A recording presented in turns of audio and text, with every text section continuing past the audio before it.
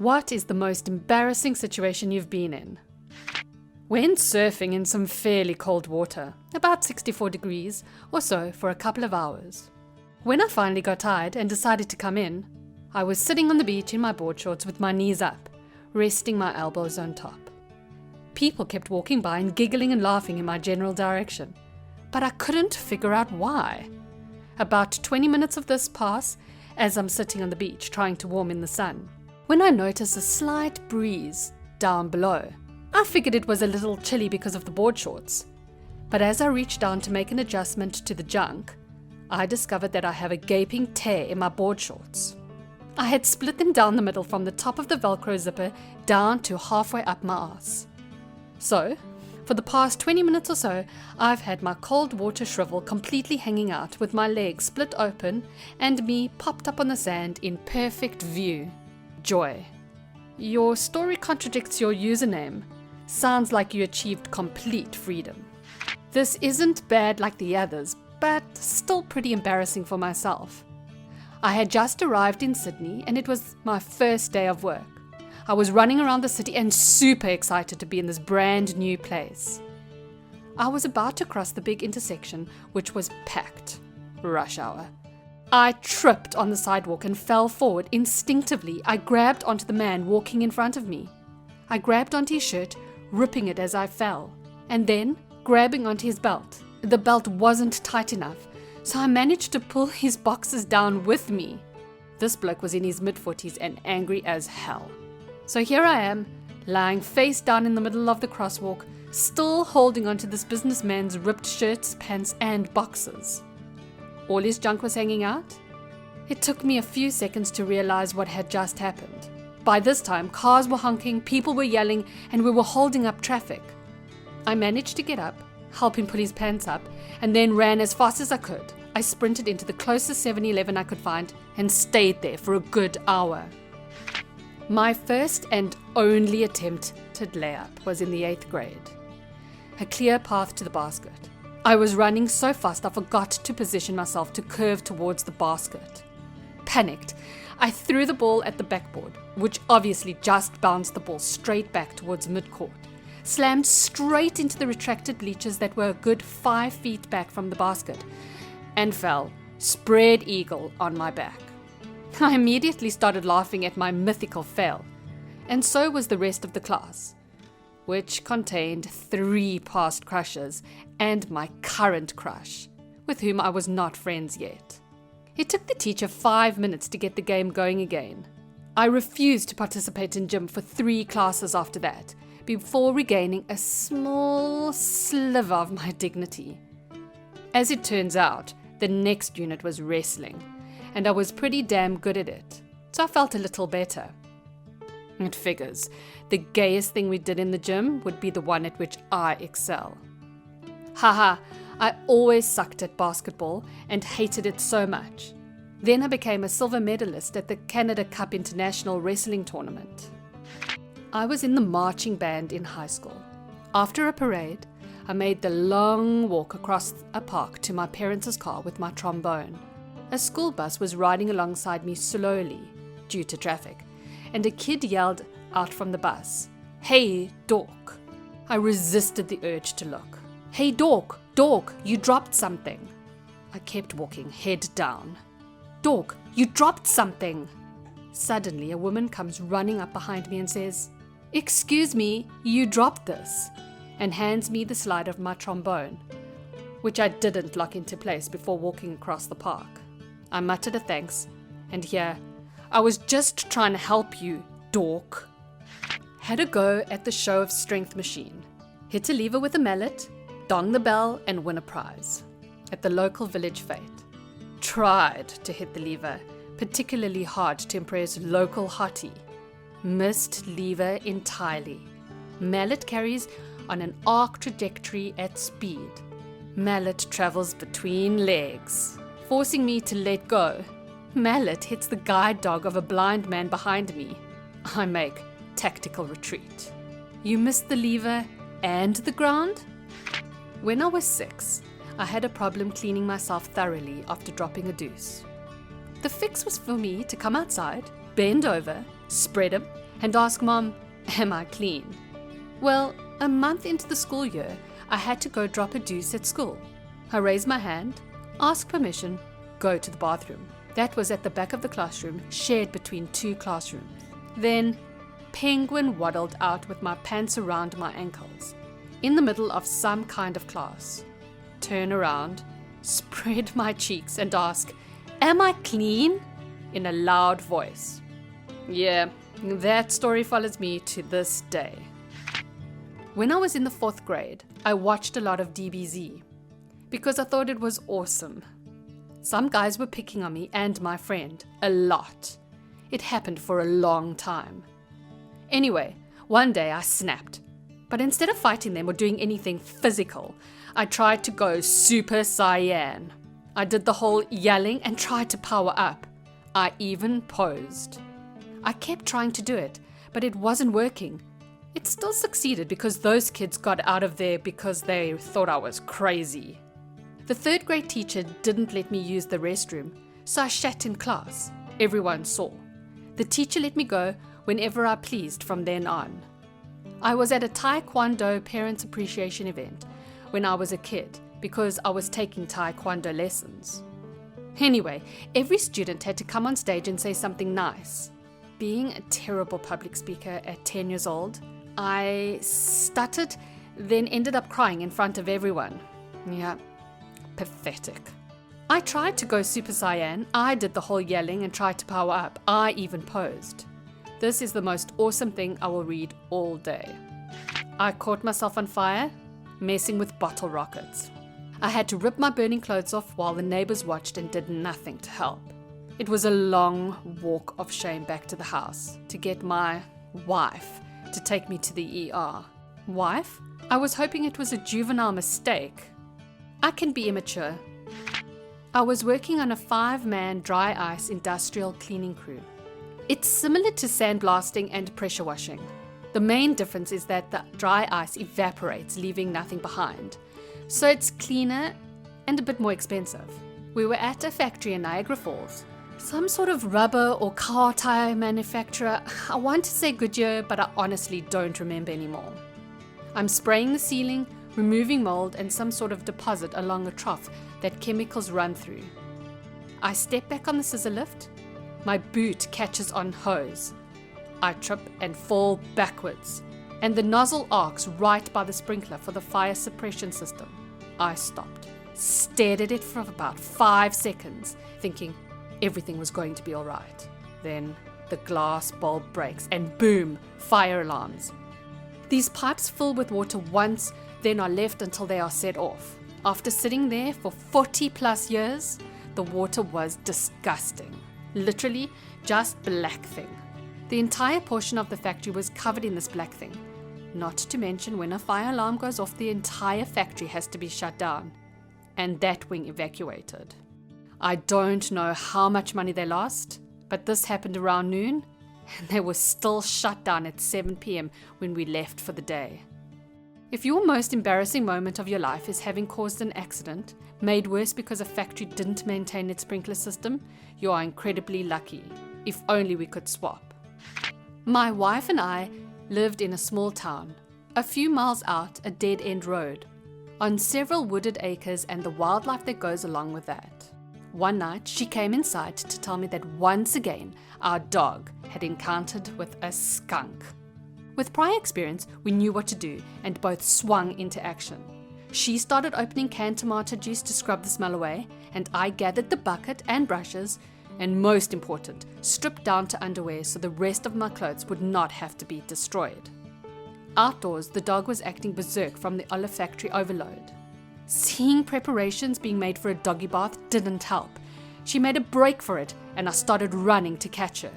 The road was about 100 feet from our house, and it was dark out, so I didn't pay attention to the automobile that came along just then. We had another dozen or so families further along towards the end of the road, and at that time of night, a couple of our neighbors per hour driving past would be normal.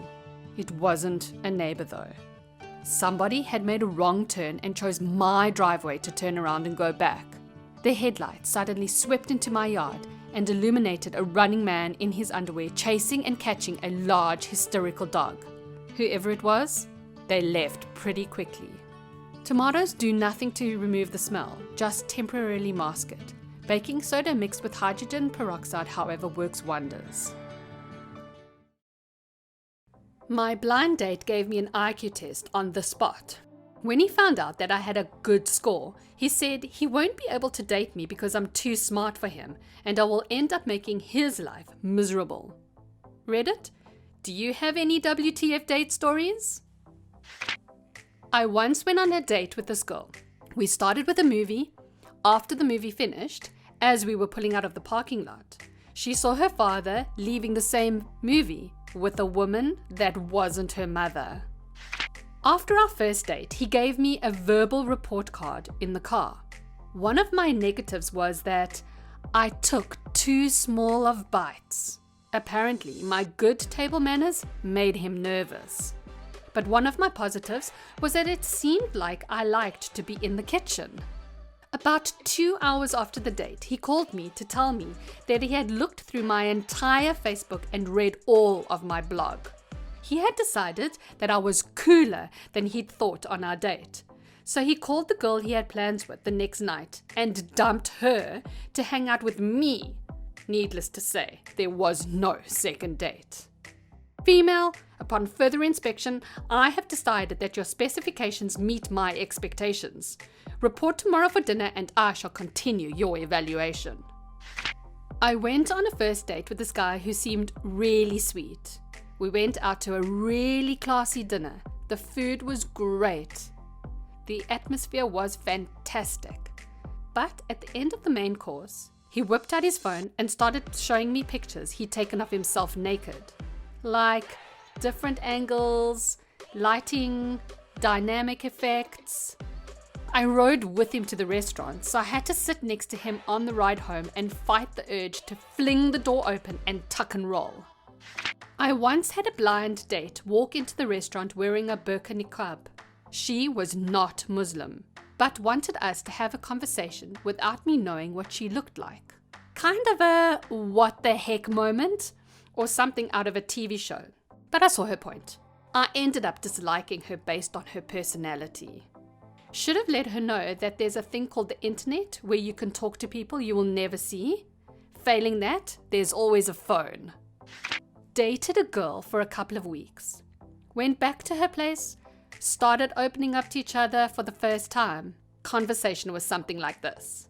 She got into talking about her family, her talking about her bipolar mother, her talking about her probably being bipolar because of it, her talking about how she has no luck with men because she gets overly emotional, her crying about it while I tried to console her, her accusing me of being just like every other guy that is going to leave her, her yelling at me with tears streaming down her face to get the heck out of her house because I'm an idiot. This whole transformation took about 10 to 15 minutes. She also messaged me a week later asking when or where we should go on another date. I'm usually a sucker for helping people in need, but this is one case I'm just not qualified to deal with. Yeah, I had a similar experience. She would flip back and forth from calling me an idiot and punching me to climbing in my lap and kissing me. I didn't even know her. She'd flip back and forth without any kind of trigger. I could identify every 15 to 20 minutes. She had shown up drunk at my house. A total mess. I went out with this girl 4 or 5 times, but this was the first time I picked her up from her house. When I went to drop her off, there was an extra car in the driveway. I said that she had never mentioned having a roommate and asked when she was going to introduce me. She said, oh no, that's my husband's car. I read this as, this happened in 5th or 6th grade, then skip to the end. I was confused. I had a gal ask me what I looked for in a partner. She seemed annoyed that my answer was rather general and proceeded to pull out her list. It was 8 typed pages. She started going through them and giving me check marks. I didn't get very many. At least she had a checklist. It makes it easier to spot the crazies, no? I had recently started dating this guy, and we were on our way to Circuit City to browse around for a few things he needed for his computer. While in the car on the way there, an annoying techno song came on, and I commented on how I couldn't stand how often they played it on the radio. He turned it up a bit, telling me that he liked the song. I laughed and jokingly said, "Okay, well, I'm not talking to you until the song is finished." I smiled at him and looked away, just enjoying the car ride. We parked the car, and I immediately sensed that something is wrong. He's walking a few paces in front of me, clearly trying to avoid walking side by side. I let it go and run to catch up to him. I take his arm and kiss him on the cheek and proceed to walk to the store with him. Again, he seems distant. I ask him what's wrong, and he tells me he's fine.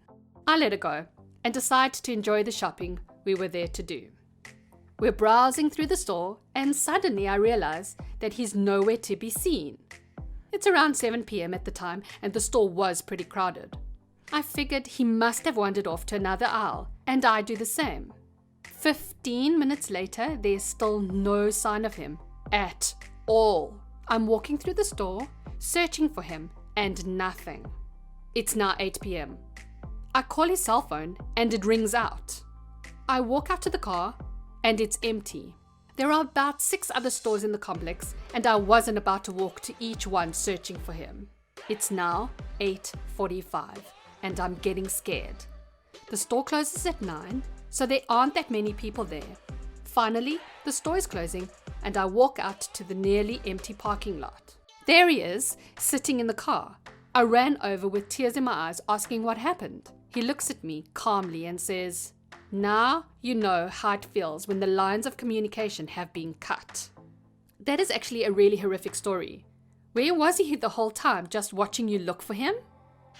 It was my freshman year of college, and I had started dating this 23-year-old. He took me to Wendy's for a date because neither of us had a lot of money. He had one of those monotonous voices and could drone on and on and on about nothing. He was telling me one such story when I swallowed my water the wrong way and started coughing. This was still a date, so at first I tried to politely expel the water, but to no avail. As he continued to talk, I started hacking all over the table.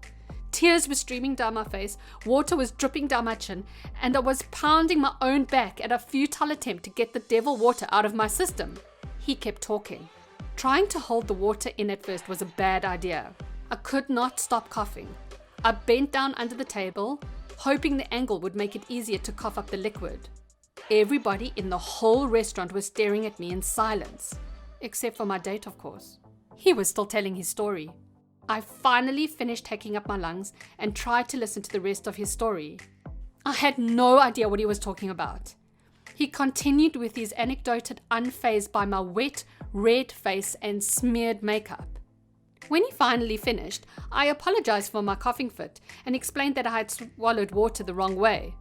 To which he replied, "Oh, I was wondering what was wrong with you." The only blind internet date I ever went on, in 1993, no less. He took me out for dinner and a movie. We saw Schindler's List at the Dollar Theatre. No lie, his choice. Afterwards, he told me he didn't believe the Holocaust happened.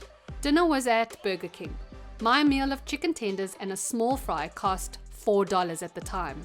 Afterwards, I bid him goodnight, and he complained that I didn't put out because he bought me dinner. Hell, even if I did it for a living, I'd charge more than $4. I didn't stick around to go watch Apollo 13 and find out if he thought the moon landing was faked. And perhaps eventually barter my favors for an extra value meal. My self-esteem in college was low, but not that low. How did internet dating exist in 1993? 9 out of 10 dates I've been hooked up with via dating sites have all started out with the woman saying a variation of the following: "I'm not looking for a boyfriend, I'm just looking for a friend." Now I know I'm not the best looking dude out there, but come on. You've already seen my pic, recent too, and we met through a dating website for the purpose of dating, not hanging out.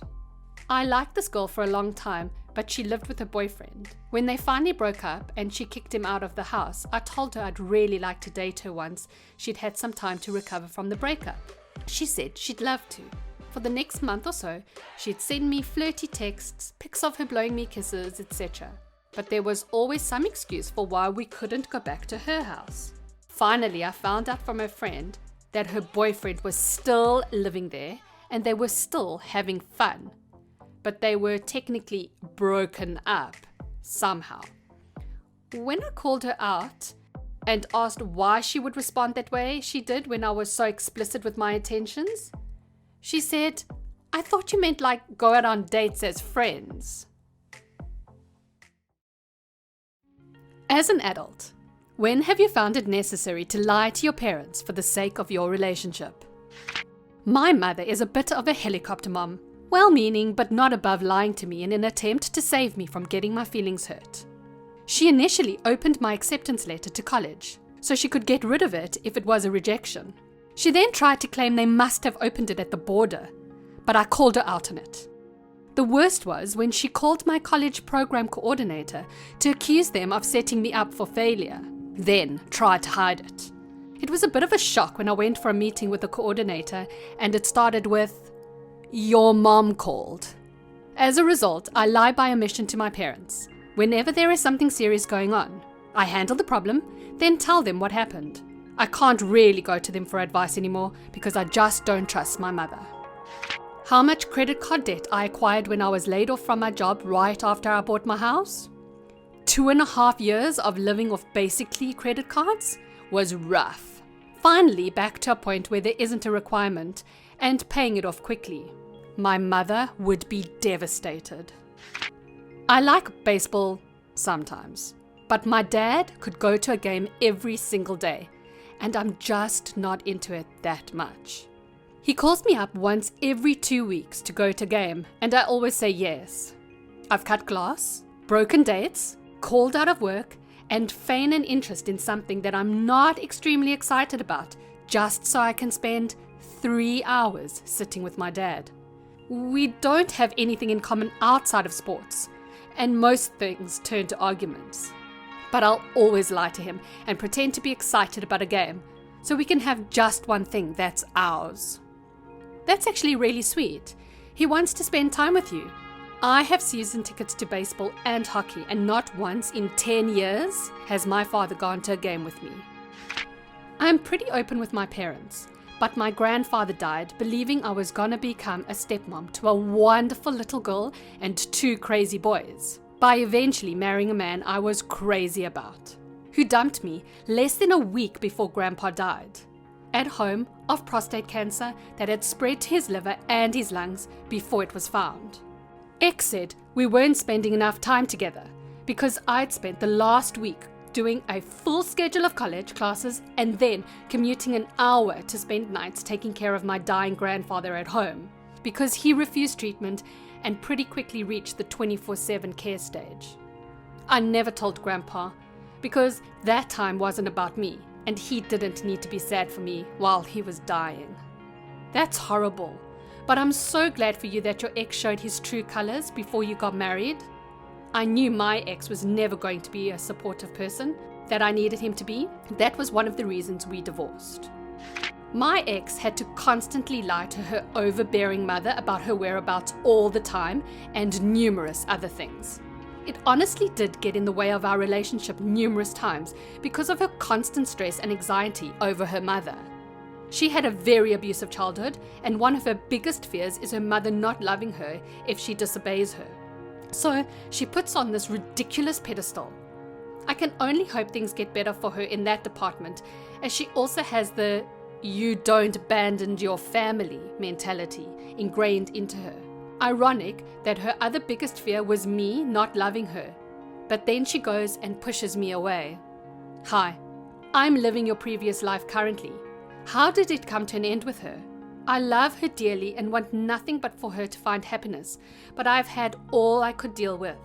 Our relationship is starting to negatively affect other parts of my life, like work, friends, and family. I know being with her is not good for me, but I can't help leave her when I know all she has been through. When she asked me if she had been a good mother when I was small, I put aside all the childhood hurts and assured her that she had done fine. You did so well. My therapist thanks you. My mother loves ceramic elephants. She's nuts for the stupid things. Her house is full of them, and her pride and joy is one that I bought for her a couple of years ago for Christmas. It sits front and center on the mantelpiece, ready to be commented on by anyone who comes into her living room. She has no idea that I earned the money for Christmas presents that year by writing a particularly filthy bukaka erotic story. My mother is under the impression I've never taken drugs. She knows I drink and smoke, but I think I have no interest in drugs. My father was a prolific drug taker and used to abuse and rob my mother due to it. When my mom asked recently, I told her I hadn't, when in fact, I had a very dependent relationship with drugs as a teenager and only stopped in my early adulthood. Because my partner at the time dealt drugs to my friend, who then died from an OD. It shocked me to my core. It only then clicked the real-world consequences of taking drugs, be it dying or being a lowlife. I cut all ties off to that world, went cold turkey. My mother was under the guise I was in mourning. Kudos for sorting it out. Thanks, man. It wasn't ever an addiction, but it was on the cusp of spiraling out of control. Why is my deadbolt always locked when I'm expecting her over? Oh, sorry, it's been stinking lately. Must be broken. In reality, you may not barge into my apartment because I'm a grown person now and my property is not your property. My spouse is from the Philippines. Her family constantly asks her for money to a point where she can't even afford to treat herself. She and I were becoming very stressed as bills piled up. She told her parents that she was laid off and I was the only one bringing in money so that she does not feel obligated to send money back home so consistently. Her 12 siblings are more than capable of making money, so now they are being asked to contribute more. To put this into perspective, it came to a point where she was sending 3/4 of her monthly income to the Philippines. Her siblings were nowhere near this amount.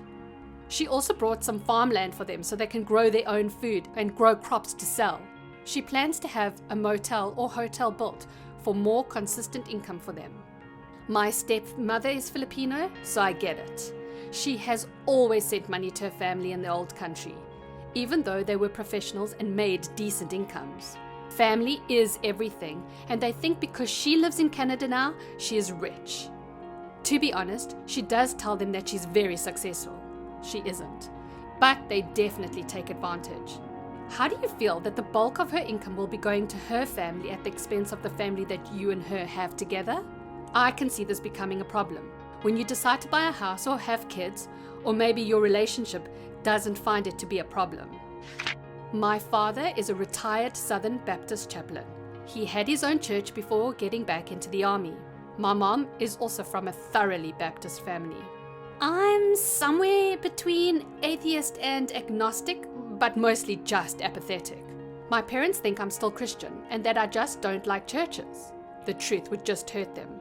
So I still bow my head during prayers and show up to church on the important days. CME Christian, as my mother calls me. Christmas, Mother's Day, and Easter. Sorry, this is a second hand, but struck me as a "you've got to be kidding me" that I have to share. I met a trans girl through my work. An attractive, young, Western-born Asian who you would never guess was born male. We became friendly, and over coffee one day, I asked her how her parents took her transition. My mom's okay, but my dad doesn't know. But I thought they were together. They are, but dad was born in China and is kinda old-fashioned.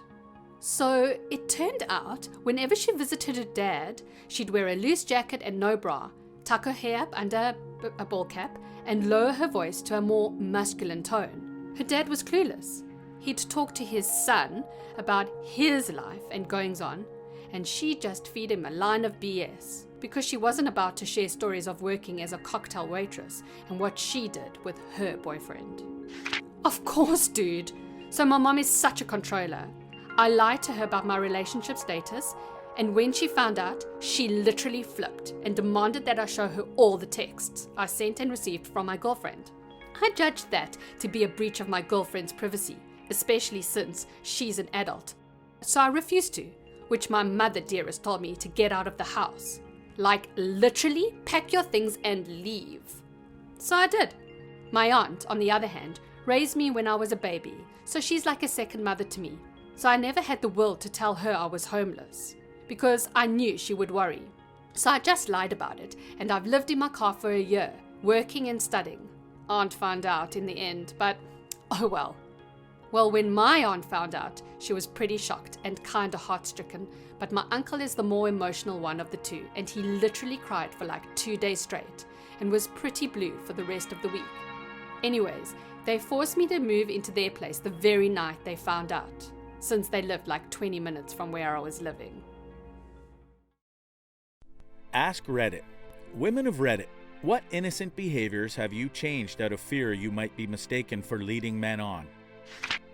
Like general affection, even with hugs and compliments, I'm pretty reserved unless our relationship is clearly drawn out and we both know that nothing is being implied.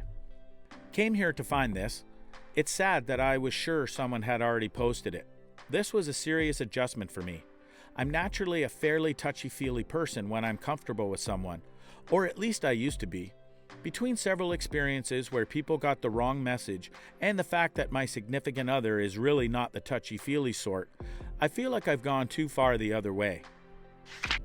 Not me, but my little sister started dressing as a stereotypical butch lesbian when she went off to college. Said that it made things a little easier. I'm not sure how to respond. By things, does she mean attracting lesbians? Asking a question or giving them a compliment. But the worst thing is when I've walked back to my car alone and in the dark. I'd been out that day and was wearing cute and kind of revealing clothes. A guy followed me from the train station to where I'd parked, about 10 minutes. And when I got in my car, he started to yell at me for leading him on. We hadn't spoken, but we'd made eye contact a couple of times on the hour-long train ride, which seemed to be enough for him. I didn't think that the phrase leading someone along was so literal, but okay. I've had similar things happen to me. I left a bar one night and walked home. I'd noticed a dude following me, but assumed he lived nearby or something. When I got to my building, he followed me up the steps, at which point I got freaked out. My building had a foyer where the front door was always unlocked, but the second door you needed a key, and the second door had glass on either side. Since he was behind me, I beat him inside and got inside the second door. When he got to the second door, he started banging on the glass yelling, "Aren't you going to let me in?" And when I shook my head no, he yelled at me for leading him on. He just kept ranting, so I walked away. I hadn't talked to this guy at the bar. I don't even know if he'd been at the same bar as me. He didn't try to talk to me or walk with me or anything the whole way home. I have no idea what I did to make him think I was bringing him home with me. If I have to pick something off the ground, I bend my legs and squat down so it doesn't look like I'm showing off my back, even though it'd be a lot easier to just bend down. That's good for your back, trust me. Today, apparently, I shouldn't have carried a nightstand down the street. It was a little awkward, but not heavy at all, and some dude came up to me and tried to take it from my hands, unasked. I held on to it and told him, no thanks. He kept pulling on it. I had to ask him to let go. When I said Jesus Christ, he went, oh, like it was such a bad thing. Yes, dude, that was absolutely a bad way to try help someone out. You don't take something from someone's hands unbidden if you actually want to help them. Frankly, you pulling a medium-large object from my grasps makes me think you're trying to steal from me or con me. I don't let on to any guys I just met that I'm into gaming, especially if I know they're gamers too. There's still this stereotype floating around the gaming community that women who game are a rarity, or they're not really a gamer, just a slut trying to get male attention. So if I bring up gaming early on, I usually get one of two responses. Either the guys keep hitting on me relentlessly, or I get the gaming pop quiz. Any woman who plays games knows exactly what the gaming pop quiz is. There's also a third option which happens way less often, but I've experienced it all the same. Guy just outright becomes hostile, like I've dared to step foot in the boys-only clubhouse or something. In all of my 20 plus years of gaming, that's only happened to me twice though. And just a disclaimer, Most of the guys I met while I'm actually gaming are cool dudes. For some reason, I only get this behavior out in the wild. Oh my goodness, the gaming pop quiz. I'm so glad someone finally mentioned it. I also had a boy interrogate me on Attack on Titan because I casually mentioned in a conversation that I saw one episode and thought it was interesting. I work at a makeup store. Whenever a couple comes up to me, I make sure I avoid acknowledging the guy because I fear that either the girl is going to think her man is flirting with me or that the man is going to think I'm interested in him. This never used to be a concern until one girl flipped out at her boyfriend for flirting with me. He literally just responded, "Good," to me asking both of them how they were. Don't change your behavior for crazy. This just makes the world a little more crazy. I used to always greet everyone with a smile and happy eyes, either a nod or a quick hello. But I got hit on way too often while doing that, to the point where they kept following me. I'm just trying to be polite, damn it. I see I'm clearly not alone in this. So many times just being friendly and polite have been taken as showing interest. A few times after being asked out, there was the whole, "Why were you leading me on?" followed by, "Bitch." How does this genuinely make me a bitch? This always happened when I worked customer service jobs, where, I was practicing good customer service. My friend is having trouble meeting guys, and I told her to get a side job waiting tables, and she'll have guys beating down her door. I've gotten hit on while waiting tables even more than hanging out in bookstores, lol. It's like, you're nice and take care of them a little, and it makes the wires in their brain cross a bit because usually they only do that if they like you. It's hard not to crush on someone taking care of you. Seriously though, don't hit on service industry people unless you like rejection. I always feel bad because they slip me their numbers before I know what's going on and don't get a chance to mention my husband or whatever. I always want to be like, I would if I was single. It's not you, it's my relationship status. I'm quite fat and face none of the issues you gals do. Bonus maybe. I get to be nice and talkative and be invisible. Being bigger definitely reduces a lot of what I've read here. I was a nice, friendly, not skinny but not overweight girl a few years back, and I couldn't look at a bloke without being harassed. Now I'm not so skinny, lol, but the problem is that I have done a 180. Now I can't have a conversation with a bloke at a bar because they panic thinking a fat chick is hitting on them and won't give me the time of day. Basically, I stopped trying to make friends, lol. I'm thinking more in terms of social media. But I found if a guy messages me and I send back so much as a polite hello, that guy will never leave me alone. Every couple months he'll pop up trying to start a conversation, usually being rude or lewd, long after I've stopped messaging him. Last time it happened, the guy had been trying this for a while, and right now I'm 7 months pregnant and in a serious relationship, and I just went off on him. It's so sad that it has come to that. And I know it's just a few delusional, ridiculous guys that do this, but Jesus, what on earth makes them think this behavior is ever going to get them anywhere? I don't ask random men for directions anymore. One time I was taking the Greyhound bus for the first time by myself. Asked a random guy where the line for where I wanted to go was. He didn't know, but he was also looking for the same line. We agreed to look together, why not?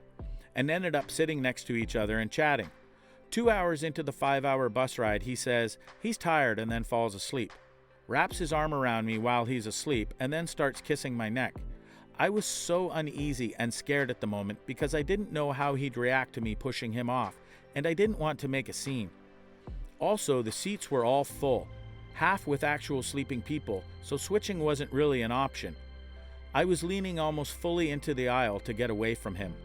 Eventually, he woke up and then asked if I had a boyfriend and wanted to date him. I promptly turned him down and listened to music for the next 3 awkward as hell hours. I totally get why you reacted in the way you did and have experienced similar things. The way I think of it is that my brain is automatically set to a polite setting. I know how to act like a decent human being, but when I come across a creepy guy and his behavior is so unacceptable, it's like, how do I react here? I guess I'll just keep on being polite. My brain just defaults to that. But nowadays I'm like, let it. If a guy is being rude to me, I'm going to be rude right back because I don't owe him my politeness. I don't owe him anything. Most of the time these sorts of creeps are giant cowards. If you loudly confront them, they'll usually back off. And if you're in a public setting, you have even more security, because strangers will make the guy back off and will be on your side if the guy has the dumbass idea to escalate. Slowly, I've retrained my reactions, and I think I'm the better for it. Honestly, even making conversation, being kind, and genuinely interested in what they have to say can be misunderstood as flirting because so few women do it, for fear that they will look like they're flirting. I don't want to resign myself to ostracizing half the human population, so I'm just going to keep being kind and friendly to guys, and hopefully it will catch on. The only inconvenience is that sometimes you have to clarify your intentions. If a guy does, understandably, misinterpret the situation, but that gets easy to do after the first couple of times. I'm a guy. Most of my closest friends are girls. One in particular I love hanging out with. We get along really well and can talk for hours while doing nothing. It's really great. But people have come to the conclusion that because of these things, we're dating. I have no issues with that. In fact, I'd love to date her, but she doesn't feel the same way, which is fine. The issue is that she hates that people think this way. So she acts really mean to me whenever anyone else is around. She'll snap at me for jokes, make fun of me a bit, and will even act like I'm mean to her sometimes. She's trying to make other people think that she has no interest in me as a person. That sucks for me. Whenever we're alone, we talk about maniacal BS we find funny, or else about our life issues and the stuff we're dealing with. We have talked about how we are one of each other's closest friends, but she can't act that way around others for the fear that people will think we're an item. It really hurts. I just want my friend back. During my prepubescent years, I had a lot of male and female friends, and I found it easy to talk to both genders because I treated both the same way, as if they were full of people deserving of my interest and attention during a conversation. During the teenage years, I realized that more and more of my male friends started dropping off because they assumed that my friendship meant that I was really in love with them. In early adulthood, I became apprehensive to even start friendships with men, and as a mid-20s adult, I am apprehensive to even hold deep conversations with men, lest they expect something in return. Sure, I'll do small talk and am friendly, but I won't ever let you know me or try to get to know you unless I know for sure that you're not one of those guys who thinks that women are incapable of holding an engaged conversation unless they crave the D. I literally could have written this post. I always loved having friends of both genders throughout my childhood and even some of my adolescence. It helped me that I was a bit of an ugly duckling, but the older and more attractive I got, the more complicated things became. I really hate having to be so cold to most men, but it's just the path of least resistance socially. I know this seems sad, and honestly, I wish there was a better way, but I will almost always find an excuse not to be alone with someone who I can sense has an interest in me, while I have none in them. I've just had too many people make their move without just telling me how they feel. As a result, I avoid, and that gets really difficult sometimes. Ugh, I'm dealing with this at the moment. I have a male friend who I can tell is interested, but I'm not at all, and it's awkward. It makes me avoid being alone with him because I am scared they'll make a move and I just want to be mates. Ask Reddit. Columbine happened 20 years ago today. Redditors that were in high school at the time, what was the ensuing week like? Part 1. Every one of the tiny little perks students had were immediately taken away. No headphones on school property. You used to be able to listen to music on headphones in the parking lot, not in the building. Gone. No more baseball caps. Gone. No more eating lunch outside when the weather was like, gone. No staying after school if you weren't with a club or activity. People used to just hang out in the halls after school and wait. Sometimes they'd be getting a ride from someone, or they'd be working on a joint class project. Couldn't do that in school anymore without direct teacher supervision. Some of these things I understand. I get not letting kids wander around in a parking lot with headphones while there are lots of inexperienced drivers. I just don't know what that had to do with Columbine. There was a massive crackdown on things students could and couldn't do, and very little had anything to do with someone shooting up a school. That's what happens with these things. Everyone's scared and confused. Emotions are running high and they're not thinking clearly, but they feel like they need to do something even if it doesn't make sense. Like banning having lunch outside or hanging out in the halls after school. When Sandy Hook happened, my high school took away a lot of senior privileges, like leaving for lunch or early release. Lucky for me, I graduated the previous year, but it affected my friends who were a year or two behind me. I can't even begin to imagine how bad it is now. I was in middle school. Some kid wrote in the bathroom, "On Friday, it will be worse here than it was in Colorado." We showed it to a teacher, and she turned to us and said, "Do you think we should tell him he spelled Colorado wrong?" Same, but high school. Some edgelord posted, "On such and such a date, blah blah, Columbine eat your heart out." And it was like, hey, if you don't want to come to school, cool. If you do, cool. Fake bomb threats every Friday after lunch so we could go home early. Someone left campus to call it in from a payphone across the street. It got old real fast. Switching to clear or mesh backpacks was the worst part. Those things didn't even hold up for more than 6 weeks. The worst part was, like any small scratch or anything would slice right through that cheap clear plastic. Same for the mesh ones. They were terrible. I was a senior in high school in the Denver area. The next week was quiet and somber, and everyone was jumpy. I went to school in a rough part of town. We made jokes about how it could never happen at Central. We'd just shoot back. I was one of the goth kids. Our little group all stopped wearing trench coats and toned it down for a little, out of respect for the other kids. I'm glad I have 20 years of distance between myself and high school.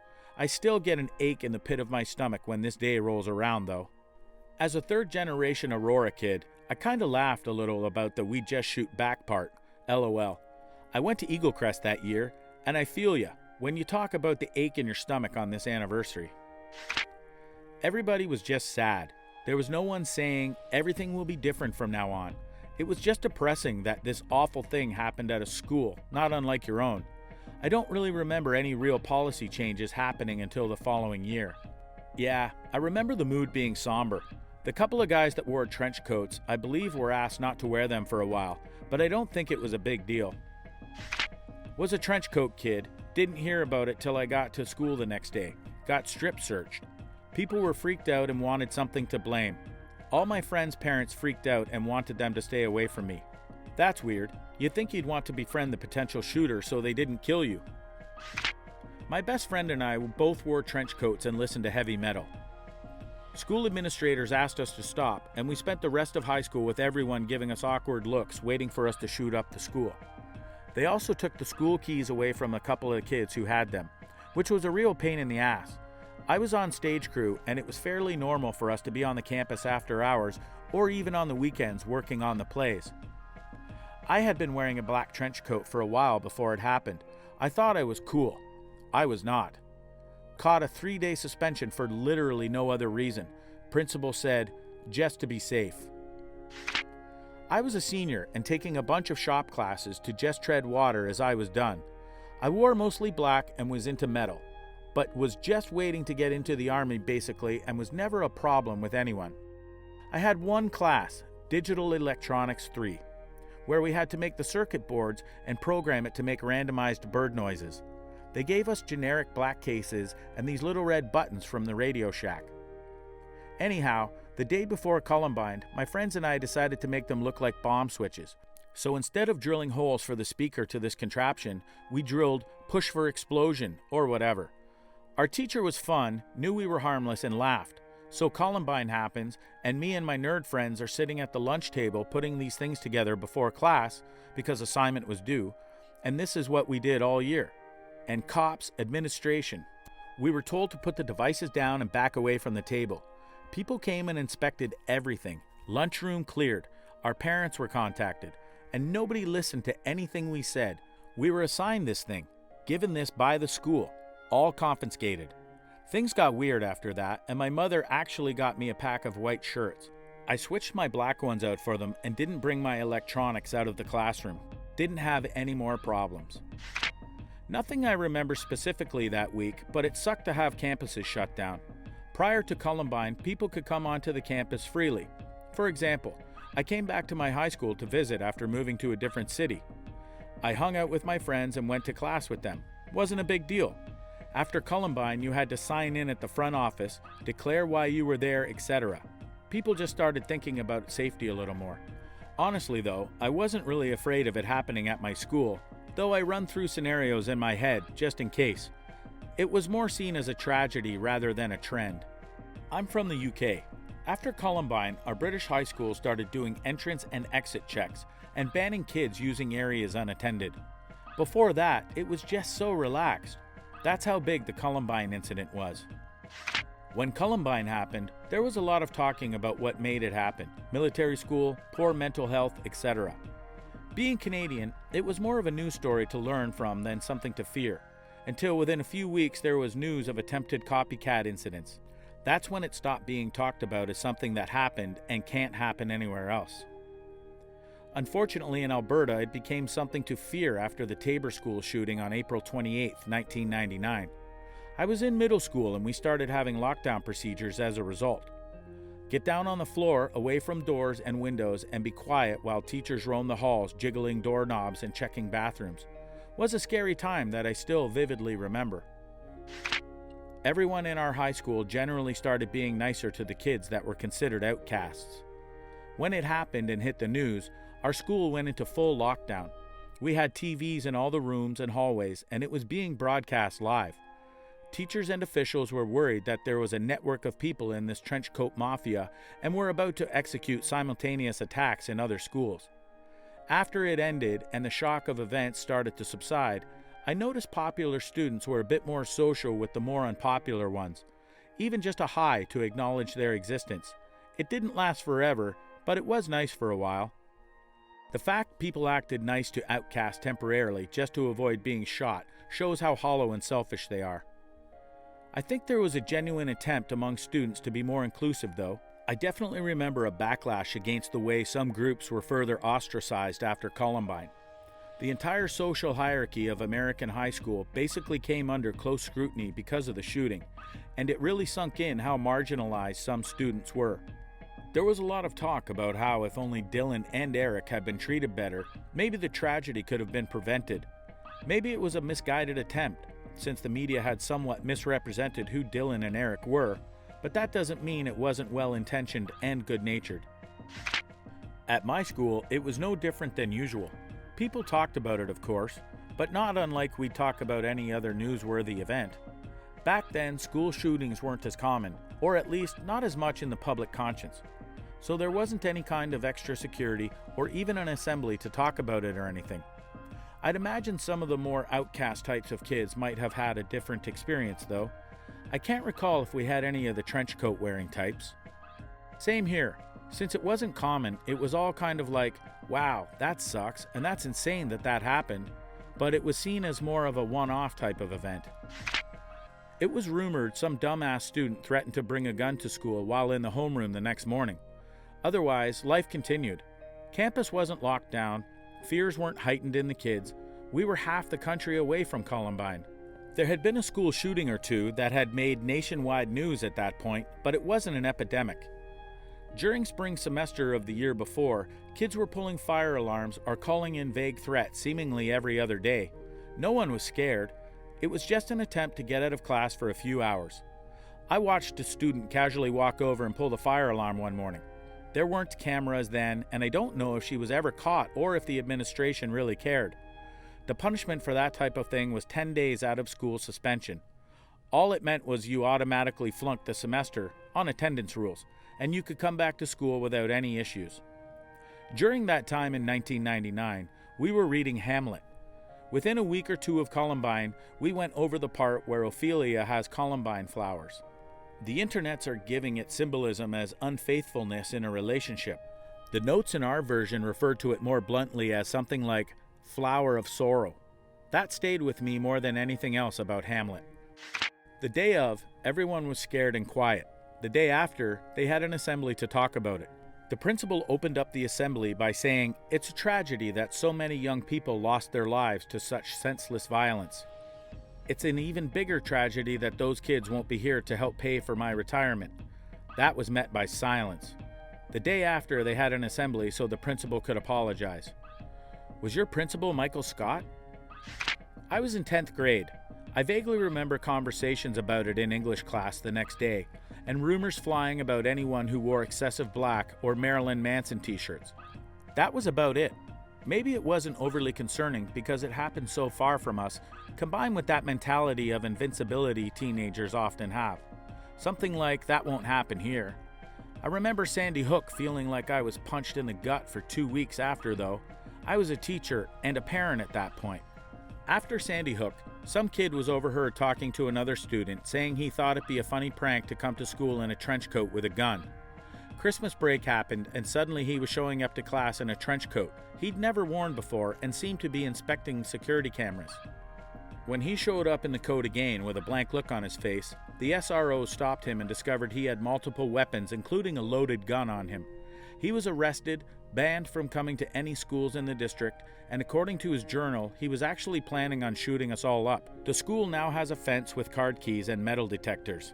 School shootings are nightmarish. Ask Reddit. Columbine happened 20 years ago today. Redditors that were in high school at the time, what was the ensuing week like? Part 2. Everyone remotely an outcast or who wore anything like a trench coat or just didn't look the cookie-cutter Abercrombie kid was brought into the office and interrogated. They threatened to suspend people for wearing black or long coats, though I don't think anyone actually was, and most people continued wearing whatever they wanted to. Security got a bit tighter, but was already pretty tight to begin with, so it wasn't much of a change. We had several class discussions about it, and anyone who was heard pointing out that the perpetrators being ostracized was probably a factor was again brought to the office and interrogated. That one happened to me.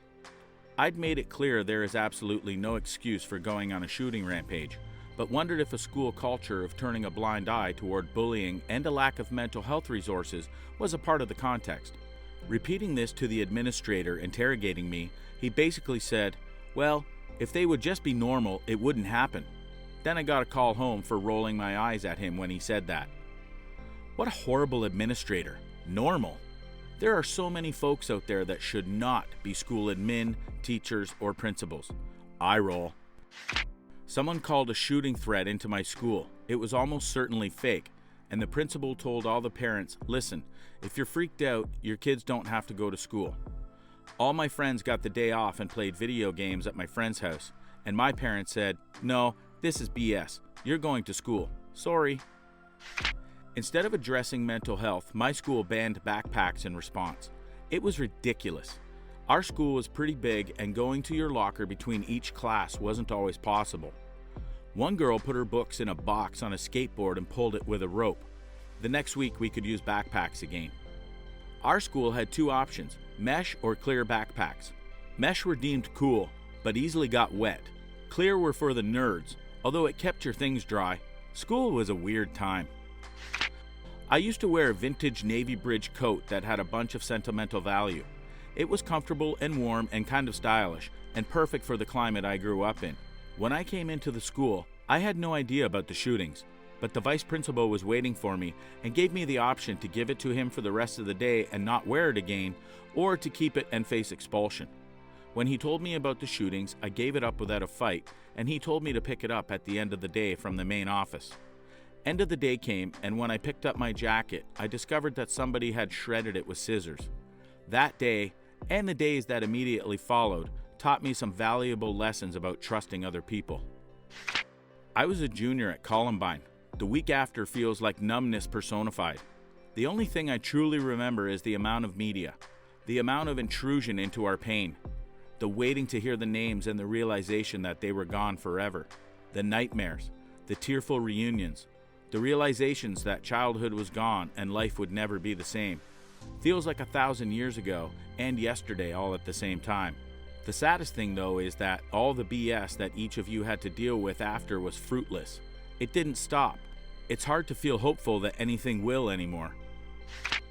My friend and I were arrested for wearing gorilla masks to the basketball game 2 days after the massacre. We didn't really think there was any correlation, so didn't expect the backlash. We got 12 months probation and were expelled. Can you tell us more about this? That's basically it. It was our freshman year. There was an exhibition co-ed basketball game as a fundraiser that evening. My friend and I were planning on going, and we found a couple of gorilla masks in his attic that day, so we decided to wear them at the game. Next thing we knew, The local police were ushering us out and they arrested us. They said it was in poor taste since Columbine was 2 days before. And what does that have to do with masks at a basketball game, we wondered. And they charged us with disorderly conduct and a bunch of crap charges like mob action and some random on-school property charges that sounded scary, but which were bound to be dropped in court. The disorderly conduct stuck. We got juvenile probation and the school expelled us. I went back the next year. Tony didn't. He just dropped out and started doing drugs. We both got school shooter reputations, and everyone expected us to be dead or in prison by 25. The faculty treated me accordingly. The local cops hassled us whenever we were out hanging around. I ended up dropping out too and left town. About a quarter of what would have been my graduating class are now dead or in prison, and I'm just here like, who else is pumped for Game of Thrones? On the East Coast, so geographically removed, but one of my good friends had moved from Columbine where he had been a freshman at the time.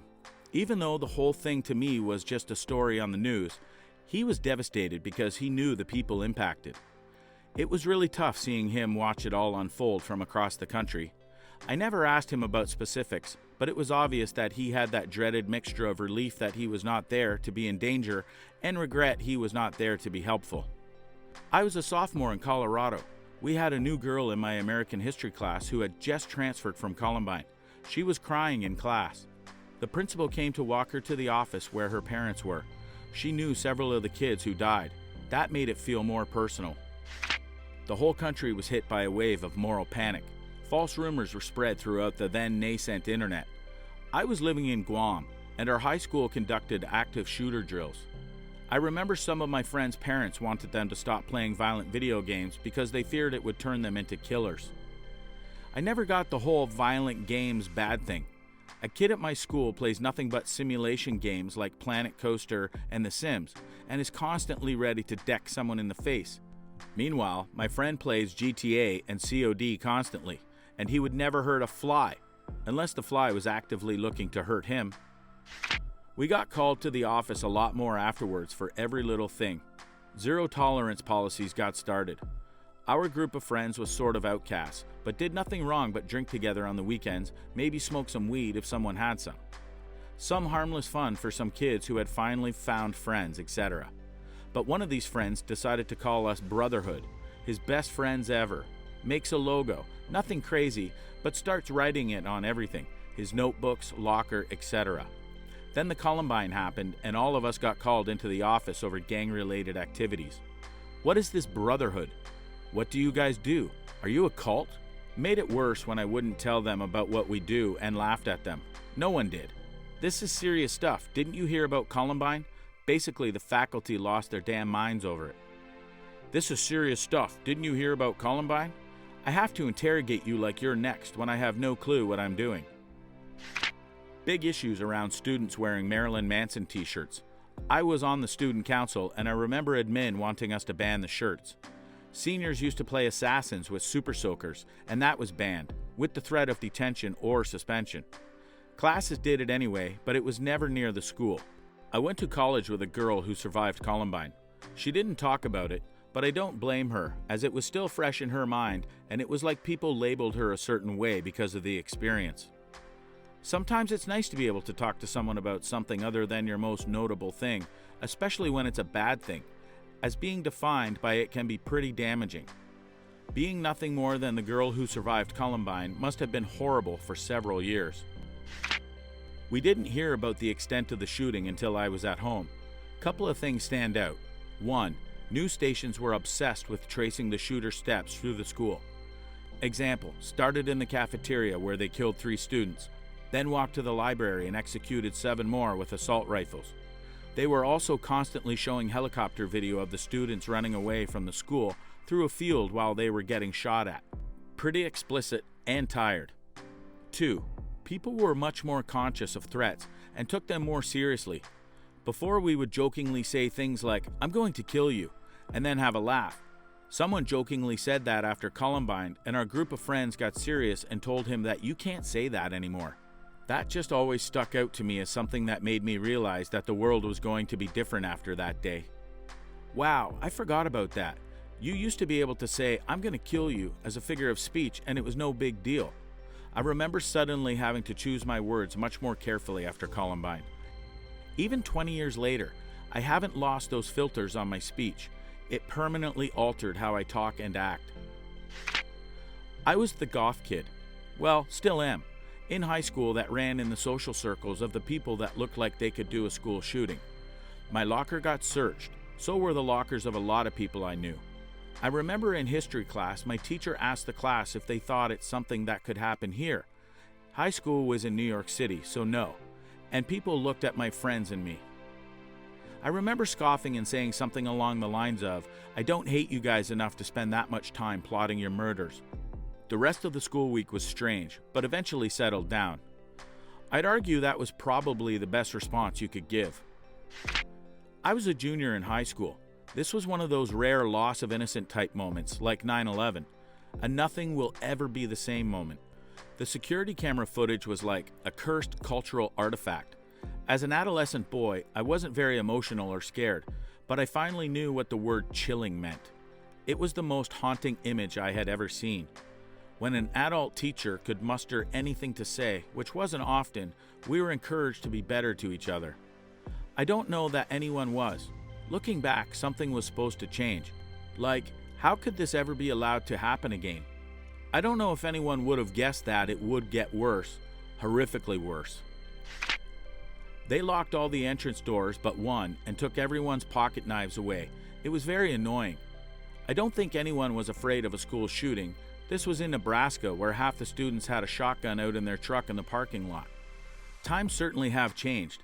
You say it like packing steel, what's the melee equivalent of packing heat, was totally normal, and taking them away was just a short-term emergency inconvenience before going back to knife-wielding business as usual.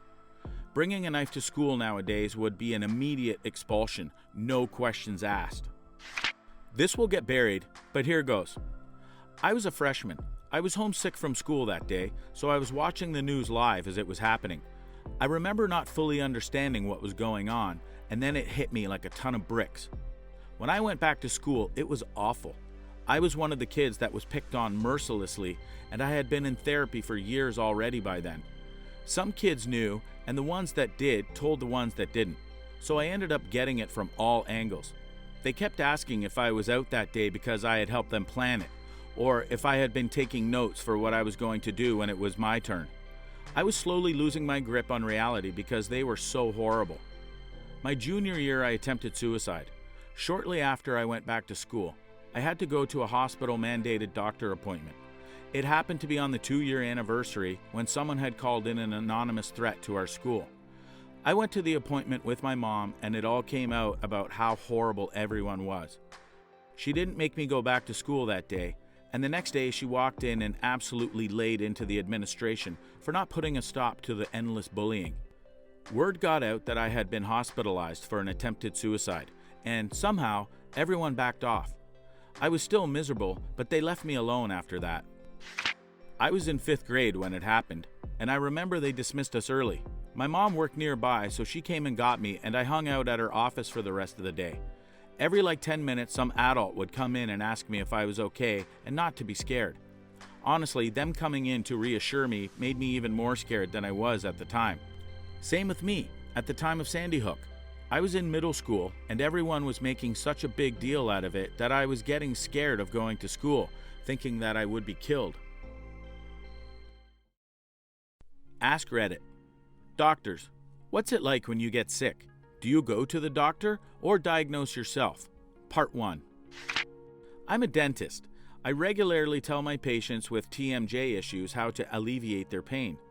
Reduce stress, cut out caffeine, sleep in literally any position other than your stomach, stop chewing gum, hold your head, neck in a proper position, actually get a night guard and wear it. I've had TMJ pain on and off for 6 years. I do all of the things I tell my patients not to do. I do them every single day and often to excess. Long story short, I diagnose myself. I don't treat myself. Me to a patient. You should exercise more, lose weight, not drink, not eat greasy, fatty foods, and should see the doctor regularly. Also me. I'm definitely going to McDonald's after work and washing it down with a 6-pack. My friend's parents are GPs, and there are laws in the UK so you can't be formally diagnosed, etc., by family members. So as a kid, their parents would take them to the doctors like, they have this, and this, and the other doctor would just nod and prescribe medicine. Ha ha. There was a point I was awaiting to go in for an op, and it kept getting delayed, and then all of a sudden they called me and said the NHS would be paying for me to go to a Bupa hospital and have the op. I spoke to a friend that worked in the hospital I should have been having the op in originally and asked him if he could find out anything. Turns out the surgeon that was meant to be doing my op on the NHS had decided to do a favor for his girlfriend by doing an op on her daughter, and he made a mistake. But I was waiting on an op on my ear, so I'm guessing it was the same for her. Not sure the outcome of the mistake, but he got suspended while it was investigated, and a few of his patients that were waiting for ops got moved to private at the NHS expense. 10 out of 10 would want my NHS surgeon to do that again if it meant I got to go private without the cost. I am a urologist. Got testicular cancer during my chief residency year. I was shaving one day and just felt the lump down there. I immediately knew what it was and that it needed to come out immediately. Scary how fast it showed. One day it's a normal testicle, and the other, oh, there's a hard lump inside. The next day I walked into the ultrasound unit to get it confirmed and spoke to my boss who did the surgery the following day. Ironically, I had removed another patient's testicle for cancer just a week prior to that. I'm not a urologist, but once on a first date we were fooling around and I grabbed his junk and felt a lump. Told him it was probably nothing. I was 19 and had never felt cancer before, but that if it was something new to him, he should get it checked out. He made an appointment, went in, and I woke up to a call one morning saying he had cancer and had to get it removed. It was a pretty interesting occurrence. My friend, who's a doctor for a hospital, always diagnoses herself and will call out due to the fact that she doesn't want to get others sick. Her colleagues are almost always the same and completely understand the reasoning. I came from a family of doctors. I am a doctor, and I grew up knowing basically every doctor in my area. The best story I got is about a doctor we will call Graybo, perhaps one of the most senior and respected internal medicine doctors in my area. My dad is a workaholic. He loves medicine more than anything, and if he could do anything, it would likely be spending more time in the hospital. Me, not so much. Dad and Dr. Graybo were very similar in how much they loved their work. Dad and Graybo over the years became good friends and had sort of a direct and cynical humor they shared with each other. At one point, my dad cracked a joke at Graybo because he again showed up to work even though he was a bit sick. Dad asked, "Hey Gray, when do you think you are going to retire? You are getting pretty old and we don't want to have to pick you up off the floor here at some point." Graybo replied, "I'll never retire. Wait, yeah I will, when I die." Graybo never retired. A few years later, he was driving back home from an outing with his middle-aged son and started having a heart attack. While I assume he was experiencing the severe and horrible pain of a heart attack, he just looked over at his son and said, "I am sorry, I am having a heart attack." He passed away after pulling over. The man apologized to his son for having a heart attack that he was completely aware of. I can't say I would have handled that like he did. My pediatrician once told me an amusing story about when her daughter got sick. She brought her daughter into urgent care, among her coworkers, and was freaking out. Not sure what could be wrong with her daughter. Her coworkers looked at her and went, "You're a pediatrician." "I know, but I can't think straight." My mom's a nurse and has seen some horrible things. She almost passed out when I shattered my arm. It's definitely different when it's your kid.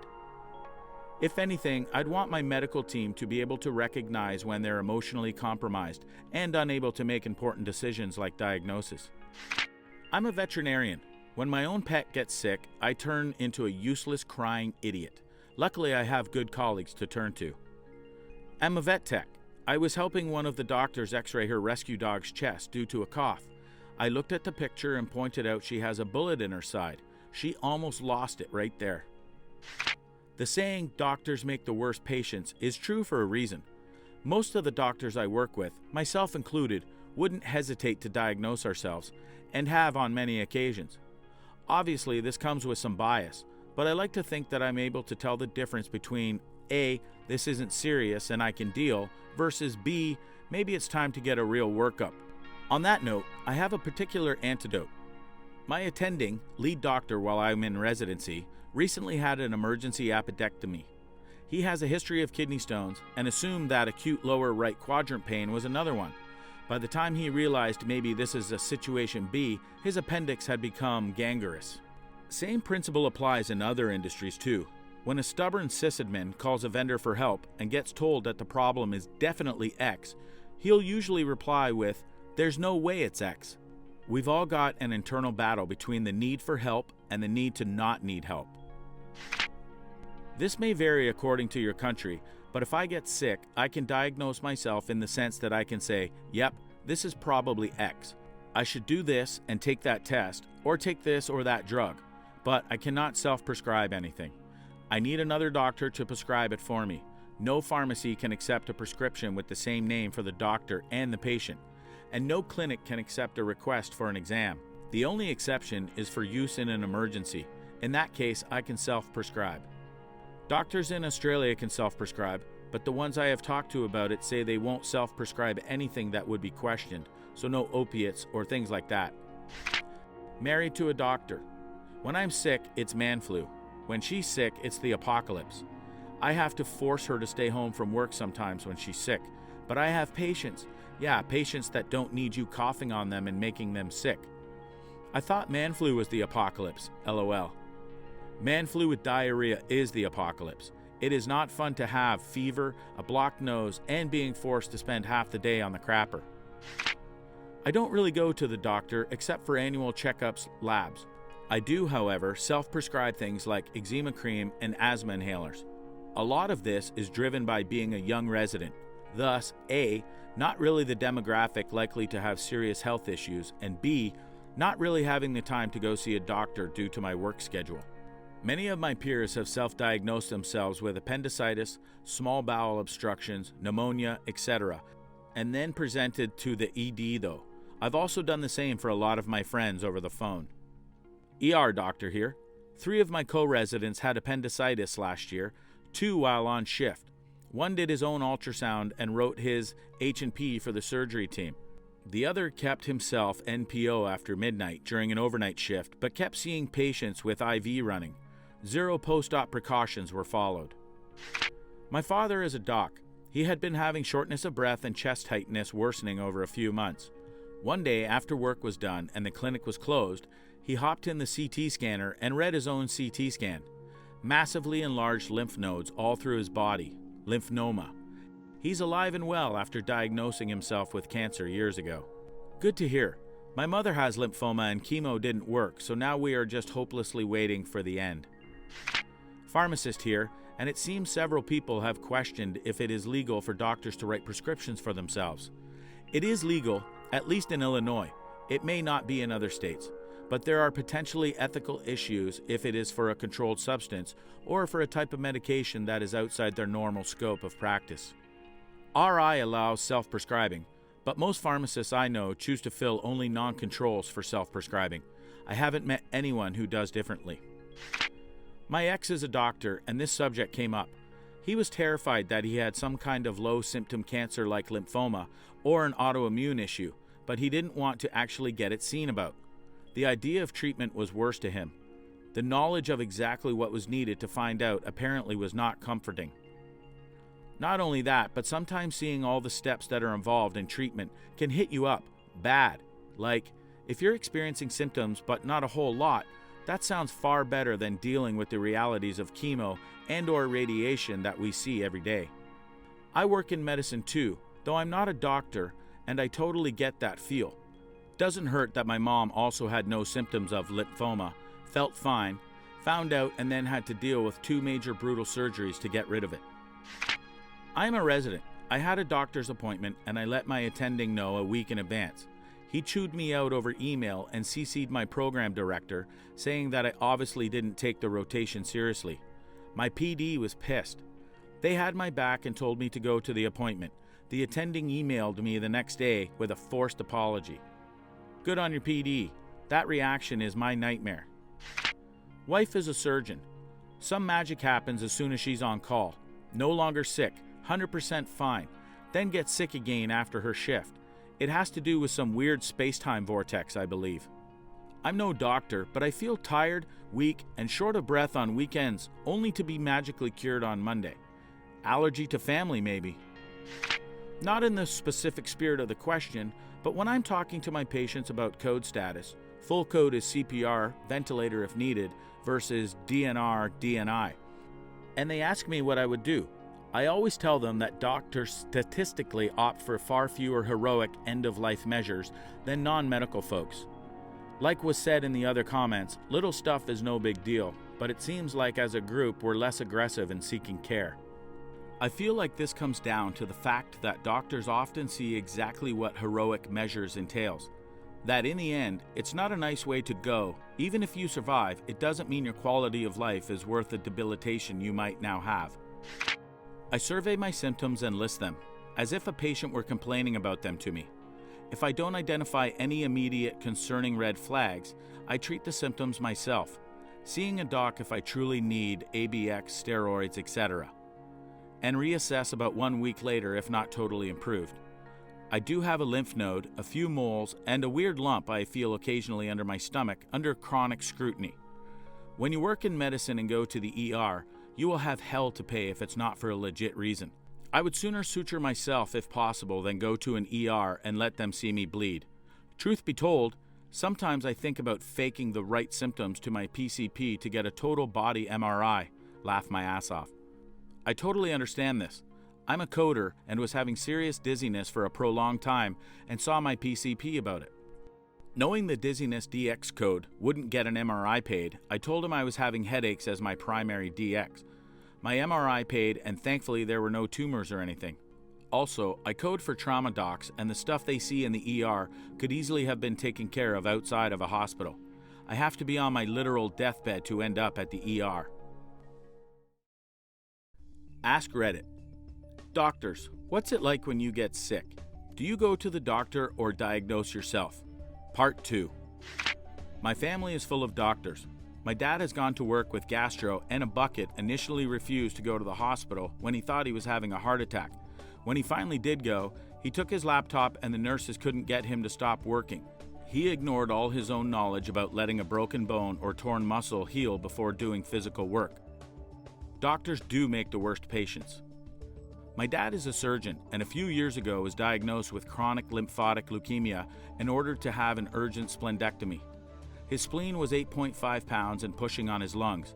He had convinced himself that the pain, fatigue, and trouble breathing was just flu that had turned into pneumonia. One of his doctor friends looked at his chest x-ray and read him the riot act, and only then did he accept that he wasn't going home that night. They really are terrible patients. He's doing great now despite his best efforts.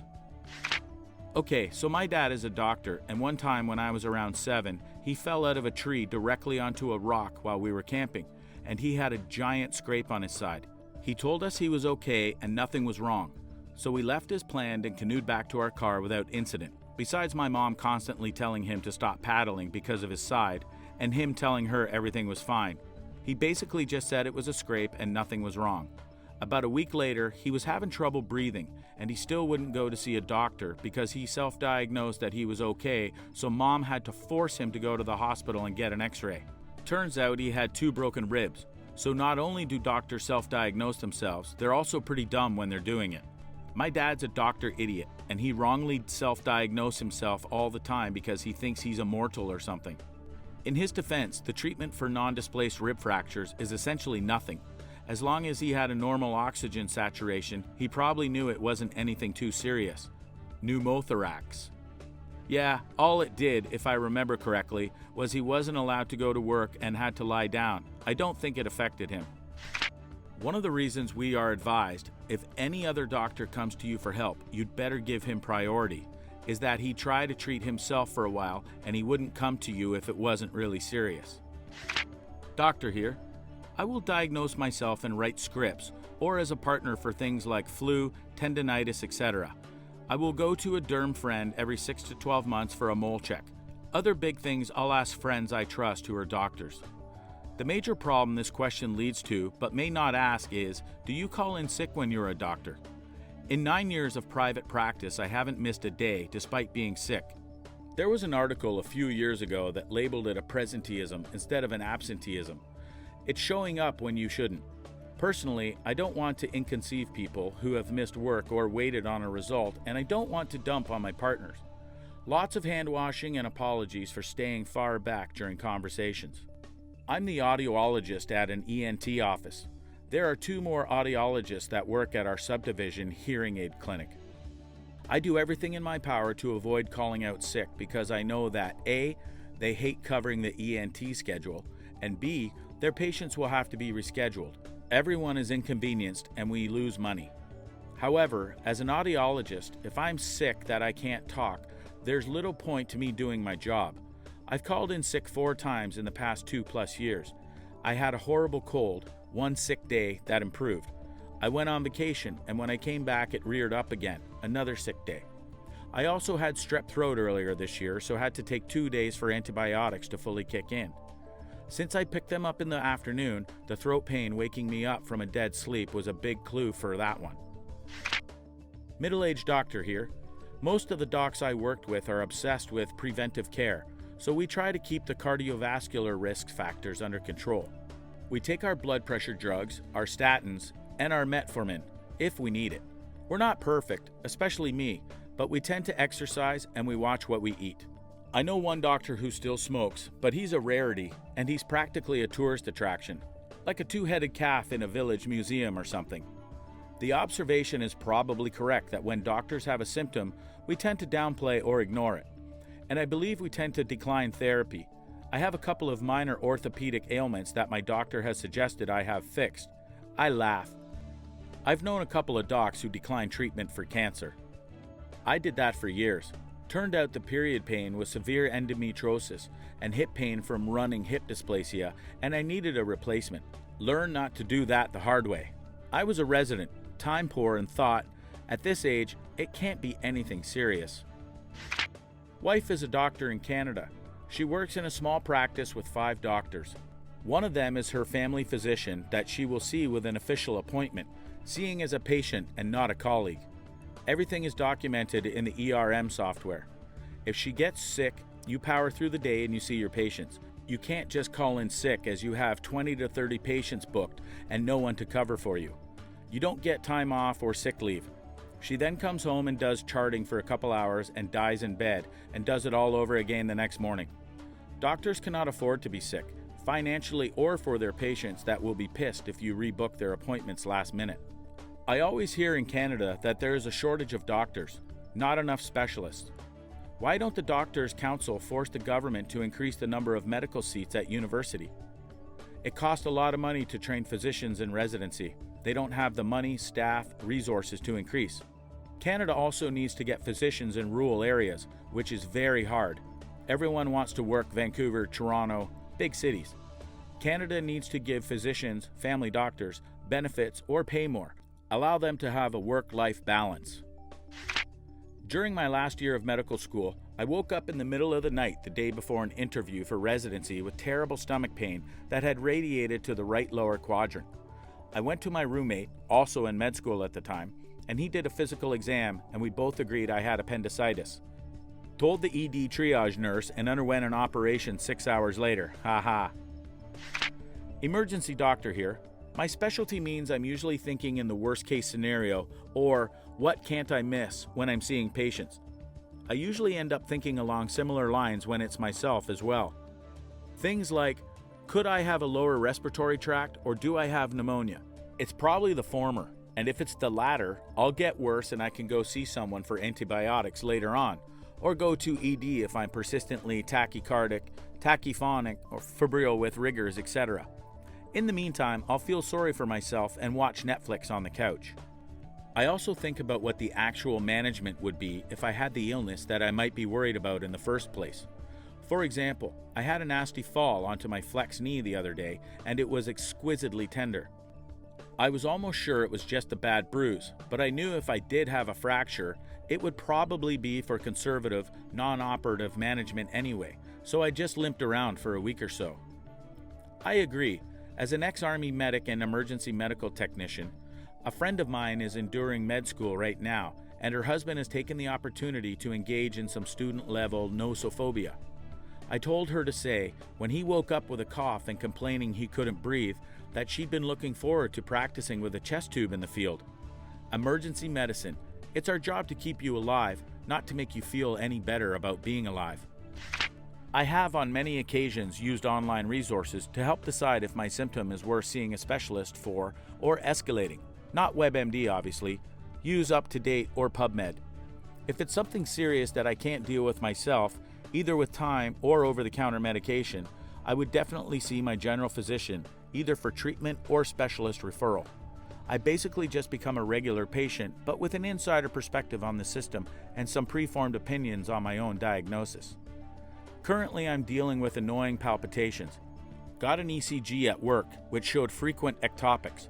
At the moment, I'm sitting on it debating if I should bother seeing a cardiologist or if it will just disappear, since most cases are completely benign and self-limiting.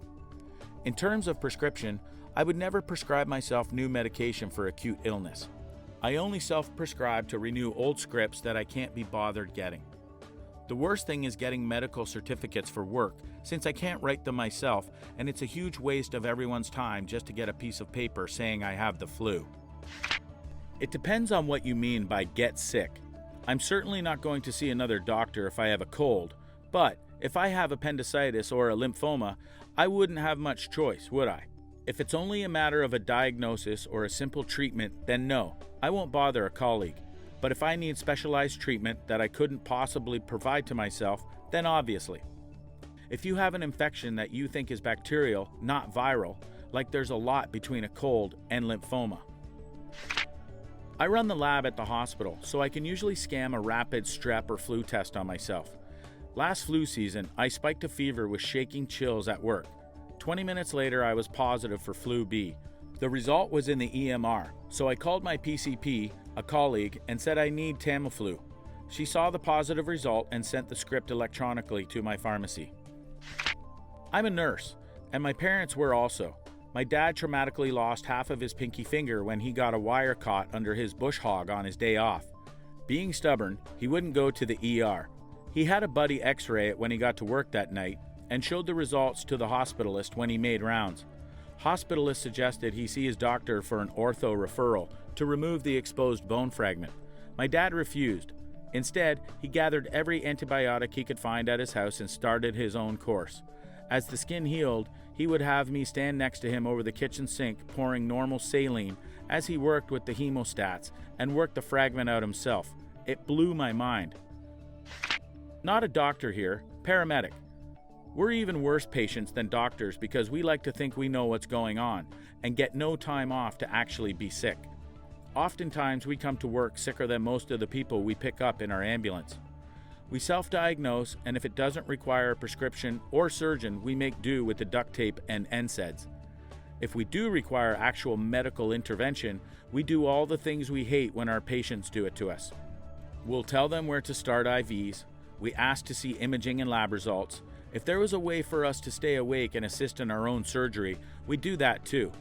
Last time I was getting an IV pre-op, shoulder repair, I was unintentionally telling the nurse where I prefer the IV. The nurse said if I didn't cut it out, she'd find a much less pleasant spot to put the IV. My wife, also a medic, agreed with her and told her to use a much larger needle too. I shut up, LOL. Civilian medics are spoiled, because when I was in the Army, they started us out on each other with 14 gauge needles to learn IV practices. I bet you were hoping for an 18 gauge. My dad is a doctor, and in all my years of living, I cannot remember a single time he'd been really truly sick, other than a baby cold maybe once or twice. He's a big fan of the saying, no bones, as in bones sticking out, no blood, no problem. I asked my friend, whose parents are both doctors. Whilst in theory they could prescribe for each other, they generally just call a colleague and request it. For things that go beyond whatever their specialty is, of course they'll go see someone qualified in that field. My friend will just go to see his parents when he is sick. It was okay for them to write him prescriptions, apparently. Police officers in states which have legalized marijuana. In what ways, positive and or negative, has it affected your job? Washington State officer here. Before it was legal, the drug problems really stemmed from marijuana. Most of it from pills, meth, and heroin. Since the legalization, again, not much has changed. Marijuana DUIs are still very rare too. Simply put, marijuana has never been a problem that needed to be outlawed and so highly frowned upon. Dumb question. How do you test for marijuana when you pull someone over? Mostly senses, visual, red eyes, mannerisms, etc., smell. Marijuana is an obvious scent. Things like that coupled with observed poor driving would lead to probable cause for an arrest. Then it can take a step further, which is a blood draw, which often requires the officer to petition for a warrant first. There is some sort of beat analyzer device too, but I've never seen it used. As a police officer in Mississippi, where it is illegal to possess marijuana, I'm glad to see it's working in states that it is now legal. Marijuana vote coming up in Mississippi, and as a police officer, urge you to sign the petition to get it on the ballot in November and then vote for the legalization of marijuana. Law enforcement spends too much money on fighting marijuana. Fingers crossed for you guys, man. I gotta be honest, I could not have picked Mississippi as one of the first 10 to legalize. Hell, I don't think I'd have picked it as the first 49 to legalize. Getting a state in the South to break away from bad publicity would be huge for the rest of the country. I did the design for Alaska's marijuana legalization campaign. Because it succeeded, they no longer had a need for more work. So I guess you could say that marijuana legalization directly led to my partial unemployment. Curse you, job-killing marijuana legalization. Not a police officer, but my best friend in Washington is. She says that it really screwed up police dogs because they are still alert for weed, which screws up probable cause. They now have to replace all the dogs. It honestly hasn't changed much at all. We usually let people step on user amounts of weeds before it was ever legalized. Kids still can't use weed, and for the most part, we are the only people inexperienced enough to get caught in public anyway. We may have a MJ DUI every once in a while, but they're also often intoxicated by alcohol at the same time. We haven't seen any funds running in from the taxes, haven't been able to hire more officers. It's just really business as usual. Is there a breathalyzer for pot? Do you have to take a blood or urine sample to test? I'm curious how an MJ DUI is handled. Not a cop, but I got pulled over with a few friends. For whatever reason, the cops were super sketched out about all of us. After a while, they searched us and the car. I had some weed on me. The cops seemed relieved that's all he found, and they were all super cool after that. Years ago, I was walking down the street in the Bay Area hitting a sneak token, and a cop pulls over and flashes his lights and screams, "Hey, what are you doing?" I went, smoking weed? The cop was like, "Oh, okay, I thought you were smoking crack," and drove off. We don't give out any more warnings or citations to adults, and that has been nice. Still catch kids once in a while and basically treat it like alcohol. Some of the guys have been going for less of the easy catches, going after people with weed, but a lot of us didn't really do that anyway. I guess overall we've had to work a little harder, but it feels like now we're actually going after people who are harming the community, not people with anxiety or stress who use weed as a gateway. Is there a legal limit to which a person can operate a vehicle safely? If so, how is that determined? There is no legal limit because there is no practical way to determine THC levels in the blood. Police now have what is referred to as a DRE, drug recognition expert. These officers can put you through an advanced set of field sobriety tests to determine what drug you may or may not be under the influence of. It's not complicated, but extremely time-consuming. For what it's worth, San Francisco police have rarely arrested anyone for possession of a personal amount. We even have a large smoke out every year on 420 in the largest park in the city, and the cops don't ticket anyone unless they are acting stupid or they are underage. It's been that way for at least 30 years. One of the TV station news departments asked a cop standing around a 420 in the early 80s if it wasn't against the law, and he replied that they treated it like spitting on the sidewalk. Technically illegal, but nothing they were ever going to worry about. Kinda wish they would issue tickets though. Not for marijuana, but rather for the trash conditions that attendees leave behind at the park. Texas cop here.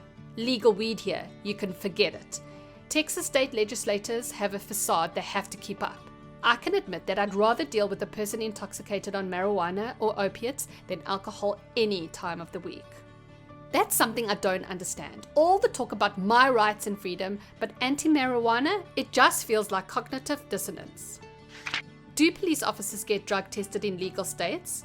Any officer want to chime in? Before anyone downvotes this, understand I'm just answering the question, not taking a position on the issue. From Arizona, legal medical here, we do get drug tested randomly, and we likely get fired if tested positive for THC, even if we had a medical card. Logic being is that weed is still against federal law. I'm sure you are well aware of this, but I had to explain it to a friend the other day. So apparently it isn't common knowledge after all. Even if weed is 100% legal in your state, your employee can still drug test you. Something being legal does not make it immune to employer restriction. My brother is a cop in a major Colorado city. From talking to him, they love it. It has been decriminalized here for years before, so they ignored a lot of small stuff. But now he said he's free to worry about stuff that matters. He said they're seeing a change from drunk drivers to stoned ones though. But as a positive, they've sent them all through training in how to detect that. See a bunch of lying and general bullshit in this thread, so I'll generally sum this up as best I can. 15 years on the job, 4 different agencies, 2 different jurisdictions, states. As of right now, every department I'm aware of in the United States forbids marijuana use to its officers. The reason is still illegal federally, the same reason the military forbids it. If you are a member of a department that allows you to get high and patrol, please give me the contact information as your chief, as I'd love to have a word or 3. When I first go on the war on drugs was intense. Even a dime of weed would get you locked up for quite some time. Personally, I was never really big on the small quantity collars. I'd just confiscate it and have it burned out, not smoked, at a later date. I'd say about 4 or 5 years more people started using the same policy as me. And it wasn't worth the hassle, and the local judge would just throw out the charge anyway, if it was a minimal amount, first-time offense. Nowadays, things are pretty much similar to how they were. It's legal to smoke where I am, but not in public, only in your own home. So we really don't encounter too many idiots running around smoking joints in front of schools like some of those loonies would have you imagine. It's more of John Doe and Mary Doe getting really high and then beating the crap out of one another. Then we respond to the house and the entire house smells like weed and Febreze, and though legal, they are still over paranoid.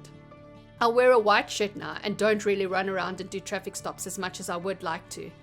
But my guys encounter their fair share of people driving while impaired, and it's a royal bitch to prove out our district court enjoys throwing these out and laughing like littering charges. Bunch of stoned judges, I say. But I digress. Other than traffic stops, honestly, I don't encounter that many people under the high when I did when it was illegal. I believe this has to do with the fact that we are creatures of habit. And though it's legal, if we've been practicing your hidden ganja ways for the past 20 years, you're likely going to continue on that path. I'm kind of surprised at this. I remember hearing a stat once that an absolutely astounding percentage of domestic violence calls involved alcohol, but I'd always bought that into stereotype that pot mellows you out and makes you less likely to get into violence. I know this isn't scientific, but when you respond to a domestic violence calls, what would you estimate as the difference between alcohol use and pot use amongst the instigators? And, again, I know this isn't scientific. Would you guess that pot was fueling the violence the way alcohol does or can? Or was it more generally a situation where there was someone violent and abusive and sometimes that person got high too? My friend is a police officer and I have ridden in 3 intense situations. While he was not supposed to do that, he trusted me. Police chase, awesome. Apt building collapse, shocking. And pimp getting arrested. Anyways, we were called to a noise complaint at a student apartment complex. My city is more of a college town. The owners were actually outside and we just told them about the complaint. They were chill and said they would lower the volume. Well, as we left, I saw a marijuana baggie near one of the guys. He left and asked my friend if he saw the weed. He did. His response, "They're not hurting anyone, there is no need to figure out whose it is. I'd rather them be home instead of drinking and getting blackout drunk." We live in a commonwealth that recently passed medical marijuana for certain diagnosis. My friend does not smoke weed, if you're wondering. Saw something similar happen on the subway a few years back. Late-ish at night. Anyone on the train at this time is going home for the night. A teenager-looking youth, easy to flex his powers, singing to his phone, playing loud yet unintelligible hip-hop, rolls a joint and is reeking of weed. Lo and behold, an officer gets on and gets a look of, oh damn it, holds the train door open and sternly tells the kid, get out of the car now. The teen looks like he's about to piss himself and sheepishly gets out of the train. However, the officer does not follow him, he just steps back into the train and takes a seat. No one asked why he did that, but I'm willing to bet he was off duty and just didn't want to deal with the kid. He looked so tired. Ask Reddit. Hotel staff of Reddit, what is the creepiest, weirdest, most unexplained event that you've experienced on the job? My co-worker was an adorable little old Asian man who was very hard to understand. He was the housekeeper on weekends, so I would work with him most of the time. He was the weirdest thing at the hotel, but I'm sure it was a cultural thing for him. What I could understand from him and from stories from co-workers is that he very much believed in spirits. He claimed to have banished an evil spirit from the kitchen, and he also claimed that the third floor was haunted by a woman. The weirdest thing he did was, one day in the winter, he brought a freaking pigeon into the hotel. It was snowing outside and the hotel was moderately busy that night. But he kept this pigeon with him the entire time, and the damn thing never wanted to fly away, would just walk around with him or stay on his cleaning cart.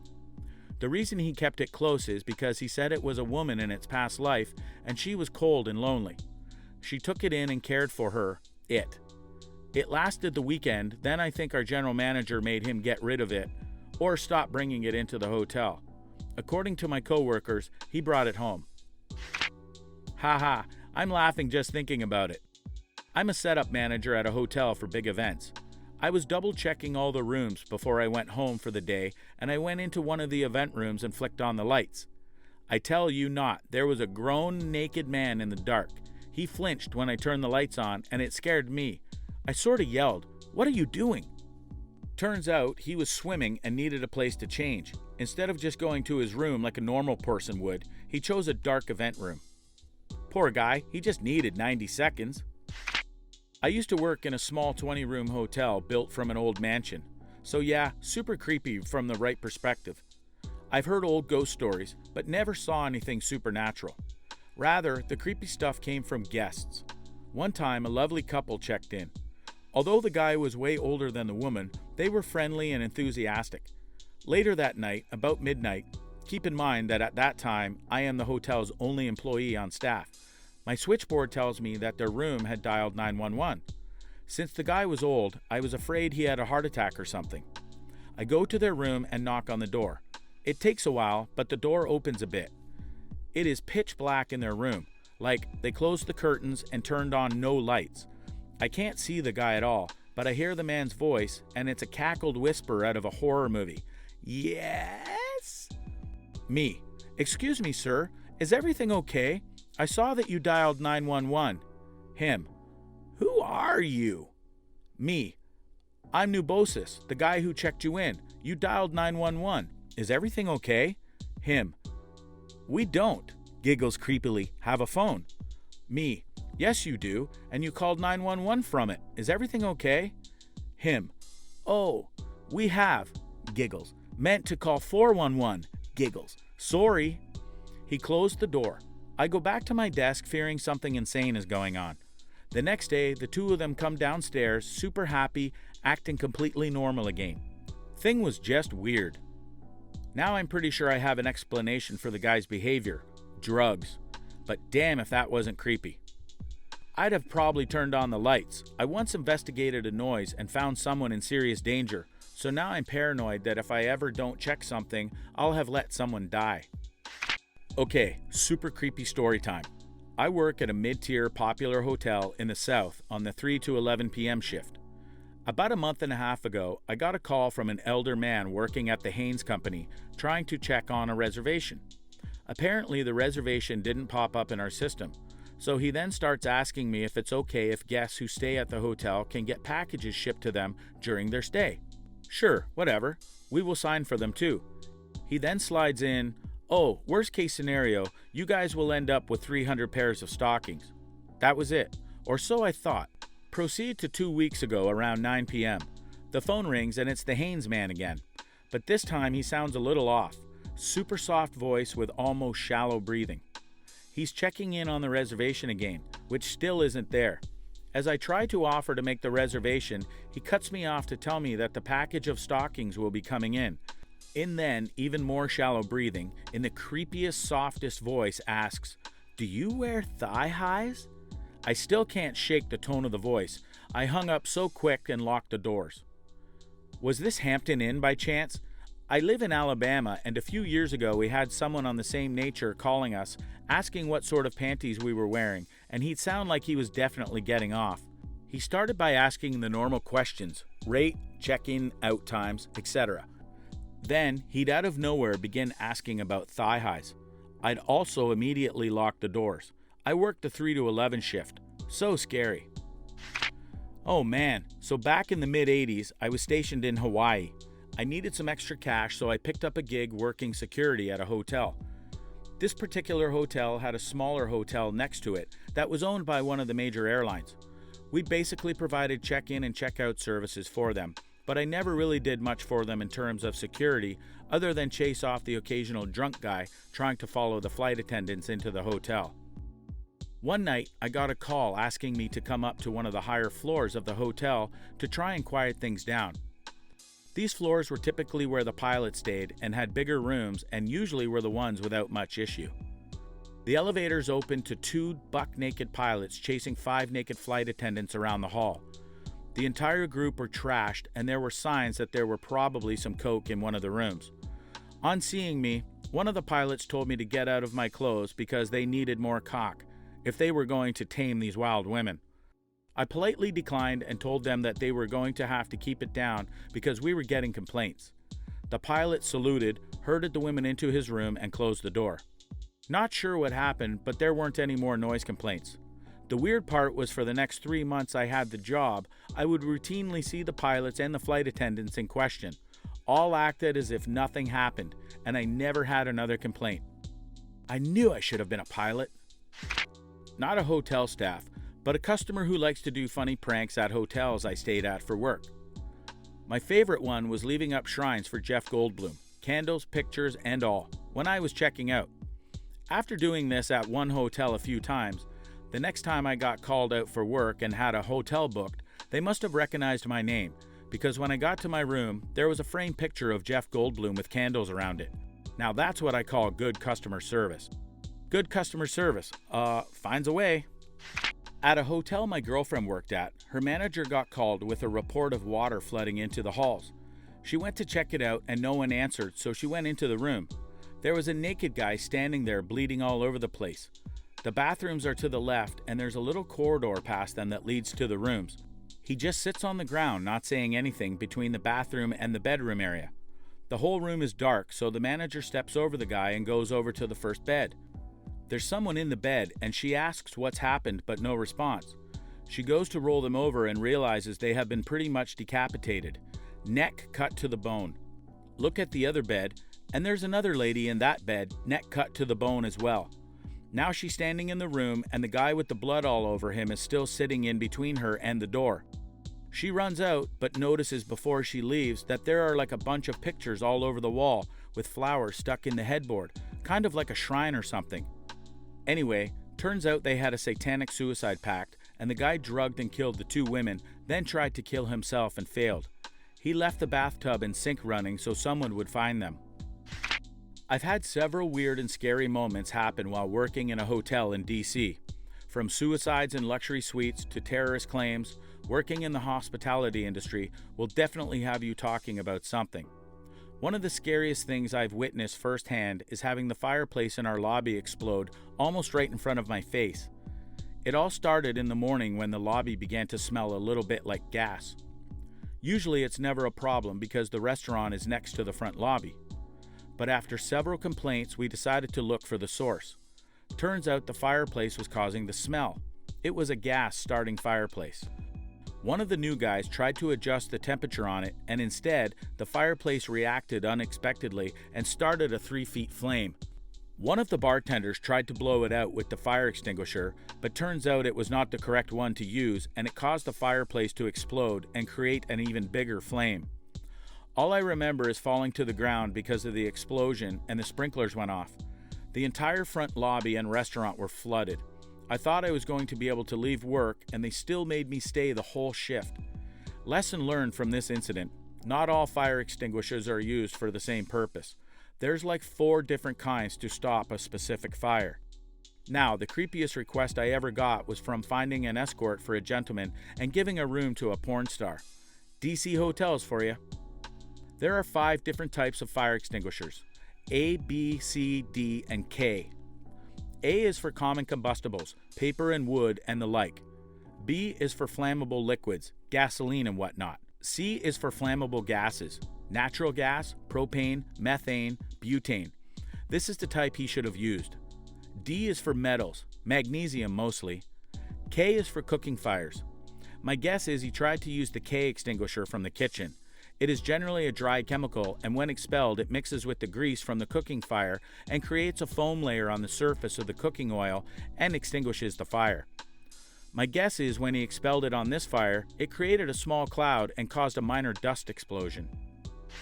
My dad used to work in a hotel. A few years ago, he heard a scream from a maid as she was cleaning one of the rooms. He runs in, and there's a giant python just chilling in the bathtub. This thing is apparently like 4 feet long. They tried to track down the couple who had just checked out of the room, but the number they'd given the front desk wasn't working. Eventually, animal control showed up and took the snake. That poor maid was terrified to clean the bathrooms for a while. It's not under the same category, but I've worked in a hotel for almost 13 years and have an interesting story. My coworker is a bellman at a hotel, and one night he was assisting a young couple, guests, with their luggage. Or so we thought. He assisted the guests with 2 full carts of mostly random, odd-looking stuff and few luggage. The gentleman seemed to be normal, but his girlfriend was on drugs. Not the pharmaceutical kind either. So my coworker spent over 40 minutes unloading their stuff from the car, then to their room. Now he had a bunch of boxes with random things, long black cases that looked like rifle cases, and bullet cases, and weird-looking machines that couldn't be identified. After chatting with him, a lot of his stories didn't add up at all and sounded very shady. After my coworker finished assisting him, he did not give my coworker any gratuity for assisting with all his stuff. After being annoyed for all the services he did for our guests, feeling uneasy about him, and being really shady as well, my coworker ended up just looking up his name online. We found out that the guest had a warrant for arrest in another state. His warrant was for drug possession, dealing, indecent exposure, and gun possessions. Also, the warrant said he is armed and dangerous. So my coworker went to the management security, and they decided to call our local police department. They looked up his info, and the police department came in with a full arsenal and arrested him. He had a massive amount of drugs with intent to distribute and weapon possessions. The guest was arrested and taken back to the state and put in jail. Moral of the story is, always tip your bellman, especially if you're doing shady illegal activities in the hotel. Ask Reddit. Men of Reddit, what are things women write on their dating profiles that are instant deal breakers? Are there any good men left? Tells me her personality drives off good men. Yeah, all your crazy exes have one thing in common. You. So many, but here's 2. 1. Fluent in sarcasm. If you can't deal with it, don't bother. 2. Long list of their must-have qualities in men. Fluent in sarcasm, in my experience, means one of 2 things. 1, they actually don't understand what sarcasm is, and 2, they use it as an excuse to be a bitch to your face. All my friends say I'm crazy, LOL. Translation, you and your friends are earthly shattering doll. Trillions of requirements that only people who are a human Ken doll can fill the checklist. If you find a guy who has all that, he can do better than you. That's almost verbatim something that my mom said to a super picky aunt who was complaining that there aren't any good men. Oh, and I'm not really 23. Not sure why it says that. Because you lied about your age on Facebook, you idiot. Actually 16, not 25. What the hell are you even doing here? If they have a long list of emojis that are supposed to represent different aspects of their personality. I see you're part dolphin and really like the number 100. And double nope if one of those emojis is their astrological sign. A new one is, don't judge my story by the chapter you walked in on. Listen, lady, if there's one thing I will never change, it is the feeling of self-satisfaction I get when I judge strangers for superficial reasons. Ain't no woman special enough for me to change. One chapter late after marriage. Oh, you aren't a good person in this chapter either. Damn. Message me. I won't talk first. All right, Miss Entitled. That's why I like Bumble. It's like Tinder, but women can only message men first. Better for the women, at least so they aren't inundated with messages. When they only have photos of their face, and when they only have photos of like half of their face, or all the photos have a Snapchat filter on. Only a photo of their eye. I'm 5'7". If a woman lists her height and it's more than me, it's pretty likely she wants someone taller. It doesn't really bother me, but there's no reason to waste each other's time. It does bother me, however, if some chick makes a snarky comment about my height. That's just plain-ass rude. I'm 5'7" and mentioned my height in previous ads because men are often put off by my height. I personally dated and slept with guys from 5 feet tall to 6 feet 5 inches. Kids, I don't fault you for them, but I don't want to be a father anytime soon. A friend of mine once dated someone with a kid. He flat out stated that the worst part of dating someone with a kid isn't so much the responsibility, but the fact if the relationship doesn't work out, you're not just breaking up with your significant other, but with their kid as well. His girlfriend's kid idolized him and was positively devastated with the breakup. Same. I pretty much avoided the kid as long as possible because I wanted to make sure the relationship would work out before letting him form a bond. It didn't. One of my best friends, on the other hand, has all but replaced his girlfriend's daughter's father. She flat out says, at 3 years old, that she wants to be with him and not with daddy. I'm just hoping things work out. He and his girlfriend have been together for a year now, but their families don't even know yet. Both live at home, and even though she's a friend, I feel something's off about her. I don't know what to put for a bio. Can't wait to have a riveting conversation with someone that can't make a single sentence about themselves. I don't know. People tell me I am extremely entertaining company, but I'd struggle to come up with something for a bio. Empty profiles relying only on pictures. Takes 5 minutes to write something about you. You put in 0 effort and pretend to have men do all the work. I'm too late for the show, but I just need to get this off my chest, so here we go. I'm from Europe, and people here often travel to Berlin. There is a monument to remember all the Jewish lives lost in World War II, and it's basically just many different sized cubes. The thing is, it always allows you to easily take very artsy black and white profile pictures. To me, this is disrespectful, as stupid to all the people killed. Therefore, every time a girl has this kind of picture on her Tinder profile, it is an instant left swipe for me. That'd be like someone taking a selfie in front of the tomb of the unknown soldier, World War II Vietnam Memorial, or 9/11 Ground Zero Memorial.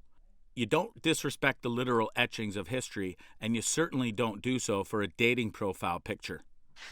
Gonna post another one. I like to do fun stuff. I mean, I think the definition of fun stuff is that you like doing it. You might have missed out. Maybe fun stuff is a euphemism for butt stuff. Cliché phrases like down to earth and not like most girls will make people think you're uninteresting precisely because they're cliched. Looks are important, but boring is more damning than anything for a lot of guys. This rule also applies to men making dating profiles.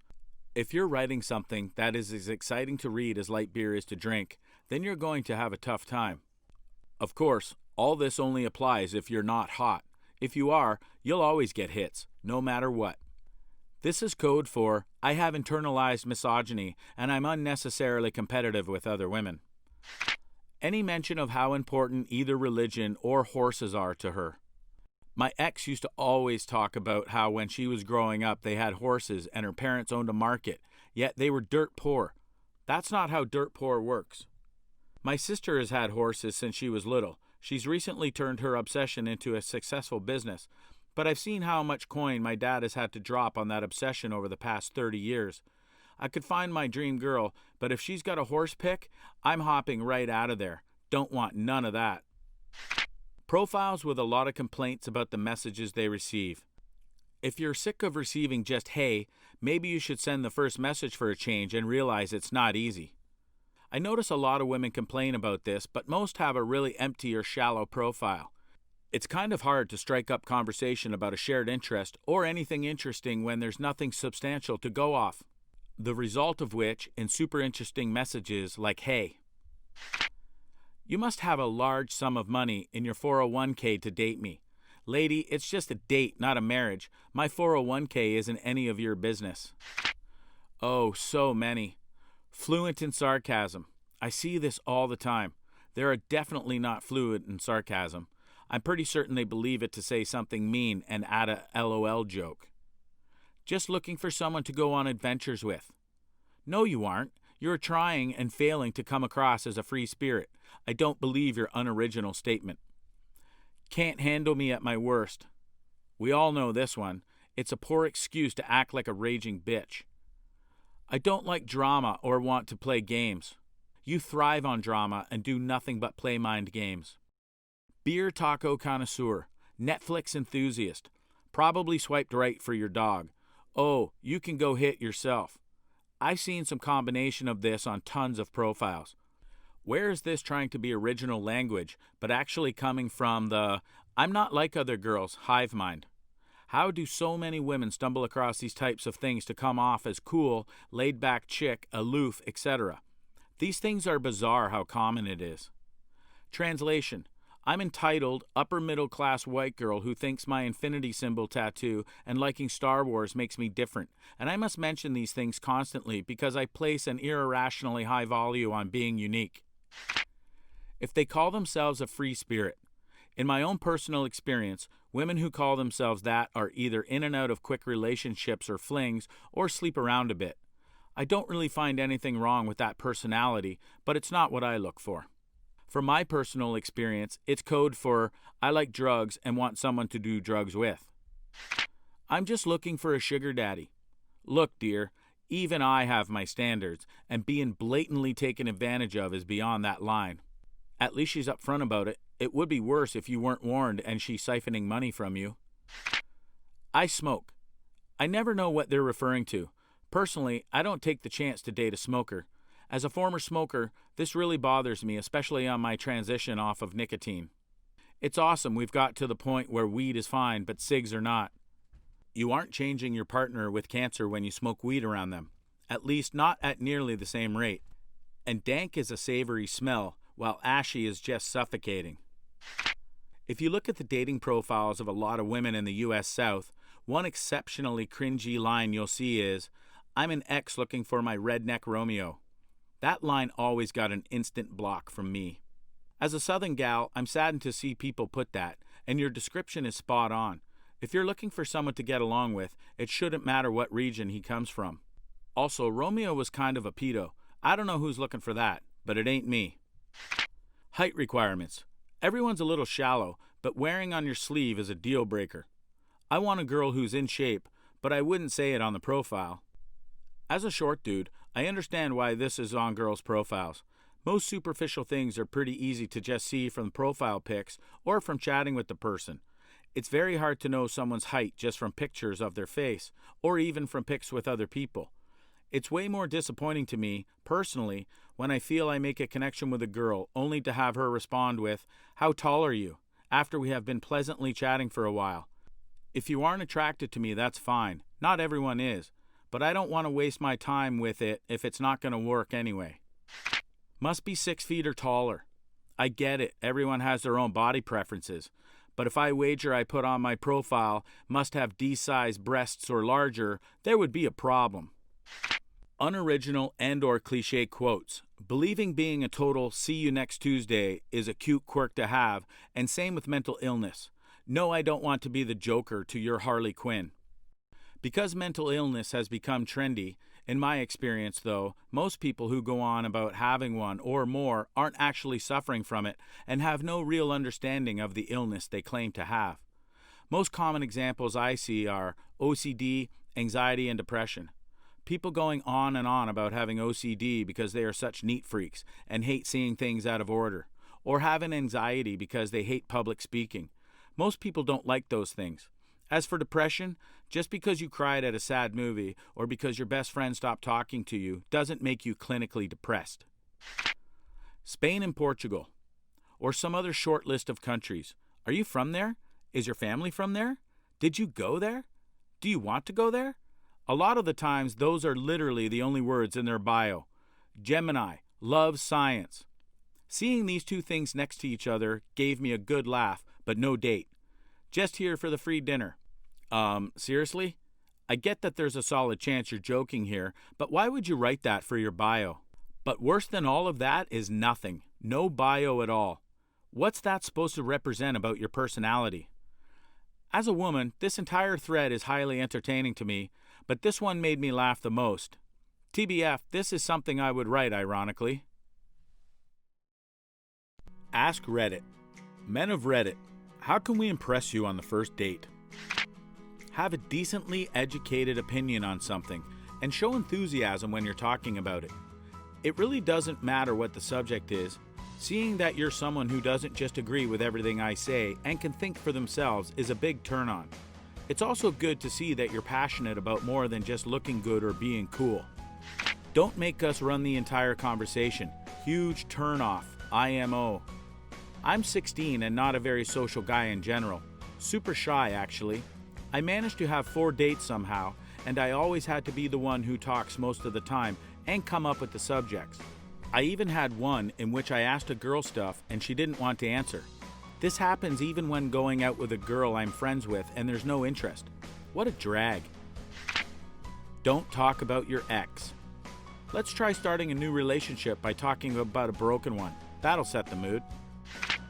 Be on time. Be decisive. Be able to hold an intelligent conversation. Show signs of interest or disinterest in a way we can pick up on. If a guy is interested in you and doesn't kiss you, it's because he is terrified of what will happen if you react negatively. Oh my God, I have never thought about that.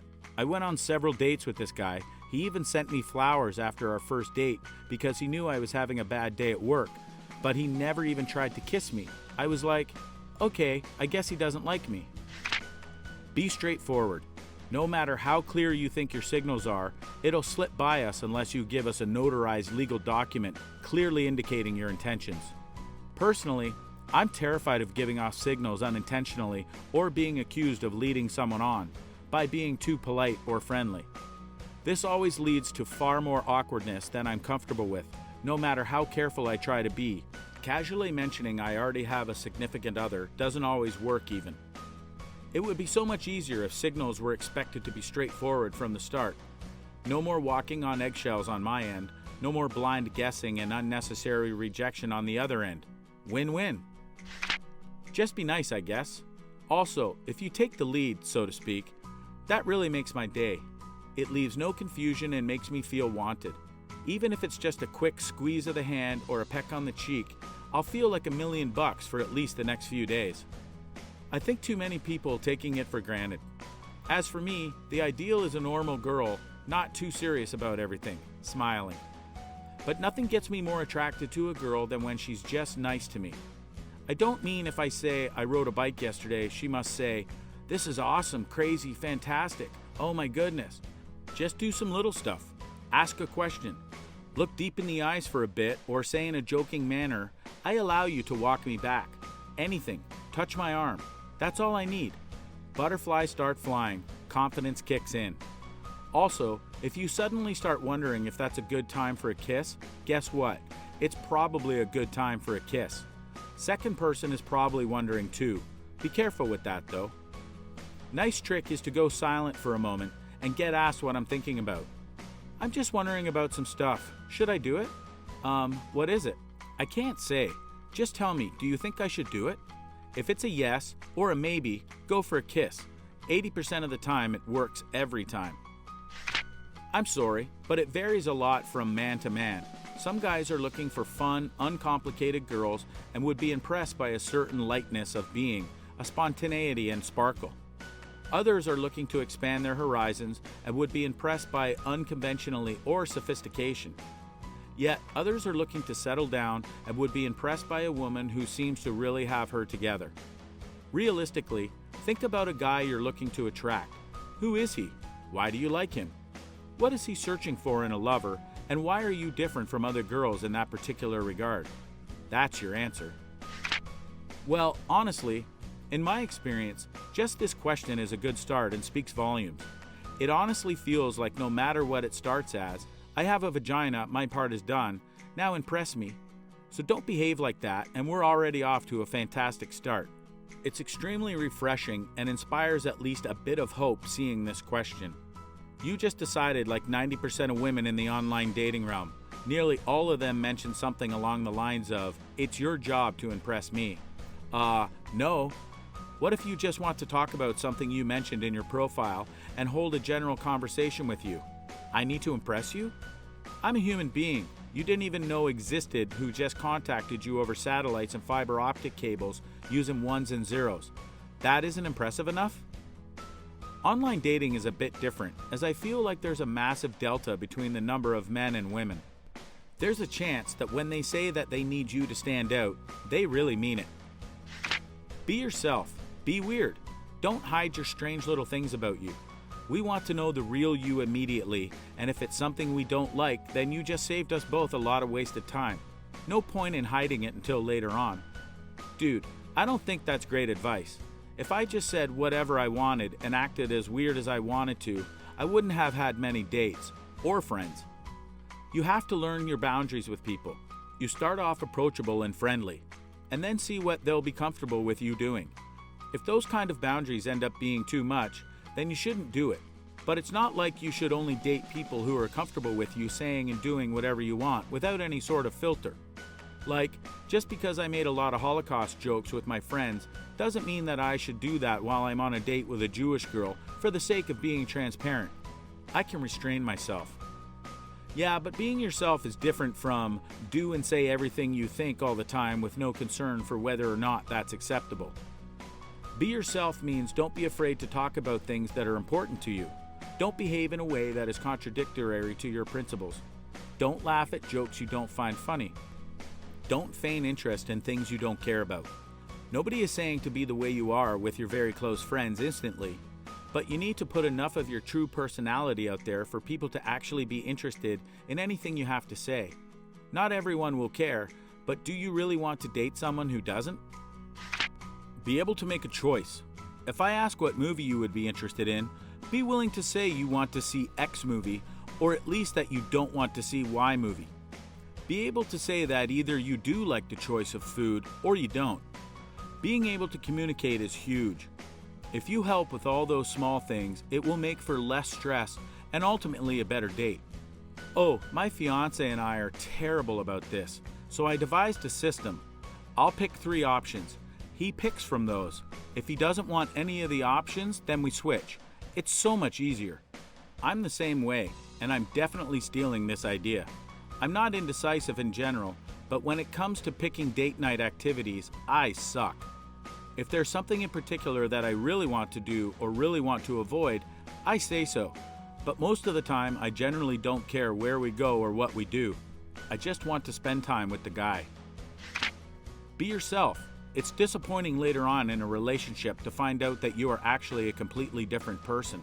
Stay off your phone. There is nothing more of a turnoff than being on a date with a girl and having her respond to texts. Be engaging. Show interest in learning more about me and my interests.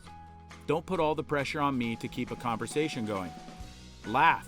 Don't be afraid to laugh at things or tell jokes yourself. It's important for me to know if she has a similar sense of humor. And finally, relax and have fun. It's really nice to see that she is also having fun, especially when I am. Makes me definitely want to go out on a second date. I hate the advice, be yourself. What if yourself is an autistic, bipolar, stressed wreck who is desperately looking for even a single person on the planet they feel any sort of connection to? What if a decade and a half of feeling like I belong to a separate species has left me so isolated and suicidally depressed? Nobody wants myself, and I don't even blame them. That's catch-22 of loneliness. Nobody wants to be friends with someone who is desperately lonely, and it just isolates you more. I don't want to be myself. I want to be a person who is wanted. Tell me what I need to do to be that person. I've had a few dates that bought me a drink, and I was always impressed. One time, the girl just stood up from her seat, pointed at my empty mug, and said, "Dark beer?" as she walked to the bartender. I've also had a girl kiss me randomly in a photo booth while on a first date. Men are so used to having to make the first move that a quick turn in the opposite direction, even if temporary, can be exciting. Yeah, I'm getting tired of always making the first move. It's really depressing. Hopefully it doesn't get buried in the comments, but if it does, I hope it helps someone out, not just OP. A lot of people have mentioned that you should be an authentic version of yourself who is actually enthusiastic about discussing certain aspects of your life. In Chuck Klosterman's Fun, Drugs, and Cocoa Puffs, he poses several different questions that are excellent conversation starters. They are designed to initiate conversation with the other person that is hopefully more than one-dimensional. They steer away from more controversial issues such as politics while still allowing you to learn what the other person values in life. Here is one of the questions. Let us assume you met a rudimentary magician. Let us assume he can do 5 simple tricks. He can pull a rabbit out of his hat, he can make a coin disappear, he can turn the ace of spades into the joker card, and 2 others in similar vein. These are his only tricks and he can't learn any more. He can only do these 5. However, it turns out he's doing these 5 tricks with real magic. It's not an illusion. He can actually conjure the bunny out of the other and he can move the coin through space. He's legitimately magical, but extremely limited in scope and influence. Would this person be more impressive than Albert Einstein? This is by no means supposed to be the entirety of the date. However, if you need help initiating an authentic conversation, I think that this is an excellent tool to utilize. I won't include the remaining questions on here just so it won't get too long, but feel free to look them up online. Read Chuck Klosterman wrote excellent conversation starters that help you get to know what a person values in life. Great way to initiate an authentic conversation with someone. This doesn't really come across as authentic though, just regurgitated and practiced. And while it's interesting to think about and even talk about, I would find this completely awkward in a first date setting. 1, because it's a strange hypothetical that discusses things that probably aren't very important to either of us. And 2, because you obviously already gave a lot of thought to this and the question would seem like some sort of test. But hey, some girls might find it fun. So I guess what I'm saying is that you and I shouldn't date. Honestly, it depends on how you'd like to impress. If you're just trying to get laid, then dress in a revealing outfit, be flirtatious, won't take much more work, I'm probably down. Securing a longer-term partner? Might be more complicated. For me, I look for someone who cares in a similar fashion as I do. Doesn't even have to be the same thing. I want someone who is passionate and actually dedicated to something. It shows that you're a real human being and a real hero. Anyone I've dated long-term had complexity and depth in their personality. Strengths, weaknesses, fears, and ambitions. For me though, more than anything, be rational. I respect that the most. Girls and guys get too heated over emotional matters. I see this as immaturity. Be rational. Know yourself, your abilities, and your limitations. Try to see the world as how it is. When I met a girl who is this, it's damn hot. Seriously, I can take you seriously, depend on you, trust you, open up to you. It's a big thing. Ask Reddit. What strange habits have you picked up from your line of work? I used to work as a guide in a zoo aviary, and I got attuned to all the bird songs. Now I can't turn it off. Watching a movie, I start picking out the bird noises in the background. In a rainforest scene, for instance, I'll notice a screaming pia, a macaw, and a robin. What the hell is an American robin doing in the Amazon? It's really jarring. Either movie sound mixers need to step up their game, or I need to calm down. Movie sound mixers need to step up. According to the movies, every bloody train in the world has the same honk wave horn sound that came with Windows 95 and sounds like an Amtrak diesel. I also check both ways at all level crossings, seeing too many short warnings to be comfortable. On my first morning as an apprentice plumber, I was sent into a loft to turn off a valve. The loft was full of cobwebs and they got all in my long hair. Went and bought a cap during my lunch break. I wore a cap every day at work since. 9 years of wearing a cap later, I simply do not feel like I'm a plumber without my hat. I'll have to put it on just to change a tap washer at home. I've got this great mental image of the pipe for the sink exploding and flooding your kitchen with water and your wife screaming, "Turn the water off!" and you're running from room to room screaming, "I can't! I need my hat!" 3-way communication. I'm a senior reactor operator. and just about everything that gets said in the control room goes like this. Me. Bob, raise reactor power with flow to maintain the power profile. Bob. Understand. Raise reactor power with flow to maintain the power profile. Me. That's correct. That's fine for work, but then I'm at home. Wife. I'm going to the store to pick up some groceries. Me. Understand you're going to the store to pick up groceries. Wife then looks at me and goes, there's something very, very wrong with you. I do that. It irks me when they don't respond. Repeats until response. Worked in a preschool. Found myself asking others if they washed their hands after they left the bathroom. In my adult office environment, I think it would be perfectly acceptable and understandable to do this there as well. I swear nobody ever seems to do it. I will literally watch a person turn the sink on, turn it right back off, and walk out as if they had done what they were supposed to do. I'm a maintenance electrician. Anytime I go anywhere, I always catch myself looking at the lighting to see how many globes have blown. Same, but for faceplates, to see if they are level and if the screws are matching. I work in childcare. Obviously, it's important to know how many kids you have at any given time, so at work I'm constantly head counting. It's kind of a weird skill to have, but having done it literally thousands of times now, I can do it very efficiently, even with large groups of non-stationary people. Because I do this almost unconsciously at work, I constantly find myself doing it in the real world, such as when sitting having a coffee in a cafe or at a party. It's actually come in handy more than a few times, because if you've ever been with a large group of friends, it's not easy not to notice if someone goes missing. Not when I'm around. Also childcare, and I head count too. I also tend to give disappointed teacher face to adults who are acting up or being dumb. Oddly enough, they often stop the behavior without me having to say anything. In the theater, it's not unusual to call out noise before you purposely make a loud noise to let people know you aren't hurt. I do that at home and in my current job in IT broadcast engineering all the time.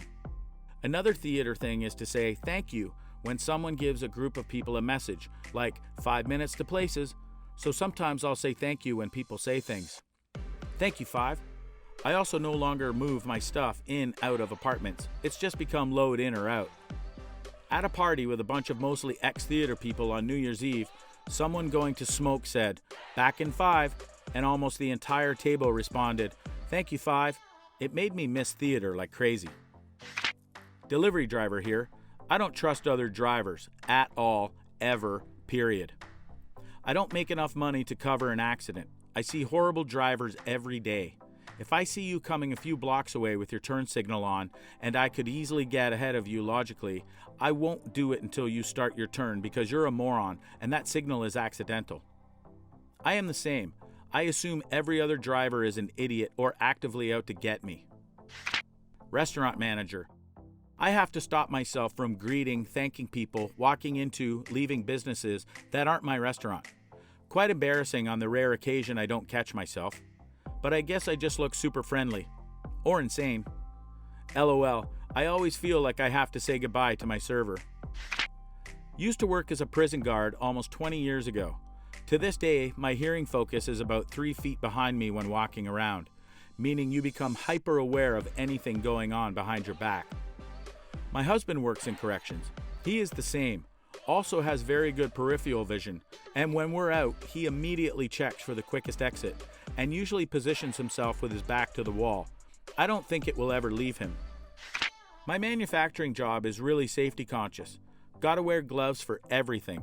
Nitrile gloves while I'm cleaning, cut-resistant gloves for basically anything else. Now, when I'm working around the house, I don't feel right without a pair of gloves. Healthcare worker. Same thing. When I had my son, it really felt wrong to change his diaper without gloves on. I work on a psychiatric unit, and I've picked up a few tendencies. Most notably, whenever I hear a loud, sudden noise, I immediately jump into fight or flight mode. While this may sound like a normal behavior, I am extremely distressed by this. I must look like a startled rodent quickly scanning the area for danger. I've been put in headlocks, punched in the face, choked, and given a mild concussion in the 2 years I've worked there. It can get intense. Even if this comment instantly gets buried, I had to comment on this. All the stress I feel at work is really taking a toll on me, and I don't know how much more I can take. As someone who has had to spend time in a psych unit, thank you so much for putting up. You people are amazing, and I will never forget how much I was helped in the unit I stayed in. Never forget that while you may have had some bad experiences, you may also have changed lives for the better. Thank you for your service. The world would be a much scarier place without people like you. I'm a paralegal, so around attorneys all day long. I've learned to never admit to anything. Use the phrase, "It appears as though that car ran a red light," instead of "that car ran a red light." It leaves a little doubt in your statements, and you're not outright accusing anyone of anything or admitting to anything either. I was a journalist. I still use allegedly and accused of whenever I talk about someone doing something. Molecular biologist. I never smell anything directly anymore. I always waft the smell towards my nose with my hand. I always label every food and/or beverage container with the date it was opened. I never leave anything uncapped for any length of time. The lid is always immediately replaced, even if I'm using it 10 seconds later. I've got great sterile technique, but now I've become a super neurotic cook. After working in the restaurant business throughout high school and college, there was a period of time I caught myself saying, "corner," anytime I went around a corner in a crowded place. That and "behind you" comes in handy. I tend to touch my coworkers' backs and say, "behind you." I started doing this out of habit every time I'm walking behind someone in a crowded area. A lot of awkward looks. Computer engineer working as a software div. Pressing Ctrl plus S all the time. No, I do not want to save this web page. I have a terrible habit of using WQ, which works for Vim, but when I'm using editors which doesn't have modes, I end up with so many WQs in my Word documents, text files, and sometimes code written through IDE. I once used WQ on Reddit. I typed exit in a browser address bar the other week. Surprisingly, it did not close the tab, as I had intended. I'm a cook. I always sneeze when bending over as deep as I can, so I don't contaminate any dishes or food. I always have powerful screaming sneezes. The combination of these gives me the most theatrical sneezes in the world. Same boat, cake decorator with very high-pitched squeaky sneezes, so I turn and bend to sneeze, usually aiming for my armpit area. With my hands up in the air in front of me, I look dumb outside of work. I work with mentally disabled adults, and sometimes I forget I can't talk to normal people like they're 5. Geropsych, mostly dementia. Similar answer here. Also, apparently, after working a few shifts, I'll be shouting at home and not realize it because that's my normal voice at work. I have to talk loud for my patients to hear me. I was a casino dealer. I would never give or take cash directly from people's hands. I have also said no more bets to several people in shops, on buses, etc. I have even said it in my sleep. Also a casino person. Touch something, clear your hands, and wishing damn near everyone good luck. When looking both ways at an intersection, I sometimes look up as well. Airport operations. Lots of time driving on an airfield. A possible true story I heard was a 747 pilot driving home tired after a really long flight. A car pulled out in front of him, and he tried to pull the steering wheel back to go over him. Didn't work. I worked at a high-end wine and liquor store. I smell every beverage now before I drink it, including water. Also, when I grab an item at a store, I sometimes pull the next one forward to make it look nice on the shelf. I worked as a stalker for a year about 20 years ago. I still face products when shopping. When I'm driving and someone does something stupid, I accelerate to catch up to them and reach to turn my lights and sirens on, then realize I'm not in my cop car. My friends make fun of me at bars and public places because I'm always scanning and looking around at people. On more than one occasion, I've opened the car door for my girlfriend, guiding her into the car with my hand and said, "Watch your head." It's hard to get in a car with handcuffs on. I always guide the person in and make sure they don't slam their head. Honestly, I've always appreciated that from cop family members because I always hit my stupid head on the car. I muck out stables and such for a living. During the winter, everything gets incredibly muddy, so to save my jeans, I usually roll them up to the middle of my shins. A lot of times I forget to put them back down and end up going grocery shopping or something. Have gotten a few remarks about being a hipster or how trendy my capris are. Not quite the same, but I work 2 jobs. One is at a greenhouse, the other is waiting tables at a cocktail bar. I have worked at the greenhouse for over a decade, so it's just a force of habit for me to put on rubber boots when leaving the house to go to work.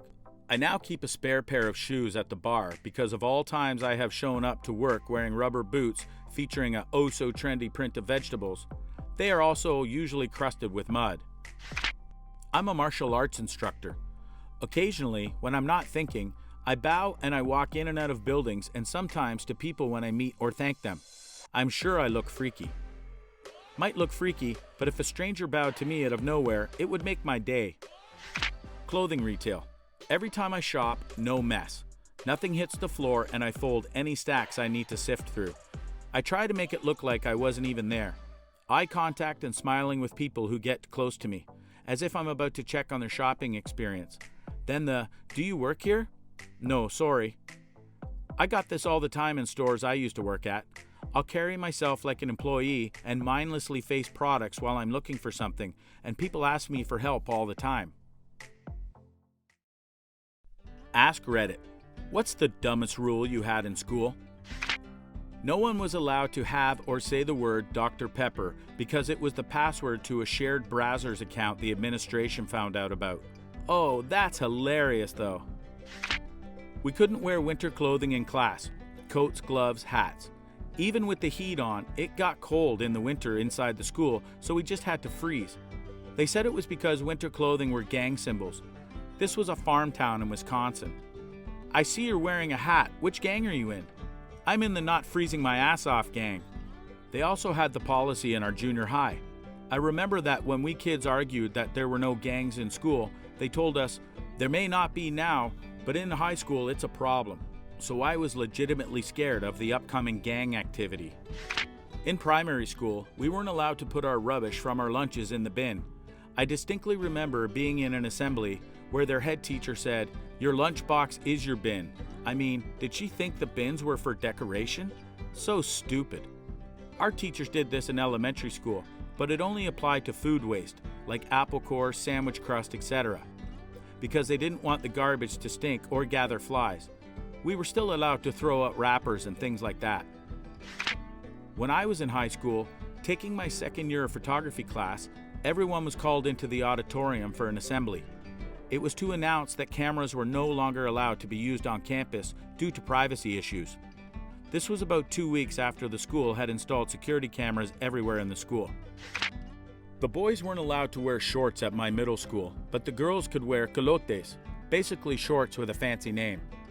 One day, about 100 boys came to school wearing culottes. The man had it stuck to him hard that day. This happened in about 1991 at the middle school where I still teach. It was skirts, not culottes, but there were only about a dozen boys, and they got in all kinds of trouble when it happened, but they made their point. The next year the rule was changed, and everyone was allowed to wear shorts. In second grade, only one boy and one girl were allowed to go to the bathroom at a time. I had to pee so bad that I was shaking, and this kid took a stupid amount of time to get back. He finally came back, and I had to wait in a line to his desk, and he finally said I could go. Pissed myself on the way there.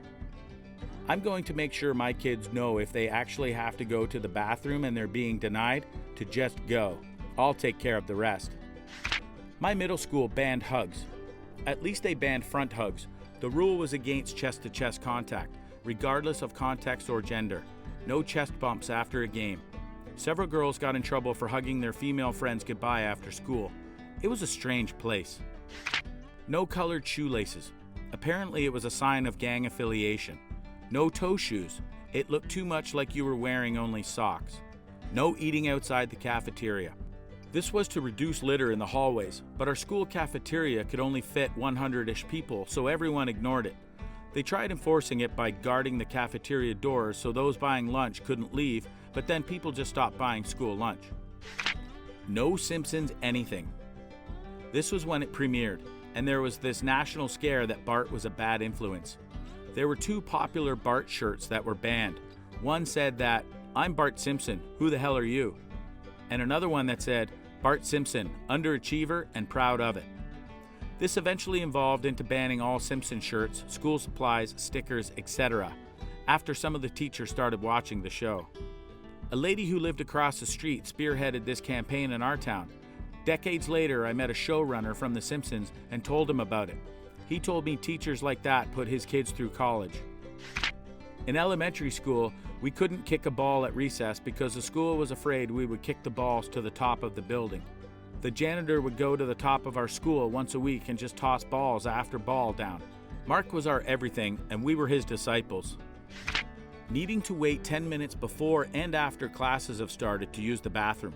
My adolescent body with developing Crohn's disease did not take kindly to this rule and got into fights with the bathroom monitor often, someone who would make sure nobody was in the bathroom for far too long doing drugs, having sex, other things of the sort. Thankfully, the principal had a heart of gold and gave me a special pass to use his personal private bathroom, which was so nice and clean.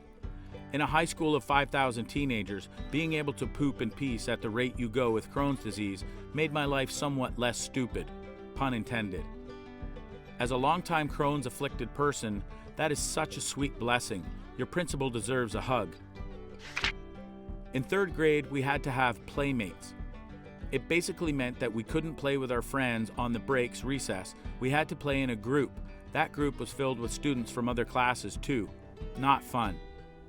Oh wow, that sounds like it could just create a whole wealth of problems.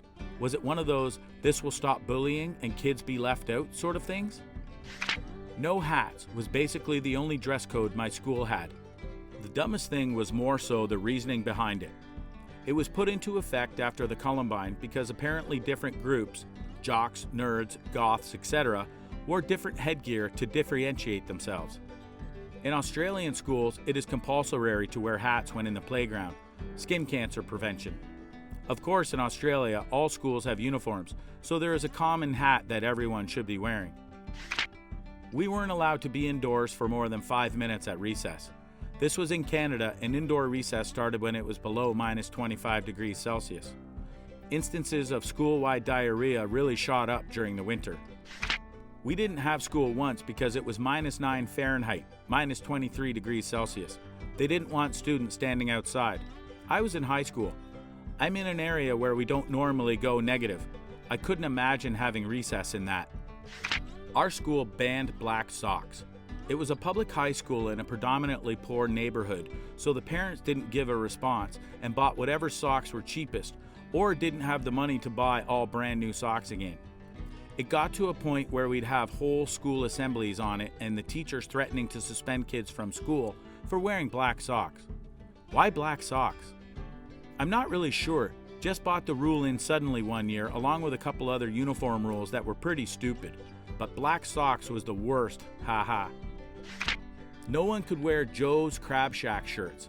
At first it was just the tie-dye ones that said, peace, love, and crabs. Because of the implication of sex and public lice, I suppose, it was a stretch. But then they expanded to any Joe's Crab Shack shirts. My friend had to wear a PE shirt all day because her shirt was a Joe's Crab Shack shirt. It didn't have an offensive slogan on it, it just had a picture of a crab and the restaurant's name. She still had to change shirts. She was so embarrassed because no one wants to wear your PE shirt all day. Clear or mesh backpacks only. This was from 1st grade through high school in the late 90s to early 2000s. We also had to wear a safety vest as our bathroom pass in high school. It was such a joke that the first year the rule was introduced, our yearbooks were a giant safety vest on the outside. Honestly, the thought of shared unisex safety vest for bathroom visits still grosses me out, as I know those things were never washed properly. My sister has the clear or mesh backpacks, only in her middle right now. Hell, we weren't allowed any backpacks at all in middle school, and we were only allowed to go to our lockers at lunch. In primary school, we weren't allowed to use erasers. We were never told why. My niece recently got in trouble for using an eraser in kindergarten. The school made a really big deal about it, and my brother and sister-in-law could not understand what their issue was. They were saying stuff like the teacher wanted to check what the error or mistake was before she erased it. My niece said when she would raise her hand and ask to be allowed to erase it, the teacher would make her feel stupid in front of the class about whatever the error was. Wow, it's crazy that they made such a big deal out of it. With the amount of mistakes I made as a kid, I'd have been raising my hand every couple of minutes. My school didn't seem to care about checking the mistakes. They were fine with letting you completely blacking out mistakes with your pencil. Halfway through 8th grade, they decided to ban all beverages, including water, from use by 8th graders. A couple of kids brought vodka in a water bottle to school, and they decided the best option was no liquids at all. We couldn't even bring in sealed beverages or unopened cans because they could have been tampered with. Buses were not allowed to depart at the end of school day until the flag on the flagpole outside the main entrance had been taken down and properly put away. If someone forgot, all the buses would sit there idling for as long as it would take until the flag was dealt with.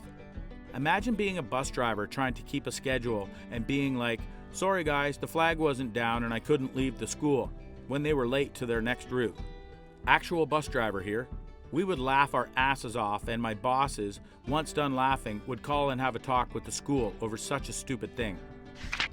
In middle school, had a stupid as hell one-way hallway system, where students could only walk in the halls one direction. Made me late twice actually, since my class was the first one behind the exit door, but forced to go in the entrance door. Was enforced even when halls were empty. One stuck in the mud teacher threatened to write me up if I questioned the rule. How does that even work? Do you have to go outside and then circle around to get to where you're supposed to be? We had walking rules in the middle school, but it just mimicked the flow of traffic on the roads, i.e. stick to the right, wait until a break in traffic to take a left, etc. Went to a Catholic school where there was a big white line painted across the schoolyard, and during recess, boys played on one side and girls on the other. We were not allowed to intermingle during recess, even though we weren't separated during class or lunch. I'm a guy, and all my friends were girls, so we used to stand at the line and talk. Got in trouble many times for that. Also in high school, post-Columbine, we weren't allowed to carry backpacks around the school. We had to leave them in our lockers and carry our heavy-ass textbooks around. Damn, my high school had this too until you hit like 6th grade, I think. Also a Catholic school. I forgot about that rule. Well, 3 of them. No mechanical pencils or any pens that click. Teachers found that annoying. No peeing outside the toilet or urinal. Common decency, but if you're caught, you would get a call to your parents. The rule isn't stupid, it's actually really good, but the people who it's targeted at are. Zero tolerance policy. It's in nearly every school. I haven't had any encounters, but it does strike people hard. Imagine getting beat up, and getting punished for being beat up because you happened to be involved even though you did nothing. It's a dick of a rule. That rule bit me and a friend once. He playfully shoved me and he got detention. I got a week of detention. Did I mention he was the one who shoved me? Playfully? Girls couldn't wear tank tops because showing armpits wasn't allowed, but guys could wear wife beaters. Made no sense. No chains on wallets back in the day when chain wallets were a thing, so dudes replaced their chains with pearl necklaces as an FU to the admin. No black lipstick allowed. Oh, and they were really concerned about starter jackets and gang activity. This was a small farm town of like 700. Total overreaction. Also, most high schools allow you to attend a shorter day if you've met your graduation credits, but we had to sit all day, and sometimes that meant having 2 to 3 study halls if we already had met requirements. Such a waste of time. Ask Reddit. What's normal to have but really strange if you have a lot of it? A personality. 1 is great, 2 or more, and things get confusing for everyone else. Refrigerator. What if you went to someone's house and they had like 10 fridges? That would be weird. Probably for storing all the severed heads. 1 for food, 2 for booze. Douche. One of the first times I visited my boyfriend, I was using his grandma's bathroom and opened the closet door to find what I can only hope was several years worth of douche. There were hundreds. I don't know why, I never asked, but I think it qualified as really strange. I'm fairly sure my ex-boyfriend was an infinite supply of douche. Clocks and mirrors. There was a really highly upvoted post here yesterday with a comment from someone who went into an elderly woman's house to work on plumbing or something, and there was this one room off to the side filled with over 50 clocks and mirrors hanging on the walls. That seems really, really weird. Slightly related note, I'm an electrician and I went into this lady's house to add a ceiling fan, and she had a room full of annoying things. Cats. I had 2 myself. 1 passed away recently. I love cats, by the way. It depends how disheveled and spinstery you are. If you met an old, creepy, poorly dressed woman who lives alone who doesn't have a few dozen cats, you'd probably think that was pretty strange. I have a good candidate. Christmas trees. 3 years ago, I attended a neighborhood party near Christmas time. This took place in an upper middle class suburb in the Bible Belt. The woman had 19 Christmas trees in her house. We're talking 3,400 square foot houses with at least one Christmas tree in each room. The upstairs was 5 bedrooms with 3 full bathrooms. Even the bathrooms had a tree. How do I know this? I was taken on a personal tour to gauge just how much she loves Christmas. Ironing boards. Like, imagine walking into a house where the walls and floors are ironing boards. That would be an interesting choice of decor. After a quick Google search, I cannot find one image of a house with ironing board walls. If Google doesn't have it, I don't think anyone does. Haha. Cell phones. It's normal when you have one, but someone carrying around a bunch of phones looks sketchy as hell. I carry 2, one personal phone, one work phone. If I had to carry any more, I'd feel weird though. Scalpel blades. If you have one, it could be for cutting paper. If you had a box of 100, you may have them for something weird. If by you mean hobby that requires precise cutting, then yes, it's weird. Almost everything. I can't think of anything that won't be weird to have large amounts of. Money. It's one thing we view as aspirational to have as much of it as possible. Everything else, there's a point you're weird. Money isn't an object though. It would be strange to have a huge number of actual dollar bills in your house. I feel like saying having money is the exception is a little bit like saying skill at playing the piano is the exception. Skilled piano players aren't weird, and I think ultimately both answers are inapplicable because ultimately skill and money aren't objects. Money can easily be turned into objects, which are also money weirdly, but that's not what it is in general. Ammunition. I remember they busted some guy for something unrelated but found tons of ammunition that he was hoarding. A man with 1,000 rounds of ammunition in his car. News media. So what? He had a couple of boxes of 22s. Porcelain dolls. I used to manage an antique store and people collect them. How creepy to be surrounded by porcelain dolls. My Nana, who would babysit me all the time as a small child, had an entire room full of porcelain dolls that she had spent decades collecting. They were creepy as idiots. All the same, I spent all my time at her house there because I was also quite fascinated by them, and she was always adding to the collection. Altars to the elder gods.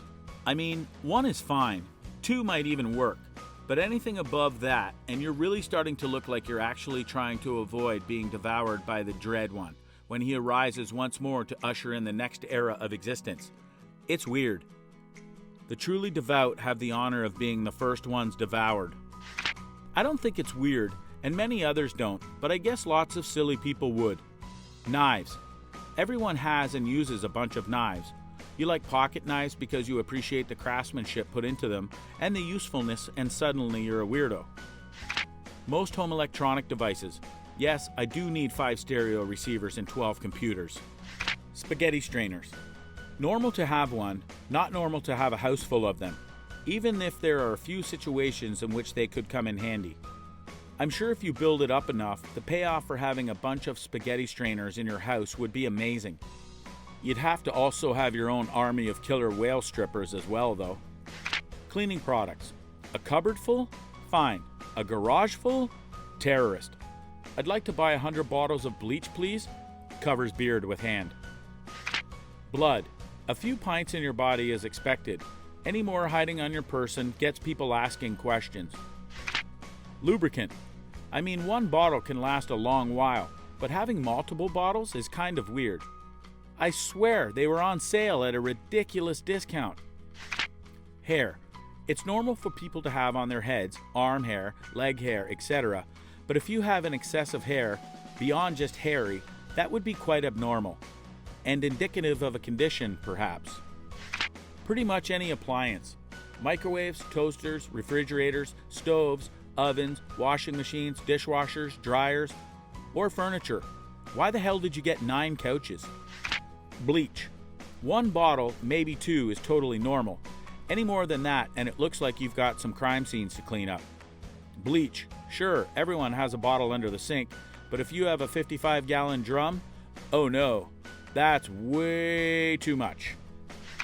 A scar is normal to have, but having an excessive amount could be a cause for concern. Apparently kids, 5 is abnormally high. Don't people know you're not supposed to put all your eggs in one basket? Grandpa Henry's war memorabilia. 1 medal? No big deal. 10 medals, a flag, and a tailor custom sizing the inseam of your own memorial uniform? Big deal. Chihuahuas. 1 is fine. 12 could probably start an army, rebel, and take over your household. I actually like Chihuahuas, so I hope they'd be okay with me. Grapes. Like a bowl or two's worth of grapes is normal to have just laying around in the kitchen. But if you can't even get into your house because there's an ocean of grapes, then that is definitely weird. Deodorant, antiperspirant. I keep accidentally buying the antiperspirant because it looks like my deodorant. Neither expire, so I don't bother returning them. Besides, someday I'll run into someone who could really use them for charity purposes. Canned food. A few good cans of spaghetti and baked goods, you're a normal person. Add a few hundred and you're a doomsday prepper. Cell phones. Because their only explanation is that you're doing some sort of shady business and want to stay under the radar. Apparently spare toothbrushes. A girl got pissed at me because I had 3 new toothbrushes. She was sure I was like a man whore or something. I mean, I am, but still. They were individually packed. I just have a habit of buying a toothbrush when I go to the store. Toasters. I don't know why, but immediately thought of the Cuckoo's Nest in Fallout New Vegas' Old World Blues DLC when I saw this question. Makeup. I'm told repeatedly by friends and family I have way too much makeup. Apparently, only a little collection of makeup is okay, but having a bay window ledge filled with makeup and a line of makeup bags underneath is a bit much. Genitalia. Almost everyone I know has at least one set, but if I ever meet someone who collects them, it gets awkward fast. Clocks. 1 for every couple rooms, sure, maybe even a watch. But when you have a room full, everyone starts to question your sanity and call you a serial killer. Dildos. I mean, 1, 2, even like 5 or 6 and we're cool. But if you open the door to a walk-in closet full of dildos, I'm gonna think you're a little strange. Kinky, but strange. Has anyone said cats? Sure, 2 or 3 are normal. 5 is explainable, double digits is strange. Bathroom space. Tiny bathrooms are sad. Larger bathrooms are great. Bathrooms the size of an aircraft hangar would be very strange. Dentures. I recently quit my job to take care of my grandmother full time, work from home now, and have started to clean out all her drawers and stuff. It is kind of like old age nesting. She is 88 and wants to get her house in order, and I am the lucky one who gets to help. Anyway, she has 22 pairs of dentures stored in old plastic Charmin boxes that fill up the top drawer of her dresser. She also has several hundred old used corn dog sticks. Personal lubricant. It's good to have some around, but if you have 20 bottles of it, that's kind of sketchy. What about cats? A lot of people have 1 or 2 cats, but then there's people who have like 6 cats and are kind of weird. How about crucifixes? Perfectly normal to have 1, even 1 per room. 5 over the mantle is making a strong statement. But picture this. I drive 9 hours across state lines to help a friend move out of his mother's house. We packed up that night, and I try to get to sleep on the couch, under the watchful gaze of Jesus and his army of clones, while she watches, in the blink of an eye, in the same room. Some Catholics collect them, especially different cultural interpretations of them. But I'm picturing like 200 cheap plastic classroom crosses just being awkward. I once almost died on a school retreat because nobody told me the crucifix had a glow-in-the-dark Jesus on it. So I turned out the light and thought it was a glowing alien ghost, whatever, reaching to me. Selfies. It's fine to take a quick snap to document the moment. It's not fine when the moment consists of you taking 20 retakes and finding the perfect filter. Eggs. 1 to 2 dozen eggs is alright, but just don't straight up fill your fridge to the brim with eggs. I'm gonna go ahead and say A1 steak sauce. It's pretty normal to have a bottle, but if you've got a whole shelf dedicated to it, I'm gonna have some questions. Hands. None. Life has been tough for you. 1. Well, you can still perform most tasks. 2. You're a normal human. 3 or more, get out of here, freak show. Testicles. 1 is like, oh man, that's terrible. 2 is totally normal, but any more than that, and oh, you're some kind of freak. Operating systems on one hard drive. Windows 10, Windows 7, Ubuntu, 14.10, Mint 18. That's just wrong. Don't do that. Paper towels. When we're full up, there's probably 20 six-packs in the garage. That will last us 3 months typically. Had a nurse come from home care recently and she was shocked. Ask Reddit. Students of Reddit, what is your best school life hack? Part 1. For math, physics majors, learn how to use LaTeX early. It will save you a ton of time in the long run, and you'll need to know it for grad school anyway. I personally recommend LYX for problem sets, since it helps to see what you're writing live.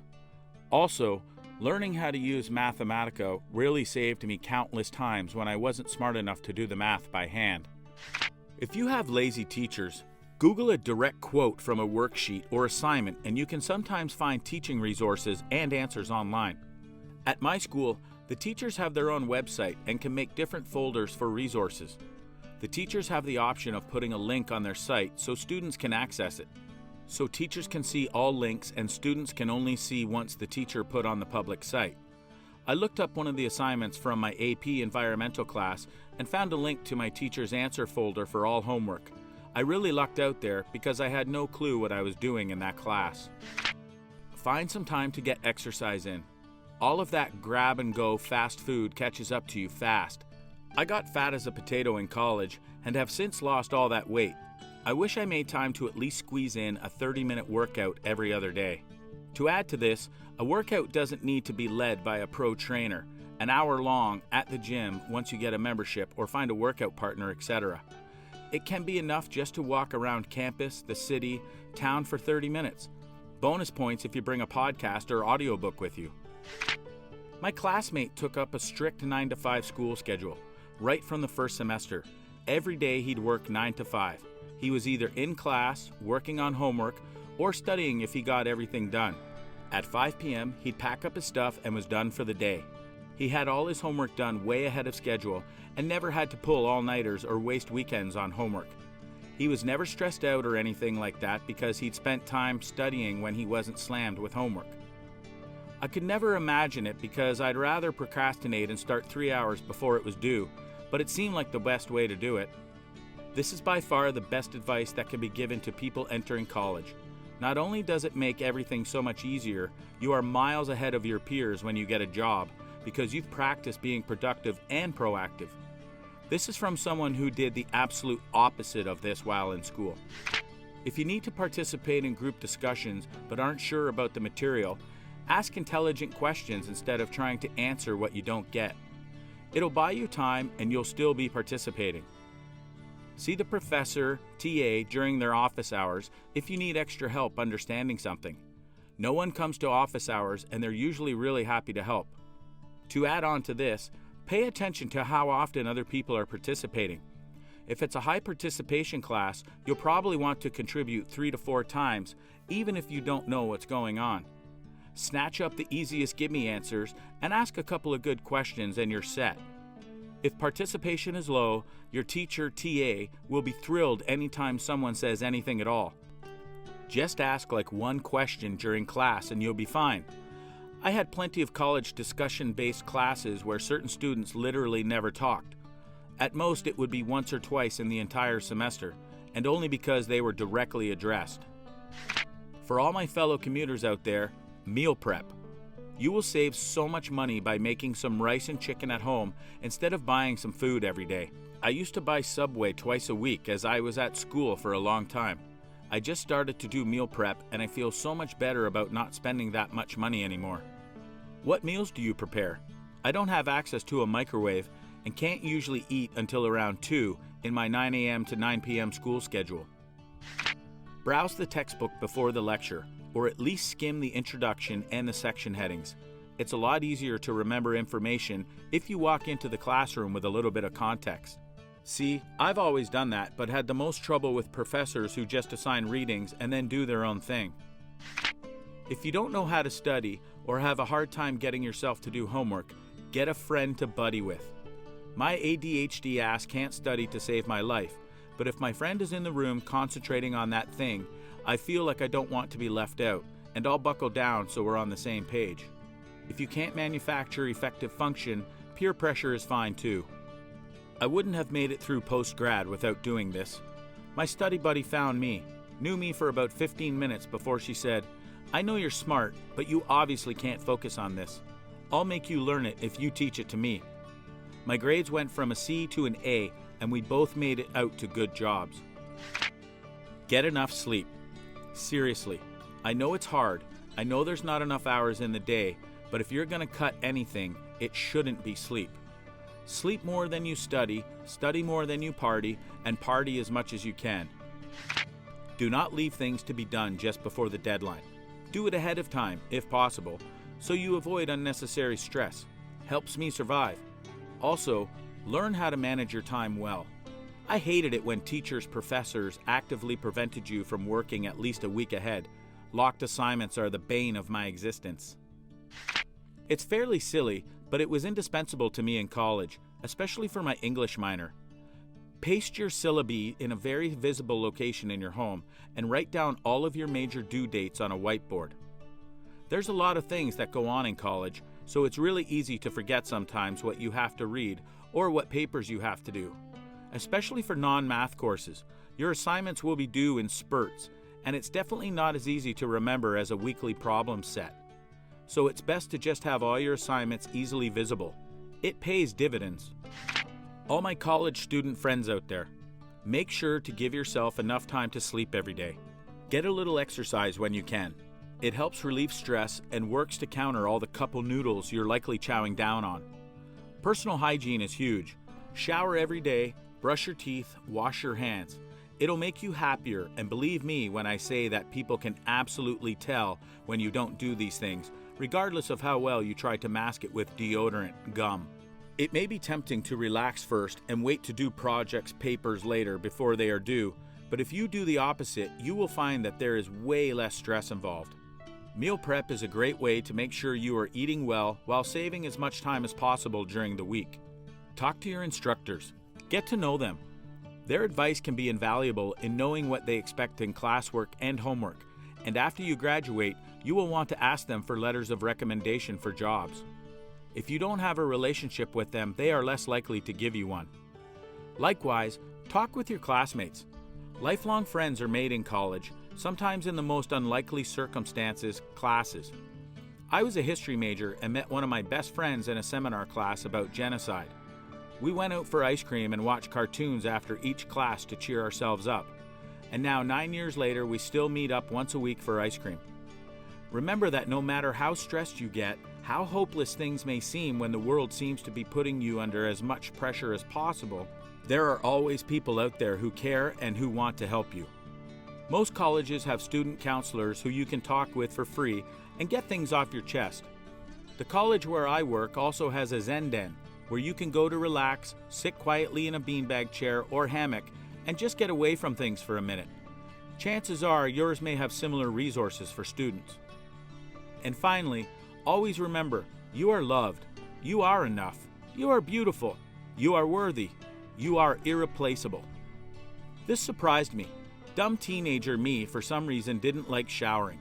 My parents often had to push me to take one. Otherwise, I was comfortable going 3 to 5 days without one. It was when I was in college that I picked up better hygiene habits. I just suddenly realized once I lived on my own that I liked showering and feeling clean. Baffed me however I felt otherwise before. So it shocks me that there are college kids out there that do the opposite. Have good hygiene at home, then let it lax when they go to college.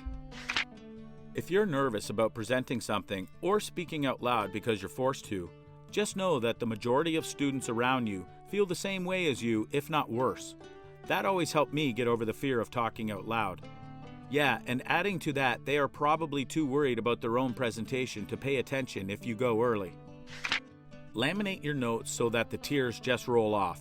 On a serious note, this is kind of stupidity, but once I left my charger at the library and it wasn't at the Lost and Found, So I came back a few hours later when a different person was working and asked if they had found a white Apple phone charger, which I saw that they had earlier, and they just gave me this charger. Lost the charger and got a new one for free. Try not to buy books from the bookstore, if only. My professors have a super fun habit of writing their own books and selling them at the barns here. Oh, and some even sell access codes to do their homework. Gotta love college.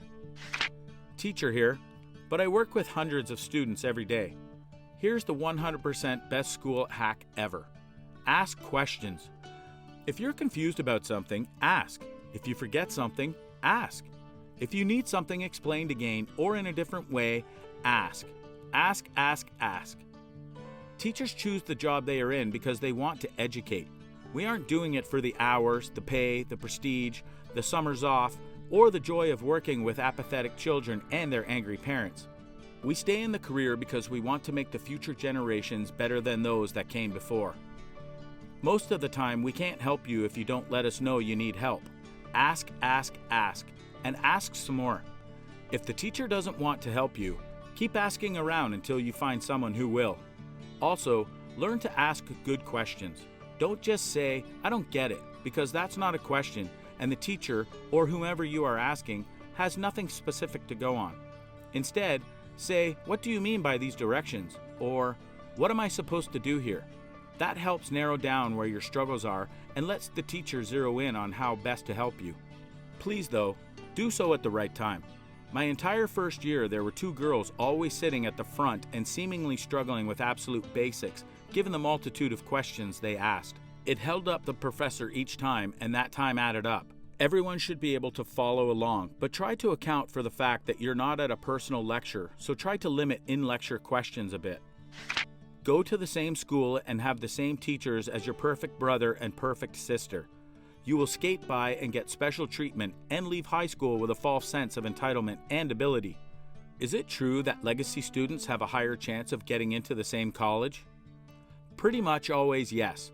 The pricier the college, the more obviously this is the case. At an Ivy League school, being a family member or relative of alumni, especially if they went on to be notable, and especially if they contributed financially to the school, makes all the difference for an applying student. Throw yourself into the course. Network like a maniac. Help out on projects that are tied to professional businesses. Volunteer. Long gone are the days of being paid to start the best band in the world. You are paying for a service, so get the most out of it. Or don't go and get a job instead. Master that, make cash money, train and get qualifications. Or let go about with a minimum wage job. Do the festivals, travel, hike up mountains and camp under the stars. Join the greatest band in the world or learn to paint. Do something while you learn what you really want to do. Mostly, wear sunscreen. Ask Reddit. Students of Reddit, what is your best school life hack? Part 2. Wolfram Alpha. Past exams and assignments. Scan or take pics of readings, chapters from the required text with your phone tablet so you don't need to buy the book. Building a rapport with the prof and teaching assistants. Wolfram Alpha, Chegg, Course Hero have been lifesavers. Best is Quizlet though. Nothing better than getting the full set of answers from one Google search. The good part about Wolfram Alpha and Quizlet is that they're free.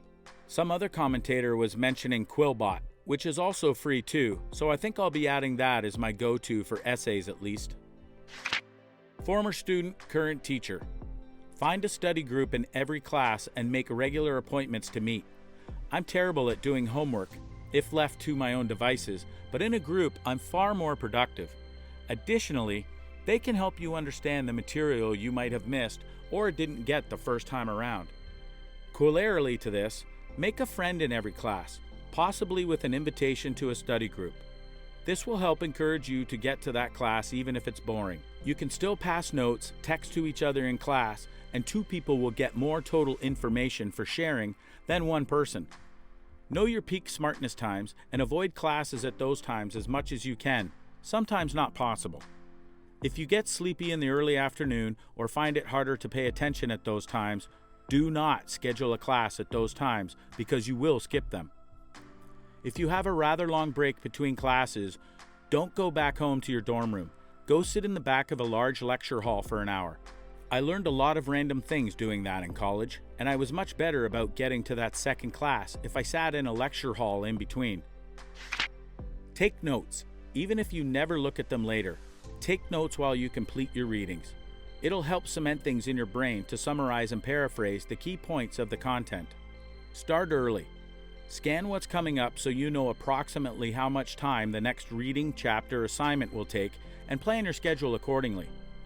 Don't let yourself be stuck rushing, cramming, all-nighting any more than you need to. Don't let the fear of a looming task freeze you into procrastination. When it comes time to midterms and finals, recognize you've done all that you can. Cramming isn't going to achieve much for you, and there will always come a point where if you keep going, you're going to freak yourself out, and you're not gaining anything. Use that time to relax and rest so you're alert and ready for the exam. Say you have an 8-page paper due, but you've only written about 7 pages. Use the find and replace function in your word processor to replace all periods with slightly larger ones. So if your paper specifies 12-point font, change the periods to 14-point.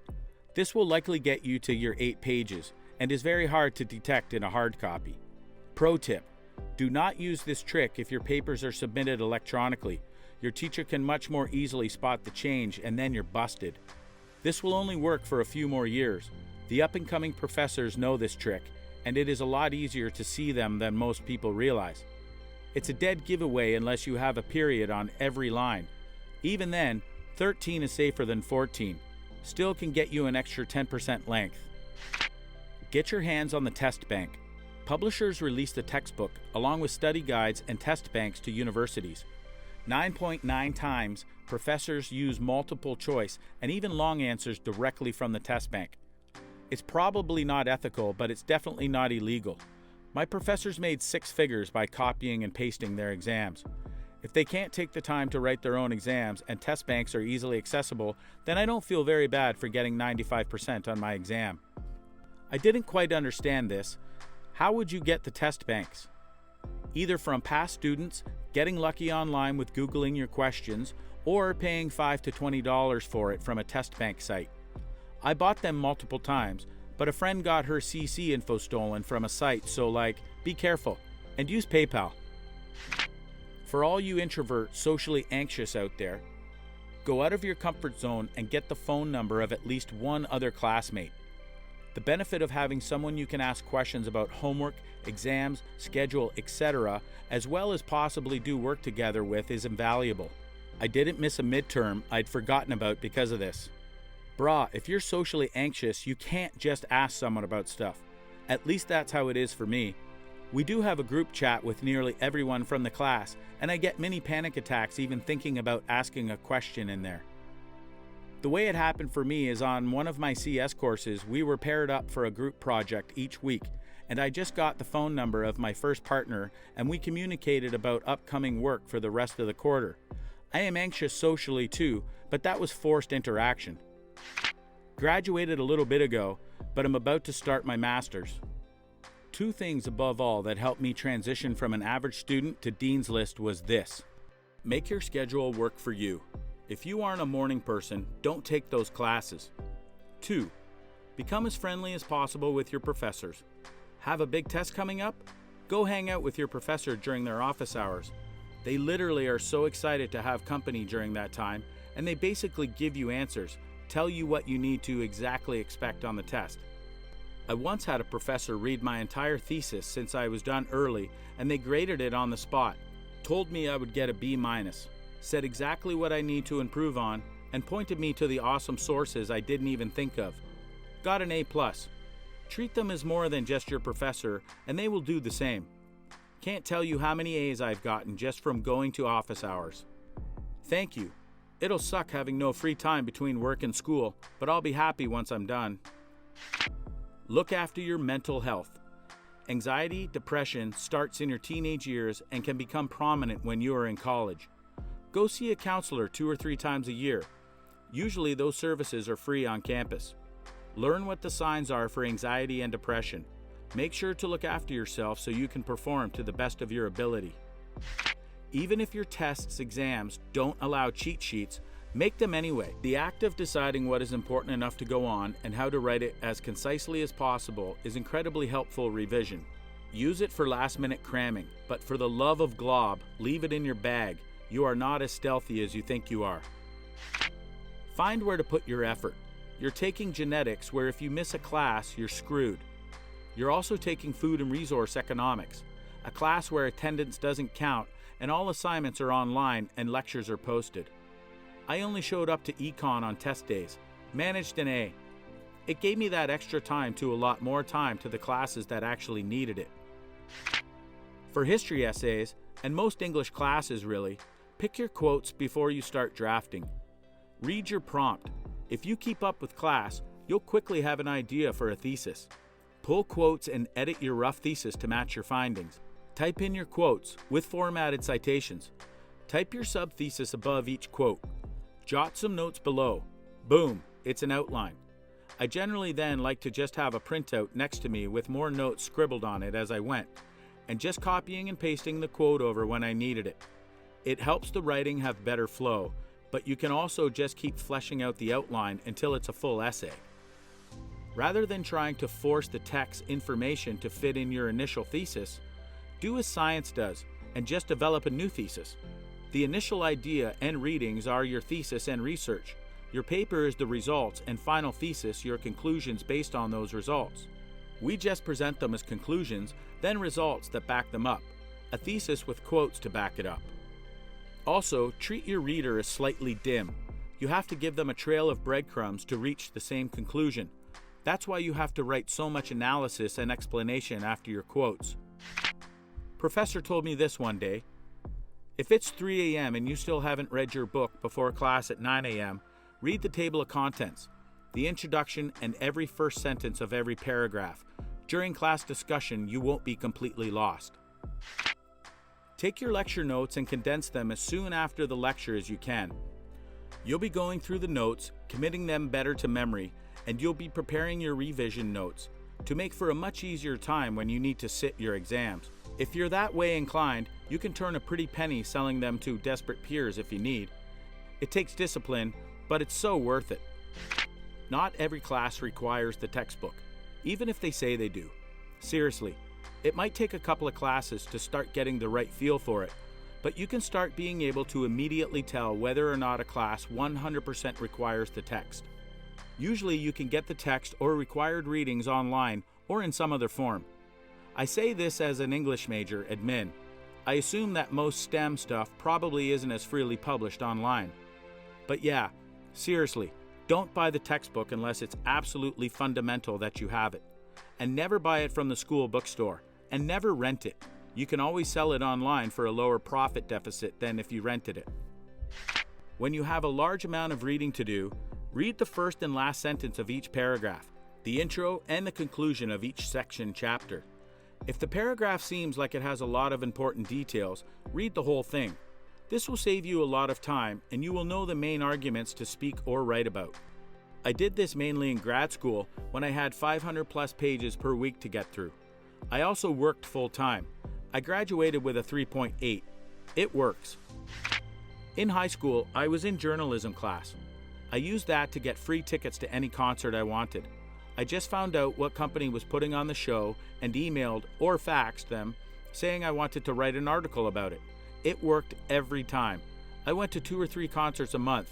9 Inch Nails, Marilyn Manson, Tool, tons of bands. Coordinate with your friends to make pack-up noises 10 minutes before the end of class. If you get enough people to do it, you'll reach critical mass. Everyone will start packing up and you'll get out of class 10 minutes early. Or you'll piss off the professor and they'll be a hard ass about letting people out, or we'll use those 10 minutes to give a pop quiz. I've seen it happen before. Just go to class. If you will be late to another one, talk to both professors and explain the situation. They're usually understanding. If they aren't, see if you can change your schedule. Save reports and essays so that you might be able to reuse them later. 3-page essay about an open-ended topic.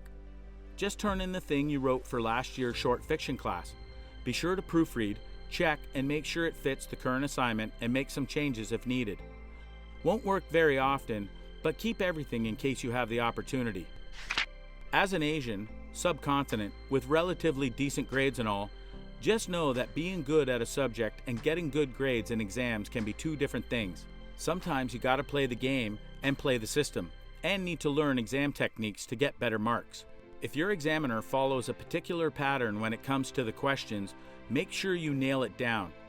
Prepare as your best case scenario lands you all the marks, and worst case scenario still gets you decent grades. Hopefully that makes sense. Ask Reddit. How do you recognize a smart person? Curiosity. A person who recognizes when they don't know something and uses that as a cue to seek more information is probably an intelligent person. The smartest people know that there is always something left to learn. When a coworker of mine was trying to express why he thought the new guy was smart, he said he asks the right questions. It's always stuck with me as a way to gauge intelligence. Asking the right questions and knowing when to stay silent and keep listening are two very useful skills. Process of elimination. The dumb ones almost always give themselves away before the smart ones ever say a word. Their opinions are more informed and less concrete. They're able to see the arguments for both sides of a controversy and consider them both as opposed to blindly following a single side. There are exceptions to this, I feel. Even intelligent people feel strongly one way or another, and there are certain topics that it's really impossible to stay neutral. I'm strongly pro-gun control, but I can see both sides of the argument there. I'm strongly pro-choice, but again, I can see the argument there. But something like LGBT rights? There's literally no sound argument to oppose them. I like to think I'm well informed there, considering I had to argue against LGBT rights for the sake of a debate class and found next to nothing that wasn't the ramblings of some bigot hiding behind a EDU address. I work with a mess of people who are literally rocket scientists. The two things that really stand out to me are, 1, they are quick at mentally processing new information. Whether it's understanding a data-dense chart or realizing the implications of a new piece of information, some people can understand the information really quickly. 2, since they can keep complex systems in their mind, they can invent solutions to problems that less intelligent people would never get to. Sometimes these solutions seem really simple, but seeing them in context of the whole system is harder. I've been assumed stupid people because of how long it takes me to process information, but I find people who think they're quick tend to miss out on a lot of detail. They may get it, but comprehension requires a lot more investigation. This doesn't apply to people you're talking about. I just thought it was worth mentioning. An intelligent person, irrespective of gender, age, race, religious inclination, etc., lights up when they find out something new. They do this subconsciously. Every human is almost happy to discover a new fact, but most times we only pay attention to the big facts. Most intelligent people have this inbuilt aptitude to appreciate little things or little knowledge. To them, every little thing is worthy of note because it makes a bigger picture clearer. I was at a venue on Saturday and there was a line to get in as you had to pay at the door. Well, the venue was set up such that if you wanted to leave, you'd have to squeeze past someone waiting in line. I had just gotten in and this couple was trying to get out. The guy tried the other door, which was automatically moving him up a notch in my book, and found it locked. Dude then proceeded to unlock the door and gracefully exit the venue without having to push his way past the queue. I tapped the girl on the shoulder that was with this savant on her way out and said, "That guy is going far in this world. The bar lowers tremendously as I grow older." I have a similar experience very often, far too often. It's a blight on humanity's general common sense, where I go to a restaurant or some other public place, and as I approach the double doors, somebody on the other side will stand there and hold the door open or something instead of walking out. This is probably a dick move on my part, but I just keep walking and push open the door and walk in without stopping. It's a double door. It's not even locked. I don't understand why some people look at it and think, this is one door. It's in the eyes. I know it sounds dumb, but if you watch closely, intelligent people's eyes will light up when ideas occur to them, or when a subject matter piques their curiosity. And then, just generally, it always looks to me like there's more going on behind their eyes. There was actually a study on this. People were asked to gauge the intellect of people based on pictures of their faces and their answers compared with their respective IQs. Most people were pretty good at it. It seemed eye positioning is most relevant. The impression of eyes lighting up must be an interpretation of these subconscious clues. How they handle being incorrect about something. You're describing a mature person. There are some very smart people who don't take criticism well at all. That being said, I think emotional intelligence is an important aspect of general intelligence. I work as a tutor, and as far as academic smart goes, you can easily tell if someone's aced that exam or do poorly by the questions they ask.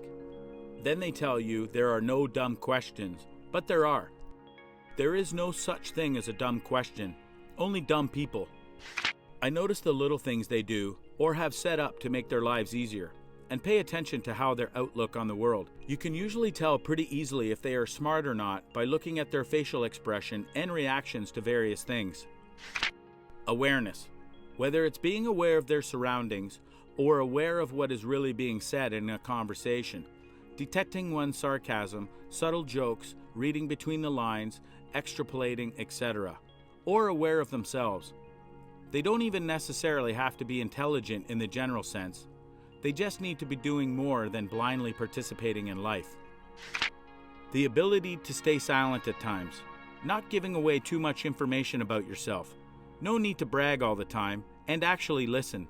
In the end, empty barrels sound the loudest. I had this mentally smart kid in my senior year history class. He was always usually quiet, but one day my teacher was drawing a crude map of the Middle East. This kid said, "That's very wrong," and the whole class lost it because he rarely speaks, and the teacher says, "Would you like to draw it?" And the kid gets up and draws a perfect map of the Middle East with labeled cities. So we spent the last 15 minutes of class watching him draw the rest of it. Sense of humor. Ever notice it's always the comedians cleaning house on Celebrity Jeopardy? It's usually the smartest guy in the room that makes all the best jokes, and it's the smart ones that get them all too. This is also why women find a sense of humor so attractive. It's correlated so highly with intelligence.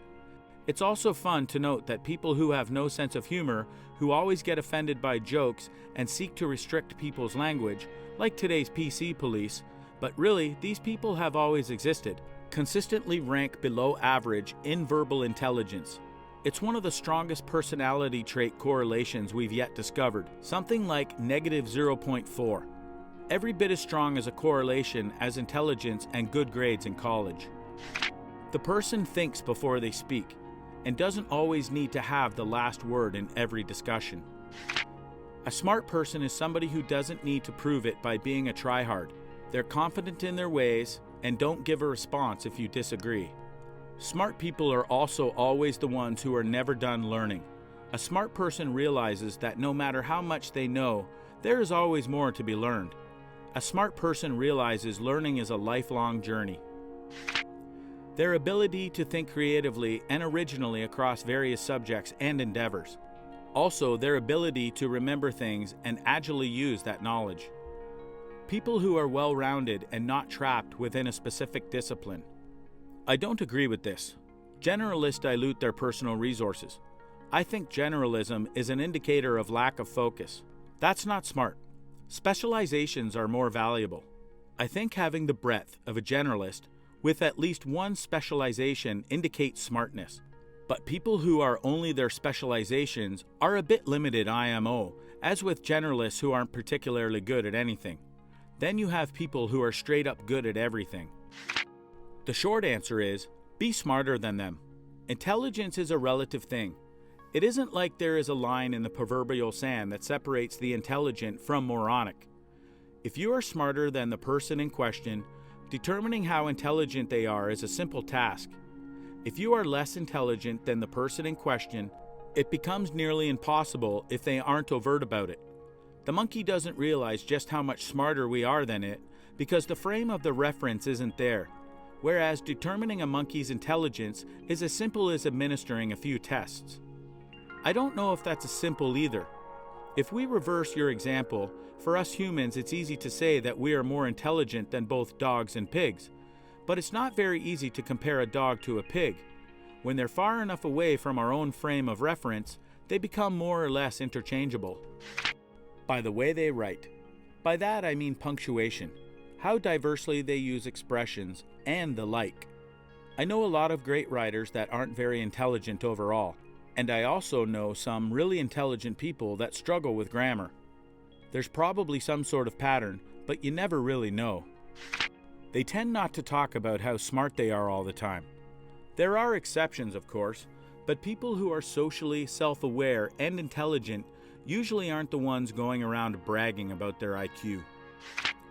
Those guys who walk across the road before everyone else in that little gap after the traffic has stopped, but before the light has told pedestrians it's okay to walk, they're in tune with the way the world works.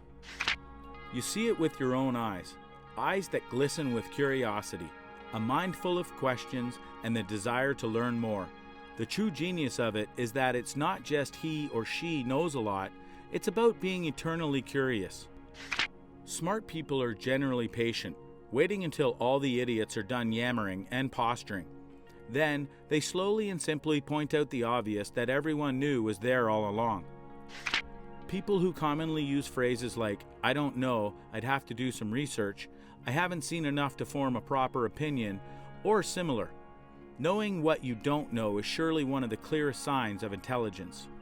In the wake of the Brexit vote, there have been a few examples of Leave voters showing that they didn't understand what they were voting for or what the vote really was. A smart person informs themselves before voting. I think intelligent people universally have a less dogmatic way of thinking about the world, an implicit understanding that facts aren't simply facts, but also depends on how we as people conceive of the world around us. IMO dumb people are very attracted by the certainty of various ways of thinking. You can always recognize a really smart person by what they don't say. They won't waste time arguing with idiots, which is why sometimes I realize that I am not very smart. They have a humble confidence because they don't need to show off their intellect or belittle others. They would never accuse you of asking a stupid question because someone that asks a question, no matter how stupid, is only stupid for a few minutes. Someone who doesn't ask remains stupid forever. A lot of people are curious and seeking learning.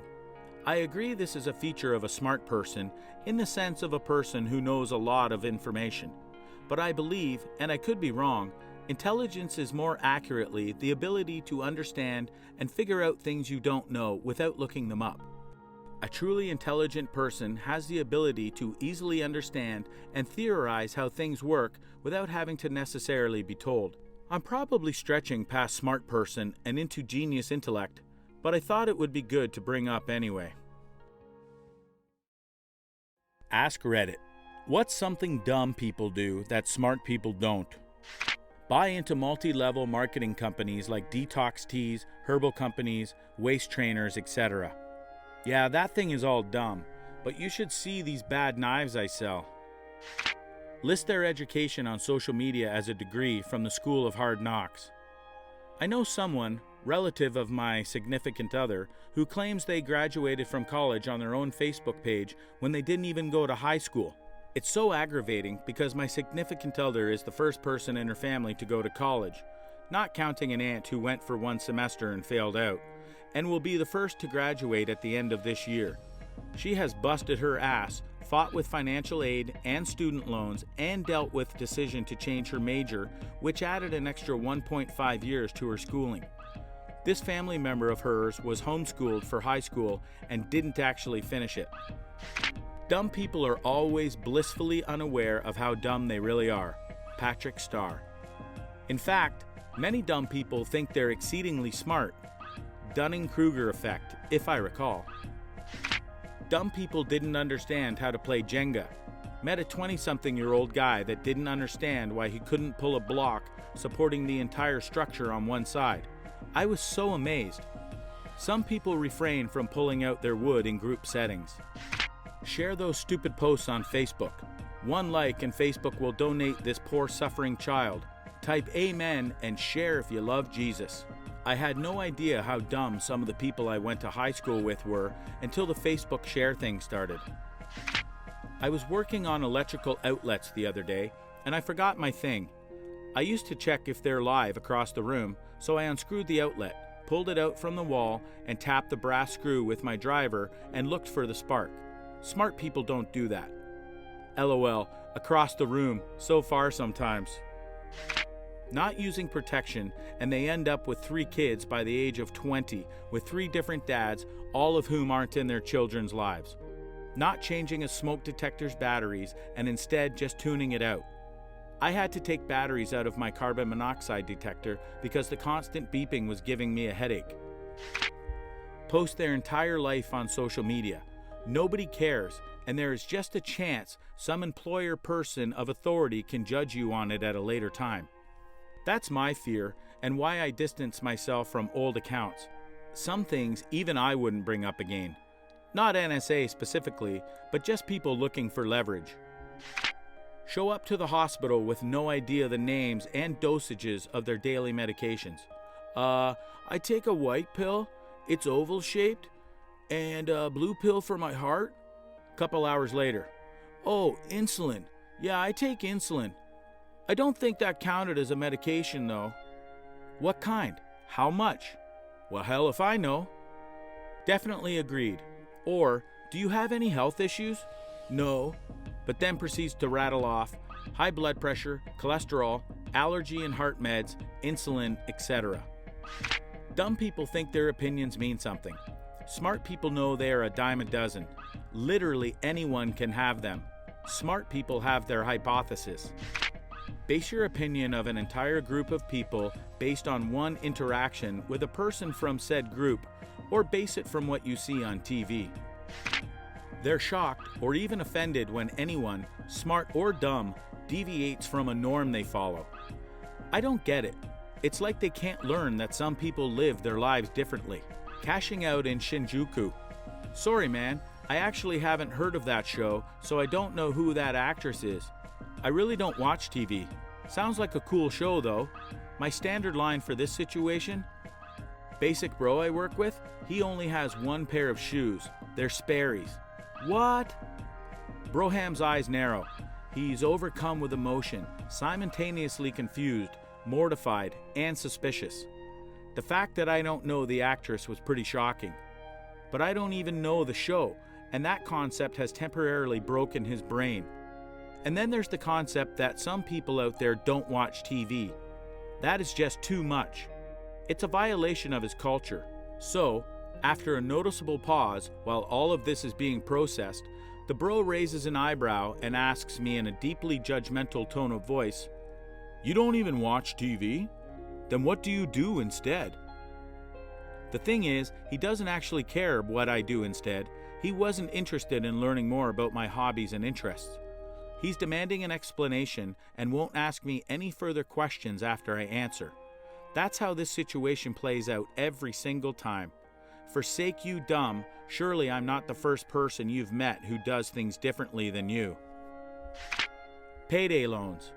To be fair, they are all not dumb, just people with no financial sense and get themselves into never-ending circles of short-term borrowing. They need to borrow to pay what they borrowed last week, and every transaction costs them $20 to $50. I guess at the cost because I haven't used a payday loan. I just recently broke free of payday loan cycle, and it's more trouble than it's worth. First off, to get stuck in that web of evaporating paychecks, you'll need is a bank statement, a recent pay stub, and depending on the business, a blank check. Depending on the business, you may need subsequent checks for future loans, or no check at all. So now that you've completed the paperwork, you're asked how much you want to borrow. The loans go from $50 to $225, and the fees you'll pay are quite high. If you can't pay the amount or late on payment, they'll automatically cash the check and get the money, so now you have the bank and those wonderful overdraft fees. If you're already overdrafted and they can't get ready for the collection calls, it's all due to the paperwork you're signing allowing them to do it. It took me a second job to claw out of that mess and basically devoting my checks to paying off the loans. It absolutely sucked. The whole business model relies on you constantly reborrowing after you've paid off the previous loan. It's way too easy to fall into the trap and get stuck. You'll only find these establishments in lower income areas. It's legal loan sharking at its finest, and it's a long and difficult process to get out of. Wait for paychecks to do things they probably can't afford to do and end up broke a few days before the next paycheck. rinse, repeat. In other words, they have an extremely short-term view of finances. And then something blows up and they're forced to get a payday loan, compounding their financial woes. Now, not only are they broke, but in debt too. Smart people keep a buffer and a budget. Their spending does not revolve around payday. Some people earn so little that they can't afford necessities, to be fair. Not everyone earns enough to keep a buffer, but earning enough to afford a buffer and not keeping one, that's stupid. Learn maths by heart instead of logic. Bull. Learn it both ways. You do not want to be rederiving all of mathematics each time. At the same time, you do not want cargo cult plug and chug. You should be able to do any problem in your work by rote and be able to fall back on theory when needed. Play the lottery. It's just a tax for people bad at math. I had a revelation moments ago reading another comment. I play the lottery. I have expectations of winning. However, for those few hours between buying the ticket and draw, there is a lot of excitement imagining what could be if I were to win. I don't get disappointed as I didn't expect to win. Those few hours of excitement is worth the £2. Not budget. Smart people budget their money and exercise restraint with their finances. Sure, I would love to run to the casino and blow $300 on the poker table and go out to a fancy restaurant every night, but I only make $60K a year and I can't afford it. I've never met an intelligent person who had rims on their car. Tattoo prioritization. I've known very smart people with lots of tattoos, but I've also known people struggling to pay their bills that think now is the perfect time to get an entire sleeve done. I had fancy rims on my car for a while because my brother refused to stop messing with it. Naturally, those aftermarket rims sucked and dented within a few months. They are now his bedside table. He then painted my regular wheels black while I yelled at him not to. I've always heard that the dumbest people are usually the loudest voice, while the smart people usually keep ideas quiet due to the risk of the dumb people's reactions. Believe in conspiracy theories and/or literally interpret religious texts. I don't think there's anything wrong with belief in a higher power, but you shouldn't be literally interpreting most texts of questionable authorship, veracity. Spend all their money on things they don't need. Don't mean this on an edgy way, but if you are poor or don't have that many means, stop buying stupid high-end consoles and phones for your family members. Get into debt on things that aren't essential. I'm a big proponent of poverty being a causative factor for a lot of social and personal issues, but at times, people seem to go out of their way to prove the exact opposite. Dumb people have a huge tendency to get things done. They're more willing to take on a challenge and tackle the obstacles, which is sometimes the only way. I find that smart people spend their whole lifetime figuring things out. They're always trying to figure out an easier way and a quicker way. And another thing I found out about smart people is that they just don't get around to doing nothing. Art Williams. Probably already been said, but more often than not, dumb people will tell you they're smart, and smart people will say they're not smart. Obviously, there are exceptions, but it's a general observation. I kind of feel like dumb people are more likely to tell everyone how smart they are, while smart people are likely to tell people how little they know. I know there are also arrogant smart people as well, but when someone brags about their intelligence, I immediately believe that this is probably an idiot. I also feel like most smart people know that they understand very little, in the grand scheme of things, and are more humble about what they do know. I very rarely view anyone as stupid because I feel as though nearly everyone is better than me at least one skill thing. I try not to judge people for not knowing something I might think is common knowledge because the opposite is most likely true and an intelligent person asks questions, just not all the time. I admire this view. Surely someone has made you shake your head in sad disbelief though. Yeah, this runs along the lines of my answer. I can't say smart people never play the lottery. It's fun on rare occasion, more buying the thrill of thinking you might win or something than actually because it's a good fiscal move. But there's a small limit to how much money you can spend on lottery tickets and still be considered generally intelligent. Compulsively playing gambling games that are all luck and no skill, like lotteries, Keno, or Scratchers. They have no understanding of probability, yet they insist that you can't win if you don't play. as if they don't realize the plus side of not playing, which is not winning but also not losing your money. I eat at a restaurant that has a Keno machine, and I see the same people there every day just blowing through a couple $100 in a sitting because they think by continuing to play, they're paying dues for that one big life-changing win. It's almost like winning the lottery is their main ambition. Ask Reddit. Men, what's the stupidest way you've hurt your balls?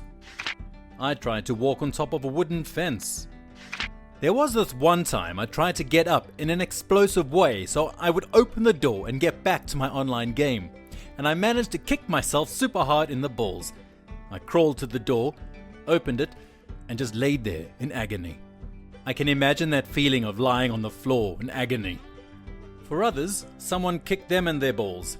I've never been kicked by a person down there, but I delivered a killing blow to myself.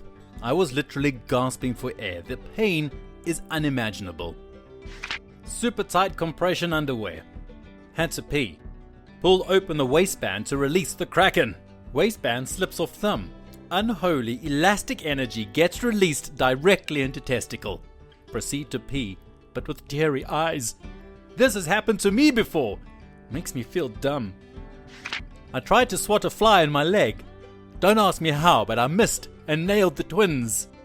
Man, that reminds me of the time I had my SO on top and was going to slap her ass, but missed it and instead hit my balls. Have you ever wound up an extension cord over your arm so it's in a nice bundle?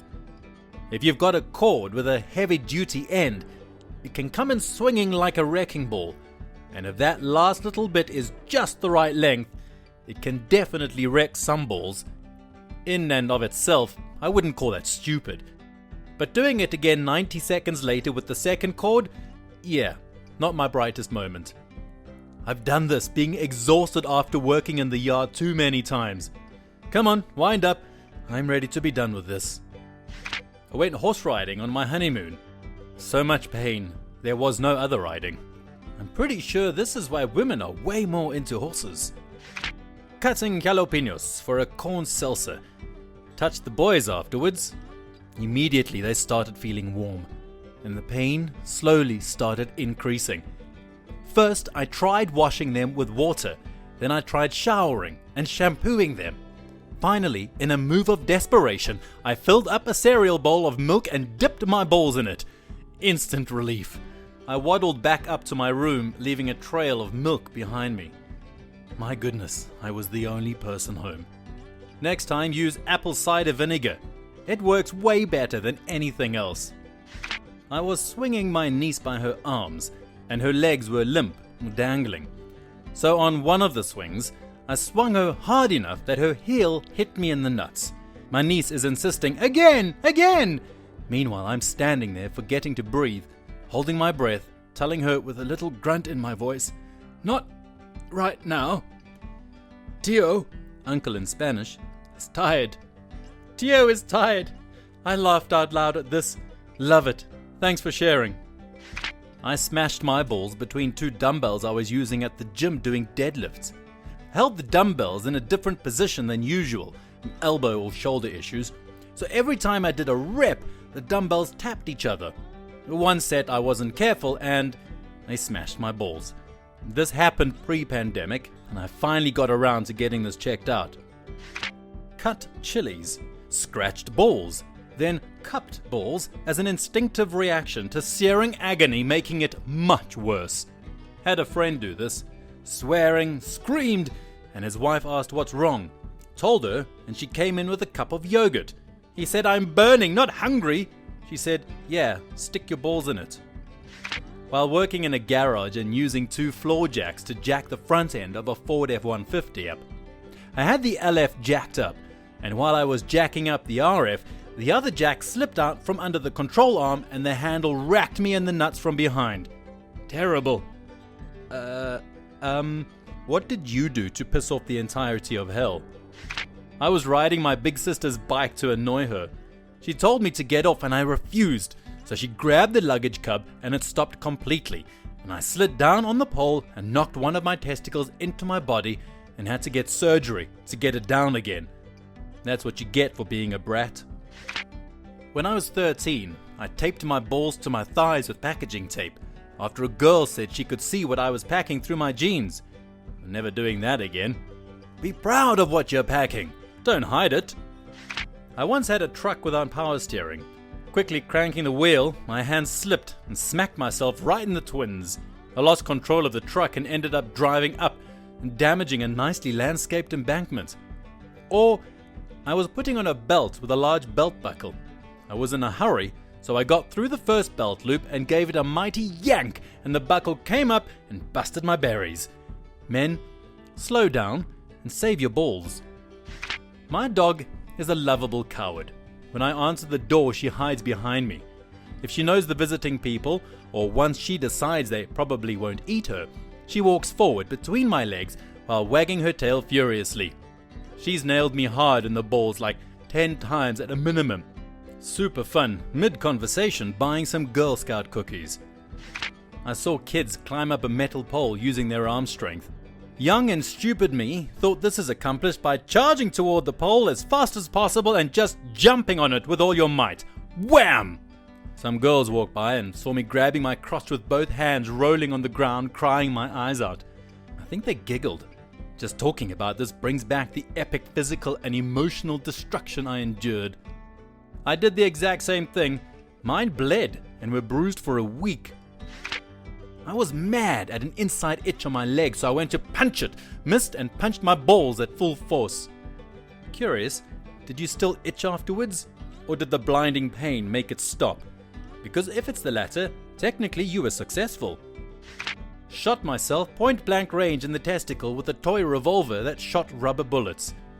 This is hard to write as I'm getting a sense memory, so I have to stop now. I was trimming my ball hairs with the machine, cutting a blood vessel. It hurt like hell. For the next 2 days I was unable to move as my balls had swollen and were hurting all the time. Ultimately, little packets under my skin appeared that were full of a clear liquid. It healed on its own. I did not dare tell my parents. Any FIFA player will know that when you buy FIFA, you sign yourself up to a series of anger, frustration, and broken controllers. I used to have a supremely crappy chair that was half broken, so when FIFA made me rage, I would just punch the chair. It got to a point where the best place to punch it was the gap between my legs. One day, I went commando. I refuse to seriously play FIFA now. My mental health suffers too much because of the frustration of that game. We'll only get it when it's cheap to play pro clubs. That's the only way my blood pressure stays normal whilst on it. I was folding my kids' clothes. I was flapping down one of my son's jeans. The hem of the leg whipped and cracked me right on my left nut. It was extremely excruciating. I was literally rolling on the ground. My wife was rolling on the ground too, but she was laughing. I haven't had any smooth brain ball busters, but the worst was when I used to umpire as a young teen. Was behind home plate. Pitcher threw a ball in the dirt that bounced up behind the plate and right up underneath behind my cup and into my nutsack. That was a tough game to finish. There's one guy that my dad played with got a grounder to the nuts and they went up inside of him. I don't think he would take a grounder the same way ever again. I was hanging out laundry and kind of whipping and slapping the shirts to get creases out before I hung them up. Ended up whipping myself in the nuts on 2 occasions in the same sitting. Don't do helicopters then. Not only that, you'll slap them, but you'll also tangle them. I went paintballing with a few friends one day and it was going well until we were doing a team deathmatch. I was stuck in a building that had a bench in it, but empty besides that. I started making a move to get out of there when someone from the opposing team came charging in, and me, in a moment of shock and Rambo instincts, I threw myself back into the bench in the room in hopes of getting the guy. But, unlucky for me, I'm not Rambo, and due to me throwing myself back, I was now in a fetal-like position with my legs in the air. The man shot me right in the balls and ass from 6 feet away with paintball rounds that didn't even burst. Regardless of the rules that the ball had to burst for you to get out, I was out due to a completely different ball bursting. To add insult to injury, I had to run across a field, gun up in the air, my other hand clutching my balls and praying no one was cruel enough to shoot me more as I was running. until I finally left the play area and collapsed behind a barrel for cover. I'm 18 and in my senior year of high school, but the stupidest way was the worst also. I wrestled in middle school, and one day after practice I was riding the after-school bus home. I was so tired that, without noticing, I sat down on the boys slightly. I rode with my balls under the pressure of my weight for about 20 minutes. When I stood up, it was the worst pain I've ever felt. The pain instantly took me to my knees and I started to cry. I shuffled off the bus and puked for a good 10 minutes on my hands and knees at the end of my street. I'm picturing your bus driver calmly waiting for you to disembark, and as you hurl on your hands and knees, they shrug, close the door, and drive away. Was riding my motorcycle, trying to charge the battery up when I stopped at a three-way intersection that had a light. The motorcycle stalled, and I pushed it over to a gas station so I could kickstart it. The light was red for all three ways, so everybody was stopped at it for a second. And that's when I kicked it, and my foot slipped. Everybody had a clear view of me slamming my balls into the top of the gas tank. I could hear them gasp as I strained to turn the key off. When I was a teen, I was into skateboarding. Need you read on? Near my house there was a high, concave curb where lorries backed up for deliveries with a bollard directly above. Being of an age that I was filled with overconfidence in my own ability and a lack of concern for breaking bones, I decided that I could stand on top of the bollard and drop in on the curb. For some reason though, I didn't have the most sensible idea for getting atop the bollard. Rather than climbing onto it like a normal human being might, I thought a running jump was the way to go. Towards the bollard I ran, skateboard in hand, and leaped through the air. My leading foot had the briefest of contact with the top of the bollard before continuing on past. My brain at this point remembering how momentum works and realizing the error I had made. Suffice to say, I did a complete cartwheel before landing in a heap on the floor with much regret in my tackle. 26 years ago, naked fishing on a 10-day vacation with a hottie girlfriend in Everett, Canada. No other humans within miles, or they'd have heard the scream as I did a big backswing for a long cast. The Rapala lure caught me, one treble on the shaft, the other treble on the right twin. Pretty much wrecked the remainder of the trip, managed to remove the lure, give myself an excruciating soak with peroxide, and lay about for the next 3 days. Fortunately, no infection or long-term damage. 6 months later, we revisited the cabin and had a great time. But I never again fished au naturel. Never told that story before now. Hurts just thinking about it. I needed to clean the mats in my car, and vacuuming them wasn't doing the trick. We had a clothesline in the backyard, so I thought, I've seen people put rugs over clotheslines and hit them with sticks to get the dust out, and figured it would work just as well.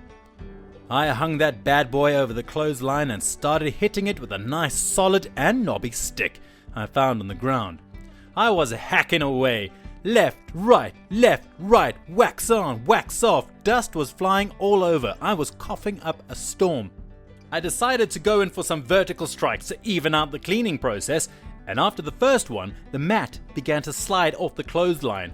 I didn't notice I was so bloodlusted, so of course the finale, I went for a final vertical whack and the stars aligned and the mat fell off the clothesline.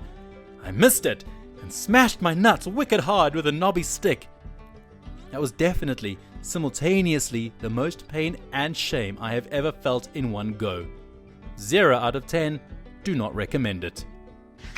Be a college student. I was sitting outside in shorts. I feel a tickle and see a little ant crawl up my leg into my pants. I have time to think, oh shh, before it chomps my nads. I spring to my feet and without thinking I bring my fist down like a hammer right on my jewels. Doubling over, I gasp. It bites me again. I slam another fist into my groin. It bites me again and again. I keep smashing my nuts, desperately trying to crush it. Finally, in a frenzy, I tear off my pants and run half naked across campus back to my door. I gave myself a testicular torsion because I was too lazy to stand up. I was getting out of a comfy chair and kind of slid forward instead of standing straight up. Unfortunately, one of the boys got caught between my thigh and the seat, and I kept sliding. When I did stand up, I had a Oh, this feels weird moment before I reached down and felt in a very awkward position. Then the pain hit me and I passed out. I tell people it was from sliding into second in a baseball game. Ask Reddit, what's the strangest punishment your parents ever gave you? Part 1. Forced to smell dog breath. Because if we have to deal with the filth from your mouth, then you have to deal with the filth from its mouth. I got this on numerous occasions. It sounds silly at first, but it was anything but at the time. I begged them to give me anything but that. My mom always told me I would end up in prison. As punishment, she would make me sit in timeout under an office desk with a slat-back chair turned upside down on top so the back covered the opening like bars. Come dinner time, she fed me hard rolls and water because that's what they serve in prison. I found out years later, while not good food, prison food is much better than hard rolls and water. So she was right all along? Chicken or the egg situation. Can you tell a 7-year-old is destined for prison? Or does telling them that's where they'll end up nudge them in that direction? I was deathly afraid of my basement, and the threat for not adhering to lights out time was being forced to sleep in the basement for that night. Anyway, I forget what I was doing, but I was up to no good one night, probably reading comic books with a flashlight or something. I got sent to sleep in the basement and was pretty much up all night being super scared. It was threatened a lot, but I think it only actually happened once. I was a smart-ass kid. My aunt tried once to threaten me that the boogeyman will take me to the basement if I don't behave and eat me. Her, can you hear him roar? My 4-year-old smart mouth, Auntie, you know better, that's the boiler. She said I was super condescending, and that made her quit. Then one day she broke a wooden spoon whipping my ass, and I still tense up hearing the drawer clang open to this day. Dad made me splice together his old 8mm vacation films into a Vine-style highlight reel after I hurt his feelings by refusing to see Chef with him. Why did you refuse to watch it with him? And have you watched it with him since? What did you think about his vacation films? My parents routinely took away my library card when I did something worth punishing, so I memorized it. When they caught on, they refused to go to the library with me for the duration of my punishment. So I started volunteering at the library once a week, so they had to take me. Not really a strange punishment, but it turned out strangely, I think. When I was probably 5 or 6, something happened. Literally can't remember what I did to deserve the punishment. That caused my parents to send me to my room with no lights allowed on and the door closed. I'd never been able to sleep with the door closed and at least a light on in the hall or something till then. This time, I just went to sleep after a while in there with no lights. And that was the last time I needed lights on or the door open when I went to bed. Worked out well from my point of view, IMO. Worked out well from their point of view too.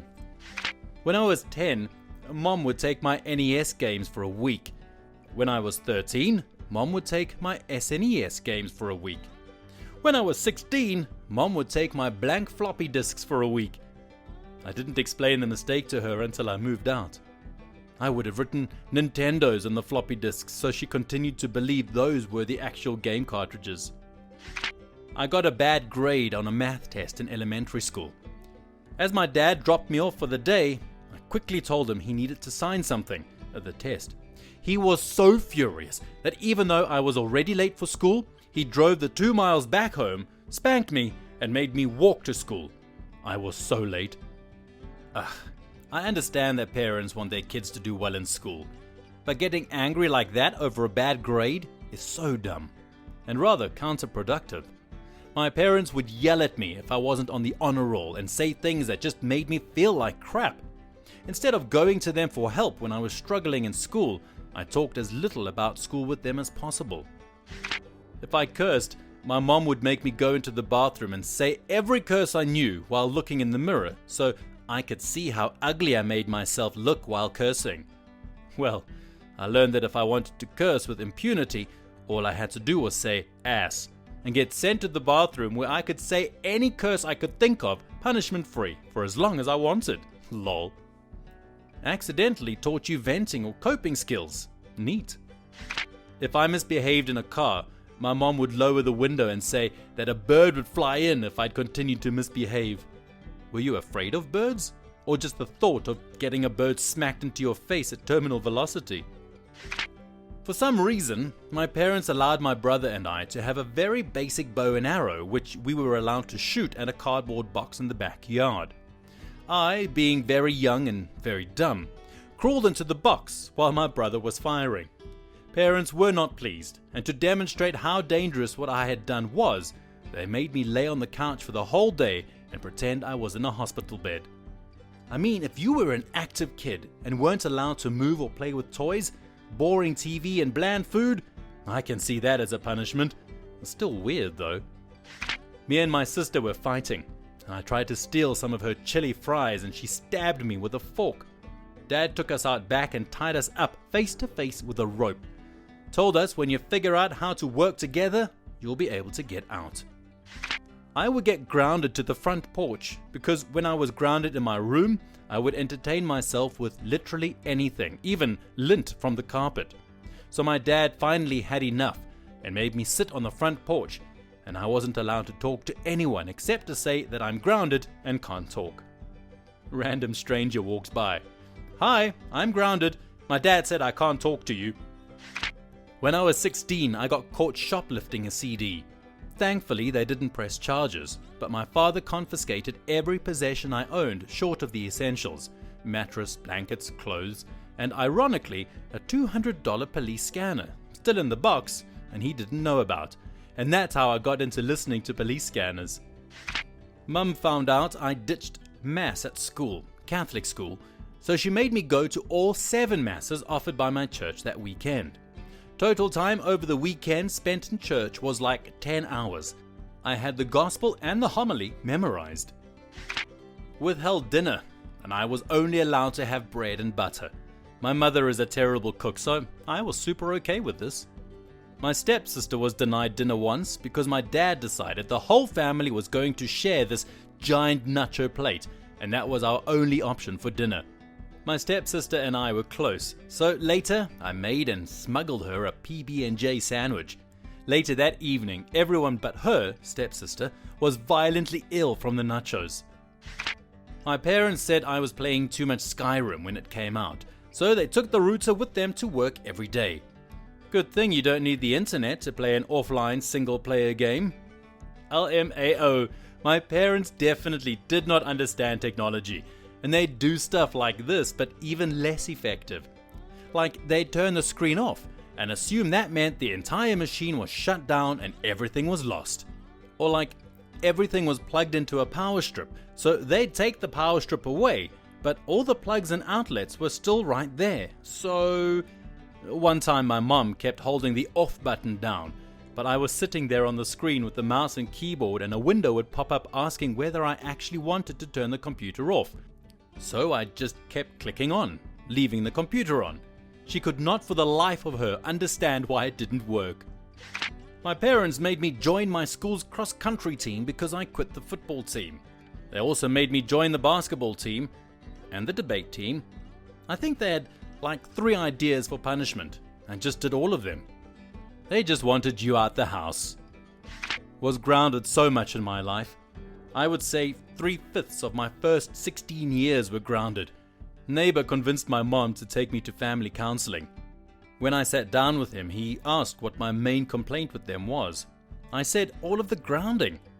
So he came up with a list of rules, and if I break them, I get kicked out instead of being kept in. But not kicked out to go hang with my friends. So they put a tent up in the backyard, and when I broke a rule, I was banished to the tent for a predetermined amount of time. This didn't end up working out because breaking curfew was 12 hours out in the tent. So I would start breaking curfew on purpose, go out to the tent, wait for my parents to go to sleep, and sneak out of the tent and go hang with my friends all night, until the night I came home to a dead patch of grass where the tent had been, and I had to sleep the night in the patio. I woke up to my next door neighbor staring at me through the fence, shaking his head. Safe to say my parents went back to grounding me after that. Side note, the counselor we went to was later arrested for molesting children. I was always more the artist type. didn't care much for throwing the football around or working on cars. I wasn't belittled or anything. My family let me do me. But my stepfather was an evil genius, and when I did something that was considered a minor infraction, he'd give me the option of either going to bed early or staying up till my normal bedtime, but having to watch sports with him in the living room. And I couldn't just zone out or read. He'd sit there and make chit-chat about the game, or try explaining the rules or the player's stats or something else I couldn't have cared less about. I'm 34, and we still laugh about that sometimes. To be fair, your stepdad probably wanted to spend some time with you doing something he liked as well. If my son ends up not liking sports, I'm not gonna lie, it will be really sad for me. Yeah, I will accept whatever he likes, but right now I do have hopes of watching sports with him and getting happy or excited, etc. when something happens. If your son doesn't like sports, you can come to my rec league hockey games and I'll pretend you're my dad. Sometimes guys' wives or girlfriends come, and if I score a goal, you can lean over and say, "That's my son," and I'll point at you, which will confuse them because we're probably around the same age. When I was preparing for high school, I sucked at writing, particularly long response or essay questions. To mediate this, my dad spent a week having me write a different essay every day of the most simple and mundane tasks. The one that really sticks out in my mind was the first one, how to put a football away. By doing this, though it seemed inhumane at the time, I learned how to expand a simple thought into highly descriptive details and became a great writer throughout the rest of my school career. One time when I was super young, I didn't eat all of the food on my plate. My dad told me I was gonna eat it or wear it. I was full, and I said I'm not gonna eat it. Then my dad slammed my head into my plate of food. Definitely was a very strange punishment. Started off odd, got violent fast. I thought he was going to make you put the food in your pockets or something. Damn. Ask Reddit, what's the strangest punishment your parents ever gave you? Part 2. Wasn't allowed to go trick-or-treating that year because I didn't lie to my babysitter about not having eaten breakfast that day. Couldn't pass this comment without saying how shameful that is. Kids should never be made to cover up the failings of fully grown adults. Sorry you had to go through this. Give me my dessert on top of the vegetables I didn't want to finish. The next time I made sure to finish my plate. Odd, perhaps, but it worked. My mom would just make me eat them for breakfast the next morning if I didn't finish my vegetables. That was the worst. I was super picky as a kid, so I actually found mustard made it a lot more bearable. A lot of mustard. It didn't matter what it was, it got slathered in mustard. I've probably eaten more mustard than any other human being. They were mad I was playing too many video games. Civilization, Master of Orion 2, World of Warcraft 1, Final Fantasy 1, 2, 3, Tactics, Ogre Battle, You Are Quan Masters. Okay, so I played a lot of games.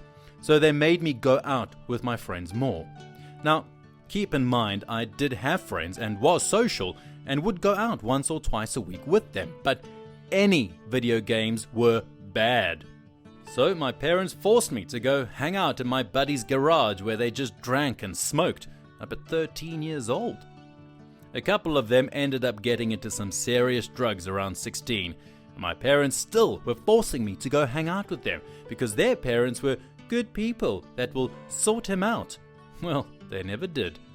I always thought it was funny that they considered cerebral strategy games more damaging to my development than hanging out with 13 to 16-year-old drunks. That is freaking stupid. I actually give credit to video games for me not getting into so much trouble as a teenager. My old friends from elementary school weren't as into video games as I was, so by middle and high school, we had drifted apart. They got in trouble with cops on a regular basis.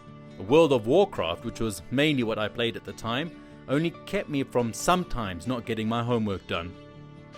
When I was 6, I did something stupid that angered my dad, and I wasn't allowed to mention anything related to Pokemon for a month. Creative. Gave them a break, but didn't restrict you too much. Sent me to their room. My room had a full-size color TV with cable, video games, and all my stuff. Their room had a bed and a tiny, black and white TV with an antenna that only got one channel in as well. Most boring night ever. My mum turned off the electricity instead of turning off the Wi-Fi when I was playing too much MC. I'm terrified of the dark, and I was really scared that some monster was in the house. I screamed so loud we got noise complaints from both neighbors. This happened to me, except it wasn't my fault.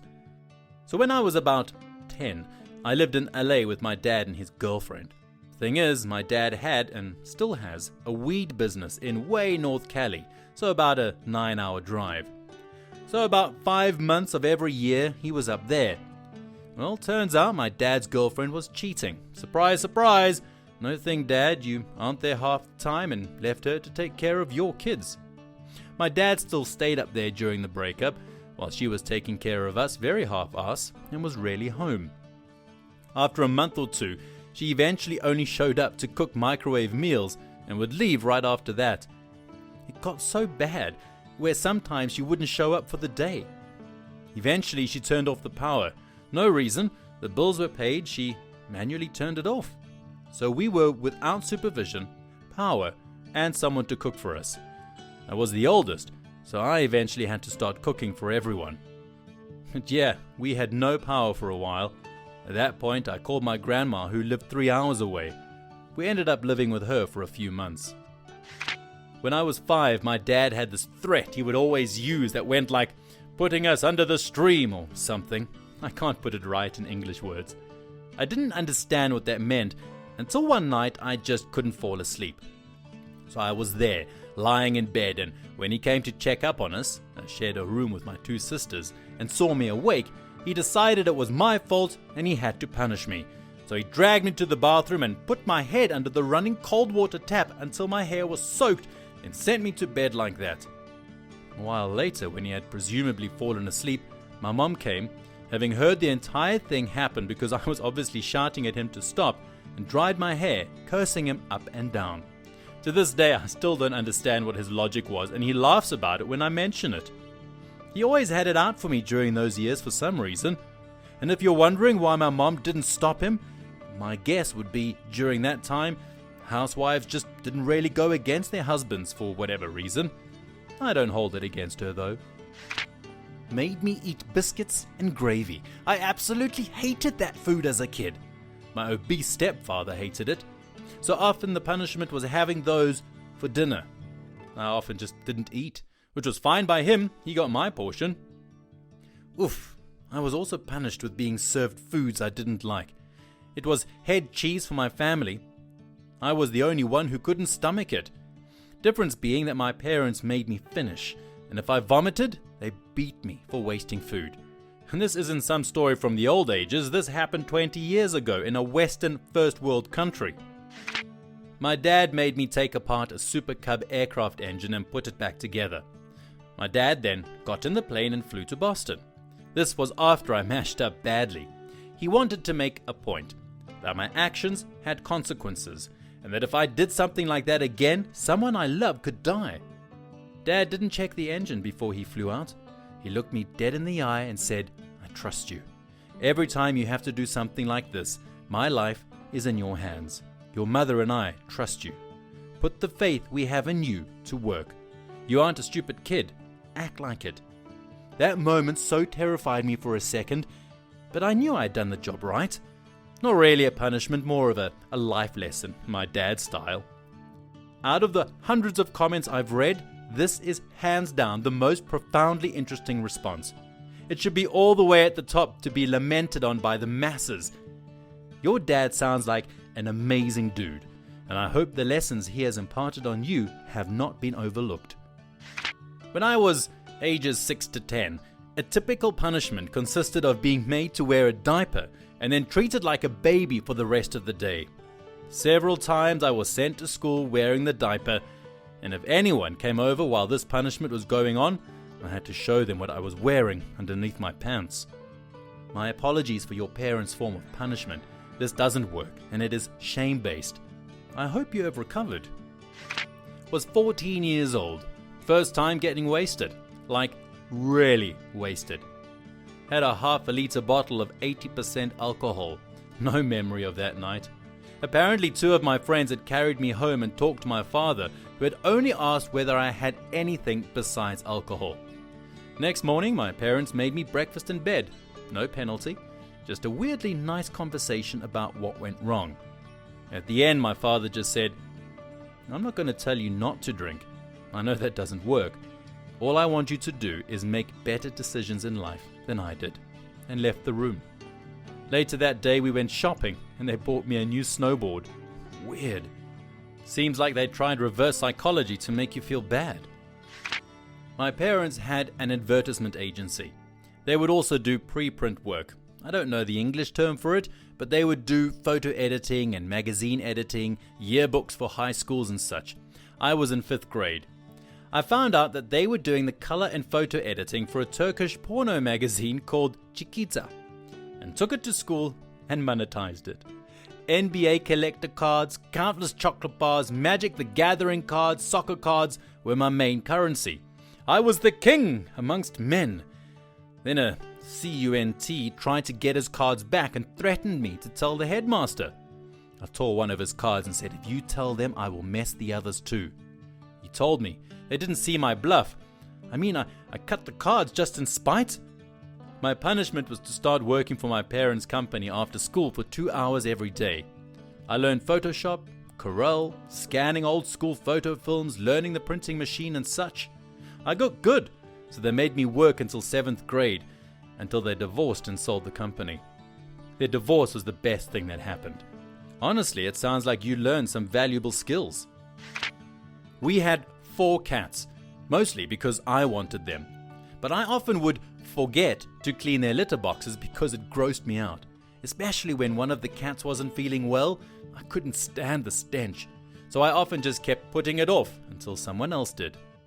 After my mom got tired of this, I came home from high school one day to find all of the litter boxes moved into my bedroom. I was told they would stay there for a week. I was not allowed to open windows or to sleep anywhere besides my bedroom. She also replaced the litter we were using to a brand with no odor reduction. It doesn't sound like much, but OMG, it was horrible. I would have much rather been spanked. Did you scoop them during the week or just leave them? My dad sent me to my room. No biggie, right? Well, that's until you hear why. Reason? I did my stupid homework. He claims I was in his way and needed to get out for some exercise, but it was already overdue, so I couldn't. Although I think the only reason he acted this way is because of his mood swings that he gets from his PTSD. I love him, but his mental issues are a nightmare where in action. Hey, I get it. My stepdad has PTSD. He never hit me or my sisters, but the screaming was enough to cause some long-term damage. I get anxious when people change their facial expressions or their tones. I'm afraid of confrontation or upsetting anyone. I'm constantly apologizing, and any small argument puts me into a depressive spiral. A lot of thoughts such as, what did I do wrong? I deserve this. I'm a bad person, and so on and so forth. I love him, but my sisters have been coming to me more increasingly with how things have been getting worse at home. It's really frustrating that my first response when someone mentions something in passing is, "I'm sorry." Example, "Hey, could you move over for a second? I'm sorry." Doesn't seem like a big deal, but it's constant. I'm getting a lot better, and I'm doing my best to become more confident in myself as well. I had to write 500,000 sentences once. I got about a third of the way done, and my dad noticed I was writing 1 word at a time down the list, because in my mind that was faster, and he made me start over. The funny part is I can't remember what the sentence was or why I had to write them in the first place. I had to do that too, but it was counted by the page. I discovered that if you taped 3 or 4 pens together and were really careful, it only took half the time. I had to do this for years, and they gave me like 20 or 30 pages at a time. There were several times I spent entire days just writing the same sentence over and over. Just so everyone knows this doesn't work as a punishment, so don't ever make your kids go through it. Ask Reddit. Parents of Reddit, what does a new mother not need? Which items in the arsenal of baby products marketed to new parents will stay in the cupboard barely used? Pretty much everything we bought was pointless and only lasted a couple of uses. clothes, baby gadgets, most toys, but the most pointless thing was baby booties or baby shoes. They don't walk anywhere. Socks fulfill the same function. However, things like my medulla breast pump, our sleepy head, and Titha teething powder were indispensable. Everyone is different though. I've always thought, as a person without children, that baby shoes' purpose was only to look cute. Baby clothes. Seriously. Not that she won't need baby clothes, but everyone buys baby clothes for her, buys clothes for 12 and 18-month-olds. That's about when the deluge of free clothes from everyone she knows slows to a trickle. Also, almost any gadget. She'll probably find one that really helps her life, but there's no way of knowing which one that will be. We love our diaper pail, not a diaper genie, but it's been discontinued, so there's no point in recommending it. But lots of people find theirs useless. Some people get a lot of use out of baby bottle sterilizer. We never touched ours. Some kids love sitting in Bumbo. Ours never took to it, and so forth. Always useful, in our experience. Extra baby bottles, make sure it's the right brand though, diapers, and more diapers. Again, making sure they're the right brand and size. Not a parent, but this is my go-to baby shower gift. Half my friends' kids seem to come out as 8+ pounders, so they're gonna need newborn stuff for a week, if even that. Also, do the math. If the kid is born in December in the Midwest, don't buy a bunch of little sundresses in 12-month sizes. So many people don't do this.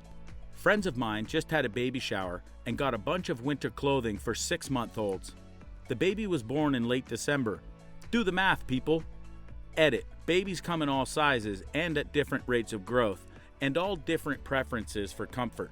And parents on what they prefer for their children on what they think is best can completely understand why gift cards are so common. You don't need a ton of strollers. My suggestion would be to get a good umbrella stroller. Check the heights of them. The super cheap ones are shorter, so you have to hunch over a bit to push them. These are lightweight and easy to take anywhere. I had a heavier, more comfy stroller with the first baby. It was a beast to lift, took up a bunch of room in the trunk, etc. I borrowed one of the strollers that the car seat snaps into for the first bit, but then we moved straight into the umbrella. Umbrella strollers are light and cheap, but we love our jogging stroller. We used it for our 4-year-old at Disney World, and it was a lifesaver. Big wheels, easy to push, and not too difficult to collapse and move around with. If anyone plans to do any serious walking, say more than a mile, jogging strollers are the way to go. We used various ones all the way till my daughter was 5. If you are actually going to jog or run, get a stroller with a non-swivel front wheel. These are so much more stable and solid at speed. Probably more than half of the products from the Safety First brand are totally unnecessary or at best of dubious value. Case in point, Safety First Small Object Choking Tester. This is a clear plastic tube used for checking whether an object is small enough to present a choking hazard to babies and young toddlers. Anything which can fit into the tube is too small and therefore dangerous. $10 on Amazon. It also happens to be the size and shape of a cardboard toilet paper tube, which are usually available for free in a nearly limitless capacity in most households that feature indoor plumbing. Cardboard toilet paper tube. Pretty effing sure if you shove something that wide down almost anyone's throat, they would choke, let alone a baby. Baby bullet got used once. A normal size blender was far easier to use and clean. Diaper Genie got used until we ran out of liners, once we saw how expensive they were. Plus the smell when you got to finally empty it is something I can't describe. Instead, we just keep grocery bags each week and took the diapers out of the can every time. Clothes with excessive buttons are a nightmare. We would avoid using outfits that didn't have zippers. We just got the normal magic bullet rather than a baby bullet. Made making baby food a lot easier, and you could pre-mix 3 to 5 containers of food, then blend them, then package them up. The normal blender, we did that once before getting the magic bullet, took forever if you wanted more than one type of food. Also, go to the dollar store and get dog poop bags. $1 for 50 of them. Have handles, small and easy to store. This obviously depends on your situation, but I wouldn't stock up on bottles. Even if you are excessively formula feeding, you need to wait to see what type of bottle, nipple your baby needs, prefers before you buy a ton. And be prepared for their preferences to change at least once as they grow. A big tip to you is don't buy too many toys for your kid. My sister gave loads of toys to her newborn, and now at 5 years, turning 6, he has enough toys to entertain 7 kids, but only plays with a few. Constantly giving away your kids' new toys will lead them to getting bored with things fast, without even trying them out. Instead of a constant stream of new stuff, try to get them things they will play with for a while. This will get them used to giving their attention to one thing over a period, opposed to many things over a few minutes.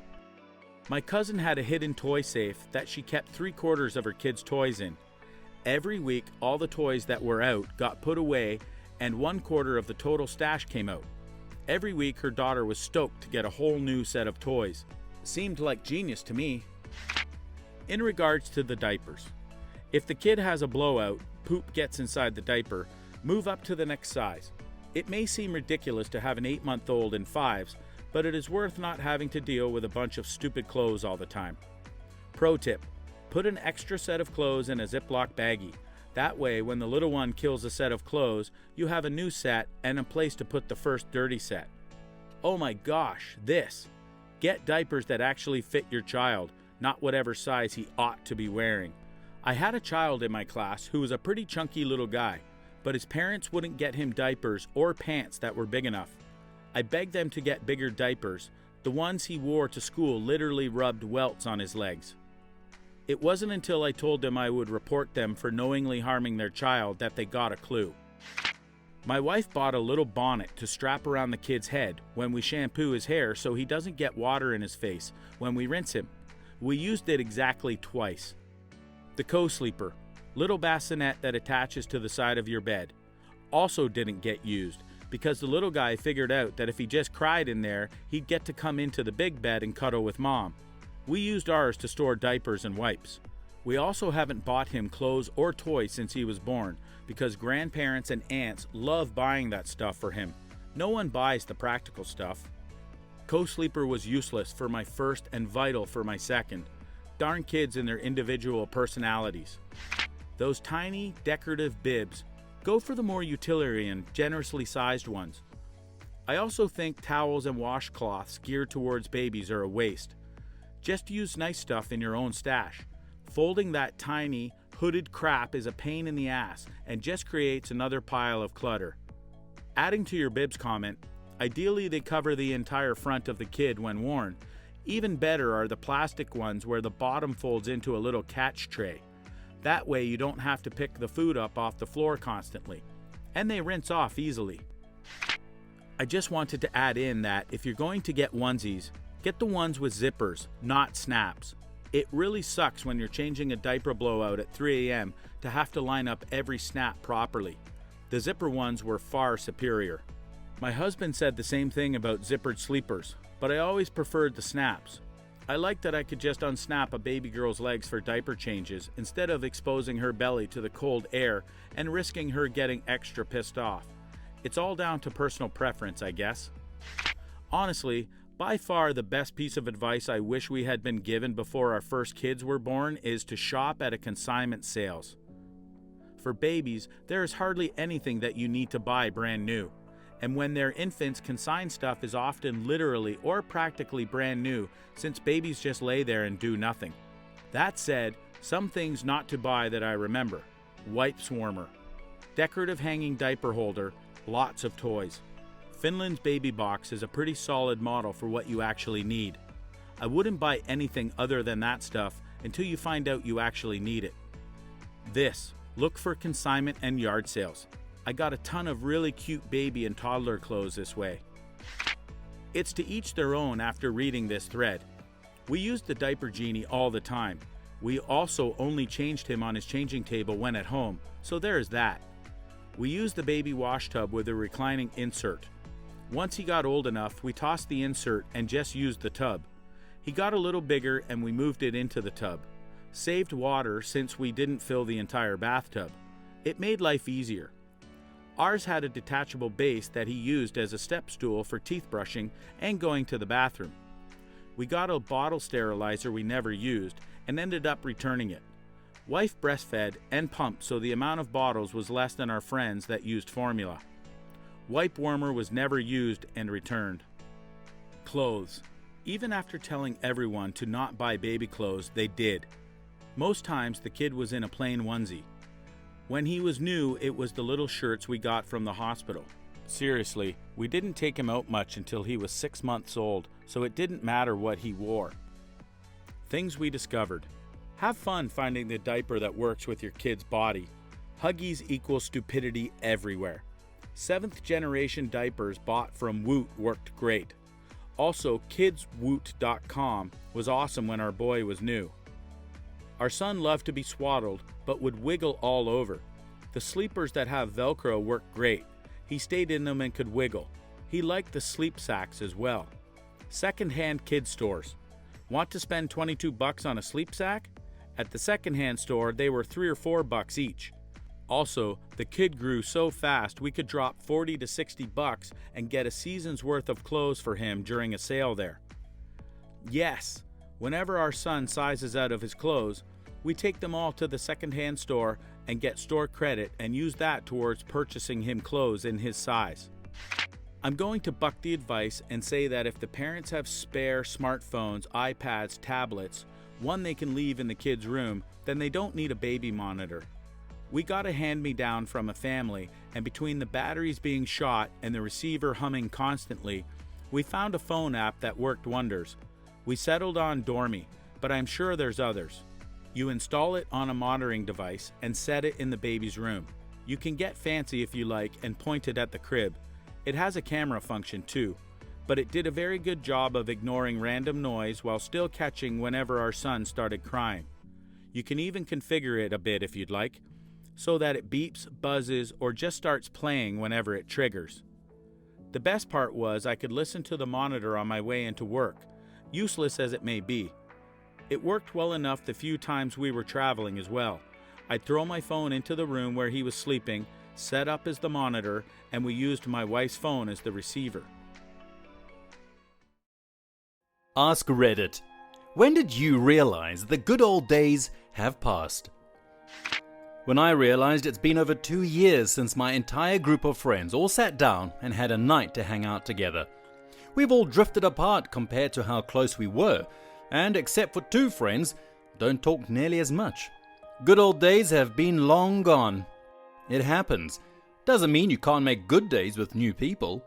Except now nobody wants to do anything. I invite people all the time. Of course, if they need something, I'm there 100%, but I just want to go out for pizza and bowling or a movie night or just hanging out. They are busy. When you see your parents aging, or realize mom can't solve your problems for you anymore. Sometimes when things hit the fan, I feel like a little girl again, and I curl up in the fetal position and cry for mom. I'm 30. I'm a dude, but I've had the same feeling on and off since my mom died a few years ago. It's rough when you want to turn to someone who no longer exists. While your parents are still around, I suggest this. The next time you feel helpless, be helpful. If your mom can't solve your problems, maybe you can help solve some of hers. Aging parents rarely ask for help. Do some chores for her, run some errands, help her complete some projects she's been putting off. It doesn't have to be financial, just some time or effort here and there. It'll help you escape out of your own head for a bit and put you in a more positive mood, knowing that you've done some good. Both of those things might be exactly what you need. I've realized it for a while now, coming up on the 10-year anniversary since my best friend passed away. I'm so sorry for your loss. I hope you're doing okay. When there's barely anyone playing your favorite online video games anymore, when you and your best friends don't have much to talk about anymore, when your favorite show aired its last episode years ago, when companies or franchises you used to like don't put out good stuff anymore. At the risk of sounding lame, I had 3 internet buddies that I more or less spent my entire teenage years hanging with.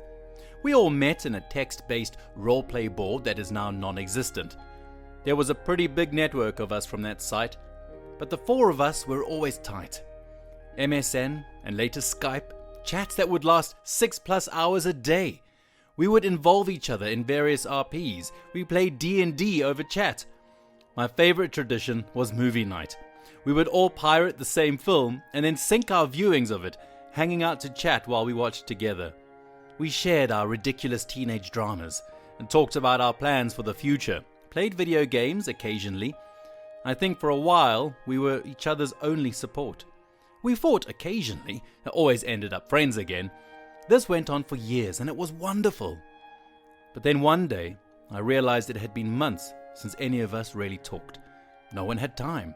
Nobody was really interested anymore. One by one, our little circle of friends fell apart and it broke my goddamn heart. I don't know where they are right now. If any of you see this, yep, still have the same username, Dirk. I hope you got out of that little town and living your best life. Charlie, thanks for teaching me a scrape of emotional maturity. VYR, I'm in awe of what a well-rounded and put-together adult you are. Sorry I was stupid, guys. They really were the best days. Oh my goodness. This hit way too close to home. Hopefully you'll be able to reconnect in some way, somehow, with some of them. The terminal brain cancer diagnosis pretty well kicked my ass. But I didn't die today, and I probably won't die tomorrow either. I feel you. It's rough realizing that you won't make it far in life at all. When I had a child, don't get me wrong, I would die for this boy. I have a new awesome D&D group I play with after a 20-year hiatus from the game. Amazing wife, great friends, but I have this countdown to the end of life feeling that pervades my thoughts since he came around. In the movie Interstellar, the protagonist says, "Now we're just here to be memories for our kids." I feel that, bone deep. The moist brevity of the past felt so much potential. Now I feel that my job is to be part of my son's potential.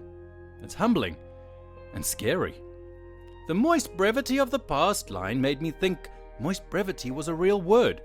I googled it before I noticed it was your username, lol. When I sat down at my family table around the holiday and noticed empty seats where loved ones used to sit, my dad's spot at the head of the table and my brother's spot beside him. My aunts and uncles always dropped in later on holidays, but now their spots are empty too.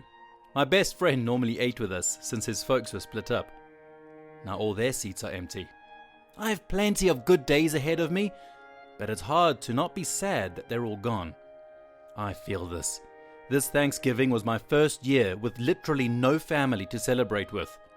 It was a very sobering experience, and it slowly began with my mom's passing 5 years ago. There's a great quote by Andy Bernard from The Office. "I wish there was a way to know you're in the good old days before you've actually left them." But for a different perspective, I had just enough foresight to be able to be aware I was in the good old days while they were still happening. It's not a great feeling to know that right now is as good as it will be for a good while.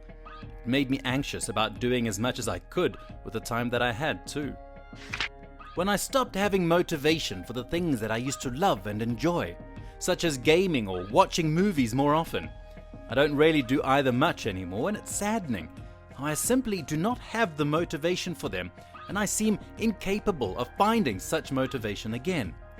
This will most likely be buried down, but at least I can admit and realize that such things just seem to pass me by without even realizing they had.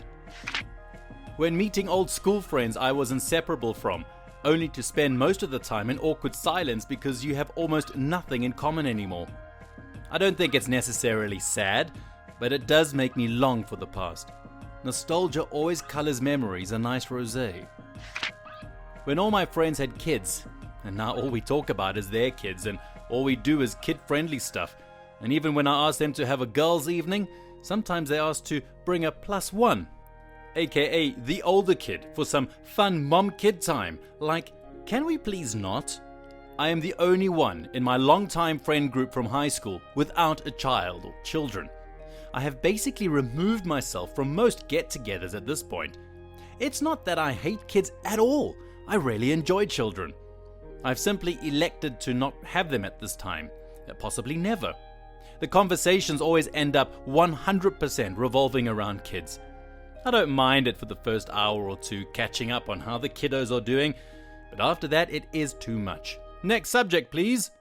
Don't beg me to come out for a girls' night to get away from the kids, to only talk about your kids the entire time. One of these times I should just talk about my cats for 3 hours, or the recent poop my husband took, so they get it. When Christmas and Halloween stopped being as magical as they used to be. I can relate to this. When I was a small boy, trick-or-treaters came to my house all the time, 6 or 7 a night.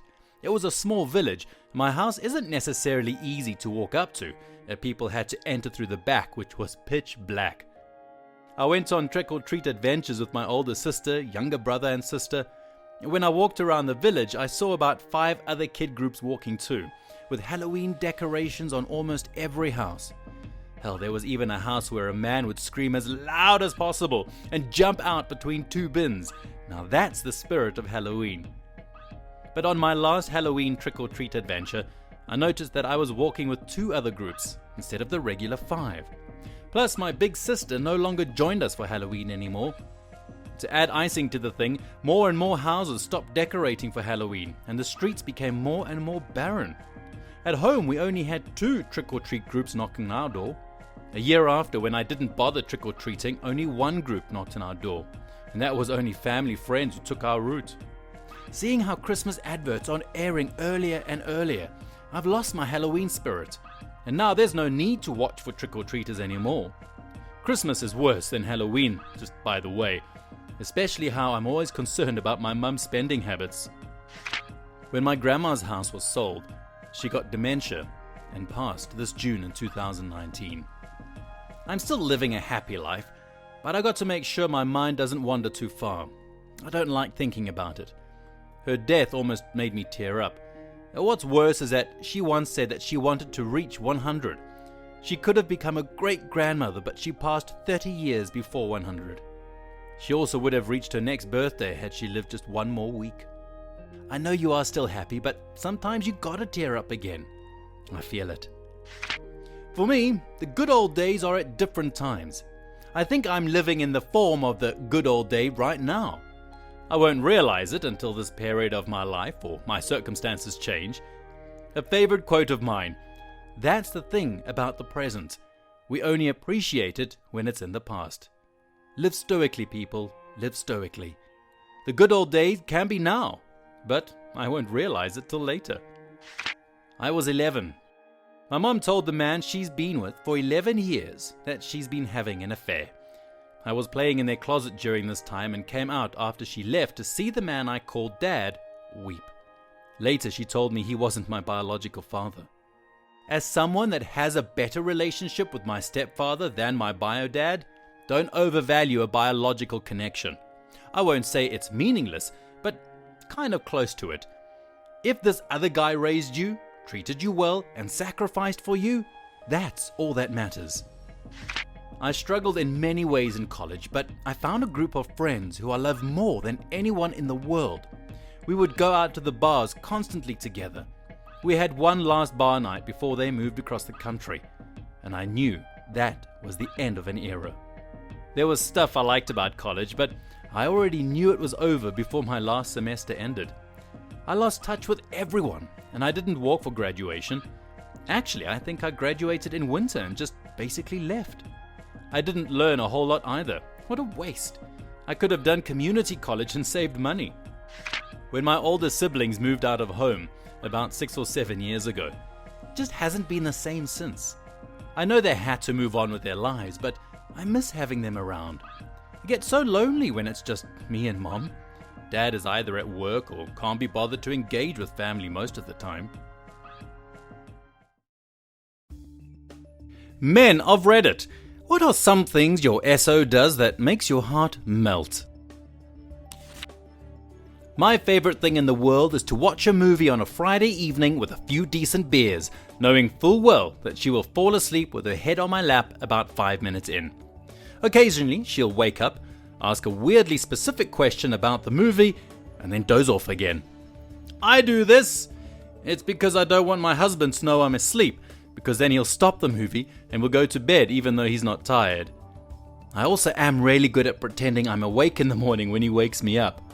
I'll have full-on, completely aware conversations, and then the moment he goes to take a shower or goes downstairs, I'm right back to sleep.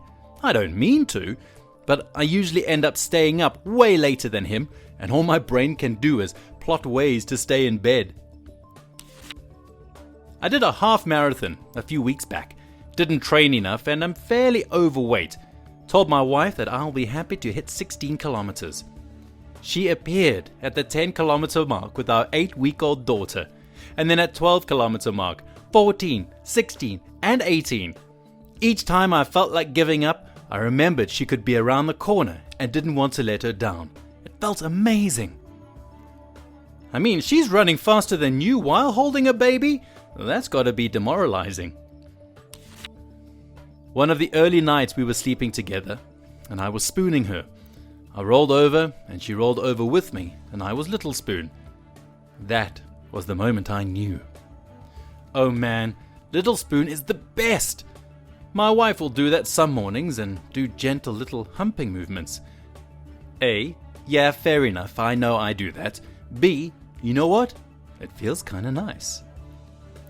Every night I leave her house, she stands on her porch and watches me go to my car to make sure I don't get murdered. You know what? It seems silly, but I had a long relationship previous to my current one, and the previous never looked back at me or waved when one of us would leave, and it always kind of bothered me for some reason. My now girlfriend, who is amazing, always waves and smiles when one of us leaves. It's the little things. On some mornings where I wake up before she does, and I'll check my phone or something, she will barely wake up just enough to turn over, grab my arm, and roll back over so that I'm cuddling her again, and then fall back asleep, and it makes me so happy, and I just love her so much. When I fall asleep, she'll periodically kiss my cheek or forehead. I sometimes fake falling asleep for this. That is so sweet! Flip side, sometimes when my boyfriend sleeps, I'll give him a little kiss on the lips, and in his sleep he'll pucker his lips to give me a little kiss back, and he smiles. He doesn't remember this when he wakes up, but it's still super cute. My girlfriend used to do that a lot, but if she kisses me on the lips when I'm asleep, it wakes me up and makes me jump real quick. She'll do the forehead and cheek kisses though. Those don't make me jump. When I have late meetings, she turns on one specific set of lights underneath the cabinets in the kitchen. We never really use them otherwise, but they're perfect to come into the house so it's not too dark or too bright. For some reason, I just really appreciate the gesture. She likes talking about the weather. Who likes that? But I find it so adorable, and I love humoring her. By the way, it's 81 outside. It's going to be bright and shiny all day. Ha! I do the same, especially when he's away on business. Weather.com is my homepage, just in case a freak thunderstorm is coming. I'll also give him a traffic report when he's driving. He humors me, even though I know he doesn't actually care. When she comes back from a trip, she always has some small gifts for me. No matter how small, it always lights me up that she thought of me. For my birthday, while I was overseas, she made a 50 Things I Love About You notebook and read it to me over video chat. I have never felt more loved. It was hard to hold the tears back until after we hung up. That's damn corny. Whips out pen and notebook.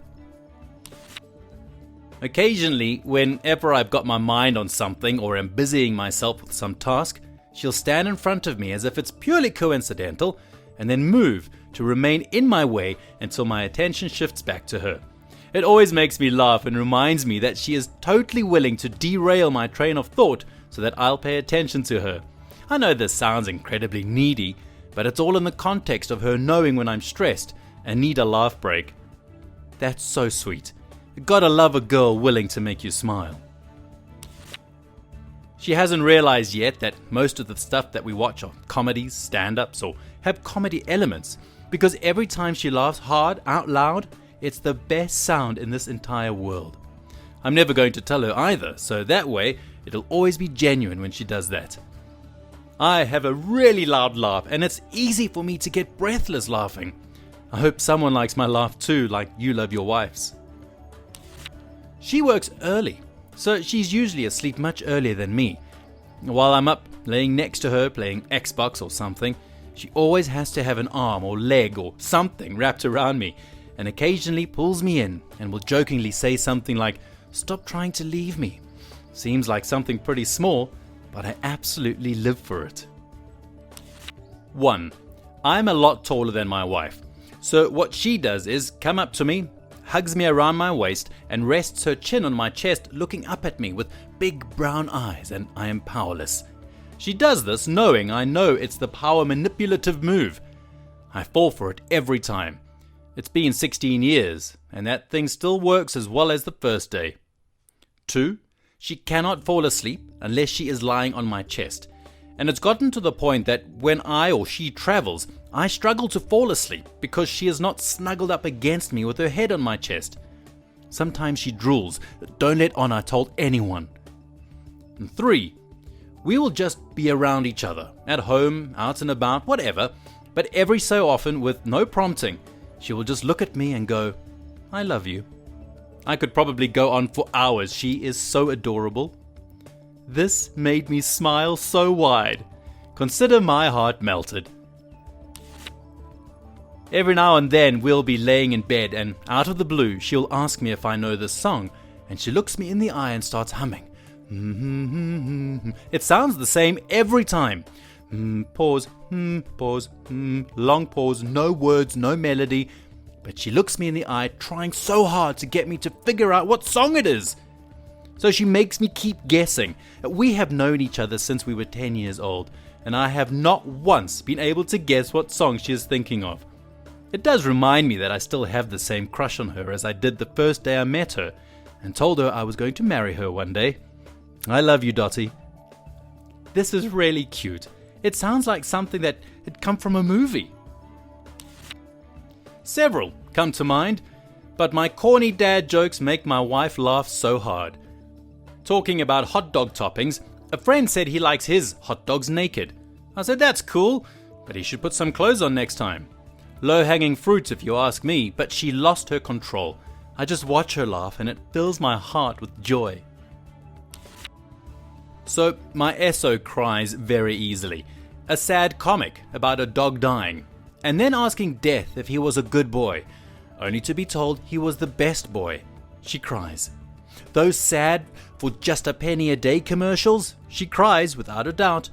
I love that she is in tune with emotions so damn much.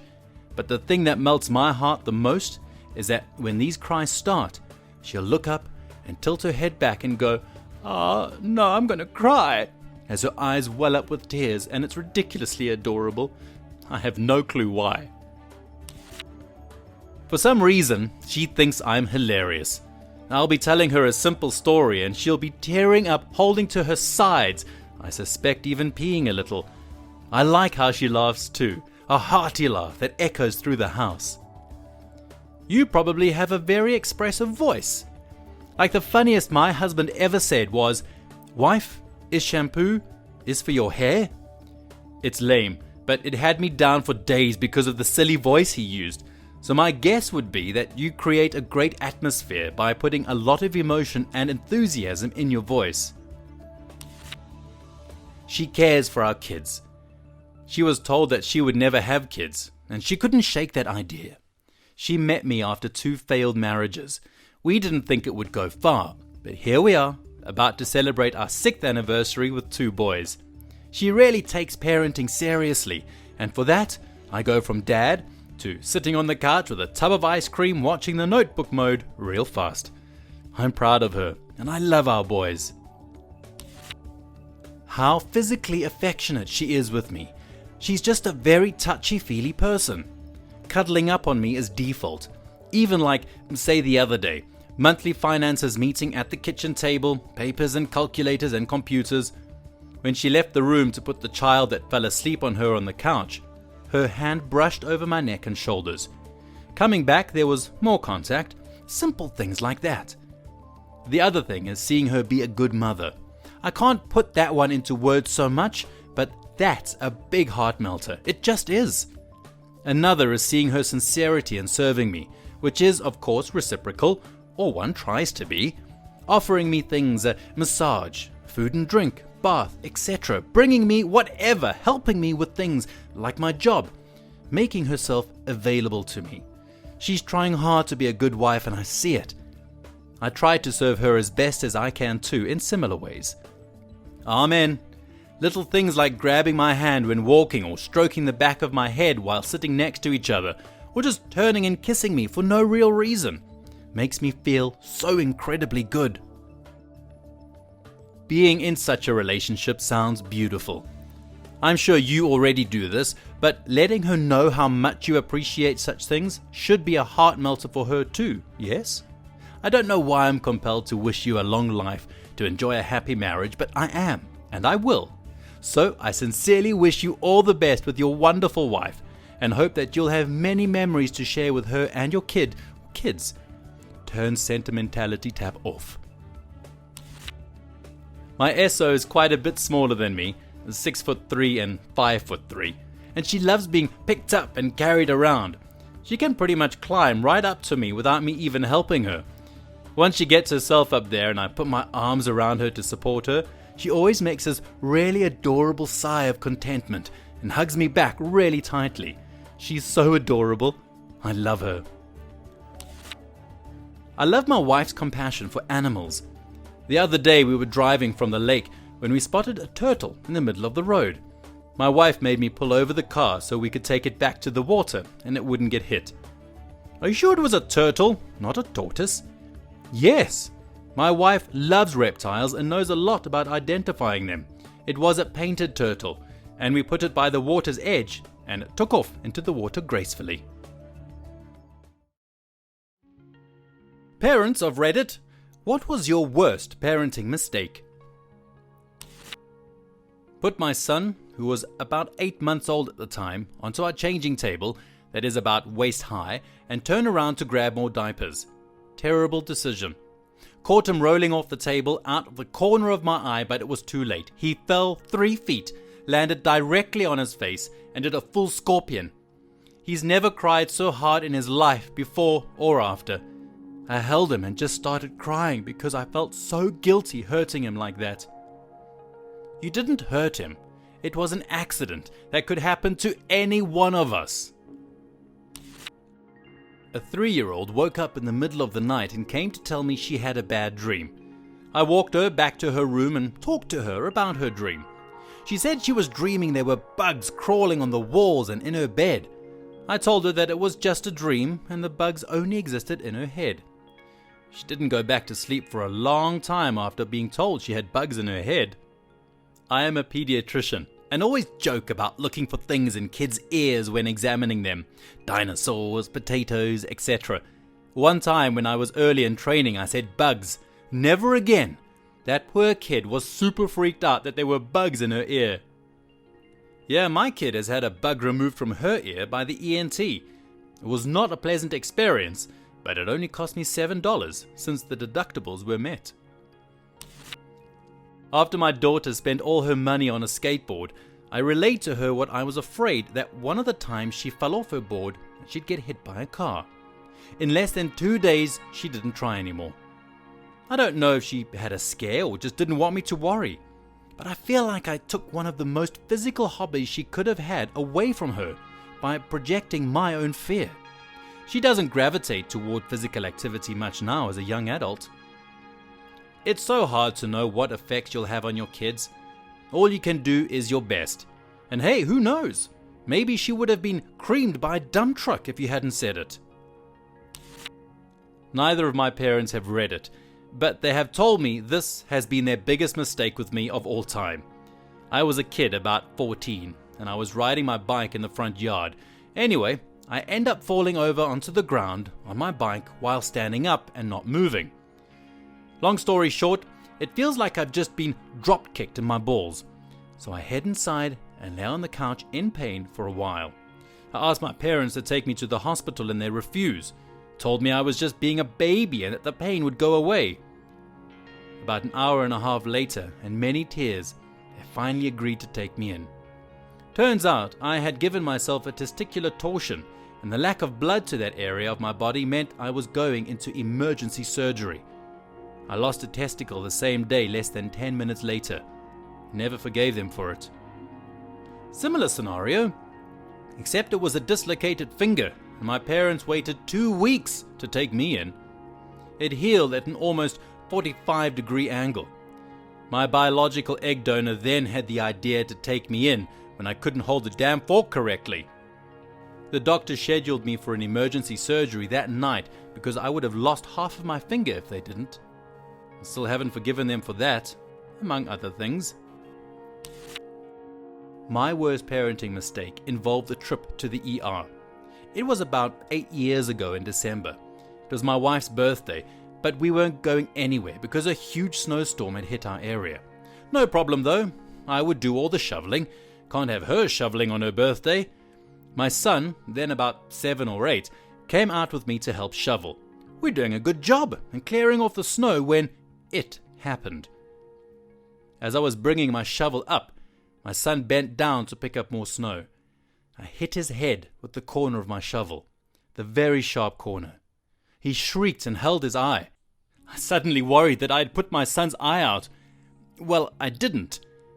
But I did get him right above his eyebrow, and he was bleeding a lot. His coat was getting covered in blood. We went in and couldn't stop the bleeding. Well, so I put my son in the car, stopped by my in-laws' house, less than a mile away, to pick up my mother-in-law. My wife stayed home with our youngest son, who was a toddler then, and drove to the ER in the blizzard. They were great and glued my son's wound shut, a special glue that they can use instead of stitches. He was fine, but I felt like the worst dad in the world. His coat was a loss, and I ruined my wife's birthday. Plus, to this day, you can see an indentation where I hit my son in the head with a shovel. My dad once accidentally spilled boiling water down my leg, which required a trip to the ER. Happened about 20 years ago, and I recently found out he still considers it one of the worst days of his life. My dad accidentally burned me with a hot pan when I was in preschool. He did not appreciate that I went to school the next day and loudly announced, "My daddy burned me last night." Not locking up pills. My daughter was maybe 2 on a camping trip. We had one of those MF pill holders with some anti-anxiety medicine in it. She got into it while we were unloading the minivan. We noticed some of the pills were missing. We were almost to the ER and we noticed them laying on the floor bed.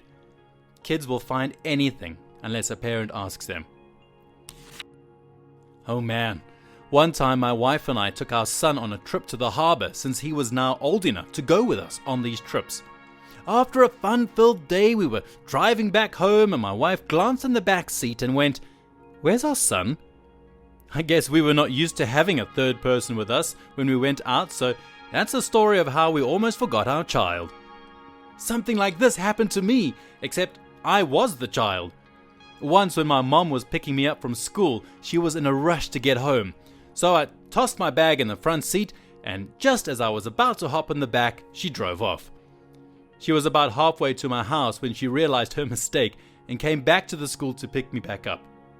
I had started to walk home when I saw her pull into the school parking lot, and I walked back to her. She hates it when me or my father bring it up to others. Not a parent, but when I was 7, my parents told me I killed my grandpa. Here's how the story goes. My mom and dad are super superstitious, and they have this thing against white. Now, in my culture, white is used in funerals, so living people are not allowed to wear white on their heads, hats, bows, hairbands, etc. Anyway, one day I was playing with white thread and it got stuck in my hair. As soon as my mom saw it, she ripped it out and yelled at me. Within a week of this incident, my grandpa, who was on the other side of the earth, died by slipping on something and hitting his head. My parents said that because I was playing with white thread on my head, that's what caused my grandpa to die. As a 7-year-old, I lived with the guilt of murder for 10 years. That is horrible! To blame a kid for something both ridiculous and out of the kid's control? My biggest regret is telling my now teenage toddler to sing real songs instead of letting her just sing nonsense. You haven't lived until you've heard a 3-year-old singing along with Poker Face. Russian roulette is not the same without a gun. Expecting my first to be potty trained way earlier and way easier than she actually was. It turned me into an unrecognizable monster, to be completely honest. Not the kind of parent I strive to be. It was a complete months-long disaster. Now potty training is my second, and it helps so much that I've waited until she was almost 3. Do you have any advice?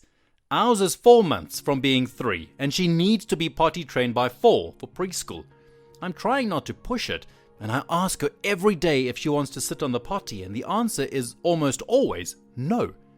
I've offered stickers if she sits on the potty, her favorite thing, and it doesn't always work, and she hasn't actually used it. I'm getting anxious and reading up stuff in books and online. I just want to be able to send her to preschool potty trained. My dad has a few answers. When they had my older brother, he was a tiny baby and was lying on my parents' bed. My dad got on the bed and the baby went flying off the bed and landed on the floor. They claim that's the only time they dropped any of us on our head, or in general. The other answer was having twins. I am one of those twins. I might agree with having twins. I have them. I don't know who thought 2 at a time was a good idea. The first time we took our son out, we went to a place called Mother Care, which is a store for baby clothes and toys, and this particular place had a large display area filled with various prams and pushchairs. We parked our newborn in his hand-me-down pram nearby because he couldn't fit among the sea of display models and gleefully found the Pushmaster 5000, or whatever it was that we had our eye on, and then went through the process of buying it and organizing when would be a good time to pick up our purchase at a later date. We then left the shop, and we were 10 minutes up the road before we remembered we had a baby and that we had left him behind. I used to work at Mother Care. This was not an uncommon experience. Don't worry. Choosing my first wife to be the mother of my oldest child. She was beautiful and interesting, but she had severe mental health problems that she flat out refused to treat in any way except for large amounts of alcohol and copious piles of Xanax. I tried for a few years to make things work, but after coming home to find that she'd sent the nanny home, gotten trashed, and passed out on the kitchen floor while my 2-year-old was totally unsupervised, we packed up and left. She hasn't even bothered staying in touch and is still exactly the same 16 years later. I wish I'd chosen a more stable, mentally sound person to marry and have a child with.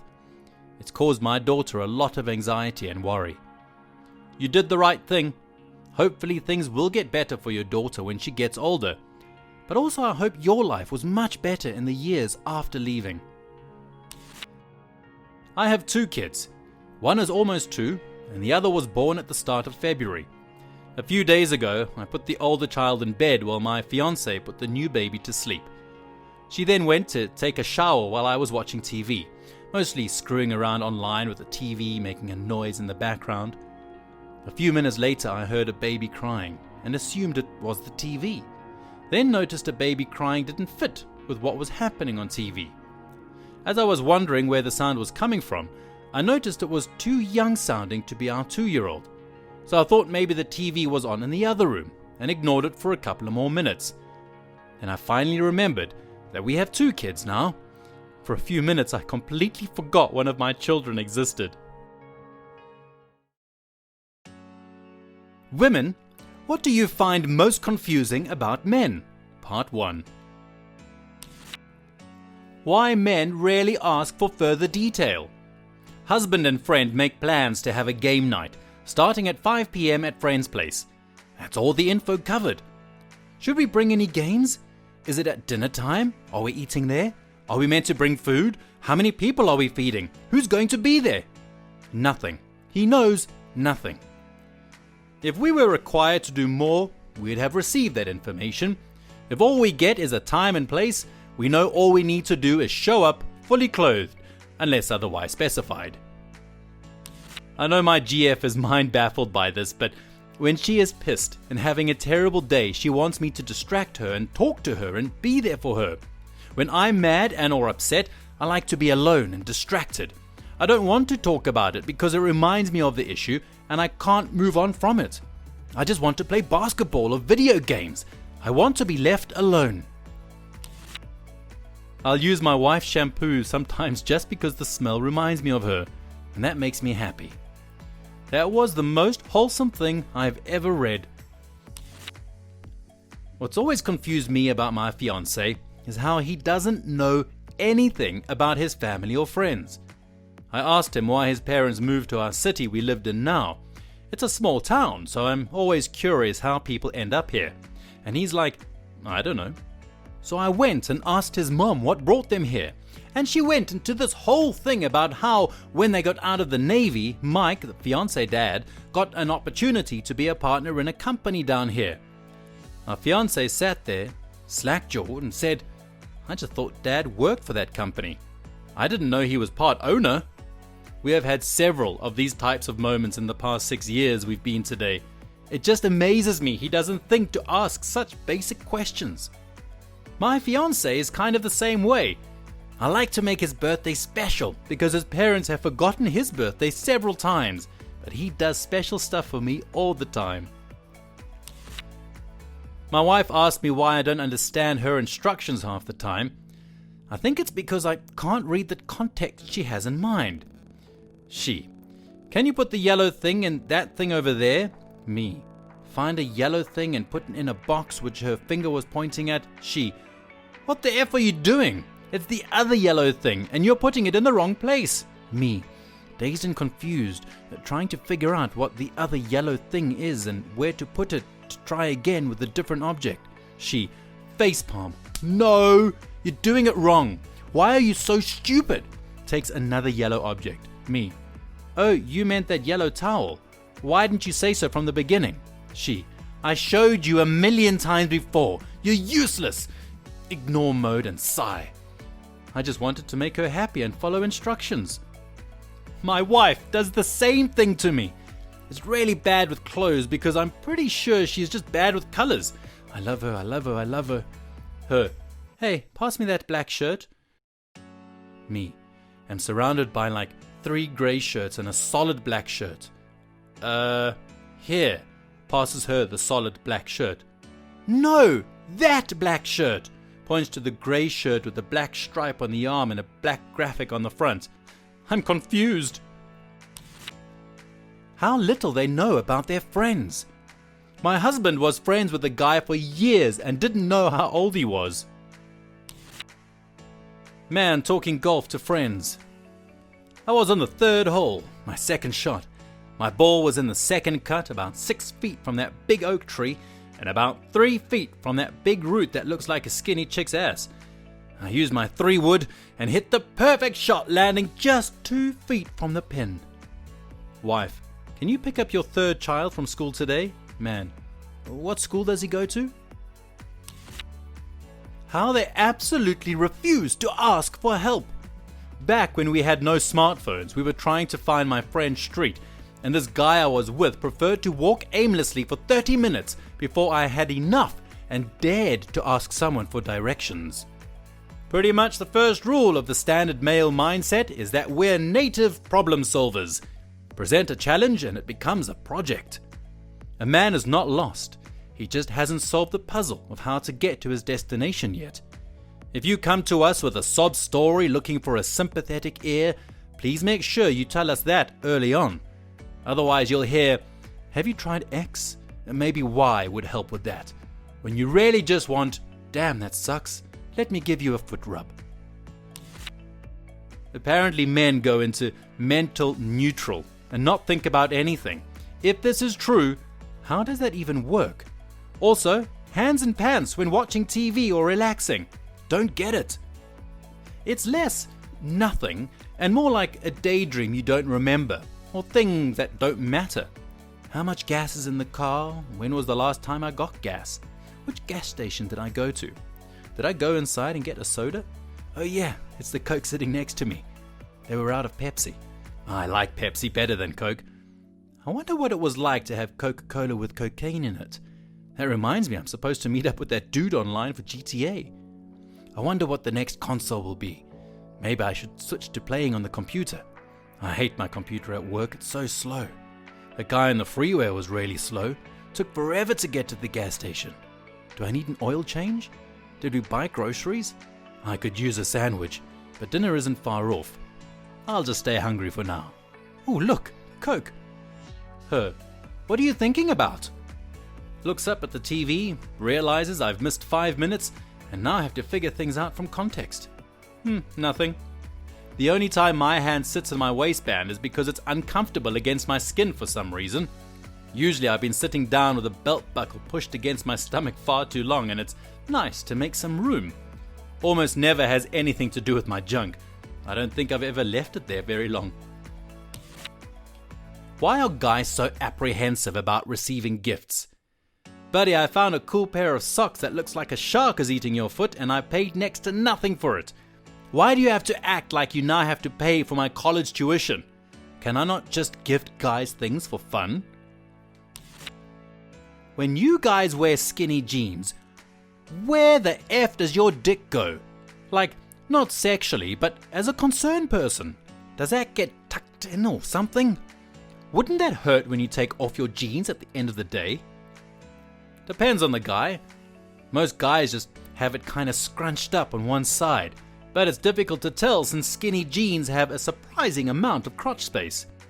Flaccid penises are really flexible. They can get into all sorts of crazy positions without any harm. Just scrunching it up while putting on your pants is enough for most guys. The real issue is the testes. Can't have pressure on those or else it hurts. Skinny jeans leave room for testes, which in turn leaves plenty of room for the penis. Advice for girls. If you find something confusing, ask them. Whether he's a co-worker, friend, or more importantly, boyfriend, guys don't mind explaining why they did things. We have a reason. It may be a dumb reason, but it's dictated by a train of thought. We also prefer girls to be rather direct rather than cloak and dagger. The more we know about each other, the easier things are. Likewise, if a guy asks you why you did something, we are always interested in brushing up on any sort of girl logic at any given opportunity. Not a woman, but I can't understand why so many men don't wear sunscreen. Stop trying to throw hands with the sun. You're not going to win. Guys just don't care. It's not about trying to be tough. It's just that they're lazy to the point where the pain, which is passive, is preferable to actually putting on sunscreen, which is something they have to actively do. Most also don't consider the long-term implications. Does it make sense? No, not really, but that's the case. At least for me. Whether or not they're into a woman. Swear one day they can display evidence of attraction, then the next it's like a switch went off and they want nothing to do with you. I've realized over the years sometimes it's just a bad day for them and not about me at all. However, I still can't read them. LOL. Can't speak for everyone, being a shy, socially awkward male, but I find showing interest in women difficult. I basically start second guessing everything. Is she being nice to me because she just doesn't want to be rude?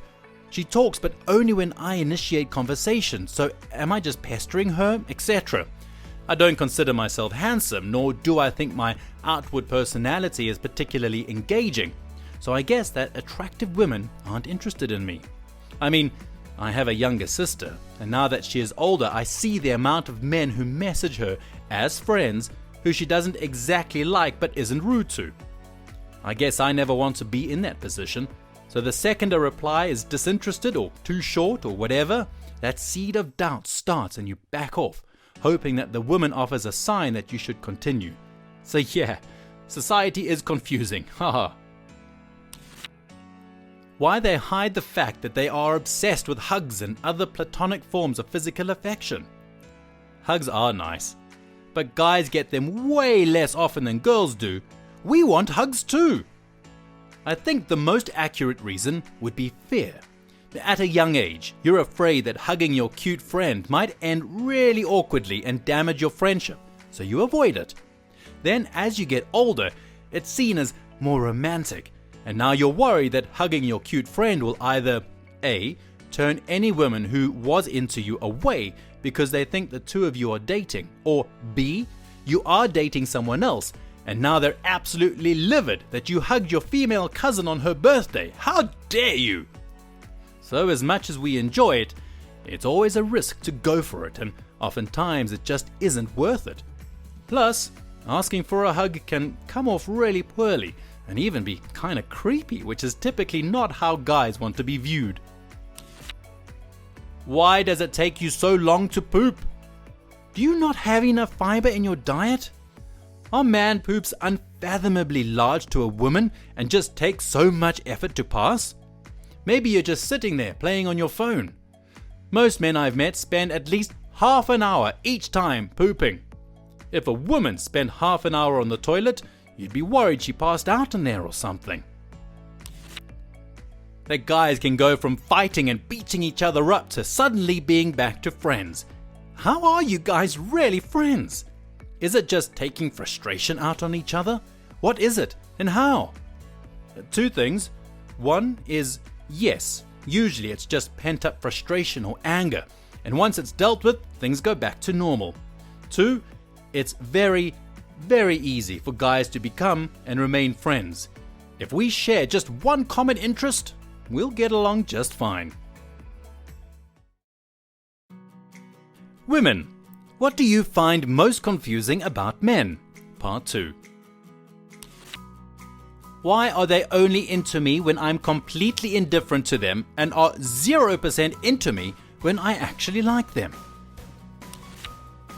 Vague talk. Are you breaking up with me? Are you asking for a future? Make up your damned mind and don't be afraid to hurt my feelings. Or be honest. Is this exclusive? Or would it be weird if I went on a date with someone else? Dude, tell me where you're at.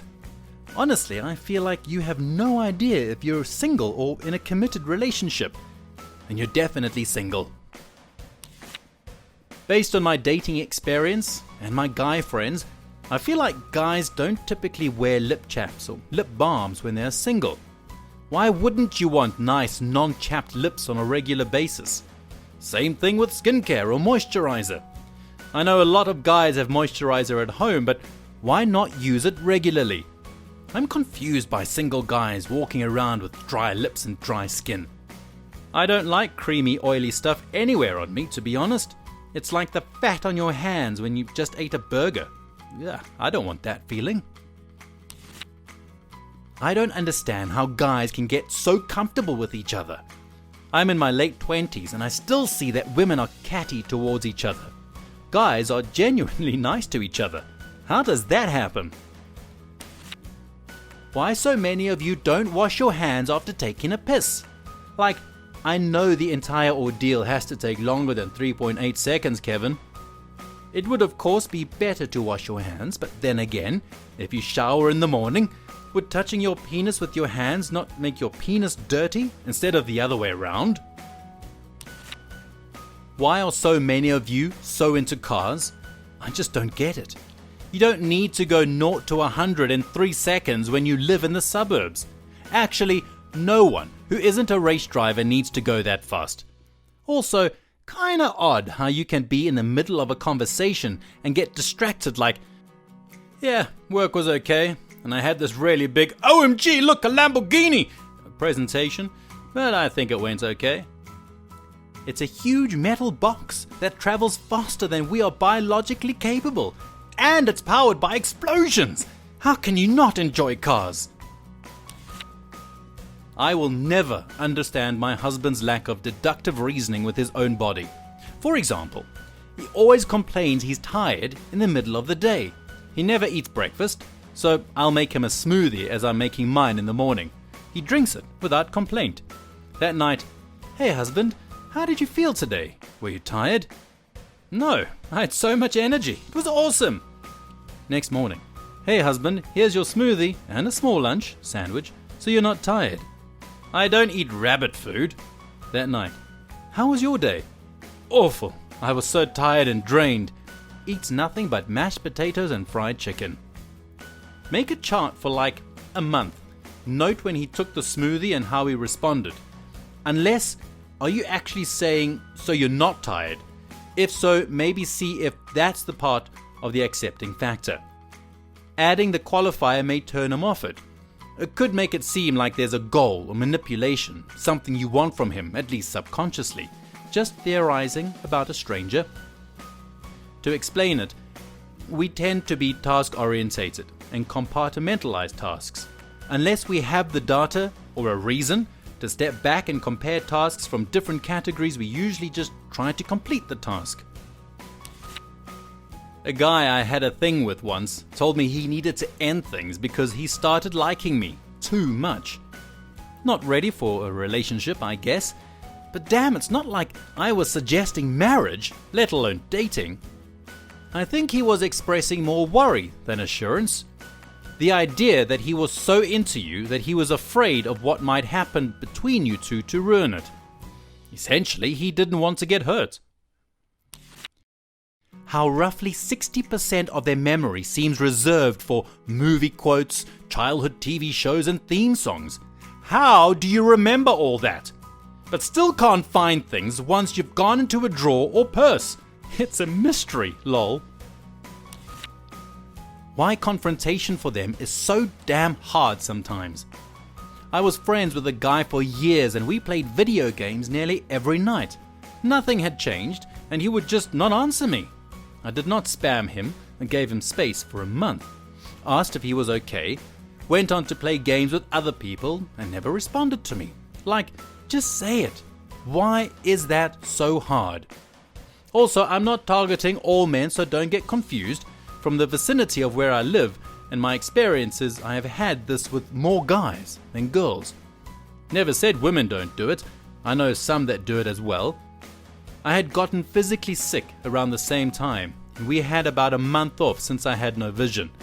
So if people in general just can't handle sickness, I don't know what to expect, lol. This is not a gender thing. Women do this too. It's a question of personality. How they can dislike a woman for sleeping with them too early, even if they coax them into sleeping with them. The first time I heard this, I was 19. We had a summer fling, and later he told me it's hard to develop feelings with someone when you sleep with them too soon. This guy was an idiot. However, it has always stuck with me. When my current boyfriend and I started hanging out, I developed feelings quickly. We have a ton in common and share the same sense of humor. One night while drinking, he asked to kiss me. I quickly changed the subject and brushed it off because I felt that under the influence I would want to do more than kiss, and I didn't want to screw things up.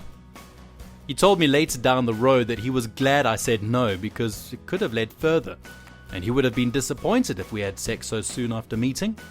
I even asked him about why this was a thing. Couldn't tell me why, but agreed that it can make a difference in how you feel towards someone. No, usually it's because you realize you don't like spending time with her outside of the bedroom. I never disliked a woman for having sex with me, but casual sex starts developing into some kind of relationship, and I realize we don't have much in common. I've always wanted to know this, like how us straight females talk about other females, about how attractive they are. Do men do the same? Like if a straight man sees a good-looking guy, do they think to themselves that they look attractive or they just don't see it? Depends on the guys, but typically no. For a lot of guys, if they say that, then there is a fear that their bros will say something along, "What, are you gay?" despite them knowing they aren't. It's becoming a lot more common now though. The way you totally geek out about something when you like it. Like when you like a band. A girl usually knows the band, and which kind of music they play and which songs she likes. A guy, when he likes a band, he knows every band member's full name, their life story, how long it took them to learn their instruments, their childhood trauma, where they were when they made this and that song, when they chose their band name, etc. Not saying no girls do this, or all guys, but it's like most guys totally geek out when they find something they like. I think it's awesome that you do. Don't girls geek out on stuff too though? This isn't a stereotype or anything, but when I was in college, my female friends knew every contestant on The Bachelor, Flavor of Love, etc. It takes a lot of mental energy and effort too. I think that when people are passionate about something, they dive deeper than dabbling. I read a number of posts here, and I noticed a lot of them are wondering why men make such aggressive and pathetic attempts to pick up random women. As a woman, here is my opinion on the subject. Our society expects men to initiate relationships and make all the moves, and women to receive. This creates a situation where men feel they have to be aggressive to get anywhere. It's the same reason male victims of rape are presumed to have wanted it, because the proposition of men as pursuer requires that men want it at all times. The solution is for women to put themselves out there and ask men out, so it becomes a more equal exchange. How do you live your life having junk between your legs? I mean, it must get uncomfortable, right? I'd rather have a once-a-month sacrificial waterfall than having stuff there all the time, especially in the summer. Our pants and underwear are manufactured with a more generous crotch, even skinny jeans. Also, it's quite a lot smaller when it's not erect for most people. And we generally don't sit with our legs squished together, because that can get uncomfortable. And most men's testicles don't sit at equal distances from the body, allowing them to slot over one another. And if it gets uncomfortable, moving around and stretching our legs apart generally fixes it. And we are just used to it. Lots of reasons. They don't really express what's in their mind. They don't bother to explain what's going on in their head. And when we ask what they're thinking about, they say nothing at all. And because the mind is never empty, we girls don't believe that they are not thinking anything at all. Sometimes it literally is nothing, just zoning out or being immersed in the present. Sometimes we have a trail of thought going on, but it's totally unimportant and not worth the effort to explain. Sometimes we are freaking out about every single life decision we've ever made, but don't want to concern other people with it. Why it's hard for you guys to pay attention or listen to us when we talk. I'm pretty shy and don't enjoy talking very much, but when I do, my SO on countless occasions, it's like I'm not there at all. My dad does it. My brothers do it. Why? How do you structure your stories? It's not even just stories. I don't live an exciting enough life to tell stories, but just general conversation. Halfway through, they will just stop listening, stop responding, or just walk away.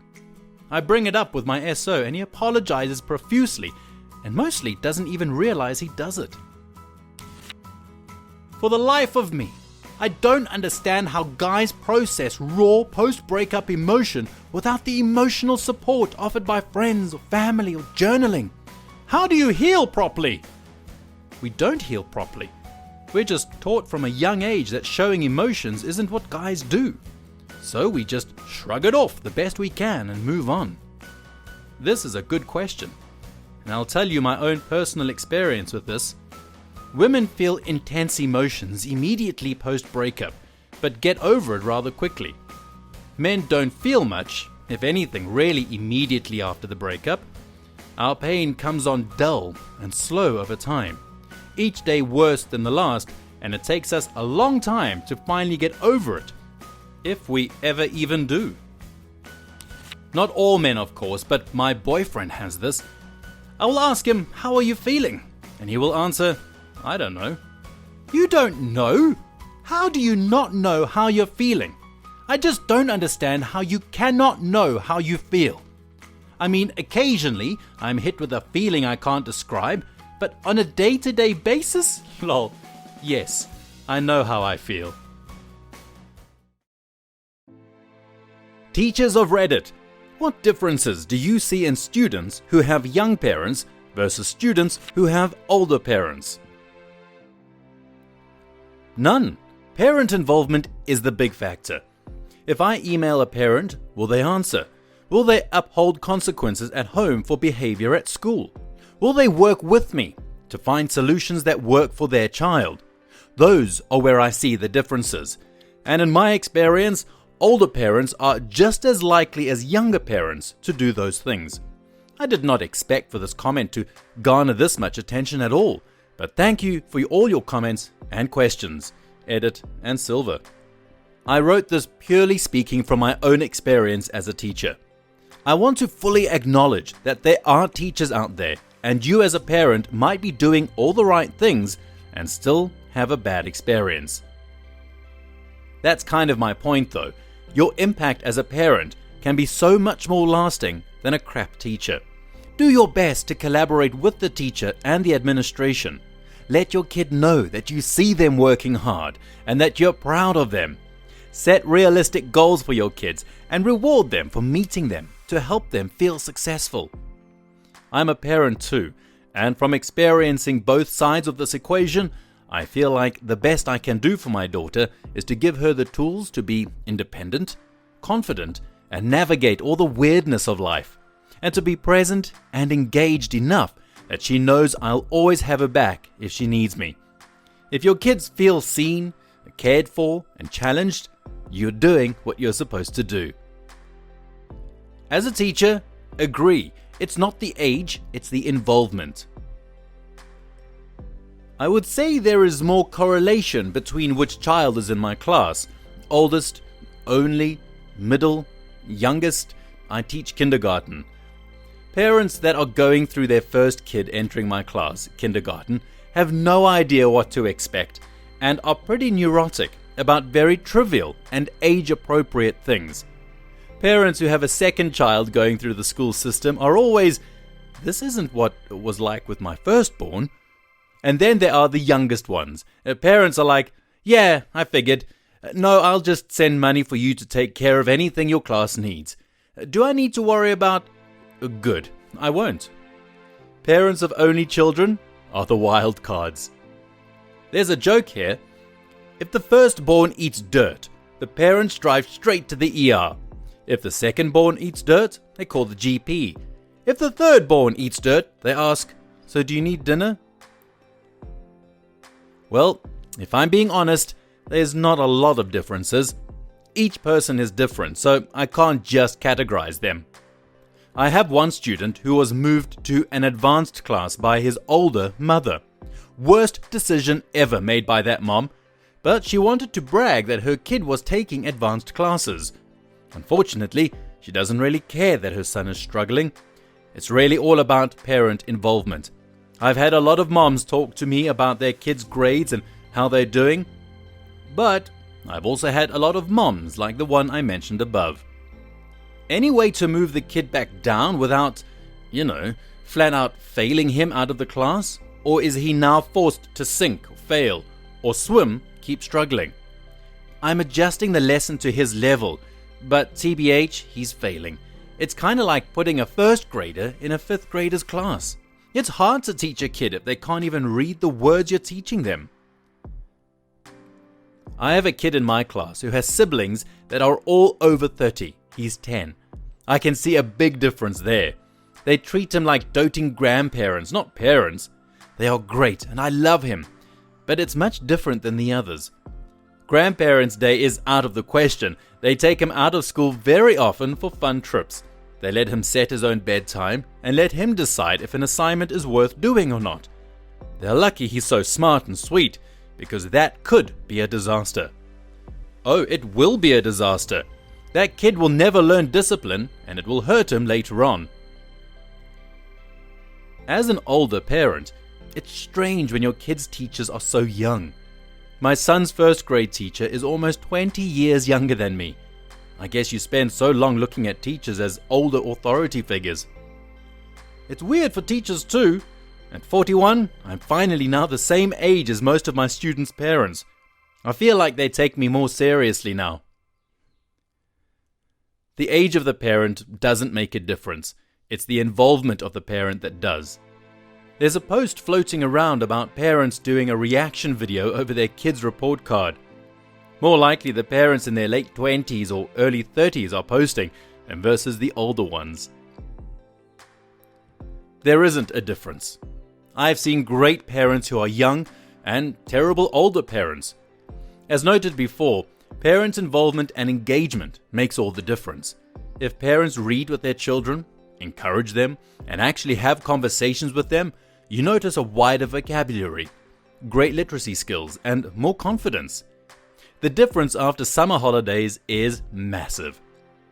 Children who aren't read to will regress massively and spend a term getting them back to where they were before summer. I find that children whose parents don't listen to them are the ones who call out all the time and do anything for attention. Obviously, there are exceptions, such as medical conditions. That being said, some parents are involved, but in an unhealthy way. They question why their child isn't in the highest group, why have they moved up a level, and constantly talk about how their child is one of the best in the class. Sometimes, unfortunately, the child isn't quite living up to high expectations, and the anxiety this causes the children is crazy. I've seen children cry getting spelling wrong because their parents will flip out. I've also seen a parent make their child learn 2 groups worth of spelling because he would fall behind the higher group. It doesn't matter if the parents are young or old, have 1 child or 8. Healthy engagement is key. I love parents who genuinely care, want to help their children, and listen to their children's interests. Part of my training to become a teacher was we did an after-school tutoring program for reading. The professor who ran it told the story of this couple who brought their daughter in because she was behind, according to them. The university student did all the tests and found her to be completely on level in every measurable way. Long story short, the professor ended up having to ban the parents after spending a lot of time trying to get them to understand that on level is good and that their child's brain was developing on time and just wasn't ready for more advanced things yet and not succeeding. Sometimes on level is a warning sign. My pediatrician acted like I was an idiot for being concerned about issues in my then 1-year-old son's speech. He was at the appropriate milestones, but something was off to me. The doc basically said I had unreasonable expectations and brushed me off repeatedly. I got a second opinion. My kid's ears were full of fluid, and he couldn't hear jack until it was drained. If I just sat around and waited like I was told, he'd have lost a lot more of his hearing than he did, and less of it would have been recoverable. Difference between a parent who had a kid at 20 versus 35? Not a ton, except resources. The child of an older parent is more likely to be in more outside activities and have more money. Disclaimer to erase parents who drink a lot or do drugs from these statistics. Difference between a parent who had a kid at 16 versus 20? Huge. Honestly, except one. All the children of teen parents I've taught have significant behavior problems. As a parent who had a kid at 21, I'm glad to hear that kiddo isn't going to be set back. I taught for several years and many of my high school students had parents in their 30s, and you could pretty much guess which one's based on their behavior. It was sad really because often the 30-year-old mom was getting her things together and beginning to thrive, as you do in your late 20s, but when she was 17 or 18 during the kid's formative years, she didn't have herself together, and that hindered her ability to get a kid set up for success in the world. This isn't always the case, of course, but it was pretty frequent where I was teaching. I think this also depends on how emotionally developed the parents are as well. My mother had me young and had some very real issues of her own. As a result, she was a very inconsistent parent that bullied me. I didn't feel like she cared about my school, and I didn't feel like I could go to her with something if I was struggling. I'm grown now, and she has a child much younger than me. She's wonderful with him, and I see a huge difference in the way she treats him as she has grown from the person who raised me. She's the same person, but I think she's past a lot of the issues she had when I was a kid. Older parents have children with more traditional names. Well, excuse me. Does not naming my child after an air freshener make me look old? In my experience, age hasn't made a change in student behavior. More so, the personality and parenting style of the parents make a difference. Are they authoritarian, authoritative, or permissive parents? That will make a much bigger difference. Kids with authoritarian parents seem to have drastically less confidence and tend to have limited social skills. Kids with parents who are permissive also stand out because they often are the kids with little self-control and parent involvement. The parents who are involved, and you can tell really care, tend to be easier to work with, and you can see it in their children. Not a teacher, I'm a school psychologist. I have had multiple young parents cry in meetings. They often share that they feel that the students' problems are because mom and dad were young parents. I usually stop what we are doing and have a pep talk. Lots of kids have learning disabilities. It's not because you were 19 when you had them. I feel so bad for these parents and just try to tell them over and over that they are doing a great job. I've been the good and bad in both. But sometimes, the young parents aren't financially stable enough to raise kids. Also, they sometimes both work or have 2 jobs, so they aren't spending enough time with their kids, especially academically. I found that some of the older parents put a lot of thought into having the child. It wasn't on a whim. Therefore, they tend to have the money, time, and also the desire to raise the child right, especially giving more time academically. But, on the minus side, I've seen older parents just not have the energy or patience to be around young children. I know a set of parents who are 52, her, and 65, him, with 3 very rambunctious boys between the ages of like 10 and 13. They are really stressed all the time. At their age, their kids should be long out of the house. But nope, they have many years left. That being said, I know of an older couple who had an accident baby recently, so it was on a whim rather than planned. I would imagine this isn't uncommon since a lot of people think women stop being able to produce much earlier, like 30s, than they actually can. Try age 50. Thankfully for the kid, they are extremely wealthy and have time and are happy. If animals suddenly became capable of doing human jobs, which types of animals would suit which jobs? There was already that one baboon trained to operate the switch tracks in response to the various whistles from the trains. Some jobs required him to know he needed some keys, and he nailed that too. And he was paid in booze. That's right, a stupid-faced monkey could handle all that. Moths changing light bulbs. This would be so counterproductive. Alrighty, just gonna screw in this last ball. Oh, it's the most amazing goddamn thing I've ever seen! I love my job, PPP. A cheater at that one fast food employee who chases your car after you forgot your straw. Oh no, we forgot the... Bert, send the cheetah. I think gorillas can be good paramedics. They run fast, can climb things easy, and they're almost like us, so they have the ability to do medical tasks. They would have good monkey skills. EMS medical lingo for the skills that require manual dexterity like starting IVs and intubating. Whales could fix the leaks in a lot of oil pipelines under the ocean, and then they could sue them out of those companies. Whales would be good environmental lawyers. They got big-ass brains for it too. Dolphins would probably be the sketchy type of lawyer though. They'd take bribes from landlubbers any day. I think a gorilla would make a good bouncer at a club. They're intimidating. They seem smart enough to read an ID, and that they need to let in pretty girls. And they could obviously beat that out of anybody, causing any problems. Silverback gorillas in customer service. Dare you to complain now, Karen. Barry the gorilla isn't going to give you a refund on that item you bought from a different store. He's going to pull your arms off instead. Chimps would be better because they seem a bit more aggressive than silverbacks. You don't want to bite your customer's face off, just make them think you will if they push things a little too far. Cats would be criminals. Just imagine a cat as a mafia boss to some Italian mafia. Tony, I told you if you lay down with that pussy again, I'll claw you. You leave me no choice, Tony. No choice. The elegant compartment and sinuous movements of a cat are currently emulated by high fashion models already. They're even as mercurial in their moods and affections.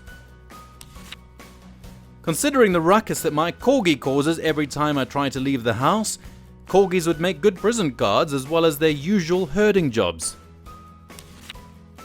Police dogs, carrier pigeons, seeing-eye dogs, emotional support pigs, beasts of burden, animals do have jobs. Police dogs and emotional support pigs. Oh lord, that is the cutest thing. Mouse, scientist. Elephant, firefighter. Kangaroo, babysitter. Eel, electrician. Ant, builder. Bee, pilot. Spider, sewer. Giraffes would be firefighters. Really? Not even when another animal basically has a fire hose attached to his face. I'm imagining an all-animal firefighting squad where the giraffe gallops over traffic to get to the fire, and he has several ferrets and chimpanzees on his back.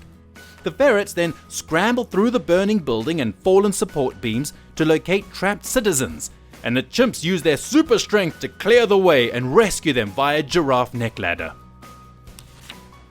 Dogs would be incredible as therapists, guards, and aid workers depending on their breed and training. Friendlier breeds would of course be amazing therapists because you can just talk to them about anything and they won't care. I just want to point out that some of these jobs are already being done by the animals.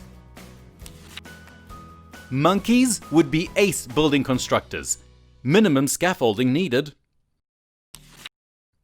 Swans or geese would be border security. No one would willingly try and sneak through anywhere. A capybara would absolutely take over my job as a psychiatrist, and I'm not even worried about that. Horses would be special needs teachers or therapists or coaches. Elephants would make maps. Rhinos would be the SWAT team. Octopi and chameleons would be spies. Birds would be in choirs and bands or fashion designers, except for birds of prey. Birds of prey would be the Secret Service or assassins. Dolphins would be marines. Spiders would be tailors. Butterflies, bees, and hummingbirds would be ballet dancers or gardeners. Beetles, like ladybugs, worms, and squirrels would also be gardeners. And finally, goats and kangaroos would be martial artists. Did Zootopia teach you nothing? All animals are capable of doing any job. Get a load of this guy. Dogs as therapists. I mean, my dog is basically a therapist already. She just sits there and listens to me rant about whatever. The best part about this, it doesn't cost $150 an hour, but rather a few treats and a good girl rub on her belly. Birds who make the most beautiful chirps and stuff would make the greatest musicians or music educators like choir directors. Horses become farmers. They're already better farmers than human farmers. Dolphins are already very smart. Imagine them in the Coast Guard. Dogs would be great for retail as they are people pleasers. Also, you could have different breeds for different jobs. For example, golden retrievers could help find things, whilst Newfoundlands could be security as they could drag criminals out of the store. Dogs could be hotel or restaurant hosts or greeters, or garbage disposals. That's already my dog's job now. Cats would open up exterminator services. Mr. Smith had a mouse infestation. Meow, he doesn't. Call Whiskers Whiskim Exterminators. Mice, rats, and whatever would either have to stop squatting or cat and snake services would skyrocket. Vultures would drive tow trucks. Weasels would be lawyers, obviously. I think this question is partially answered by BoJack and Zootopia. I work in a test lab where we abuse the hell out of various electronic doodads to see if they can survive in the field. High voltage, dust, humidity, vibration, electric shocks, extreme hot or cold, etc. One of the tests is called the drop test, where we knock things off a pedestal so they can fall onto a slab of concrete. Cats. And cats would excel at this test. Rats would be the perfect spy and infiltrators. They could fit in small holes and grab USBs and other important objects for whoever they are working for. Plus, you could strap a mic to them to collect audio from where they are. Cats would be amazing private detectives. They could monitor anyone, anywhere, without arousing suspicion. My dog Terry would be a carrot farmer. That crazy boy just loves him some carrots. He'd wear a little straw hat, maybe have a mule named Banjo. They'd set up a frickin' carrot stand and watermelons. He would just sell watermelons to supplement his income. Terry's Carrots. I imagine dogs would be good at just about everything customer service related, since they love people so much. I would want to see a dog as a prosecutor, and in court he says to the jury, "That man is not a good boy. He is the baddest boy. He is the kind of bad boy that will poop on your nice carpet and chew up your nicest shoes." Kangaroos would make good nannies.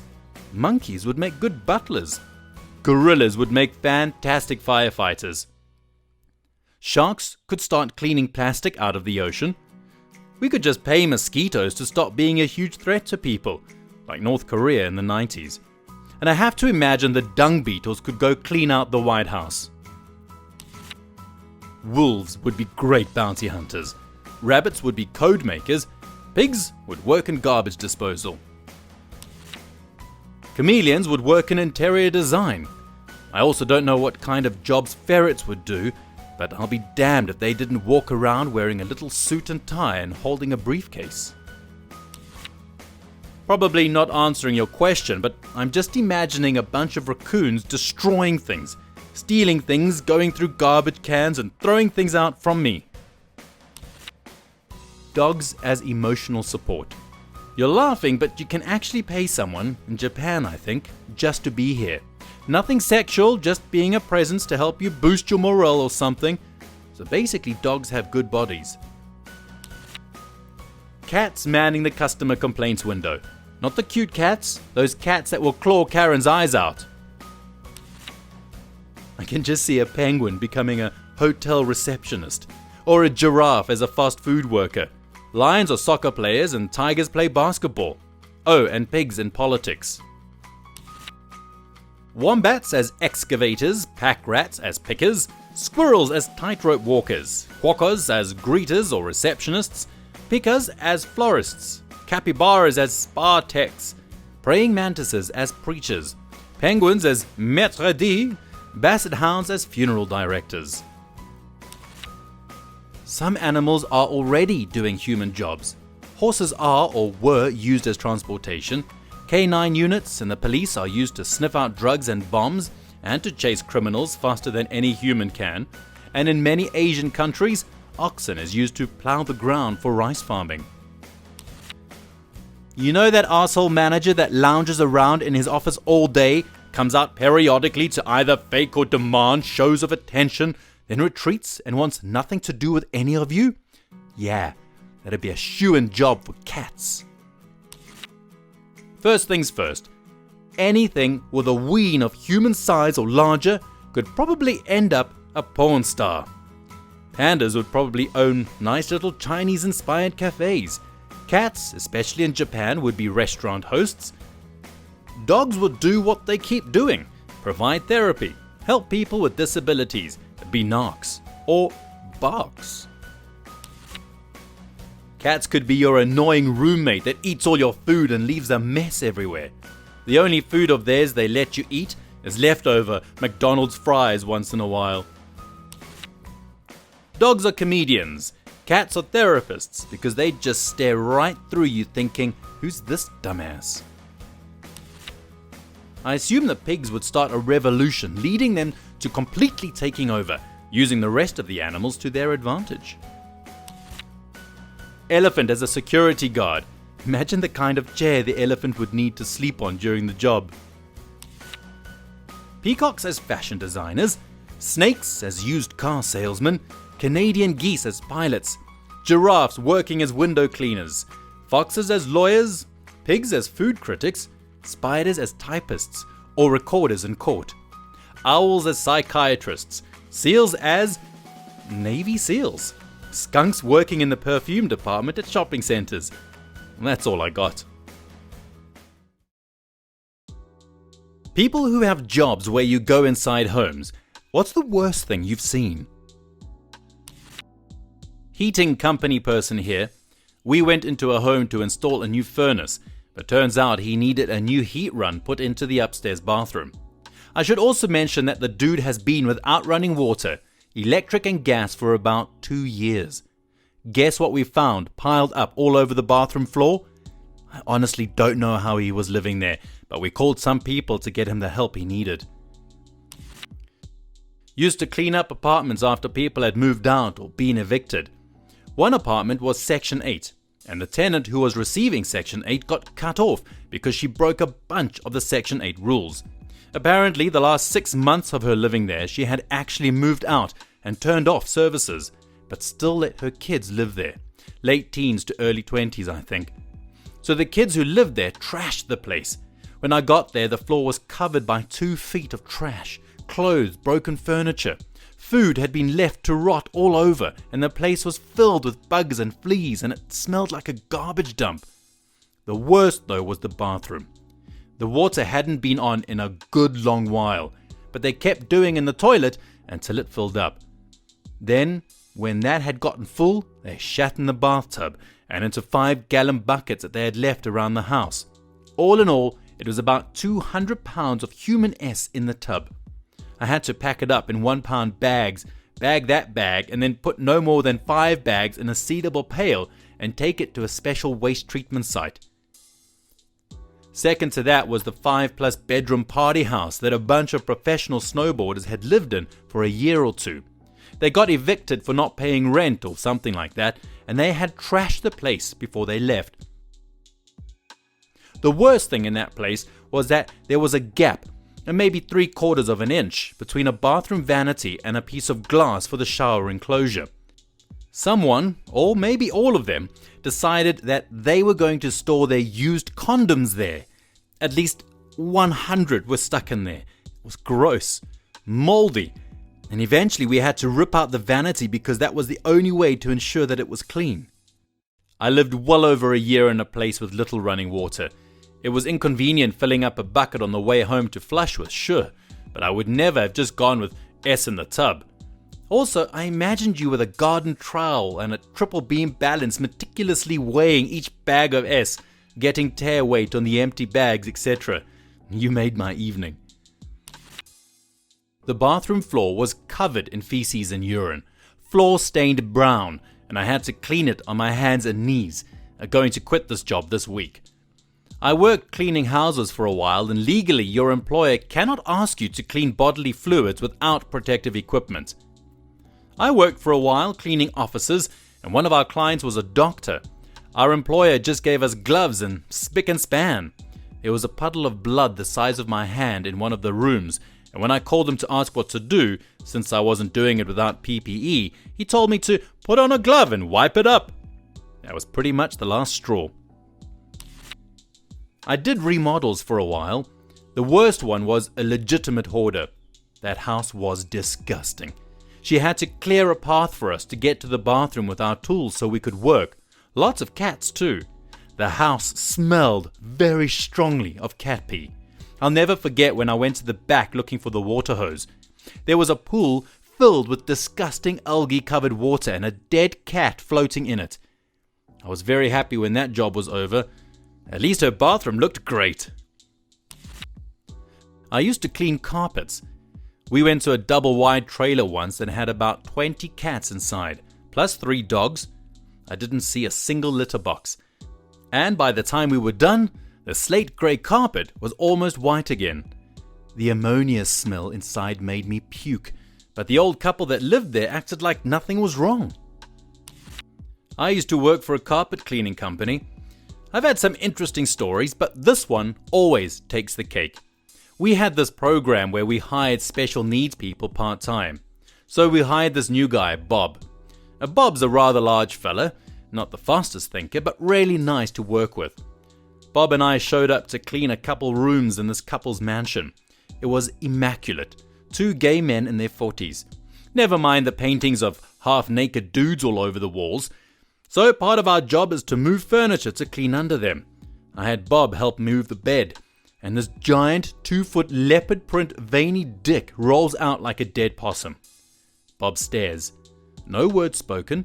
I clean around it, kick it under the bed, and move it back. Bob and I finish the job and get in the van to leave. Bob turns to me and says, "Where did they get that leopard's dick? And what are they going to do with it?" I still cannot tell this story without laughing. I love how, among the sea of stories about dead animals, the story about sex toys still manages to allude to dead animals. Nevertheless, this story made me smile. I walked into a house where a family had 2 dogs that they had trained to use those pee pads, but instead of throwing them out, they just laid a new one on top. The strange smell was bad, but the ammonia smell actually burned my nose. How people can go nose blind to that, I'll never understand. Had a hoarder once in a giant multi-million-dollar home. I worked my way through a path to get upstairs and saw that the only accessible area was the master bed. And even then, only had a 2-foot wide path. Down the hall I could just make out 6 bedrooms and probably a bathroom, but crap was stacked up nearly to the ceiling, making it completely inaccessible. The woman that owned the home said she hadn't been down to the end of the hall since the early 90s. I've seen a lot of hoarders. It usually catches me off guard because it can be any house or apartment. They can look completely normal from outside. I actually know one person who lives like both of your horror stories. We used to be friends, but I can't be over at her place anymore because of all the hoarding, and now the dog issue. She's gone totally nose blind to the puppy pad smell, and it hasn't even been 6 months yet. I feel bad for the people who live in the apartment below her. This one is bad, not so much for its gross factor, but rather the circumstances. I used to work in pest control in a major city, and this included some low-income rentals. I was inspecting for bed bugs when, sure enough, I found them in one of the units. Being that this was a number of years ago, it was and probably still is standard practice to toss out the mattress entirely. Have you ever tried to tell someone who probably has no disposable income that they need to throw out their mattress and buy a new one? That pretty much killed my day. That mind blows. Wouldn't they also have to power wash most of their clothes and not wear them for a while? One of my friends got bed bugs in her room after having a human S-bag of a friend sleep over, and she basically had to vacate the space and keep everything in plastic garbage bags for more than a month. Needless to say, she didn't enjoy sleeping on the couch in the living room of a college rental house. When I was in the Air Force, I had to pull some First Sergeant duty while the actual First Sergeant was on leave. First Sergeant was responsible for the morale and well-being of the troops in the unit. He responded directly to the commander with any issues. We got a call to report to a troop's house in base housing. When we got there, CPS was outside and the cops were inside. When I got inside, it was the most disgusting thing I had ever seen. Dog S everywhere. On the floors, on the beds, counters, piles of dirty clothes in the bedrooms, dirty dishes piled up high. The troop was deployed to the Middle East. It was just his wife and kids in the house. The wife truly didn't understand what was wrong and why her kids were being taken away. Her husband got recalled from deployment to deal with it. I don't know what the final resolution was since the actual First Sergeant came back and took over the case. I was happy to hand it over. In the Marines, I was friends with a couple that lived like this off base. You would never have known it from the way the couple acted. They were a normal young couple. The husband was a CPL and the wife was a nurse, and neither of them smelled or acted strange. One night they invited me and my roommate over, and the place was covered in trash and dog S. They had a patio for their apartment and they just let the dog S out there, but didn't mind if it S'd inside too. I never understood how they let that happen. I've never noped out of a place so fast. I ended up helping them move when they had their first child, and the house they moved into was beautiful, and they kept that place spotless. Maybe not getting a security deposit back in SoCal helped them get squared away. I was a realtor showing a house that had a tiny powder room. The owner had attempted some kind of faux finishing sponge painting technique in bright red over white walls. It looked like someone had pulled out a full tampon and helicoptered it. Now this room is definitely taste specific, but you'll want to take note of the complete absence of dead cats. I used to work for a company that did fire, water and mold cleanups. We got called to a mold cleanup due to water damage, and these people were hoarders. Useless S stacked to the ceiling. All of it had to get tossed due to being in contact with a really toxic form of mold. So once we reach the basement and we're tossing, we find 2 cat carcasses. The whole basement smelled terrible. We knew something was up, but we couldn't really put our finger on it until we found the decayed cats. The owners just shrugged it off. Disgusting people. Could you tell if they were stray cats that got in or if they belonged to the owner? My parents had a raised house in Dallas. For some reason, dying cats would get under their house to die. For a while, my dad was pulling a different dead cat almost daily. He finally got the bottom of the house properly sealed. Used to work for a service company that would respond to apartment renter issues. Walked into a studio apartment at an upscale complex for a reported issue with the dryer. As soon as I walked in, a majority of the walls were covered with porn from porn magazines. The renter torn out hundreds and hundreds of pages from dirty magazines and tacked them to the walls. Everything else was normal and clean. The furniture was clean, the floors were clean, no evidence of hoarding of any kind. Kitchen was spotless, no smells or odors. Apartment was fully organized, but just porn all over the walls. Perhaps his apartment was frequently being shown to prospective renters and he was sick of it. I often hear people advise others. A way to avoid frequent nuisance showings from the property management is to put up risque decor like that. It was a while ago, but one guy's house had a hole cut between 2 floors and had a lovingly maintained old Victorian steam-powered concert organ set up in the hole. Not necessarily bad, just odd. It was a regular suburban house. Owner was super weird though.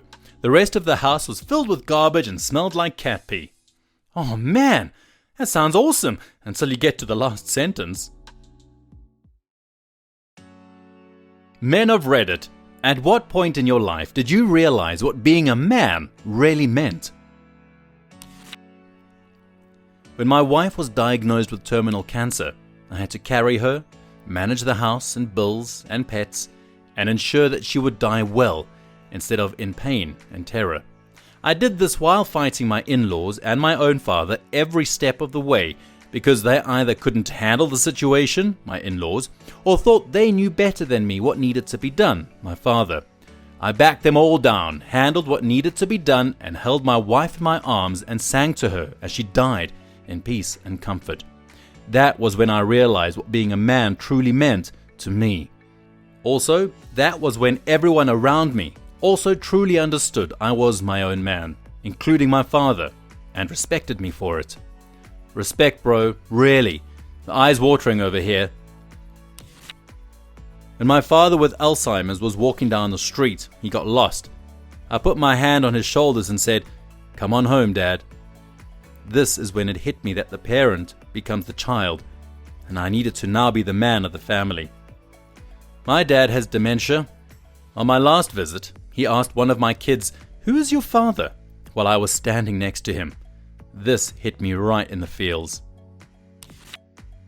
Realizing that everyone is just a person that you can talk to as if they were your age, young and old. Everyone has either been your age or you've been their age. No point in being afraid to talk to people and figure stuff out. One of my first stupidity I'm an adult moments was when I was working the forge at a historical site and people were asking me for advice. Your classic tough-looking guy, probably mid-40s, was asking the skinny 18-year-old for advice with tools. Huge boost to my confidence. For the first time, I really felt like I knew what I was doing. Mine was visiting my grandparents, and on my way down the drive to leave, I see this kid, about 15 years old, all trendy looking across the street. I took a double take and asked, "Hey, have you always lived here?" He said, "Yeah." I replied, "Dude, I held you when you were a baby. I was 11 when he was born.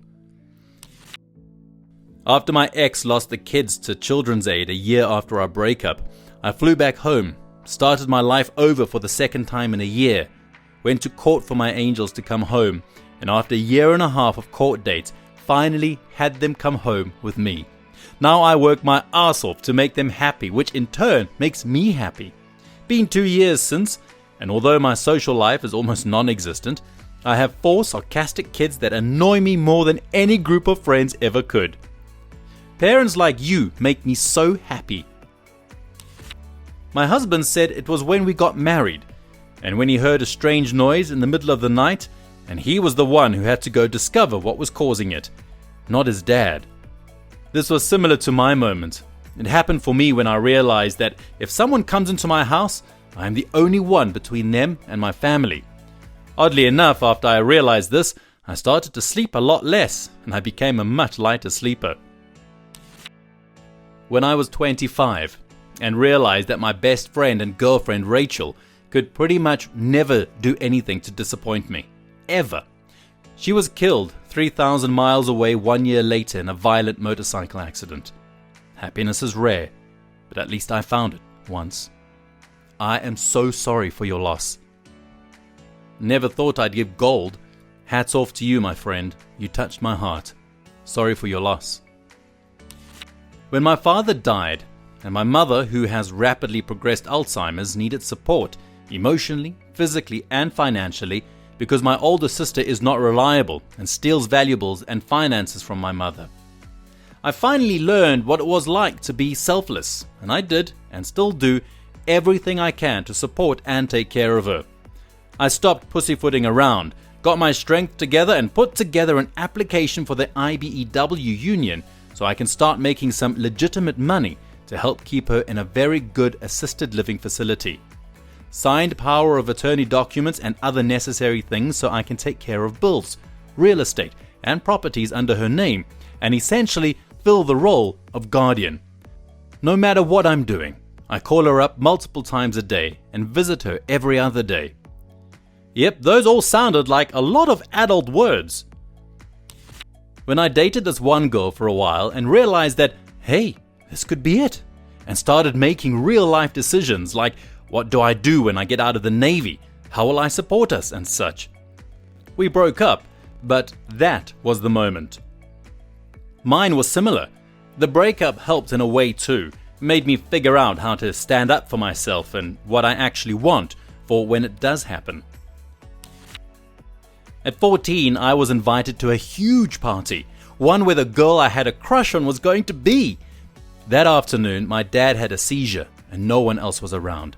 I called an ambulance, had to be with him the majority of the day, fill out insurance paperwork and wait for hours in the emergency room for him to get back to normal. I realized that adulthood is forgoing the things you want for the things you need. That took an unexpected turn. I was like, 14 and a crush at a big party, please! At age 13, my abusive alcoholic father threw me out. I spent a year being bounced between foster homes before I ran away from those. My older brother had left home for the same reasons and had moved to London. I went down to the ferry port in Dublin and hitched to Wales. From there I managed to make it to London. My brother was 19, just a kid himself. He took me in and put me back into school. I was 16 before I realized he was working 3 jobs to support us and keep me in school. He made sure I got an education and completed college. That was when I realized what it meant and took to be a man. I'm raising my kids how he raised me. He was more of a role model than my own father ever could be. Your brother is a person we should all aspire to be. Thank you for sharing. I needed that. I realized it more and more after I reached certain milestones. Education, job, car, house, wife, children, etc. The more responsibilities that crept into my life, the more I realized I was perfectly capable of them all. Good for you, man. Hope you keep on realizing the same. I'm still stuck in the second one and really feel like half a man. When my uncle passed away, he and my grandma took me in from my abusive household and began raising me right. I was so inspired by his selflessness. Eventually, my sisters and my mom moved in with us to get away from the abusive stepdad, and he took care of us all, since all of the kids were young and my mom is disabled. I even asked him one day, "Uncle, why do you always work overtime? Isn't it exhausting?" He looked at me and said, "Yeah, it's tiring, but I have a family now. I gotta support it." When he passed away, I felt so lost. It was a horrible point in my life. But out of it came the most growth I've ever experienced. From it, I was always being abused around in school, and it hurt him because he had dropped out of high school. But I straightened out and shaped up. Also, I fixed his car that he had kept in the garage for 12 years. That car was his baby, a 2001 Honda Prelude. He and I always talked about fixing it to be my first car since I was almost 16, but he was so busy working. So I ended up fixing it myself. Now I have a pretty sweet car and I can drive stick. I even got a job now too. To recap, I'm getting good grades, got a car, and I got a job as a mechanic at 17. I miss him every day, but I'm proud of all that I've done and will do. I know he'd be proud too. Man, I don't even know you and I'm proud of you. You have done a hell of a job. Wherever he is smiling. November 11th, 2017. Girlfriend of 7 years diagnosed with stage 4 cancer. Had the option to bail and run, or sack up and take it head on. She finishes chemo May the 10th and is in full remission. When 3 days went by when I was in a bad financial situation and I didn't eat any food, just so my kids had a stomach full of it instead. I'm still and will always be learning what it means. However, the older I get, the more I think it revolves around sacrificial loving, gentleness, kindness, patience, and less about how much I can lift or even how emotionally strong I need to be for others. In fact, I think being able to show emotion is something men should be more proud of. Very underrated comment here. Being a man is just being an adult. Adults are the people children need. They are loving and kind. I'm sure 5 years from now I'll have a new perspective, but just turning 26. It's happened recently. Growing up with a single mother, I think I needed to learn a lot about being a man on my own. Around 24, I started keeping to myself much more. Cut out toxic people, nearly all of my friends, smoked a lot of weed, did some drugs, and did some soul searching. I came out of that man that I loved. I was happy by myself and started respecting myself more. Now, 2 years later, good people have gravitated towards me. I have a great job, a house, and a fantastic support group of good people whom I love. I'm ready to meet a woman and continue this next wonderful chapter of my life. When my mother had a heart attack in front of my whole 30-plus people family, and no one did anything. She looked at me in the eyes silently, and this power took over me. I knew what she meant and what she needed me to do. I did everything. Called the ambulance when nobody wanted to, saying to me, "She'll be okay, just give her some water." We took her to the hospital. I sat down while she got her heart fixed. I didn't break a sweat. I didn't flinch. That day I stood up against my entire family and took the decision I knew was right, like a man, and saved her life. Great story, dude. Majority of people don't have anywhere near the guts to stand up for what they know is right, or they just don't see it when it's right in front of them. Keep on being you. It's slowly being pieced together.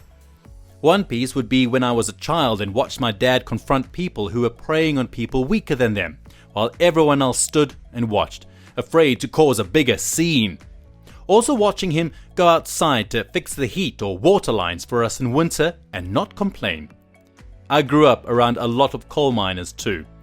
Watched them destroy themselves for their families. Being a pallbearer to a family member. Helping bury a family member, even though you hurt as much as anyone else there, or more. You reminded me of something my dad did that made a big impression on my young mind. We passed some boys taunting an old man in his front yard. My dad whipped around the block and jumped out of his car, charging at those kids. I don't know if I'd ever seen him so angry.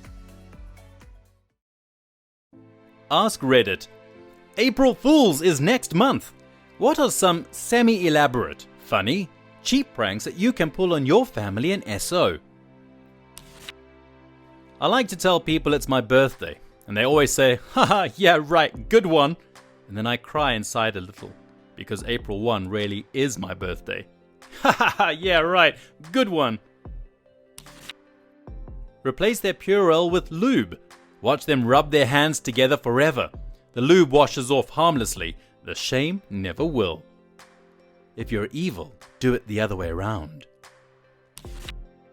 Put dry macaroni under the toilet seat so it'll sound like the toilet breaks when someone sits on it. Even better, place the snap and pops you get during the 4th of July on the rim of the toilet and carefully set the seat down on top of it. My dad did this to my mom when she was pregnant and she almost gave birth in the toilet. Bring a box of cream-filled donuts to work. Regular cream-filled donuts.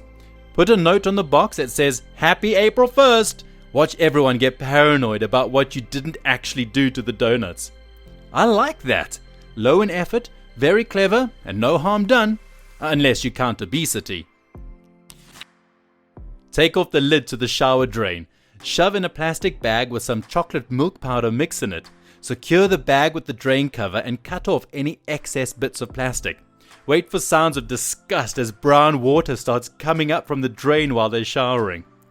This could be great, but shoving a plastic bag down your drain is a bad idea.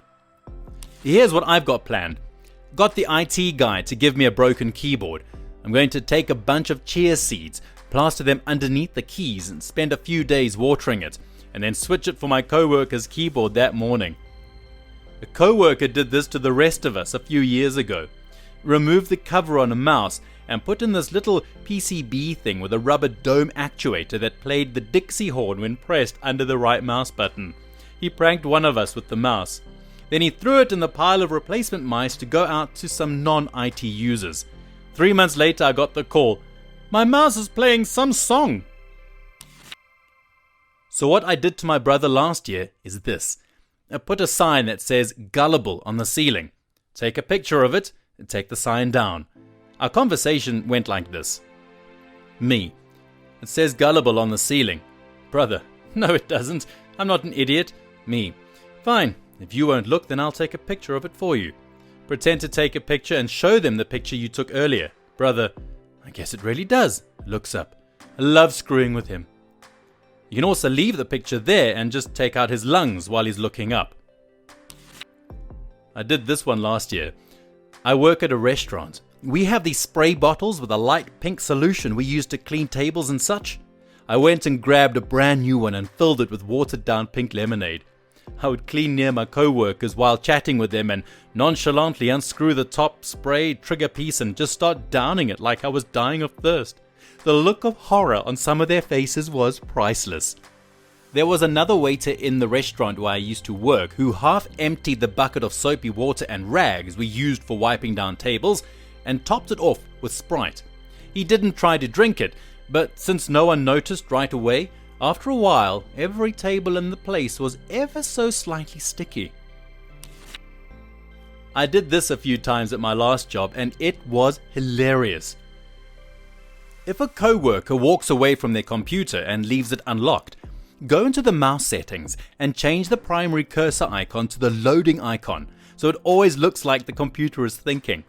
I had one co-worker sit for 10 minutes bitching at his computer because it was taking forever. I finally couldn't stop laughing and told them what was up. You can also reverse the function of their mouse buttons. When they start to complain it doesn't work, you go and use it and show them that it's working since you know how to use the opposite buttons. Then let them get back to it and freak out. We put googly eyes on everything in the fridge to shock the kids in the morning. We thought it was freaking hilarious and were totally impressed with our cleverness. Our kids were not impressed in the slightest. Not sure they even noticed. Next year we made them cereal and milk with a spoon in the bowl and put it in the freezer overnight. When we gave them breakfast, one burst into tears and the other threw it on the floor. Our kids can't hang. This year you should do the mashed potatoes instead of ice cream for dessert, just to keep the tradition going. I'm moving into my new house on April the 1st so I can throw a huge party and invite a ton of people to the old place. This is gold. I would totally do this. Pulled this on my wife 2 years ago. I logged into her Facebook and changed her birthday to April 1st. Wishes came flooding in. Take out an ad on Craigslist announcing a garage sale at your friend's house. Opens at 7 a.m. on Saturday. In the middle of the night on Friday night, empty whatever junk you might have in your garage and place it in their yard. Place garage sale signs all around the neighborhood announcing the sale. Come 7 a.m., they'll get a knock at the door asking if their garage sale, that they have no idea is happening, is open or not. I did this to a buddy of mine, and the look on his face when that stranger showed up and his front door was priceless. He just handed the lady a basket and said, "Whatever you feel about a good deal, put the dollars in this." I got rid of my junk and he made me $150. Next time, just make your own garage sale and spend the $150 on a mariachi band to come and play at your friend's house at 7 a.m. on Sunday morning. Depending on how your plumbing is set up, my friends and I went into another friend's house, unscrewed the head of the shower in the bathroom and filled it up with a packet of red Kool-Aid, then screwed it back on. To the same house, we turned off the ceiling fan, and then we had one of my taller friends line the top of the ceiling fan blades in the living room with Rice Krispies from their kitchen. Rice Krispies are nice casual pranks. Glitter is reserved for war.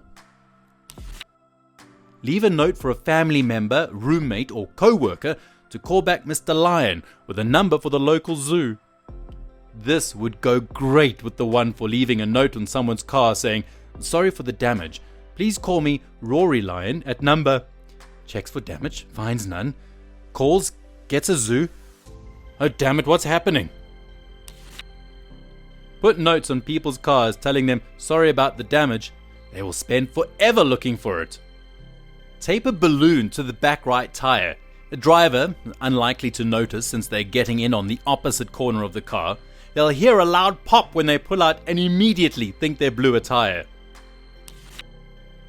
If they use Google Chrome, install the extension EncageIt.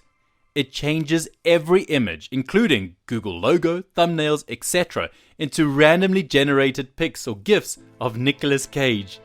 The best part, there is an option to hide the extension from the taskbar. They would actually have to go into their internet options and find it under the extensions tab just to turn it off. It's great. It would be hilarious if that extension was actually malware and you fooled everyone on this subreddit. Workplace. Every year I always put clear tape under the optical mouse. I work in a call center. Every year it works like a charm. Departments have personalities. It shows up on that prank. Sales, they freak out and tell anyone who will listen and whine all day about it. One year it took them 3 hours to figure it out. Finally, one person went and asked IT for help. IT, they chuckle, then get back to work. Management, freak out, grabs IT, resolved. Then they are paranoid the rest of the day while nervously laughing as though they found it funny. My co-workers or boss's first reaction is to hit their mouse on their desk. Lol, like slamming it on a hard surface will magically make it work again. April 1st is a Saturday. So this is a wonderful year because if they work a Monday to Friday job, you don't have to worry about them being late to work. If you have a copy of their car keys, then the night before you get into their car, tape cardboard inside all the windows, leaving a gap between the glass and the cardboard. Fill the space with packing peanuts. When they walk out to their car, it will look like you filled it with packing peanuts. But it's easier to do and easier to clean up than actually filling it with packing peanuts, so they hopefully won't kill you for it. Better yet, clean their car and place one odd item inside it. My favorite I did is to zip tie the cabinets and fridge shut. Then when they go to get the scissors, they find that they are zip tied shut too.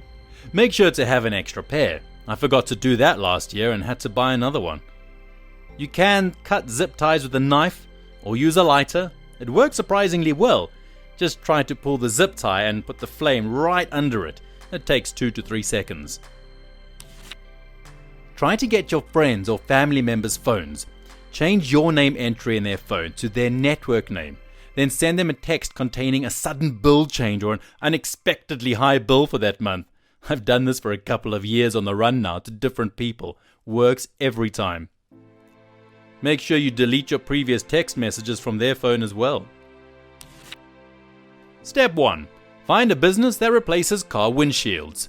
Step 2. Ask them if they would be willing to give you a bag of broken auto glass. Most people will give you a strange look, but oblige. Step 3. Scribble an angry note on a piece of paper. Tape it to a fist-sized rock. Step 4. Gain access to your friend or family member's vehicle.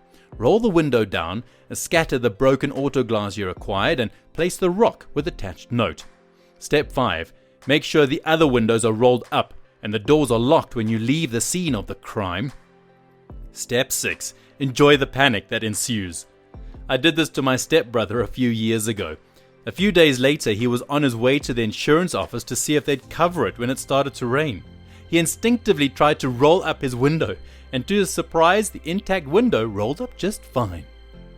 For some reason, I thought you were going to go the extra mile with the mind fun and leave all the windows rolled up and intact, leaving him to wonder how someone threw a rock through his window, breaking it and leaving the windows intact. We have a really old industrial paper shredder at work. We're all very surprised it still works. We also have one of those really old paper slicers. And for April Fools, I put an out of order sign, LB the shredder, and leave in the manual slicer on top with a use this instead. Make the sign on the shredder say out of order, please use manual shredder. Then make the sign on the slicer say manual shredder. Exactly! Unfortunately, they just delivered the real placement for our ancient machine. Apparently, the original was purchased in '87. 20 years isn't bad, but it was beginning to give off that burnt out motor smell. I don't think my April Fool's prank will work. My daughter's birthday is April 1st. She's only 3. So I've been trying to convince my wife to let me tell her that she was born on April 2nd for her entire juvenile life. Big reveal on her 18th. My wife is nicer than me. Just tell her she's adopted on her 18th birthday. Teenagers of Reddit. What is one thing that all parents should know? Please don't put every detail about my life on Facebook for likes. As a performer, you're very vulnerable when practicing or preparing a piece, and you're bound to make mistakes due to it not being perfected. Waking up to comments about my singing or acting when I didn't know a video was being taken makes me hesitant to practice in the future and afraid to take risks with character and singing. Out of everything I've read on here, this angers me the most. You should never post a video or picture of someone without them knowing. If your child criticizes you or brings up something that you did or said that hurt their feelings, don't try to turn the tables and play the victim. All the time I'd get the, "Oh, I'm such a terrible mother, I guess." Last time she did it, I was 20. She brought home a strange man who was married and she knew it, and started very loudly banging him in her room, in a house where you can hear everything, everywhere. Heaven forbid that makes me uncomfortable. Kids hear their parents like uncivilized animals all the time, right? I nearly cried when my boyfriend asked me to move in with him. That really sucks. How stupid. Growing up with selfish, abusive parents can really screw up our perceptions of trust and fulfillment. I hope you're in a better place now. Micromanaging kids screws them up way worse than imposing loose rules and giving guidance and letting them be themselves ever will. I work for a lady who micromanages her kids and complains when they talk back to her. Honestly, just give them a second to do it themselves. They'll do it in their own time. When you're teaching me to drive, don't assume I already know how everything works on the road. That's why it's called teaching. And don't get mad when I do mess up, because it kills me inside and makes me less enthusiastic to learn. This was kinda specific, but I'm sure this applies to others out there in one way or another. Yes! My dad started yelling at me when I completely messed up trying to reverse into a parking space. Eventually, I just burst into tears of frustration and embarrassment, and he was so confused about why I was crying, and I was just like, Yeah, needless to say, I don't let my dad teach me anymore. Thank God for driving instructors. Well, I'm 19, about to be 20, and in college right now. And something my parents did incredibly right is to raise me to be an adult. A lot of parents don't realize when you raise your child as a child, they'll stay that way until life kicks their ass. Raise your child to be an adult and deal with their problems. Speak to them like their opinion is valid and allow them to fix their own problems. And that behavior will help them far more than babying them will. I feel the same way about how they raised me. I'm self-sufficient. I cook for myself, hold myself to deadlines, and am comfortable being alone. Too many people can't stand to be alone and don't hold themselves to deadlines, leading to too much partying or other things which lead to failed classes. Also, no one I know can cook anything. I'm not saying it's bad to be social, and there is a big difference between being comfortable alone and being lonely. Just saying. Please don't read your kids' journals or diaries. Even if you feel that they don't tell you stuff, don't invade their privacy. If they find out, they will not tell you anything anymore. I found out my mom had read my diary when I was coming out to her. She said she already knew because she read it. It was incredibly humiliating, especially because she didn't tell me she knew at all. I actually had a work friend do that. Went behind my back and told someone something about me getting a new job. And when I actually told the person myself, I already knew. XYZ told me around a month ago. And when they express surprise that I've become a lot more reserved around them and don't tell them stuff, yeah, because I may want you to know, but I'm not happy with the whole office knowing. And that's really difficult to get back. I may have shared a lot with you in the past, but you're erasing that trust I had in you, which means that I'm a lot more reserved around you. Not a teen, as of a few weeks ago, but I think it makes me qualified to answer this question without angst. The thing parents need to know is that you need to stop using negative reinforcement when your kid does good stuff. Too many times I'd come down from my room with the intent of joining my parents and getting a "look who's finally decided to eat with us." Or I'd go through hell to fix my sleeping pattern and get "about time you stopped staying up and being weird."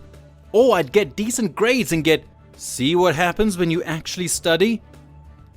The result was that I decided to live with it and stop fixing those things. I eventually straightened myself out for, well, myself. But it took so much longer to do that because every time I try, I just get demoralized 10 minutes later. It was like trying to get out of a room in the dark, and when you finally found the door, it just leads to another dark room. You know you're on the right track, but you still can't see anything. That was the general advice that I hear backed a lot. On a more personal note, you can have favorites, that's fine, but don't be obvious about it. I'm objectively an okay guy, not good, but not bad at all. My sister is a dumpster fire for a truckload of reasons, yet she's very clearly the favorite. It used to hurt to get reminded of that in little ways, then it just stopped hurting one day. If your kid gets to that point, like me, your relationship is almost irredeemable. Just in case no one said this, we're so glad you came to eat with us. I know it wasn't easy, but I'm glad I got to see you in the mornings now. Nice work on the grades. School is tough. You may not be my kid, but I'm proud of you and your efforts. At least give me the chance to speak back. I will not shout. I just want to make a compromise. It's really annoying when you're getting told off or told to do something, but you can't say one word back or you're talking back. The amount of times I've defended myself and used that tone of voice is ridiculous. Stop assuming that I don't have feelings just because when you yell at me or call me names, I don't say anything. You taught me that it's better to just stay quiet and say, okay, if not, I get in more trouble.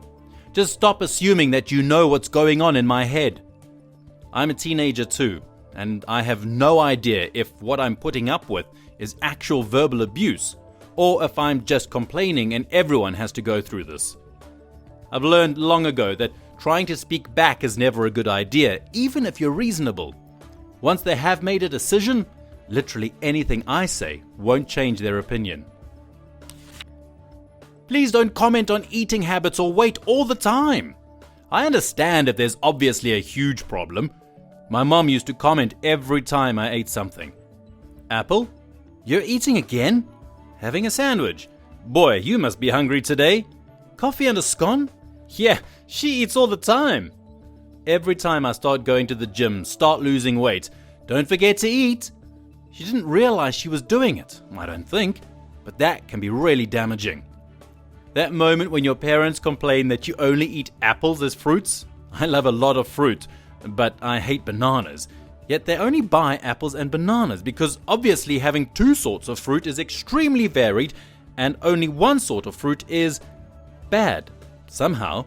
Oh boy, why do I not eat some bananas which I despise, they wonder. Not exactly similar to your situation, but hey, comments on eating habits? Ranting about apples and bananas feels weird.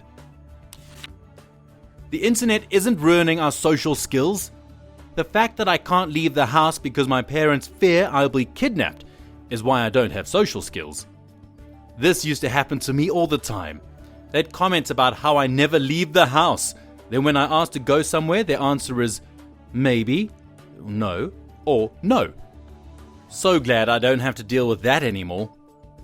My mum went with the barrage approach, complaining that I don't go out. Then when I do, proceeds to ask 100 questions about who, where, why, when, what time, what's their dog like, does it bite, how do you know them, do their parents know, how will you get home? It's just easier not to bother planning to go out in the first place and not deal with having to re-index my life story before I can step out the door. Take interest in what your child likes, even if you yourself might not like it too much. I'm not saying to fully change your personality, but ask questions from time to time, like, hey, what are you playing? What's this about? How do you do that? It serves as a great icebreaker for the tension between teens and adults. My dad is not a fan of games, but he usually does take a bit more interest than usual, and this served great to make me feel like he is more than just a dad, but a friend. This has also made it easier to share my problems with him, which is something every teen should do if something is troubling them. But I know that it can be awkward to talk to your parents about it. Be interested in your teen, and they will be more open to you. I turned 39 years old today, and I cannot upvote this enough. None of my family ever showed any interest in the things that I was or am passionate about, and I really lost my confidence. Even now, doing what I've always wanted to do and having some limited success, I have a hard time believing that anyone cares about it. Without my incredibly supportive wife, I probably would have never picked up another paintbrush. I'm an artist, by the way. This is why I taught myself how to play Pokemon. I've always hated Pokemon, but my 8-year-old son loves it, so I play it with him and know just enough so that he can talk to me about it. As parents, if we don't show interest in and allow our kids to talk to us about the things they're interested in, they won't talk to us about the more important things later on in life. Former teenager here, parents should know that they are raising future adults. They're gonna be their own people and shouldn't be sheltered or coddled. They should be prepared and their own person. Wanting to control every aspect of your child's life will only make them hate you. Live your own life and encourage them to live theirs. Don't live vicariously through them. Don't helicopter parent. Don't let them suffer injustices alone. Be there for them, but only when they need you. Sometimes controlling every aspect doesn't make them hate you. It turns them into a completely dependent adult with a very poor understanding of the world who will never be able to properly take care of themselves. So either way, don't try and turn your kids into your own personal items. Free them to experience the world. The alternatives are worse. Redditors who make over $100,000 a year. What jobs, promotions, and steps did you take to get there? And what was getting that first big paycheck like? Not me, but my wife. I was carrying the load and getting by when we got together. She got a job as a part-time clerk for a small company, 15 employees. She was part of the support staff for the company's salesman. She is efficient and focused when she works. Does not Reddit or FB or text. She does her job while working. Anyway, after a couple of years, she saw an avenue of income that her company was not exploiting. They already had a customer base, but they were not selling a line of related items. She looked into it, did the research for what it would take to expand into that area, then went to the company president and made her presentation. For a modest investment, the salesman could let their customers know that they now offered this and that. The pres went for it and said she would head up that new department, just her, and would grow as the new program grew. It took off immediately. She was made full-time and given a substantial raise. The president retired shortly thereafter. The new guy was actually the top salesman who had thrived under my wife's idea. On day one, he said he wanted to expand even further on the program and asked what she needed. He gave her 2 assistants, a raise in base pay, and said she should also get 10% commission on all sales made on this line of products. The company has grown to 50 employees. The program has continued to grow, and she makes pretty good money. And she never went to college. Kudos to your wife for her initiative and hard work. Current business owners took nearly 7 years to crack $100,000, now doing fairly well year in and year out. My tip applies to being a business owner, but directly relates to being a manager and maybe other aspects of working. Just because you're in a position of authority doesn't mean you should sit back and give orders. To this day, I work hard as any employee I have. If others are busy, I take out the trash, vacuum, and other small tasks you might not think a manager or owner would do. Any workplace is a team. And while you are the boss, you must also show everyone around you that you work hard.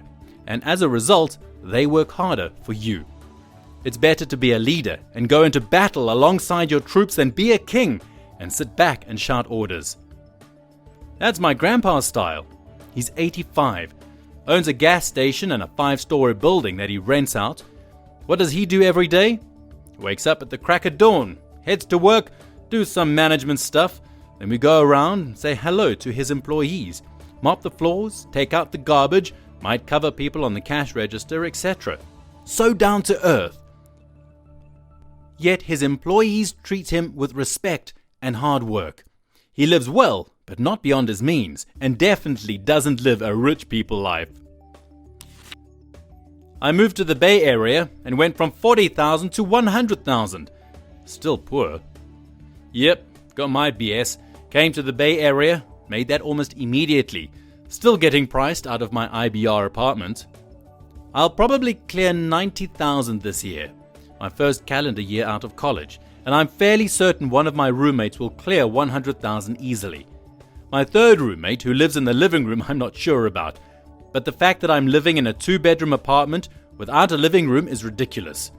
Money in SF, hell in the entire Bay, feels like it's on an entirely different value than everywhere else. Timeline moving down. Raised on food stamps, joined the army, got TS clearance and computer security experience, get out of the army after 4 years, get cleared contractor job 3 months later for 50,000. Work there for 8 months and jump to another contract paying 72,000. Work there for 1 month and jump to another contract paying 95,000. Work there for 2 years and get a $10,000 raise. We had a lot of debt that we're still trying to get paid off, but I get a check for about $3,000 every 2 weeks, so it's pretty sweet. I'm in your boat, well, mine is the army part. There is such a high ceiling on government contract work, but also a low floor. I worked in retail for almost 10 years, making under $30,000 a year. Having had enough, I stumbled upon a low-level government logistics job, paying just under $40,000 a year. After a year, the contract ended and I had to scramble. Through connections, I found a configuration management job with the Air Force for just under $50,000. Another year goes by and the contract is up for recompete. The company I work for becomes a subcontractor instead of the prime, and I have to renegotiate the pay. I bust my ass and get up to $60,000 a year. I have my performance review next week and I'm bringing my new college diploma and certifications, and I'm hoping for another bump. You really just have to be a bit of a bulldog to get what you deserve. A software developer here, hired fresh out of college 6 years ago at 45k, lowballed the salary for my degree to get my foot in the door. As of this year, up to 110k, working for the same company. I owe this massive increase to several things. Get along with your boss, and your boss's boss. They ultimately are the ones who can make big raises happen, and they are much more willing to talk to the head honchos on your behalf if they like you. I've had 3 bosses now, and all of them have pushed on my behalf for 13% plus raises in the middle of the year. Not only do your job, but help teach others how to do theirs. Your boss will appreciate the team improvement. Do more than your job description. Bonus points if you happen to really like that extra stuff. In my case, I created a bunch of little tools to help automate a bunch of tasks, not just mine, but also beneficial to my co-workers. Always be accepting of change and even embrace it. The software world is changing constantly.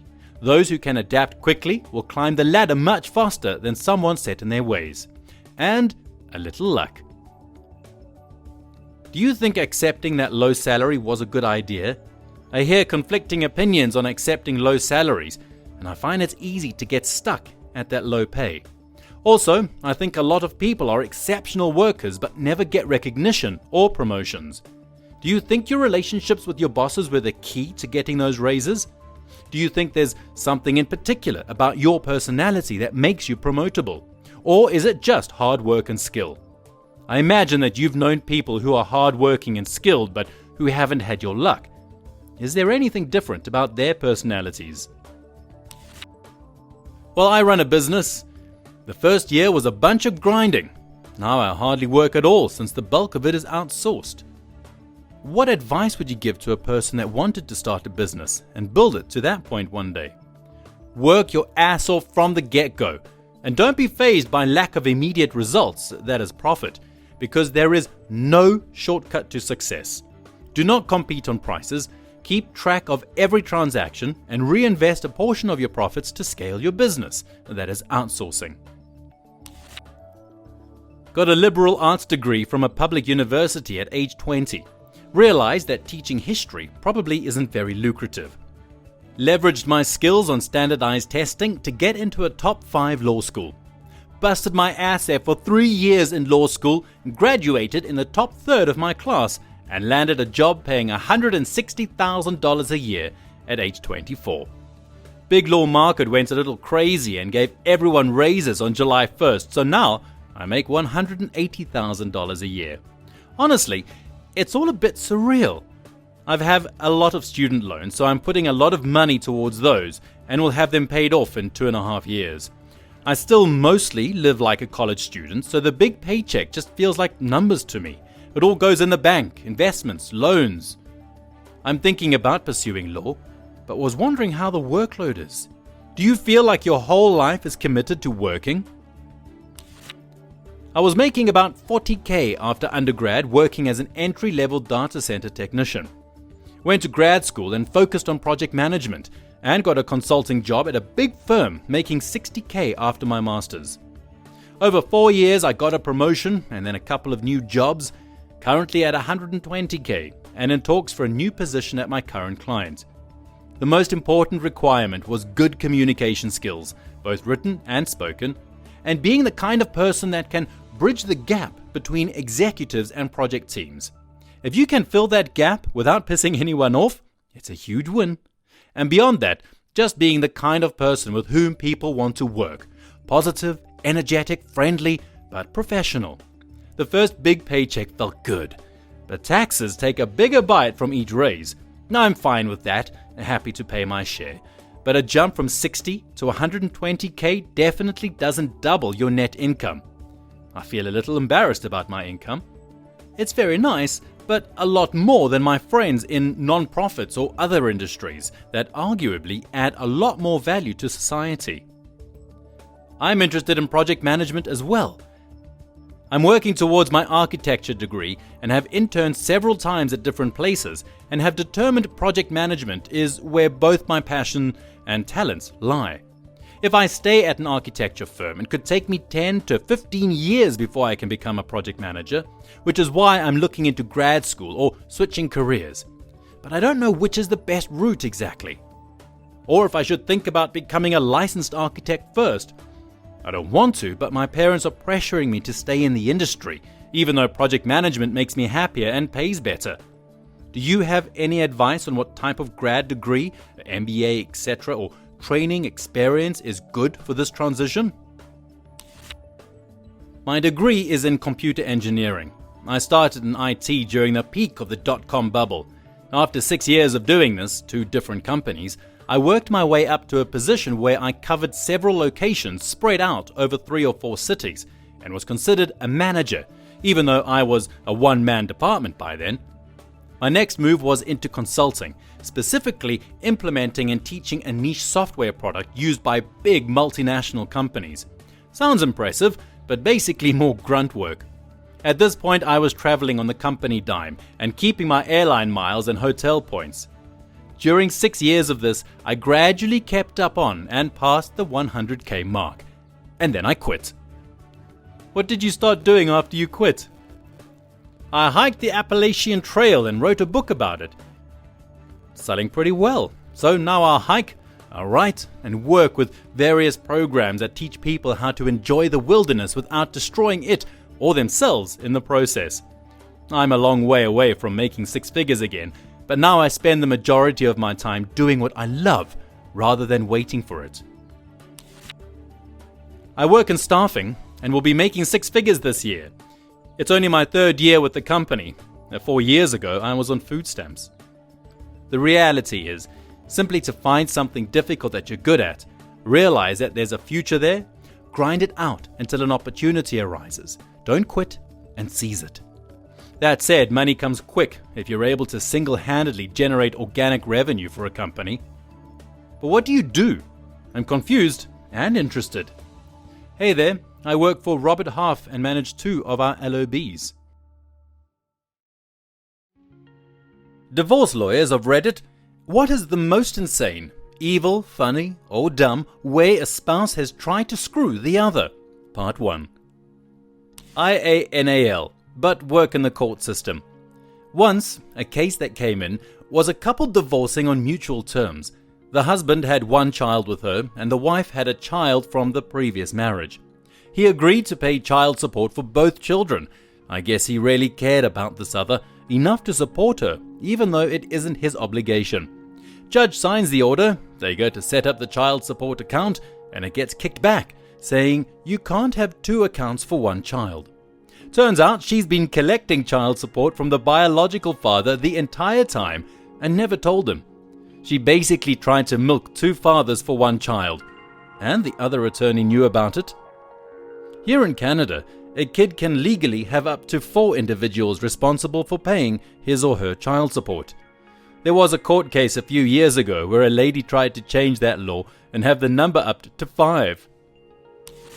Not my case, but during my first year of law school, lawyers from different practices came to give us a peek behind the curtain of different areas. The divorce lawyer told the story of a rather well-to-do couple that spent months and months and many tens of thousands of dollars fighting over absolutely everything, all the way down to a single ceramic ashtray. He couldn't remember the significance, but somehow it had come through the husband's family. Even after everything else had been decided, they spent many more months and nearly $100,000 fighting over just this ashtray. Then, after a court hearing, the wife finally won the ashtray. She promptly strode out to the white courthouse steps and smashed the ceramic ashtray, left the pieces all over for the husband to see on his way out. Decided that day I would not be a divorce lawyer.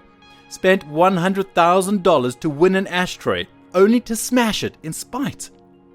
I think you made a good decision after reading all these answers. I didn't handle the divorce, I handled parts of the aftermath. In the divorce, she went AWOL, was living in a truck somewhere, and just couldn't handle it mentally. He gave her 5 of his 9 companies. They were the ones that owed 7 figures in payroll taxes. He had made her the bookkeeper on paper. She spent decades trying to shake the IRS for the results. Is there a way to say, no, I don't want this? Or is it just that she didn't know about the debt? I would imagine she didn't know, and that her lawyer didn't know the right questions to ask. I'm a lawyer, but have had a very limited amount of experience in divorce cases. The first case I ever worked, the husband shaved, waxed every single hair off his body in an attempt to avoid a court-mandated drug test. We had a guy at work do this, shaved his whole body, razor burn on the back of his neck, cut up his elbows. He was a hairy dude. Then he failed the urine test. I asked him why he went to all that trouble and he said, I don't know, I was high. TIL. When you're about to go through a divorce, don't clean out the accounts and hide the money. Grab your pets and put them in a safe place where nobody will ever find them until the divorce is all long over. I tried to do this, but my STB ex called the cops on me. I explained how abusive he was. Picture a sobbing, sleep-deprived woman covered in bruises and a broken leg in a cheap hotel lobby trying to explain to the cops that her husband tried to kill her the night before. But the cops told me that because I left and took the dogs with me without telling him, fled in the middle of the night, that I was in the wrong. And even if I wanted to argue to keep the dogs would have to stay with him until a judge decided. Cops took my dogs back to him. All happened within 4 hours of my leaving. I never saw my dogs again. Not my divorce, but my divorce lawyer told me about a case she was involved in where both clients were so petty that they had to all meet to argue over literally every single scrap of everything. The final object that neither would settle on was a ceramic rabbit statue, a really generic one from Home Depot or whatever. Zero sentimental value, but since it was the final item, neither side wanted to lose the last thing, and they dragged it out over 3 separate meetings for this one thing. I don't remember which ended up getting it, but once they settled it and signed everything, the winning party stuck it on their lawyer's desk as a gift and walked out. They must have felt so cool, yet looked so stupid. I wonder at what point even the lawyers are like, this is not worth my time despite what I'm getting paid. Just accidentally drop that thing so it breaks. Friend was going through divorce from an insane husband. He had been texting her pics of the gun he bought and threatening her. Police were called. Nothing they could do because it was only a picture. He was staying with a secret girlfriend at this point. She allowed him to go get his stuff from the house. She was scared to go back in the house alone. I went with her. First red flag was he had changed the locks. So we waited for the locksmith to open the house and change the locks again. Well, when the door opens, we noticed all of the furniture was gone. So we carefully went upstairs in search of her cats. The entire second floor was empty, no cats, no furniture, even her clothes were gone. Come to find out, he had hired a moving company to pack and take everything, even the food in the fridge. Finally found the cats. He had taken them to another vet in town and put them up for boarding under his sister's name, thinking she would not be able to find them. He was finally forced to disclose what happened to her possessions. He had them taken to a storage unit far away from the home. Can't believe I'm saying this, but relative to the amount of animal abuse in the rest of this thread, I'm glad he didn't try to kill the cats. Divorce lawyer here. The spouse had been out of the house for weeks. She waited until he was on a business trip, came into the house, turned on all the faucets, plugged the drains, turned off the furnace, and left. It was minus 10 degrees. He came back 5 days later. The house was ruined. The water froze and cracked the foundation. I'm guessing no insurance? Or insurance didn't cover a deliberate act of damage or something. Had a client whose wife wanted him out of the house. I told him not to leave, just move to a different bedroom for the time being, because once he was out, the chances of him ever getting back in were slim. He texted his wife and told her he was staying in the house. She called back and left a voicemail that she wanted him out, and if he wasn't out soon, she would start taking out her unhappiness on the children, and would remind the children that mommy was being mean to them because daddy wouldn't leave. One-on-one on how to lose custody. You bet I played it for the mediator and judge. I don't practice divorce law, but I did an internship with a family law judge in law school that involved me sitting in on a lot of stuff. One divorced couple came in because the ex-husband wanted to lower his spousal support payments due to his lowered income, great financial responsibilities, and the fact that his ex-wife was declining to seek paid employment, all of which sounds reasonable on the face. It turned out that while his income had been lowered due to cuts, his new wife, who technically worked as his assistant and had done so prior to the divorce, was now making quadruple her salary, more than he ever had. He claimed that his ex-wife had unpaid renters living with her and could have money to survive if she charged them rent. It turned out they were the couple's shared 18-year-old twins who were living at home, having just graduated high school, and were going to keep living at home while starting college in the fall. It also turned out later that he allowed his stepdaughter and her 2 children to live with him and his wife rent-free and paid for her college. His ex-wife produced evidence that he told his own kids to figure out paying for college themselves. He claimed that his ex-wife worked as a nanny for free by choice and should be getting paid for work elsewhere. The kids she watched for free were their 3 joint grandchildren from their eldest child, 2 of which were severely disabled. He claimed that when he married his new wife, he gained over 15 new dependents, which was technically true, but those dependents were all in Mexico and included his new wife's grown siblings and their families, none of whom he had ever met. This dude was shocked when spousal support wasn't decreased. He's trying to bleed his ex-wife dry, not realizing he's being bled dry by the new one, lol. He was using the new wife and her Mexican family to claim expenses he probably wasn't making, to not pay the ex-wife her spousal support. I bet the new wife's salary was also mostly coming back to him. My dad is a divorce attorney. His clients couldn't decide who would get the Labrador puppies from a new litter they just bred. The pups are worth $1,000 a pop. Well, they also hadn't been up to date on their payments. So Dad brought a litter of 8 floppy puppies home as collateral for us to have until they could negotiate the settlement. So much fun for us kids. Client: I'm a little short on money right now. Maybe there's some other way I can pay you? Slides puppy across desk and raises eyebrows. Articled at a family law firm, thankfully moved on since. Worst I saw was a decades-long case. Husband had been in a motorcycle accident, suffered brain damage, has severely limited capacity going forward, got a huge settlement afterwards. Wife spent the next several years stealing the entirety of the guy's money and property variously by forging his signature or putting documents in front of him that he couldn't understand and telling him there was something benign so he'd sign it. She then forged a bunch of letters from a tax authority and convinced him he was about to go to jail and further convinced him to flee the country. He finally came back several years later to find out everything he owned was in her name, and one of the documents he was told to sign were divorce papers. Dude got left with nothing. I moved on before I found out how the story ended. Hopefully it ends with her dying a slow, painful death. Paralegal for divorce lawyer. This one is morbid. We represented a guy who believed vehemently that his wife was assaulting the children. The authorities were involved, child services was involved. It was never clear what the truth was or if anything at all was going on, but our client was sure. He shot his wife dead at a custody exchange in front of the children. He then sat down and waited for the authorities. We visited him in jail with his criminal defense attorney.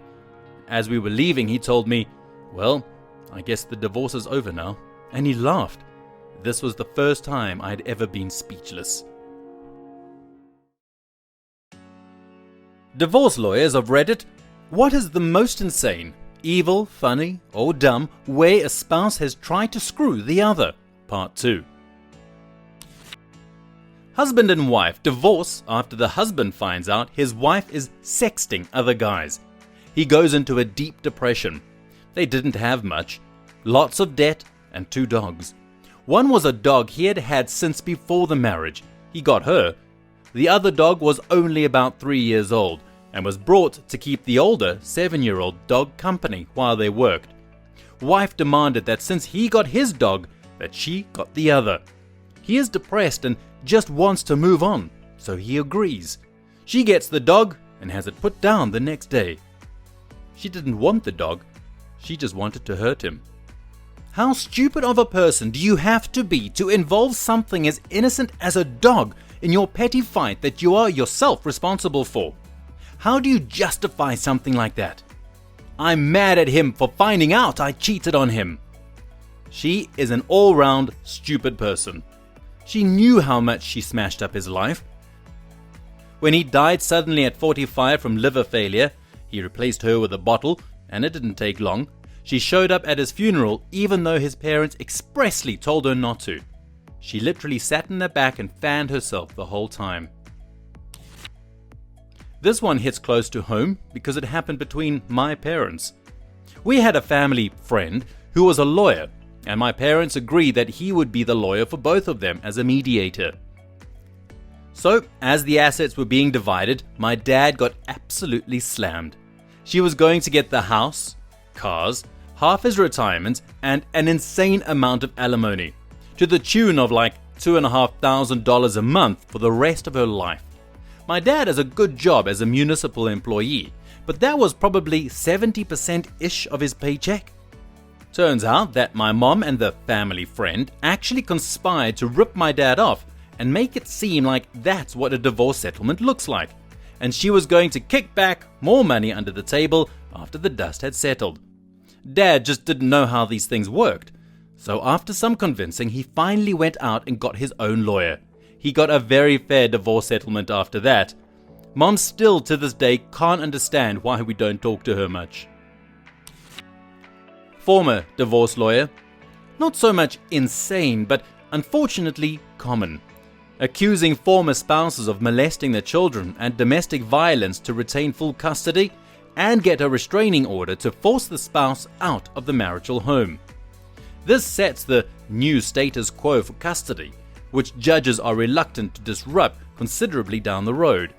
Takes months, if not years, for the accused spouse to prove his innocence, and CPS will often find evidence where none exists if the accusing party is a good enough manipulator or actor. Pretty horrendous long-term outcome for all parties. Kids are brainwashed against estranged parents when young. Later, they often grow to resent the accusing parent for poisoning their relationship with an estranged parent. Kids often grow up with a multitude of mental health issues. Probably one of the worst things a person can do to their children, or to win against their former spouse. People who do this and are found out should be jailed. I don't care how long after the fact it is. This is just so absolutely stupid. I work for a divorce attorney now, but the craziest thing came to my attention when I worked for the prosecuting attorney. This couple was breaking up, and Mr. left the house. Mrs. went to work the next morning as usual. When she returned home in the evening, she found Mr. had been to the house and removed his clothing and belongings as she expected. What she didn't expect was that he had also gorilla glued her belongings together. He glued the TV remote to the table, the phone to its cradle, the couch pillows to the couch, and even glued the vacuum cleaner to the carpet.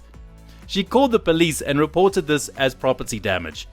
The police went with her through the house, documenting dozens of items glued to various things, but for days she was discovering random things, and she would call to amend or update her report. "My GD oven mitts were glued to the wall," or "he glued the effing sheets together in the linen closet."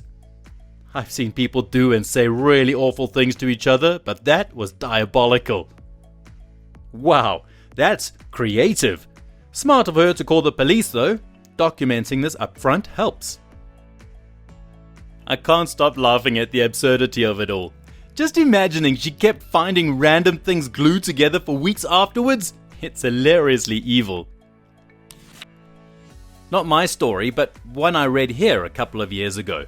I really hope I don't butcher it as it's been a while, but here goes.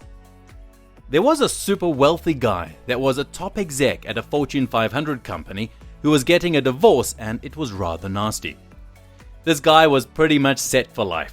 He had a bunch of stock, houses, and assets in so many places. The ex-wife wanted everything she could possibly get. The husband came up with an idea that if she let him keep everything, he would give her half of his paycheck for the rest of his life. She quickly agreed because his checks were huge, and this also included any bonuses which were in the millions. As soon as the paperwork was finalized, he quit his job and started to work part-time at a sporting goods store. I can't remember which one. This story was told by another employee there, not the actual guy that got divorced. Anyway, he still had all of his assets, so he would drive to work in a super expensive car, and one day the employee asked how he could possibly afford that car. The guy said he was set for life and didn't even need to work at all, but every Friday when he got his paycheck, it made everything so worth it knowing his ex-wife would only be getting about $150 per check. I remember that one. I think when the ex-wife tried to sue for more money, he just said that the emotional toll of the divorce was too great and he just couldn't handle the stress of his old high-paying job anymore. How about a wholesome insane one? IANAL, but this was told to me by my mum regarding the divorce that she got from my dad. They couldn't settle on an alimony amount. Mum and her lawyer came in with a number. Dad countered with a number. They couldn't agree because my dad thought my mom should get twice the amount in alimony she was asking for, and my mom didn't want my dad to give her that much money for a month. It took months for them to settle on a figure that appeased both of them.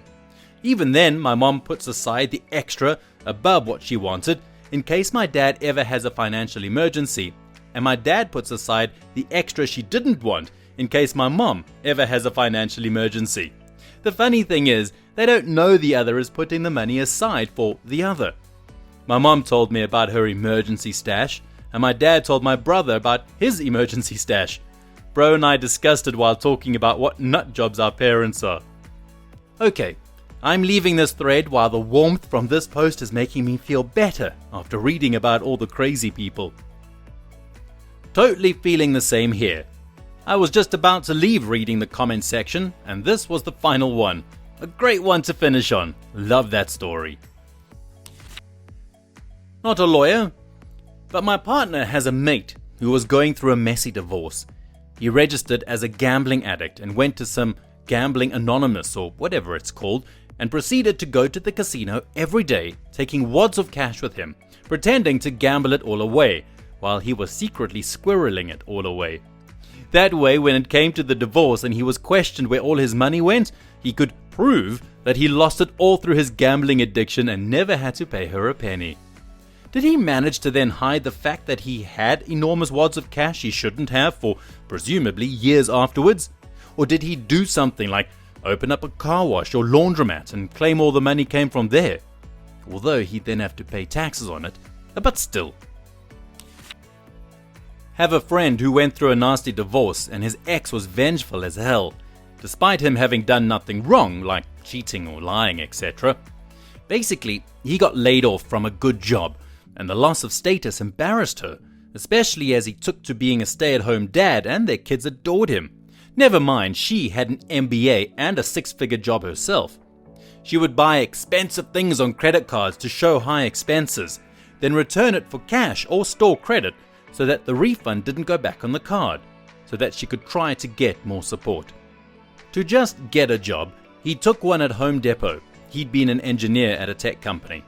Later on, he landed an IT consulting position that was part-time, but paid about what he had made at HD working full-time.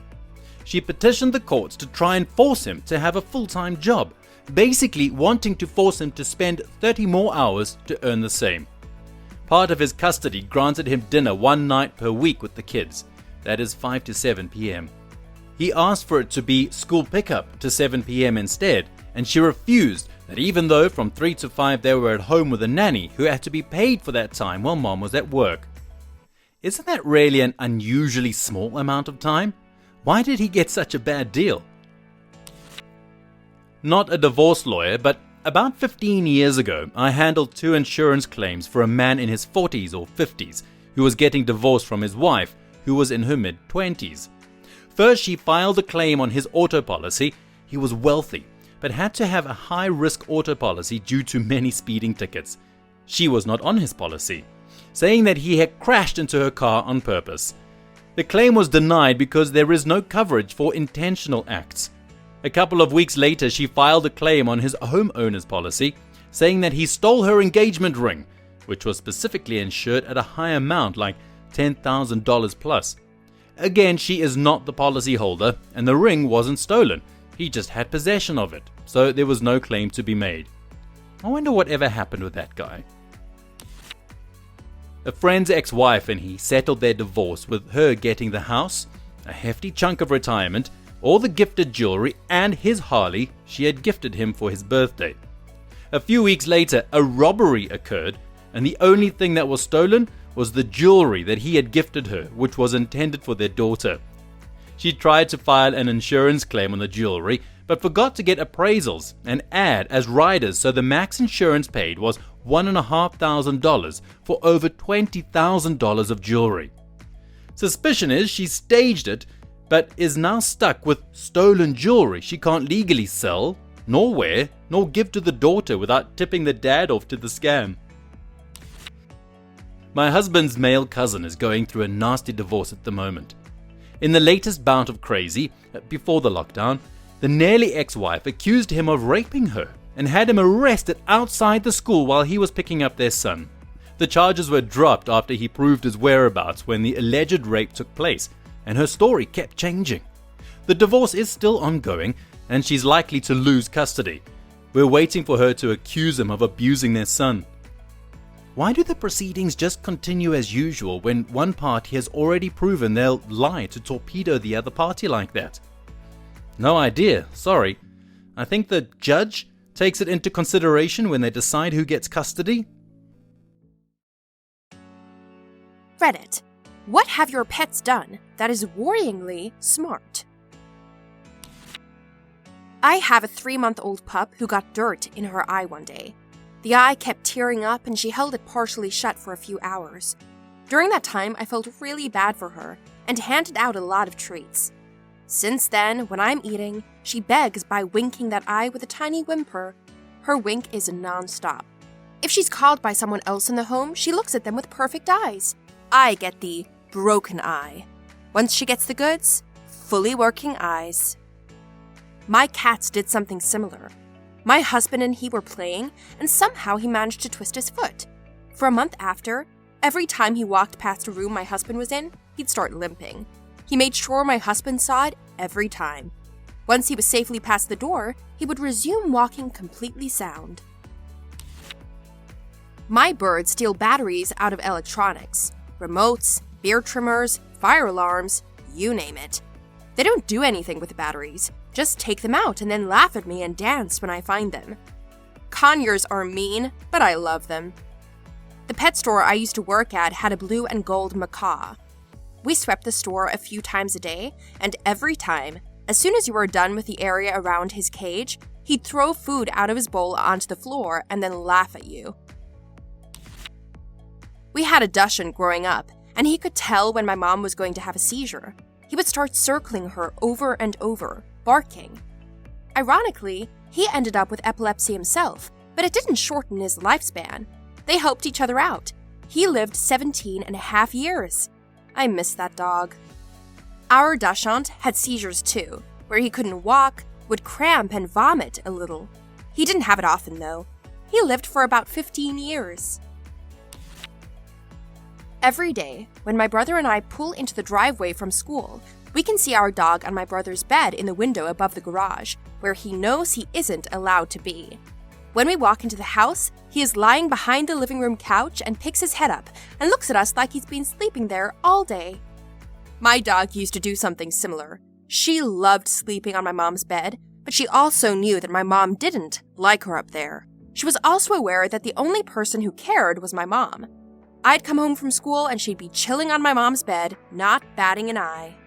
When my mom's car pulled into the driveway, we'd all hear that distinct little thump of her jumping off my mom's bed. She'd come downstairs so that my mom would think she wasn't up there. I had a yabby in my freshwater tank that is a genius. I one day watched him gather some food pellets into his cave, wait for the fish to eat the rest, then a few minutes later, place them in front of the cave entrance, then attacked and ate a fish that came to eat the pellets. He stockpiled his meal to later bait an even better meal. That idiot is in his own tank now. That's brilliant. My yabby used to arrange plastic rocks in different color combinations every day. One day it may be one pile for each color, and the next all the blue and yellow on one side of the tank, and the pink and green on the other, etc. He was probably really bored. One of my dogs knows how to open door handles. The other one can't even figure out that he's not supposed to eat rocks. It's a mixed bag with my pets. That's kinda how it is with dogs in general. With some, you start thinking of them almost like a person.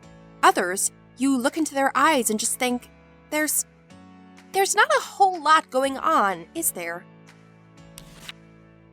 When I get asked to do some things, I'll groan jokingly and do the thing anyway. Now, when I call my dog while she is sleeping, or if I accidentally nudge her at the foot of the bed, then she groans with an attitude like I would.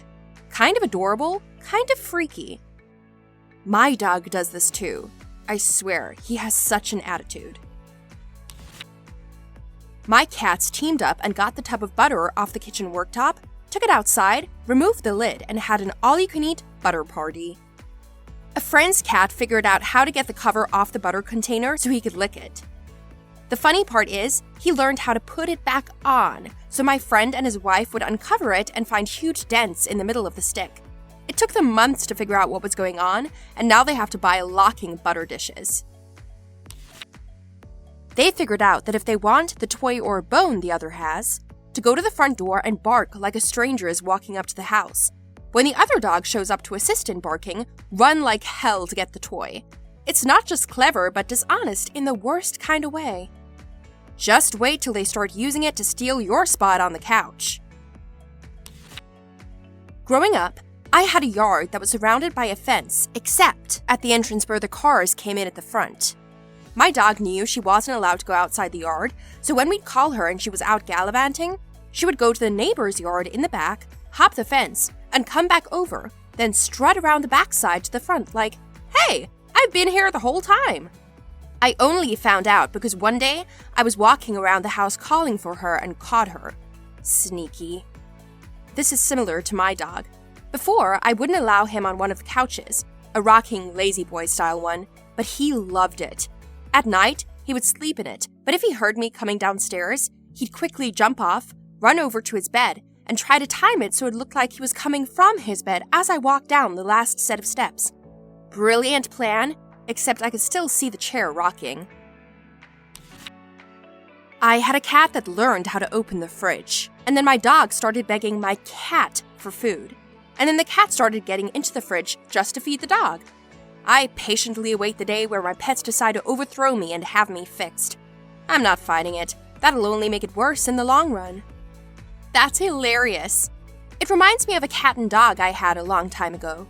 The cat was always up on the counter and knocked leftover food down for the dog, who was jumping up and down with joy. That taught me to never leave any food out anymore after he ate half a chocolate cake that way. We were looking after a friend's dog. We came home from work in the evening with a huge pile of dirt by the front door. The dog, unlike every other time we came home, was lying on the couch looking very guilty about something. You know the look. It took us forever to figure out where the dirt came from. We had an old flower pot downstairs on a shelf. The pot had been emptied by the front door, and the pot returned to the shelf like nothing had happened. I can just imagine the pupper picking up the flower pot, walking around with it, then dumping it out, and he's like, No, I'll just put it back on the shelf. They won't notice." I have 2 horses, Red and Mickey. They are yarded next to each other, and there is enough of a gap in the fence that a clever horse may work out that they can just manage to pinch the other's hay through it. Red took it a step further and realized that if he could steal Mickey's hay, Mickey could steal his. So, He waits until Mickey is distracted by his bucket feed, and then Red takes his own hay from his own feeder and deposits it across the yard, where it's safe. He then goes back and takes Mickey's hay and deposits it where it is safe. Then Red eats his hard feed and 2 lots of hay. We had to move all the hay feeders. My former horse was a big escape artist, so we put him in a small electrified pen. He was barefoot, so he figured out that if he stood in the sandy soil and just barely touched his whiskers to the electric fence, it would ground out, and then he could jump or bust out without getting shocked. He understood electricity a lot better than I do. My dog knows my caller ID. I sometimes need to call home from my cell, and our home phone speaks the incoming call's caller ID. The only time my dog ever howls is when I call and the answering machine says my ID. She's done it when my mom is off somewhere else in the house and can't hear the phone ringing. She doesn't do it for any other phone call, even if I'm not home. I also tried calling while I'm still home to see if I can get her to howl, but she just looks at me like I'm an idiot. My dog also has 2 bowls, one for food and one for water. Whenever I give her some crushed ice to lick in the water bowl, she'll pick up chunks of the ice and put them in the food bowl instead. Apparently, solids equals food bowl, even if said solids turns into water. So I don't get a lot of text messages, but the Deliveroo notification makes the same noise as my texts do. My dog has learned that when my phone goes off as a text message, that there will be someone at the door, and eagerly awaits seeing them at the window. My cat figured out how to fill up my bathtub. He learned how to close the drain and would turn the water handle, and would just sit there and watch the tub slowly fill up. It took me weeks to figure out what was going on. He may be planning to drown you. Also, watch out for any toaster or hairdryer moving activity. Be careful. Not a current pet, but a dog I had as a teenager. Dog jumps on the couch. No, you're not allowed on the couch. Go lie in your bed. Dog leaves the room. A moment later, he returns with his bed and throws it on the couch. Gets back up on the couch in his bed and stares at me. This would be my exact response. If my dog is smart enough to understand my meaning and also derive a loophole from it, then wow, guess I'll applaud that. One of my cats learned how to turn the internet off. I mean, he realized everybody goes crazy when he goes behind the TV stand and messes up with the wires. So when we're not paying enough attention to him, usually if we're on our phones or the computer, he just unplugs the router. I don't think he knows how much power he has. Given your cat's unique situation, what is his stance on net neutrality? Every morning for breakfast, I always eat fruit, and that weekend, there was a farmer's market selling fruit for cheap, so I bought a ton. I couldn't fit them in the fridge, so I left a few bags on the side in the dining room, reachable distance. I woke up and was surprised to see an apple next to me. Over the next few days, my dog would get up in the morning, go in the bag, and get a fruit to put next to me on the bed. He proceeded to do this for the next 2 weeks until we ran out. I thought it was the cutest thing ever, but a part of me is like, oh no. Your dog brought you breakfast in bed? That's the cutest thing I've read all day. When my dad was having a difficult time in life, he moved into my apartment. He's really into sports and mostly deaf, so when he enthusiastically cheers for his beloved Detroit Tigers, he doesn't realize how loud he is. One early evening while I was asleep, because I work midnights, the Tigers scored or something and my dad lost his mind, which woke me and my cat up. I grumbled and closed my eyes, but my cat Mike was not having it. She walked into the living room, and all I hear is my dad go, "Oh, sorry, I'll be quiet." And then my cat walked back into my room, jumped back on the bed, and we both went to sleep. I don't know how to break this to you, but I think you're living in a sitcom. Which common human practice would, if it weren't so normal, be very strange? Burying dead people in caskets with their best clothes on. I'm weirded out by this every time I ride by a graveyard. There are literally hundreds of people under the ground right over there, skeletons dressed up like James Bond and Grace Kelly. I'm getting buried with my top hat on. Now you have to find me a 7-meter coffin. Keeping our dead in pretty parks in the middle of our communities. Graveyards used to be treated like parks and social gathering points. Then they all became haunted. Keeping animals as pets. I keep several large and small sources of metabolic energy around my house. For emergencies, you mean? No, I just like having them around. Well, this one isn't that weird with history. Dogs make kick-ass trainable employees. Cats are a natural anti-vermin method. The weird concept is why we'd find creatures of another species cute and treat them like family members, even when they no longer serve any utility. Drinking water to stay alive. I feel as if everyone is so calm about the fact that we need to obsessively consume this liquid for our entire lives, or we will perish. Every time I am drinking water, I feel like yelling, "I am saving my life right now," and "I almost died, but then I drank this water, and it bought me a little more time." What about breathing? We're constantly sucking in dangerous, highly reactive, poisonous fuel, oxygen, every minute we exist. Huge portions of our biology are dedicated not to using that fuel, but to keeping it sequestered and protecting all of our delicate machinery from that terrifying molecular Godzilla. Also, it can be used in a single reaction that provides power for everything we do. Even better, that reaction is, for all intents and purposes, fire, but a fire that's been carefully divided up, each step of the reaction carefully confined and harnessed for power.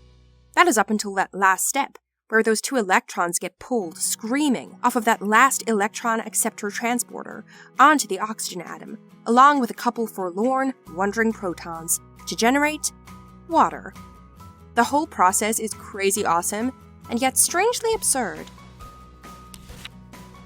I try to think of this as, what would an alien race think if they looked down on us? I think they would find watching us at concerts, watching fireworks. Lots of people sit in a cramped place and watch something simple for hours on end. Also, snowboarding or skiing. Go down a hill and you can go back up again. Skiing and snowboarding only look strange in context because physics suck and you can't have potential energy at the bottom of the hill to go back up. If gravity would just learn to play along, we could ski and snowboard in both directions, and then I would be convinced that the universe was intelligently designed. Cheese. Oh, hey, this juice that this animal just squirted out of its tits? We're gonna let it rot for a couple of weeks or months or even years, and then you're gonna eat the soft bacterial mess that's left. Many historians actually consider cheese a technology that humans had to develop. After the spread of agriculture, adult humans were almost entirely lactose intolerant, and milk, human and goat, was only fed to children. Cheese, being easier to digest, became a solution for maintaining and transporting the easily spoiled and hard-to-digest milk, which farmers could make in abundance. Some of the first cheeses traded through the Mediterranean were similar to feta cheese, as early peoples hungered for anything rich and stimulating. I can't find it anywhere else, so I'll just say it. Laughing. Laughing. Why would we laugh at something that is bizarre or unexpected? And blushing. What? Why? Why do I blush? For what inexplicable joy do we blush? Also, hey, isn't there a relevant Calvin and Hobbes comic for the laughing bit? I read something about laughter developing as a signal that everything's okay. As in, OMG, the bushes are rustling, it's a predator. Oh, it's just Dave. What a silly idiot. Yawning. If no one ever yawned and you were hanging out with a bunch of people and one of them just yawned, I think everyone would be extremely confused. I just yawned. Gathering together and screaming at strangers trying to do something with a ball on a television. And screaming at how terrible they are, as if we could do so much better. All the while, stuffing ourselves with chips and salsa while slouching on the couch. Shaking hands. If we hadn't set up that physical contact was a way to get around people's uncomfortableness when meeting new people, it would look very strange. Hello, new person. Let me touch your appendage and move it around. Then we can exchange pleasantries. I thought it was a tacit way of saying, I am unarmed. Let us begin talking sans bloodlust.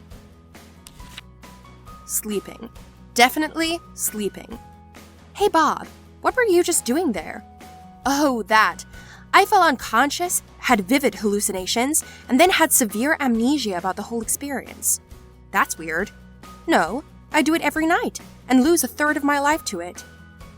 And withdrawing from it will assuredly kill you. Sleep? Not even once. Saying God bless you to strangers after they've sneezed.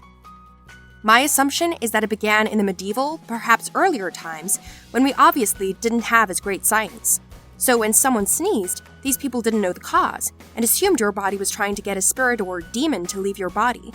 People would then comment, "God bless you," in hopes that he would cure you of your demons. I probably made all of this up, but it sounds plausible. Marriage. I mean, I'm sure it's nice and all, but to me, it's a creepy concept. Basically, hey, let's keep hanging out and having fun with each other, and only each other forever. Promise me that. Promise me that to a priest and a judge. Forever. It's not that odd, really. You want to be sure that your offspring will be raised in the best possible environment, and that's with a supportive and caring family. You also want to have the best possible mate, and when you found them, why would you move on to another? Small talk. Why word vomit to fill time? Most people aren't comfortable with just quietly waiting with someone, I guess. I don't know why, though. Because talking brings people together as a community. Even if you don't know them, it makes people feel closer to society as a whole to chat to someone. Exchanging flowers.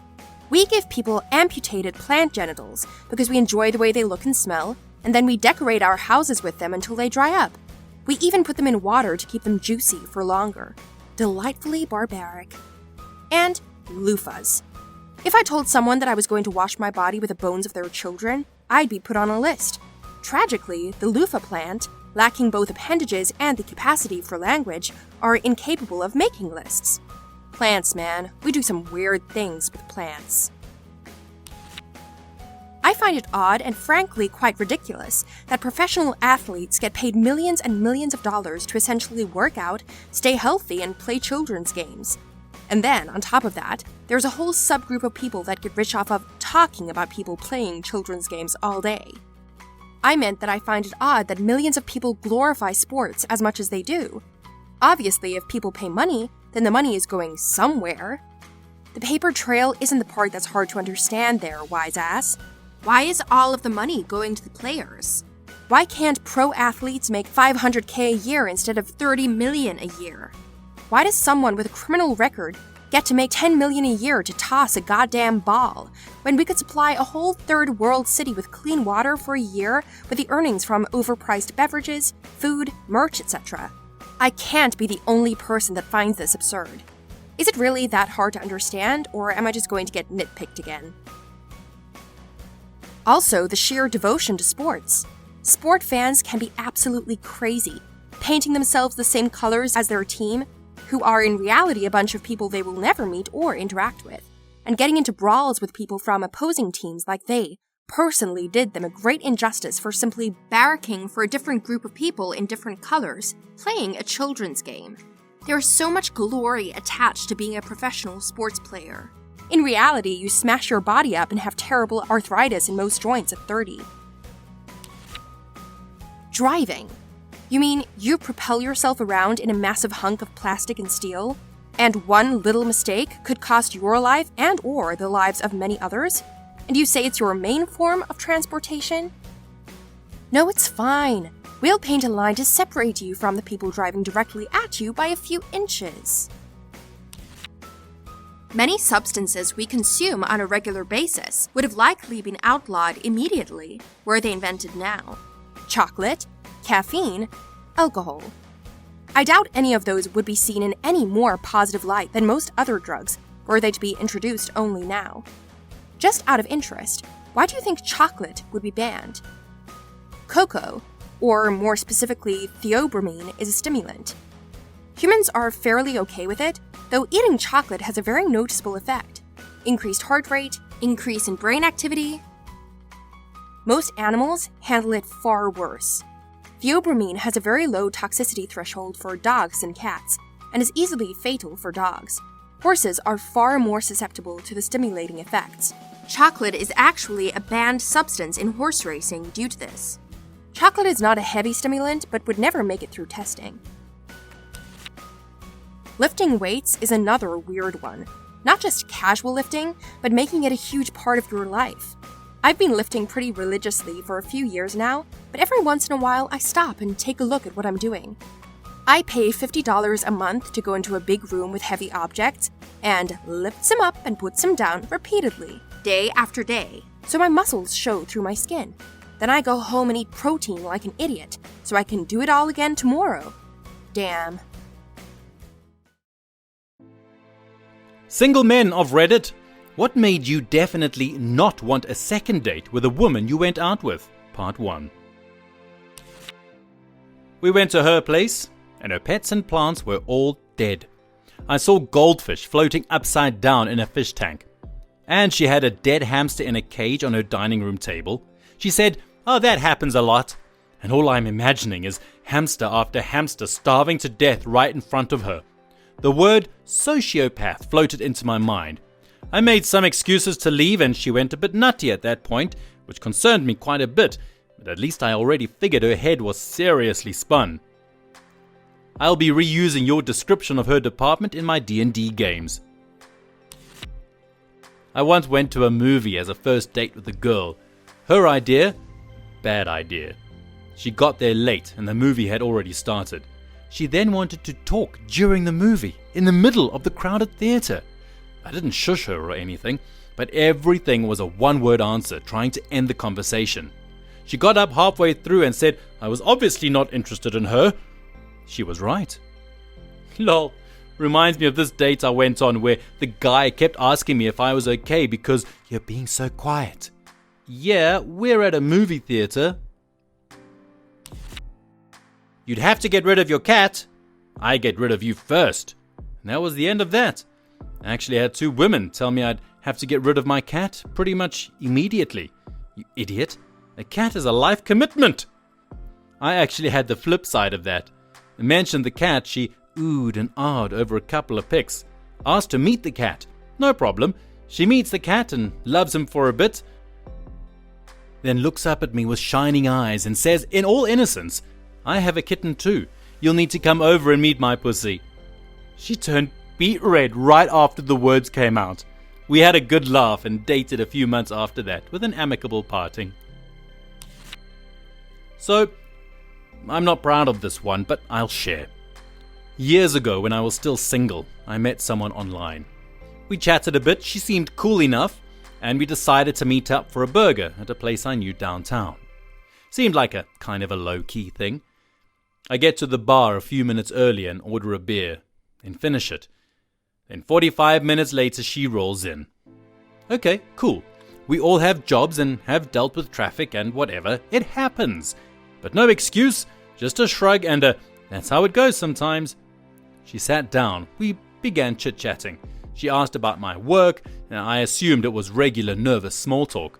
But no, it was trying to feel out how much money I made. When she asked my job title and I told her, she immediately suggested that we leave this casual pub place to hit up a wine bar down the block. Okay, I guess.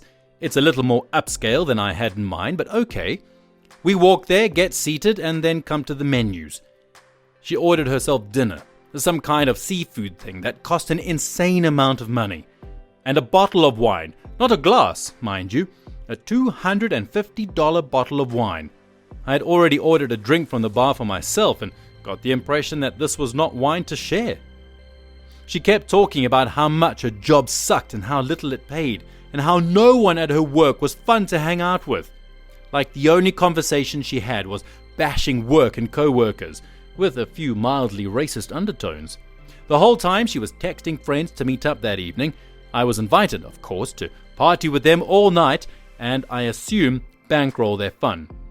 I discreetly went up to the bar, paid for my drink, and just left. Straight up noped out of there, without so much as a goodbye. From my messages when I checked in online later, I know that I stuck her with an almost $500 bill and that she was going to sue me for it. Heard from the wine bar owner later, it was close to work and a sometimes happy hour spot, that she apparently tried to skip out on the bill, but they stopped her and she paid. By the way, my very next date was with the woman I eventually married. It went much, much better. I'm not sure why you aren't proud of that. You probably subsequently saved dozens of future guys hundreds of dollars. She got what she deserved, and the restaurant got paid. All good. I went on a date with a lady I met online. She talked about 3 things on this date, and little else. Her pets, her ex, the last time she had gastro. There was no second date. She had a 1-year-old and told me about a recent nasty divorce. No problem, until she told me that the divorce was due to the baby not being his. I'm consistently impressed by the number of people who are apparently willing to out themselves as cheaters, and on the first date no less. I assume they must think it's no big deal, or it happens to everyone. Little do they know they're generously handing us big red flags and sending us on our way. I drove her home because she didn't have a car at that time, and she asked us to stop for an errand, to pick up matching t-shirts she had designed for her and her ex. That's rude that she didn't make you one. She said, "Haha, can't wait for you to meet my older brother. He just got out of jail for selling heroin." Me, "Didn't you tell me your younger brother was addicted to heroin?" Her, "Yeah, I wonder how that happened." Wonder how that happened? When you don't put any points in INT. When we saw Fury in the theater, she read the subtitles out loud. I'm not sure if she thought I couldn't read them or if she needed to sound them out, but I knew at that moment no follow-up was necessary. I've done this so many times when watching something with other people. My wife is visually impaired, so reading captions aloud when they pop up is a reflex at this point. I arrived at her place, and she told me to hop in her car as she just needed to drop something off at a friend's house real quick. It wasn't a friend. It was someone she had an appointment to sell these hot oil diffusers and their millions of scented inserts to. I sat in a stranger's home for 90 minutes while they smelled them all. She wanted to go to dinner afterwards, and I asked her to please drop me off at the car so I could go home. She had a business to run. Guess it didn't even make it a whole first date. I've posted this before because it's so weird. I went for a meal with this girl I met through a dating app, and it was going really well. We started talking about movies, and then we decided to go to the cinema to go watch Inception. She said there was a cinema nearby, but I didn't know the area at all, so I used the GPS on my phone, and she held it and directed me. Once we got there, we started walking inside, and I realized I didn't have my phone in my pocket. I said I must have left it in the car and started to walk back to get it. She was trying to get me to leave it, saying we would miss the film. But the phone was only about a week old, so I was really paranoid about it. We checked the car for about 10 minutes, but we couldn't find it. I asked her to check her jacket and bag, but she said it wasn't there. A couple parked next to us, so I asked them to ring my number because I couldn't find it. It started to ring, and it was obviously coming from my date's handbag.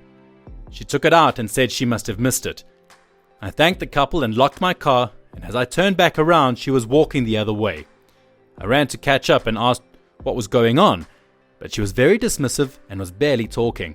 That's when I realized it probably wasn't an accident and just left her to walk home alone.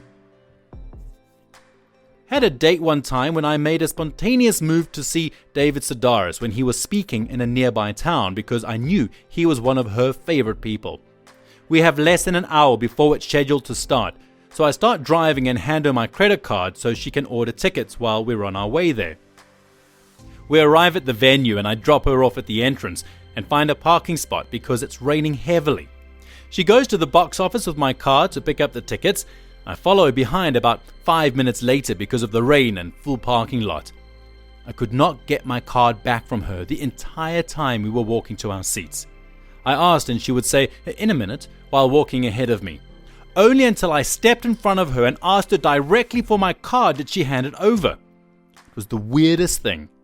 I don't think she was trying to steal it, or at least I hope not, but she was really scatterbrained and could only focus on one thing at a time, which was mostly herself.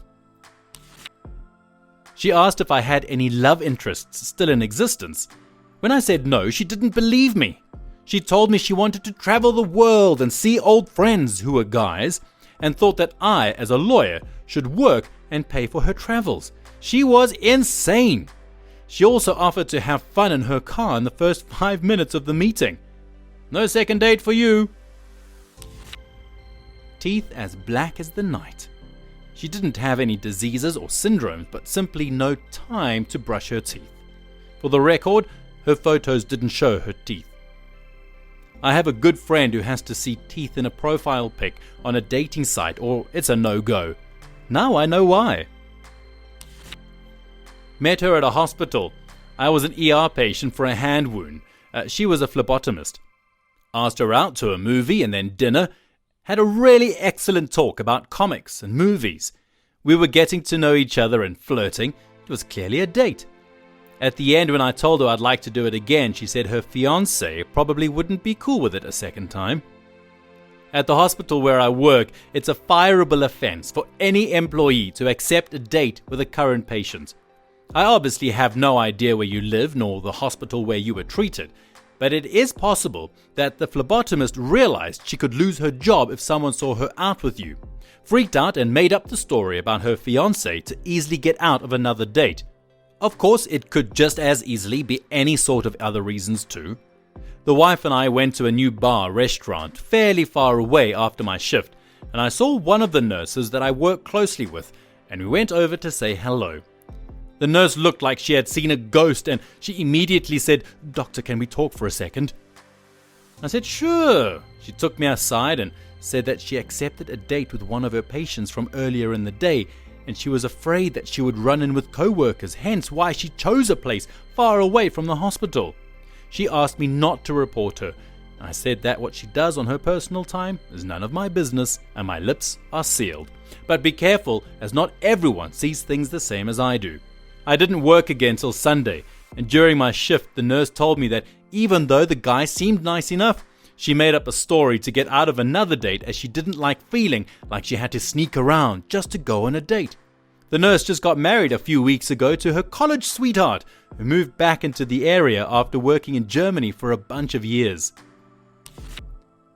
I met a girl from my university for dinner one time, and she started the date off by saying she only ate with her hands and didn't use utensils because she's a super taster and can taste the metals they're made of. This wouldn't have been a problem if we were eating finger foods, of course, but it was a problem as I watched her eat a salmon fillet and wild rice like Gollum. You'd think she'd bring her own taste-free utensils. Single men of Reddit, what made you definitely not want a second date with a woman you went out with? Part 2. First and only date with a girl I barely knew through some friends. I drove to her house. She got in my car and smelled like she had just taken a massive bad but forgot to wipe. I went to dinner. I barely ate. Made an excuse to end early, dropped her off and drove home with the windows down in the middle of winter. She smells so bad at dinner and beyond as well, too? Jeepers. Probably should just have said something. My girlfriend realized she smelled like a cat all day once because somehow while cleaning litter, some dropped into the cuff of her pant leg. She was mortified. She had spent the day flying from Guadalajara to Maine. This one girl told me she was giving me a chance because a mutual friend said I was nice. She was totally out of my league and we both knew it, but she insisted on acting like it was a favor to go out to dinner with her. If she's not actively happy about seeing me, I don't really want to see her either. Well, that's a big one for me. I realize that attraction can take time to build, but if they're not excited about date 1 and you get the feeling that you'd have to convince them to come on date 2, what's the point? I was 32. She was 25. She showed up to dinner high as a kite. Dropped the word CUNT several times loud enough for the people around us to hear. She then got loaded during dinner, ordered an expensive plate and barely touched it. She also told me I'm stupid for still buying books and childish for listening to music. She also insisted I had to take her out 2 to 3 times a week, minimum. It was also implied she'd be moving in with me in the near future. She was unemployed and living at home, which honestly didn't bother me. The whole jumping into the deep end did. 20 minutes into the date, I text my friend, "Oh no, It turns out she's awful. I love dinner with those kinds of gold diggers. It usually comes with a great story to tell my friends, and I take pleasure asking for separate bills. She showed up in a dirty white dress. Her hair looked like it had not been brushed in months.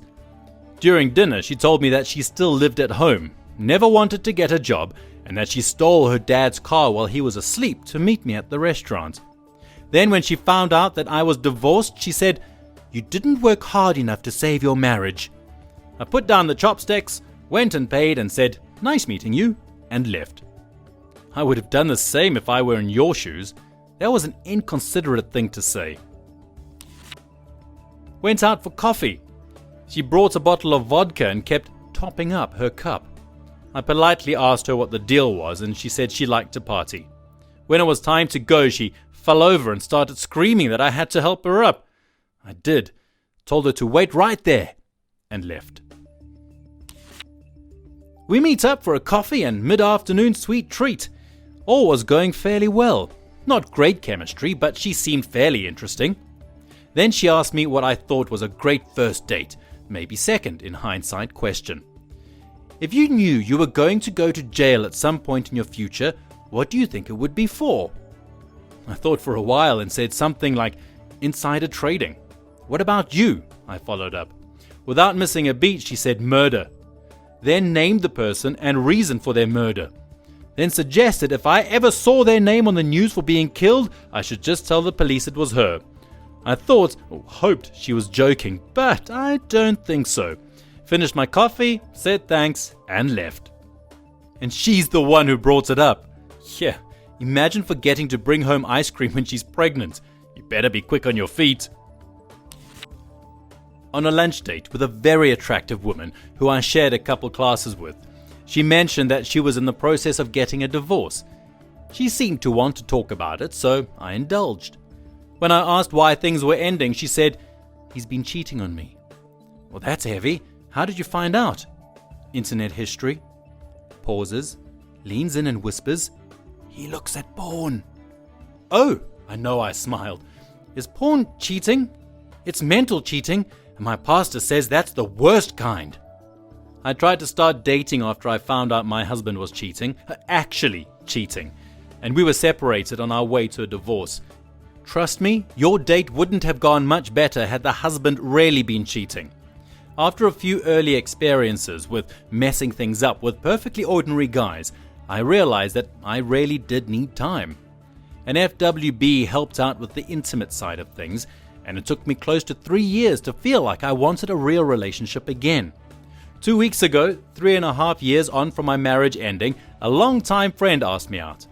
I'm happy with him and everything feels right. We're doing well together. I feel bad for all the guys having bad dates with recent divorcees, but it's honestly not the woman's fault either. They're in very vulnerable emotional states and are grasping around for something familiar. It can take a while to accept that the loss of a marriage needs to be processed and accepted. If a date is a year or 2 on from her divorce, then I think it's worth a shot.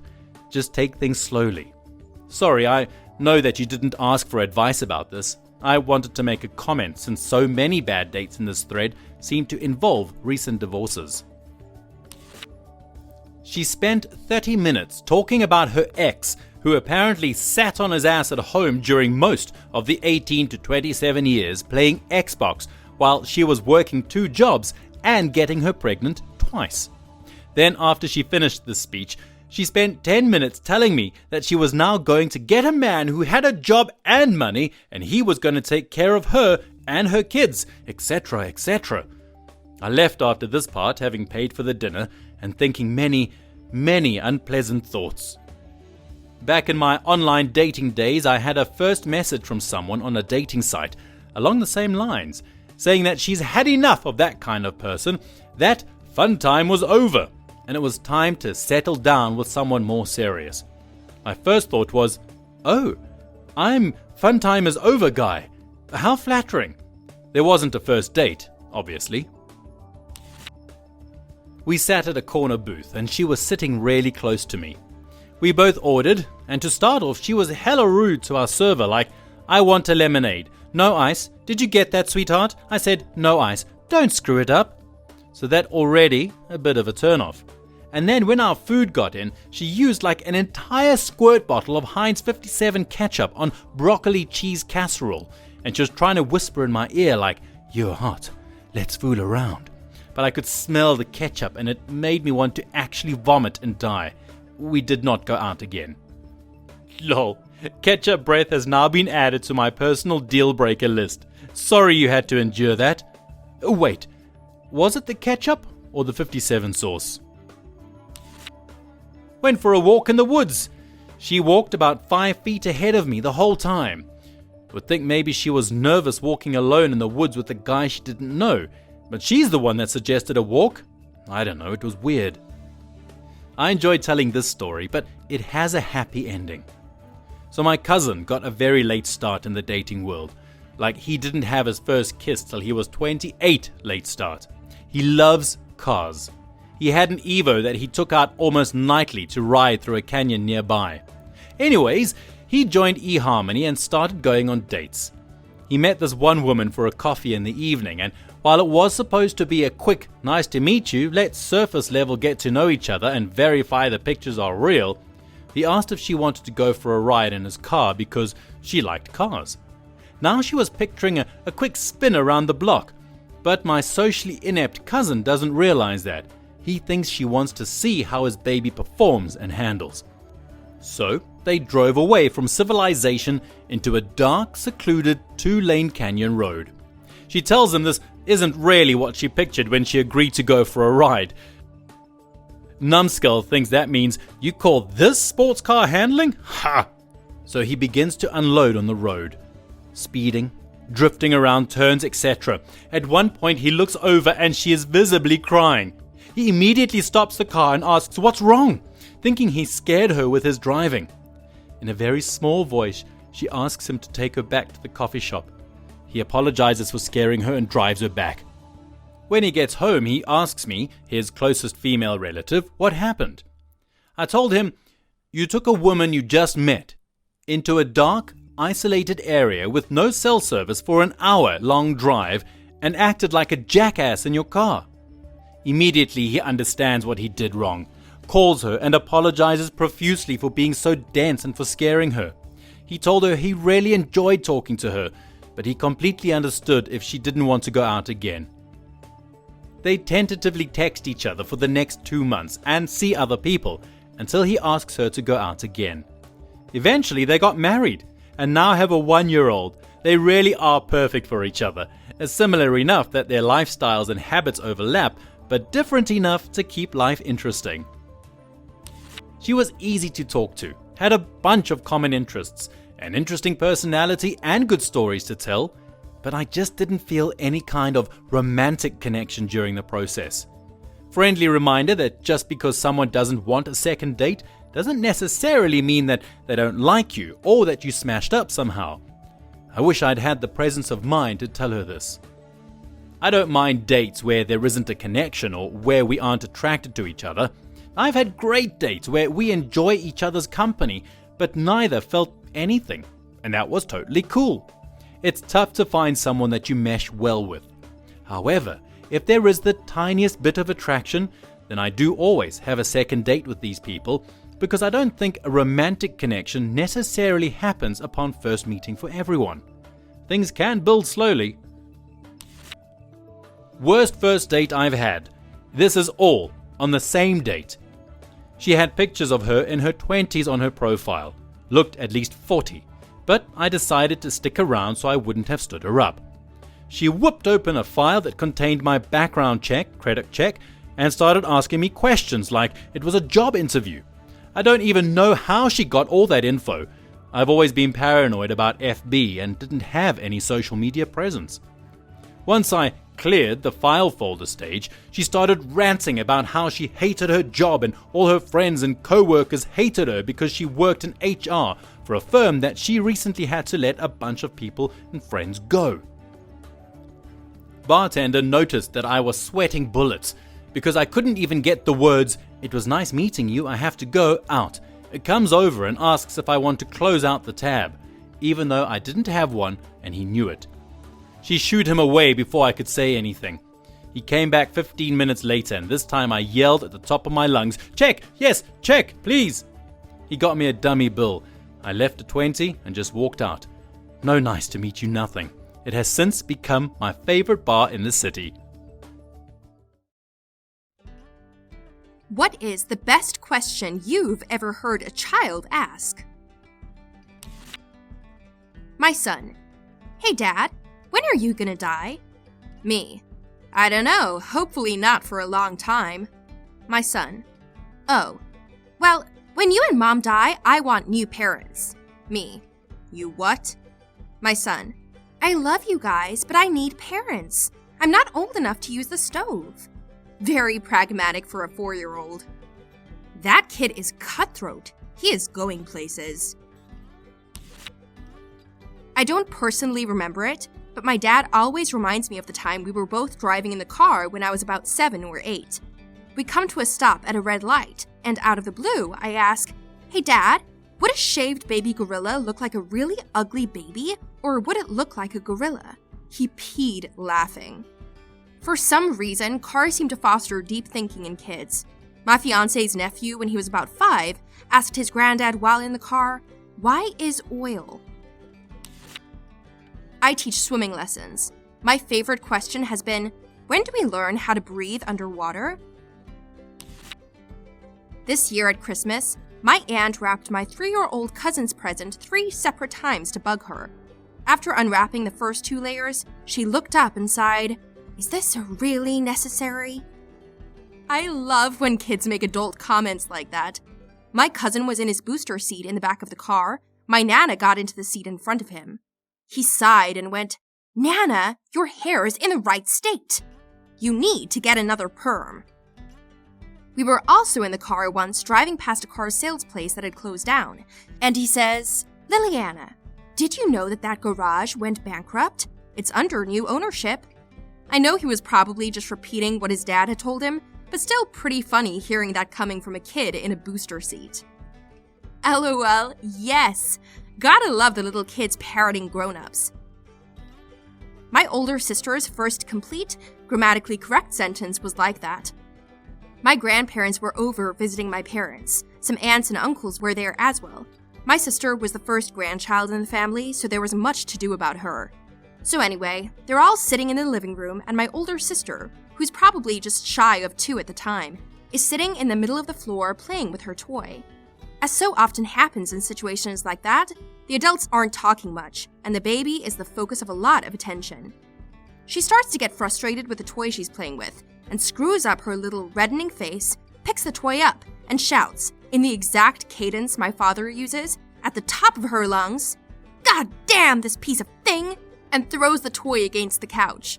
My very Catholic grandma was not amused, but apparently my grandfather fell out of his chair laughing. I'm a single dad. My wife died when my son was 13 months old. When he wasn't even 2 yet, probably around 20 months or so, he looked at me one day and said, "Daddy, where's my mommy?" It completely caught me off guard. I hadn't expected him to really notice the difference between himself and the other kids at daycare for a lot longer, but it was clear he had noticed that all the other kids had moms and dads, and he wanted to know where his mom was. My dad died when I was barely 11 months old, and I was raised solely by my mother. My mom has a similar story of me asking where Daddy was at a young age, and like you, she was always completely honest with me, that he had died, but that he loved me very much. She always made it a point to share as many memories and stories of him as possible, and looking back, that was incredibly helpful. To this day, I still carry his gold necklace with me. I actually usually wear it as a bracelet. Elementary school was particularly hard for me, as a little girl with just a mom. Kids can be incredibly cruel. Some of my then peers, when they learned that my dad wasn't there, said and/or asked the following: "Oh, your dad isn't here? That must mean that he didn't love you enough to stay." I don't believe you that your dad is dead. I think that he's away on a business trip, and you're just looking for attention.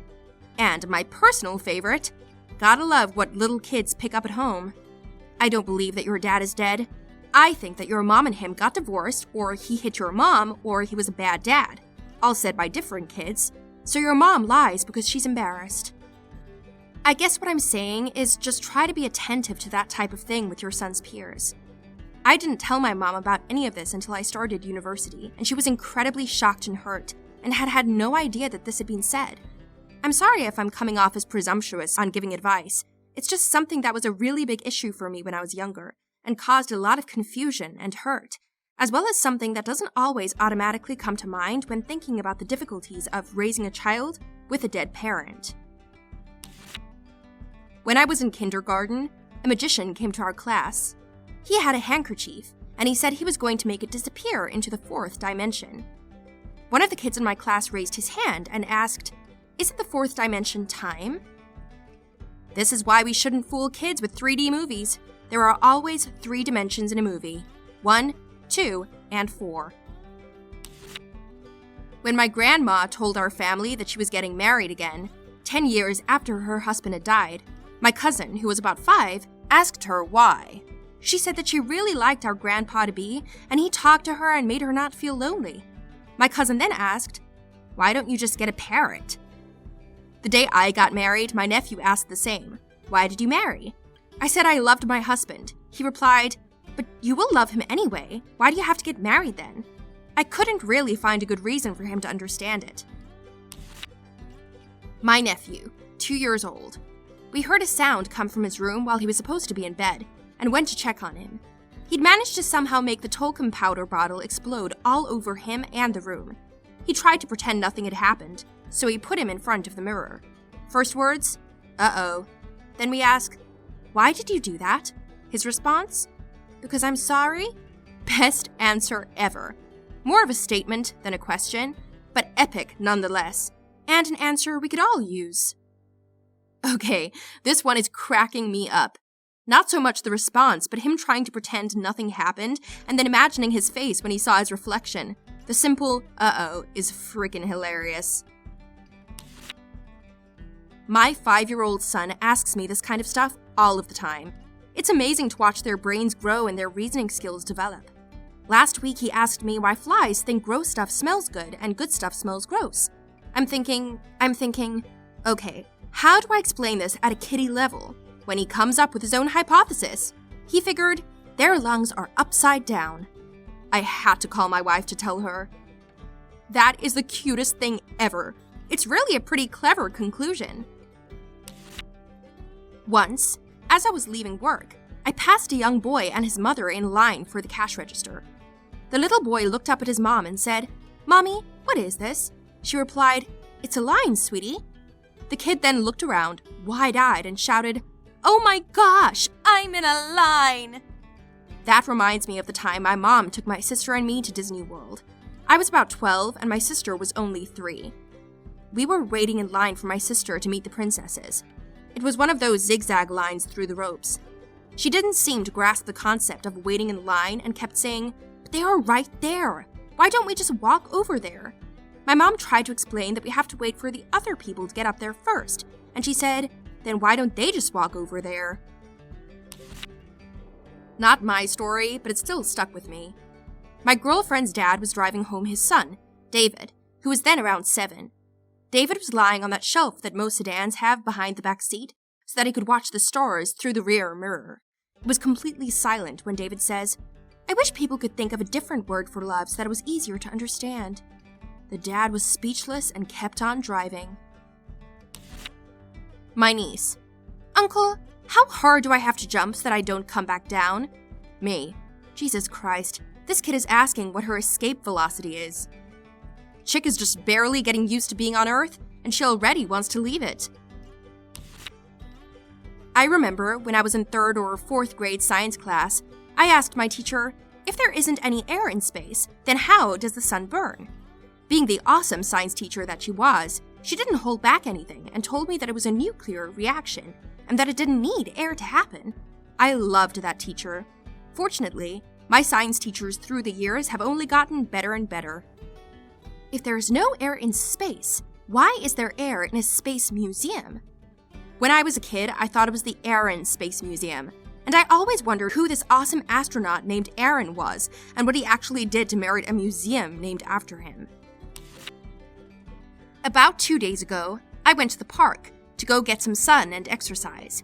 There is a big pyramid of ropes. It's actually quite cool, and all of the children were playing on it. When all of a sudden I hear a kid ask, "Why are we climbing this?" I just laughed to myself, admitting that it is pretty silly to think that we just put some ropes up for no reason but to climb up and then climb down. Kids are probably the smartest of us all. They haven't been tainted by society just yet. I'm just imagining a little kid running around aimlessly on the playground and stopping dead in his tracks to ask this question. Wait, what the hell am I doing? What did that kid in your school do that will never leave your mind? Part 1. The conversation turned to farts amongst the 7th grade girls. The new girl, short and squat, and as of yet, silent, shook her head and stated, "I ain't never pooted in my whole life." It echoes in my head regularly to this day.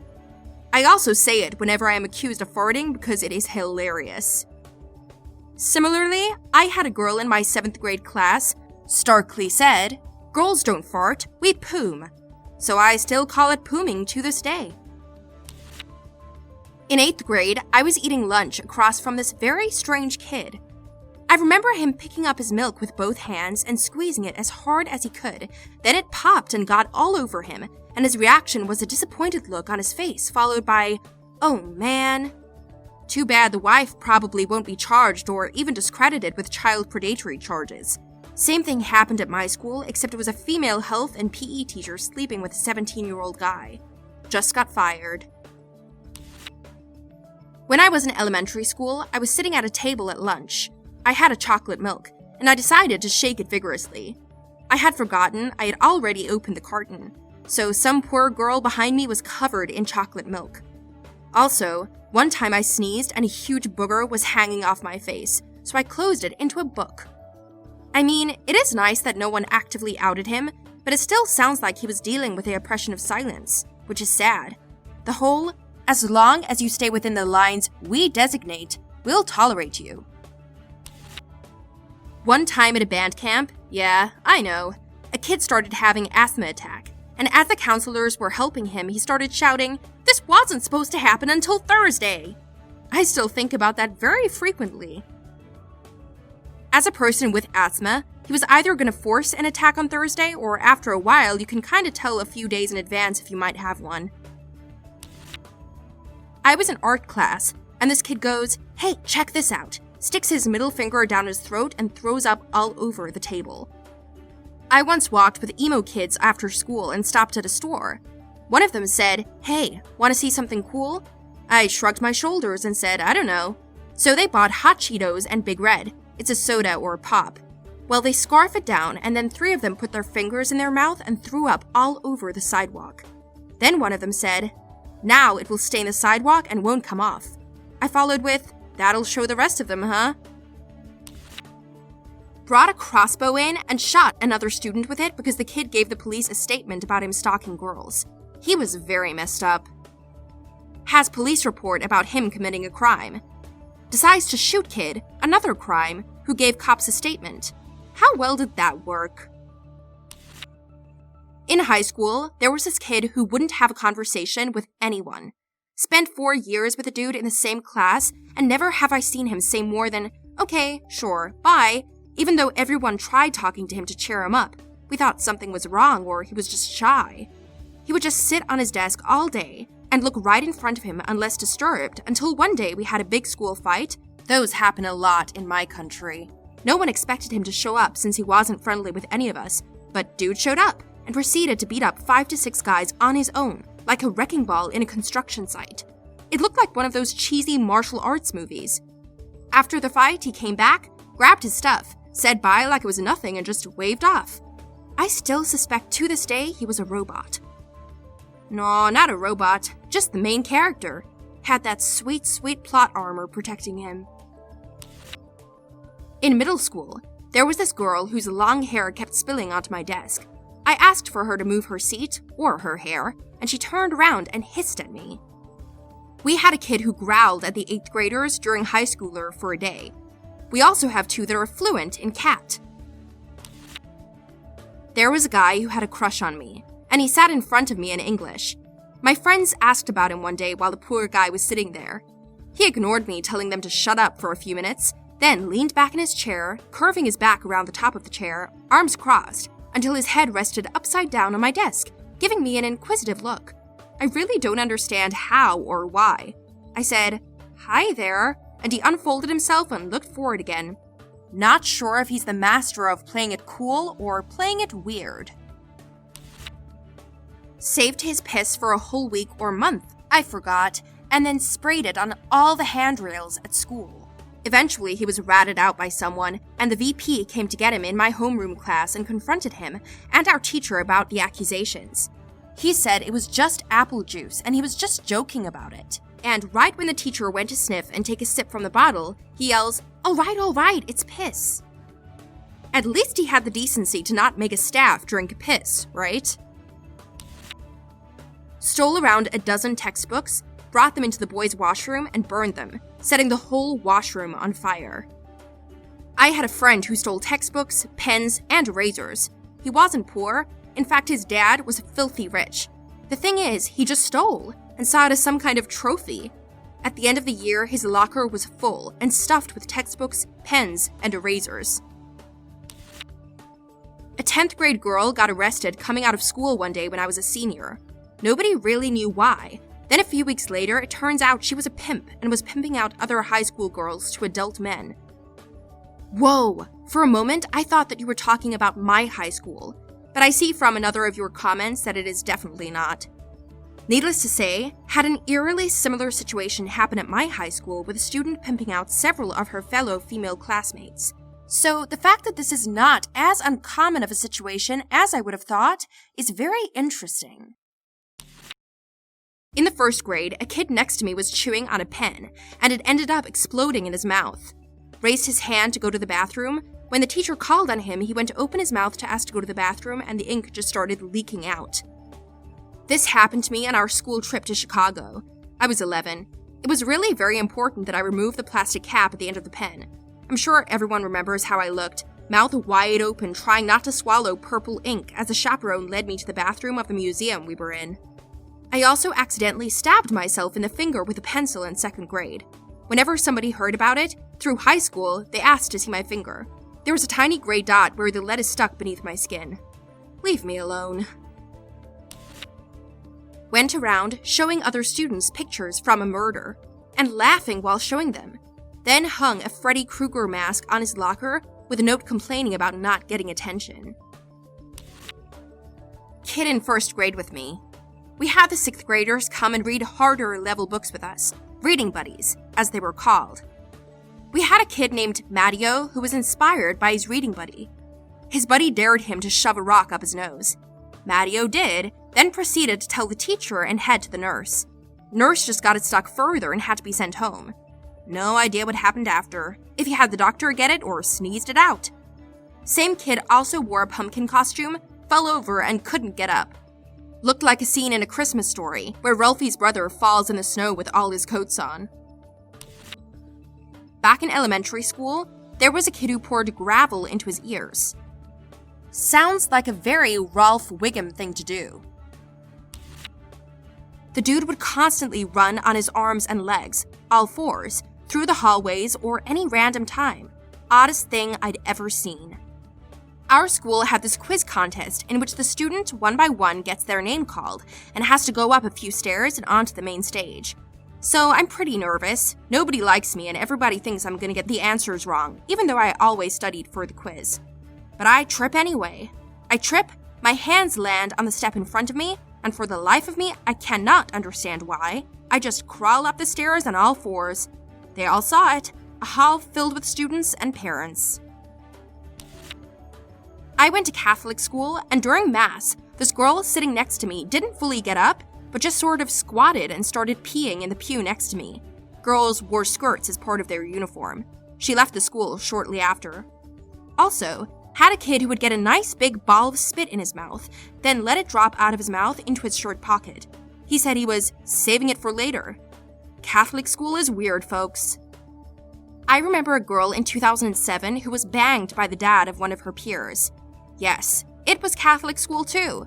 Turns out that he divorced his wife back then, and 10 years later, he and my classmate found each other again. They're about to get married. This year. He peed on some random girl's head when she was at her locker. This was in like 7th grade or so.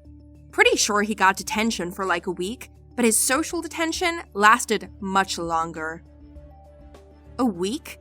I was with people in juvie for less than this. If her parents had pressed it, I am pretty sure he would have started on the first of many forays into the penal system.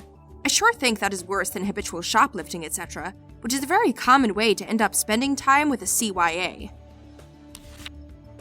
In high school, a guy I knew but never really hung out with, just had a class together, comes up to me during lunch holding the largest set of mortar fireworks I have ever seen. He said, "Watch this," begins walking towards the stairwell entrance. As soon as he disappeared behind through the doorway, kaboom! Loads of colored explosions shoot out. Everyone's freaking out, running around. Yeah, I had firework friends too. They would throw fireworks on top of the roof at lunch. Someone also lit a bottle rocket once.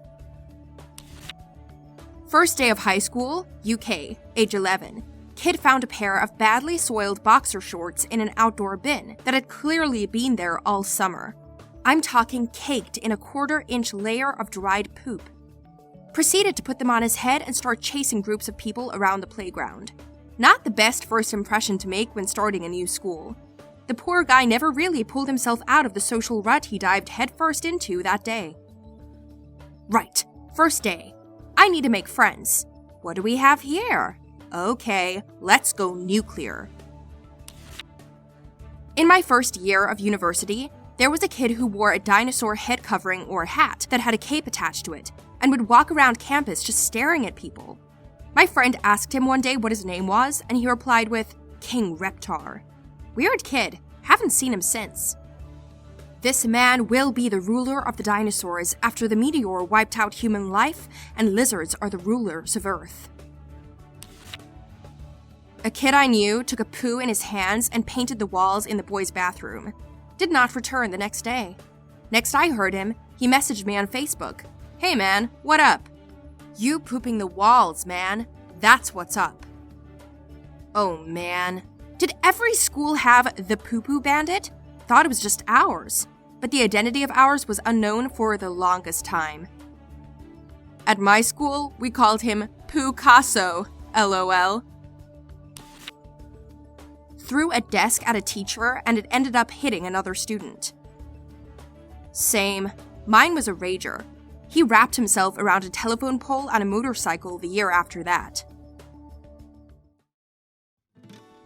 What did that kid in your school do that will never leave your mind? Part 2. There was a kid who carried knives around in his backpack and was accused of raping a girl in his car at a park that isn't too far away from where I live. He was charged and got out on bail but was expelled. He got a job at a store also near my neighborhood and was caught for retail theft. Apparently, his mom would come in and he would skip scanning some stuff. He had just moved to our school that year, and every girl had a crush on him until this happened. I'm not one to jump to bad parenting, but seems like if his mom was okay with him stealing, she probably didn't do much at all to address the rest of his bad behaviors. Attacked a dude with a sword and cut the guy's hand in half through the palm. While you studied English, he studied the blade. What seemed to be his mother used to come in and spoon-feed him in the middle of the yard while all the other kids played, but many watched. Some were mean and said stuff. He was a completely able-bodied kid of about 9 or 10 years of age. You could see it in his eyes that it was killing him and that the whole thing was about her. Of all the weird things in this thread, this one hit me the hardest. One messed up mom screwing up the kid's life forever. This seems like the tip of the iceberg. There was this kid at my school who would come into the boys' washroom and literally take a dump in the urinal. One time I walked in on the kid squatting over the urinal, and he immediately got up, washed his hands, and said, "Dude, look, someone pooped in that urinal." He He then walked out. I feel so bad for the janitor. I feel like there was a poop in the urinals kid at every elementary school. I still laugh when I remember the occasional reminders from our principal during the morning announcements. Remember, boys, the urinals are only for number 1s, not number 2s. A girl I went to high school with who seemed sweet, quiet, and friendly. She was perfectly normal. She turned out to be a huge mess. One day, a few years later, she beat her 5-year-old stepdaughter to death for not cleaning her room. These 2 guys I went to high school with seemed relatively normal from what I remember. I didn't exactly hang out with them, but we knew each other. Fast forward about 3 years, and they beat the life out of a kid at some party. They thought they killed him, so they took the body out to the woods and burned him. Alive, it turns out. One day in 5th grade, a kid's mom brought cupcakes and ice cream for the class, and we went outside for recess to eat them. The overweight kid, who I always try to be nice to because I'm pretty sure she had bad parents, ate too many of these cupcakes and threw up on the playground.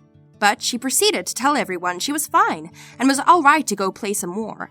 Not even 5 minutes later, I'm standing by the door to the entrance to the school, and I smell the most horrible smell and look over, and, of course, it's the same kid standing next to me. She got real close and whispered to me, "I just pooped my pants." She told everyone who walked by before then that, until the teacher called her mom to pick her up. Weirdest moment of my life because I'm not sure why she would tell everyone that. Are you sure it wasn't Chris Farley? Girl would put a piece of bread in her mouth and proceed to roll the wet, soggy bread mass into a ball. She would then take the ball out and look at it, and then put it back in her mouth over and over again. She obviously wasn't ready to eat it yet. That kid in our German class was arguing with the teacher about how he doesn't want to study anymore. Didn't hear the whole conversation, but one brilliant quote I heard loosely translates to, "I am a god. I can delete you." We were 14 at the time. Did you meet a young Matt Hardy or something? This kid used to drink cups of ranch dressing at lunch, and nothing else. He would have 15 to 20 of those little ketchup cups loaded on his tray, and he'd start slurping it down. Pretty sure he had some kind of mental disability, so I don't want to rag on him too hard, but just watching him do that every day turned me off of ranch for a few years. Alternative theory, he was hungry and his parents wouldn't give him money for lunch, so he went with the most caloric item on the condiments table. This guy would just combine all of his food at lunch, including the drink, into a weird soup and eat it like that, no matter what we were eating. Maybe he had bad teeth or extensive cavities? My high school had a kid that did this, but it was to soften everything up because he had cavities so bad, chewing anything was painful for him, and his parents refused to get him to a dentist. One guy threw the Wi-Fi router in the library into a wall and broke it. We got a better one after that though, so we all called him Wi-Fi Jesus. Your school had Wi-Fi? I feel old now. He walked around in black extra wide GNCO bondage pants with a ripped up fishnet shirt and a black wife beater, cat ears, and a hot pink cat collar that his girlfriend attached a leash to and led him around with in the hallway. He also had black emo hair and wore lots of eyeliner. That dude was living his life with his pet play submissive fantasy. Of course, everyone teased the heck out of him for it, but he did not care. You do you, emo cat boy. The guy lived a submissive fantasy. He was probably enjoying everyone's teasing. 4D chess. In high school, this kid was obsessed with the band Kiss. He would somehow suck on his gums or something and make his mouth bleed, so he could spit out blood and stick his tongue out. Not really sure what would happen to that kid and his talent. Hey, I knew a kid who was obsessed with Kiss. He even had a long tongue like Gene Simmons. He was really creepy too. We had one kid who edited the slides to a song we had to sing during our weekly school assembly. The song was Winter Wonderland, and he edited the last line in the chorus to say, "Walking in a Winter Land." They cut the music as soon as they saw that slide containing that lyric. It was not really that funny, I'd say, but I had to give the guy credit for having the balls to do that. Someone in my high school changed a person's last name to bitch, and they didn't notice until after it was published and yearbooks were distributed. They did a recall and taped her correct last name over it in every yearbook. The girl was a champ, though. She even changed her last name on Facebook to bitch. We were in 4th grade. This girl who was really quiet would eat from trash and go from table to table looking for food left. She was kind of fat. I was in the same bus route as her. She lived in a beautiful historic house and they weren't poor. We met again in high school. I just said hi to her and wished her a good school year. Later, the principal calls me to our office because this girl has said I was bullying her. I was so shocked. I had never been mean and was pretty naive, so my principal believed me. After this, that girl would look at me as if I was prey to be cautious about. I went to elementary school with a girl that would try to get people in trouble all the time. She was shy and kind of quiet, so my friends and I tried to befriend her. A few days later, and we got called into the office because she said we were hitting her. She got another one of my friends put on house arrest that summer because she told her mom, my friend, who was like 10 or 11 at the time, was threatening her life, and her mom called the cops. Her mom seemed to perpetuate a lot of it too. It was sad. My freshman year of high school, this dude showed up in a cape every single day. He then convinced a bunch of other freshmen to lay in different positions in the courtyard during lunch one day, and their bodies ended up making a giant swastika. My school had a cape kid too. He also claimed to have a medical condition, so he could wear his sunglasses inside all the time. Dude, we're in 3rd period Earth Science, not the Matrix. I saw this fight right after school where this guy knocked the dude clean out, then took a giant dump on his chest. I'll never forget that.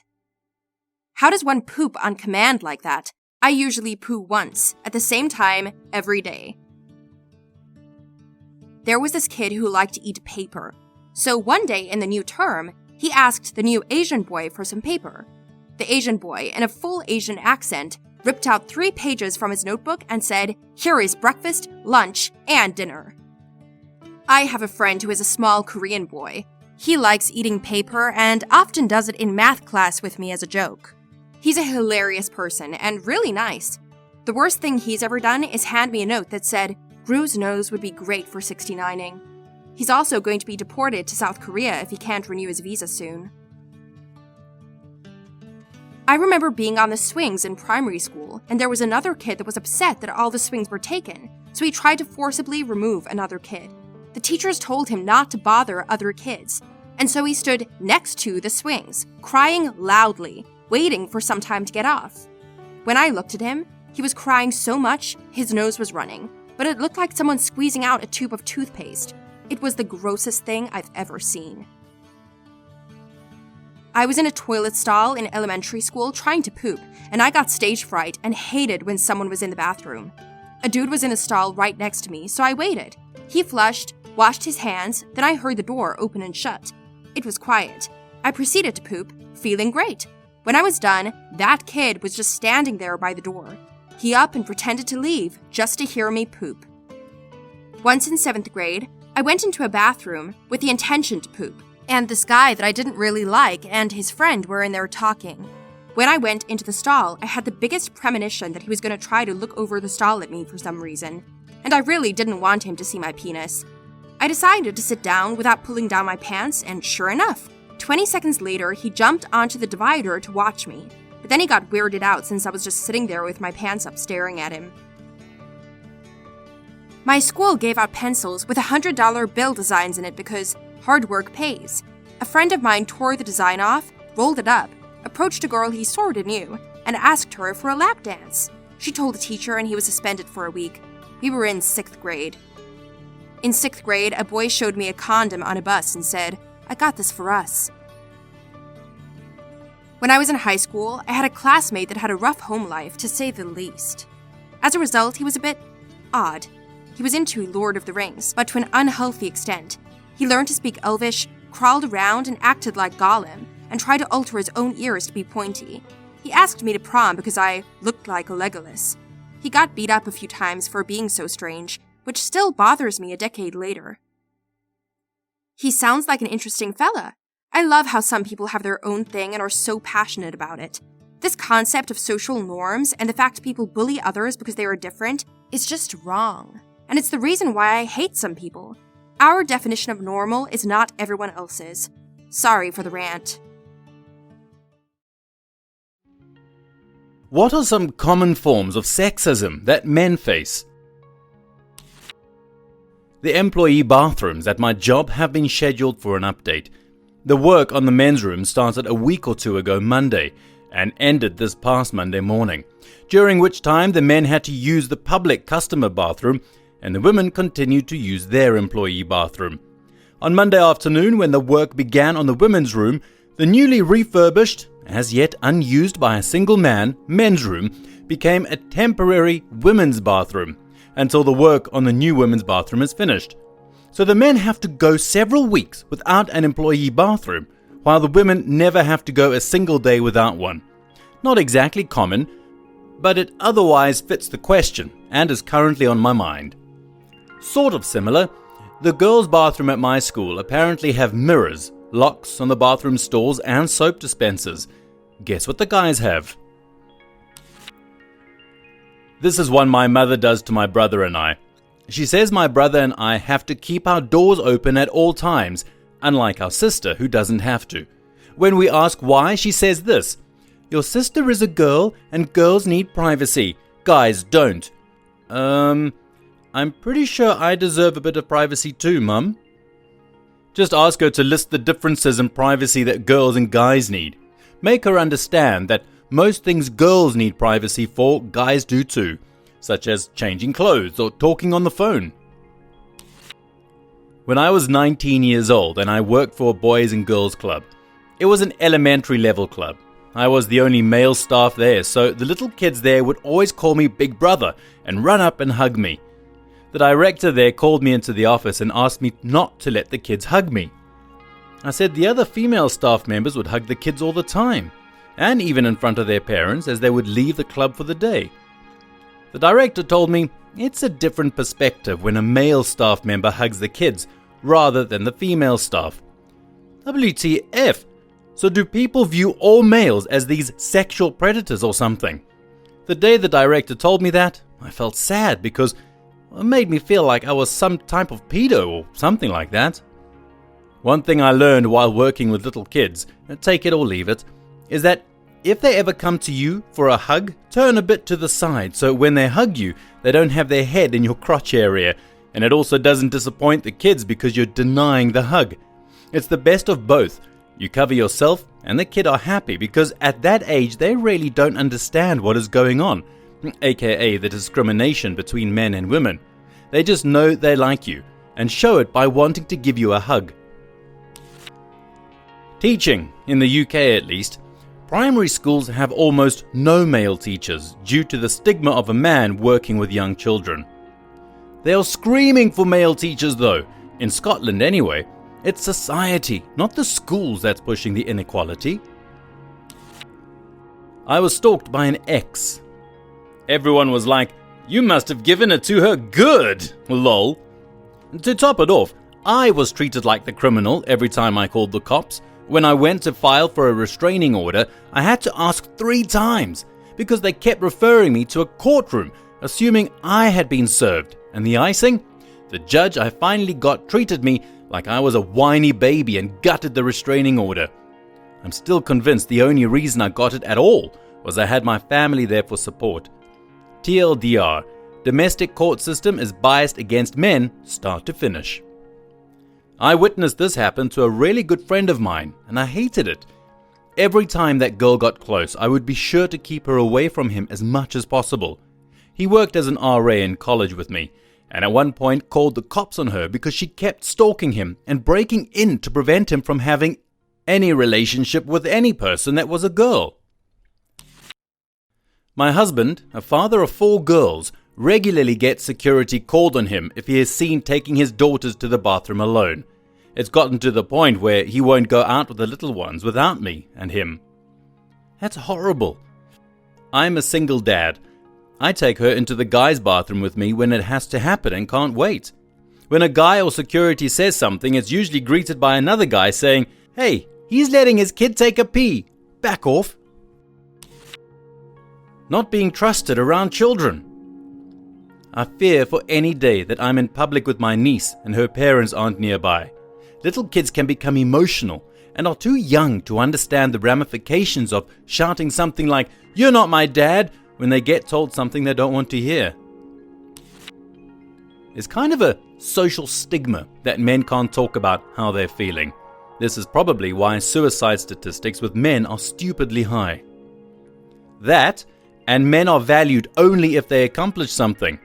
Women complain that they are viewed like a physical item. At least you merely existing seems to give you value. This seems to push men to believe if they fail in any way, that they don't deserve to live. This, coupled with your comment, and it makes for a hefty suicide toll. Just recently noticed something that bugs me a bit. I grew a beard throughout October to December. My girlfriend and all the women on her side of the family were quick to offer their criticism.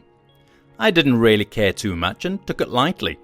But after a while, I couldn't help but imagine what it would be like if the tables were turned. Like if my girlfriend started wearing a shirt she just bought and really loves, but my brother, dad, and myself criticized it every time she wore it.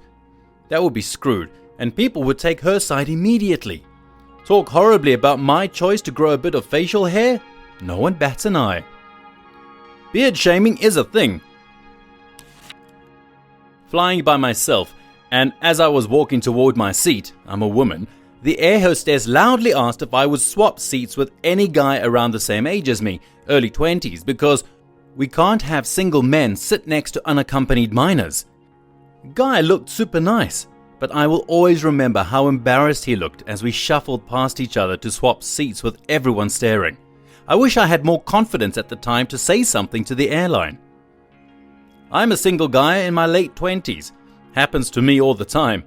I'm also a medical resident, and you'd be shocked at how often even doctors need female chaperones to see their own patients.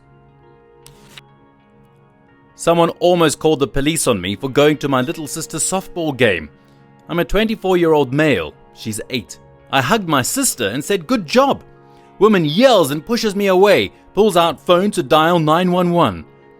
Luckily, my mom was there. My mom has sworn at a nun and got me an A- for accidental plagiarism. After a yelling match, I got away with the crime of hugging my sister. I don't even go to her school functions because of this problem, which makes her suffer as my sister wants me to go. I collected toys when I was in my early 20s and went to TRS and other toy shops regularly. Got a lot of dirty looks from people. Thankfully, no one ever called the cops, or that I know of. No help for domestic abuse.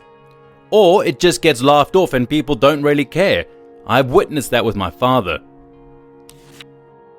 The whole dad is the irresponsible, clueless parent thing we see in advertisements and such.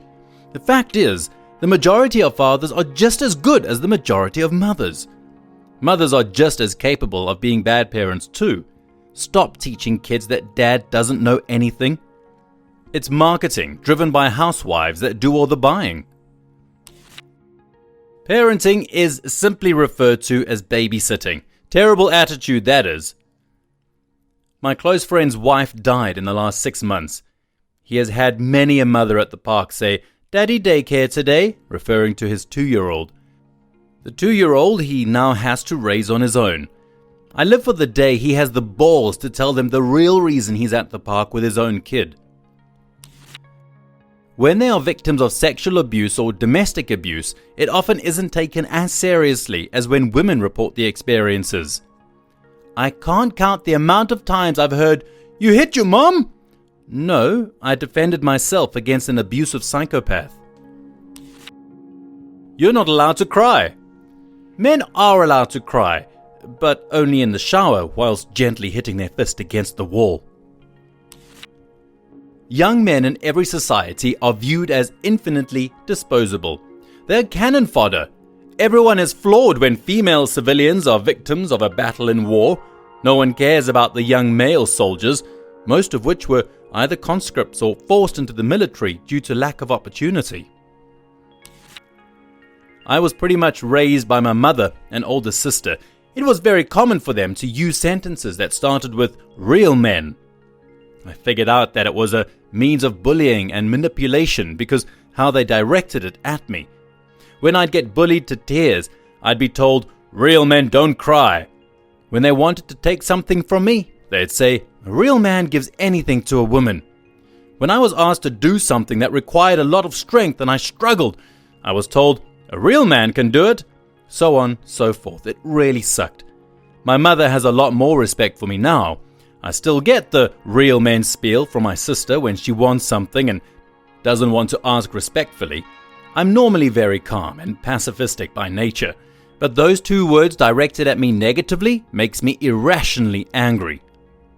This is probably terrible, but I get this from my wife once in a blue moon, and my response is always a snapback of, "A real woman," then something blatantly sexist like, "doesn't drive herself." Now, strangely, these events happen in the car when she's driving a lot, or doesn't work a day job. It always follows with a begrudging look and a mumbled apology. Just sharing, don't know what should be taken from this.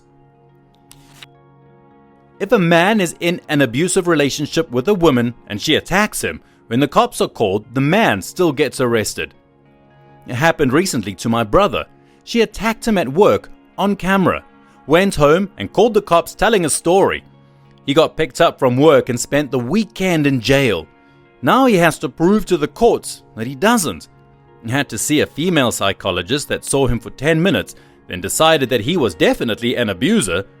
Bet he'll never try to stand up to her again. That rape on males is not taken seriously at all. A few nights ago, I was at a work party and one of my female work colleagues kept joking about how she wanted to rape me, and no one batted an eyelid. It was so surreal. If it was reversed, I would have lost my job. Report that to HR. She will lose her job. If she doesn't, get a restraining order and she cannot go to work. If your employer pushes back, sue and enjoy the settlement vacation while you find a better job. If you told a female coworker that you want to rape her, you would deservedly be thrown under the bus. However, if you decide to ignore it and let her get away with it, you're just perpetuating the problem. What are some common forms of sexism that men face? Part 2. Divorce settlements.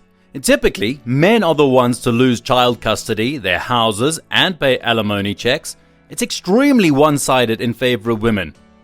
Plus, 40% of domestic abuse victims are men, and yet compared to the hundreds of women's abuse shelters in America, there are only a few men's shelters, if any. And when anyone tries to make one, it gets laughed at and ignored, and in some cases, those who want to build one get bullied out of it. One case of which caused a man to commit suicide. Then there's the recent experimental drug for men, in which testing was stopped. Media claimed it was because men couldn't handle menstrual symptoms. It turns out it was because this drug was making men sterile, but that was completely ignored and glossed over. Back when there was a draft, not that long ago, men were forced to go to war and potentially die. In USA, that could still happen. Men have to sign up to attain their place in society. Women don't, though they were considering making women do so too recently. Are you babysitting today? No, I'm not. I'm never babysitting. I'm being a father to the daughter I've wanted since I was a child myself. I'm taking care of the most important person in my life. I'm not a babysitter. Seriously, that question infuriates me more than any other. The implication that fathers are somehow, or worse should be, absent from parenting is horrible and problematic for both genders. Say, no, I am her father. Completely deadpan with no inflection or attitude. I'm a female, but I notice they are expected to be the ones to hit on the girl and make all the moves. It's stupid. That's why I make all the first moves. I do this too, and wow, it does help. The smiles I get from something as simple as, if you ever decide we should get a pizza and beer, I'm down, really brings home how tough the pressure is. If a man and a woman have intoxicated sex, it is the man who failed to get the consent of the woman, and so therefore he raped her. While that's a big misconception, the other side of this problem is the refusal to hold women accountable for their actions. A drunk woman can't be expected to get consent, she's drunk. But a drunk man, on the other hand. I took my 4-year-old daughter to a movie a couple of weeks back. There was a lady that was kind of following a little ways behind. I figured, okay, she probably just bought tickets to the same movie. When we left the movie, she was still following, except this time on the phone. As we were walking towards my car, she ran up in front of us and stopped us, saying some not awesome things about me being a pedo and that the police were on their way. Long story short, cops showed up, saw what was really going on, and reprimanded the woman pretty severely. The bad thing about this is it was the first time after my wife had left me that I had become comfortable taking my daughter out by myself. And now I'm still fairly hesitant about taking her out. I'm getting better though. It's a subtle form of sexism, but women are constantly surprised when men can cook, clean, iron, and dress nicely without assistance. Why wouldn't I be able to take care of myself? Low-key, I like this. Women are usually mad impressed when I roll out a 10-layer chocolate cake. Suicide. You want to raise awareness for suicide and mental illness? Yeah, fill your boots. Because it gets on my nerves when it's all directed towards the struggles women have regarding mental health and suicidal ideation. But the male gender is chastised for anything regarding suicide or mental health. The notion of a man to be a strong and mentally powerful individual is a crock of lies. It doesn't define a man. How he deals with it is how it defines him. If you haven't already, you should pay close attention to the antidepressant and other mental health medication commercials. They are almost always geared towards women, not men. I once got told, "You can't teach, you're male. You'll be harsh. No one likes male teachers." I went home early that day and sat on my couch drinking liquor going, do they like me? I don't get people like this. All my favorite teachers were male because they weren't harsh. In my own case, being trusted less than everyone else as a minority of guys in a primarily female workplace simply due to our gender. It has taken years of me having to aggressively call people out about it in order to get treated fairly. I know this thread is old now, but that comment resonated with me. I work in a building of about 75 women and maybe 5 men, and I'm the only man in my department, and my female boss has no idea how to deal with me. She's been my boss for 2 years and she's visibly nervous around me to this day. I frequently get left out of meetings, group communications and projects because she mostly just seems to want to forget I'm there. And this is in a small department of only 5 people. Fortunately, I don't seem to have this issue with most co-workers, but good grief, my boss sets the tone for the entire department. Can't believe this hasn't been mentioned, but is the most flat-out one, in my opinion. Being told at a club or bar, women getting free, men pay $20 cover. Who do you think is going to buy the majority of the drinks when we're there? I'm also with my wife, so I'm not paying to meet other girls. Infuriates me. They do this because they want more girls to go to their bar. More girls in the bar means more guys paying the cover fee means more money for them. I think this is a case where you need to vote with your wallet. I absolutely refuse to patronize any establishment with such policies. If enough men refused to pay these places, they would implement a more equitable pricing structure. Mansplaining, manspreading, and all that other BuzzFeed trash. I mean, I'm not even discussing if these are things, but if I started calling nagging women nagging or something, there would be such outrage. Or how about the articles around Olympics? Which athletes had the biggest bulges in their swimsuits? And the very same news outlet released an article about how men should stop objectifying women a day later. Not long ago, there was a particular Wonder Woman comic with a guest writer. In it, WW uses her lasso of truth to make a bad guy spill the beans. Afterwards, she mentions that the lasso can't prevent mansplaining. Another female character says, "I know what will," and seriously socks the dude in the face. For the uninitiated, the lasso of truth literally makes people tell the truth. Undeniable truth, no questions asked. But no, the writer had to squeeze that little mansplaining of violence against men bit in there. Imagine if the roles were reversed. The fact that it's commonplace to use the trope of her husband's stupid as comedy. A look at near every single sitcom ever. Look how many stupid joke memes get shared on your Facebook along these lines. Or the video where a woman denies her husband sex for an entire week with different excuses, even to one point make fun of his sexual performance. That video is seen as, oh, that's so funny, when it really borders on spousal abuse. Primetime TV sitcom, idiot husband with hotter than appropriate wife. Commercials, idiot husband whose family makes fun of him for his incompetence. When men's issues are brought up, people view this as anti-women and distracting from the real issues. I never understood this. When men try to advocate for themselves, but then they get attacked for advocating for themselves. Where is the logic here?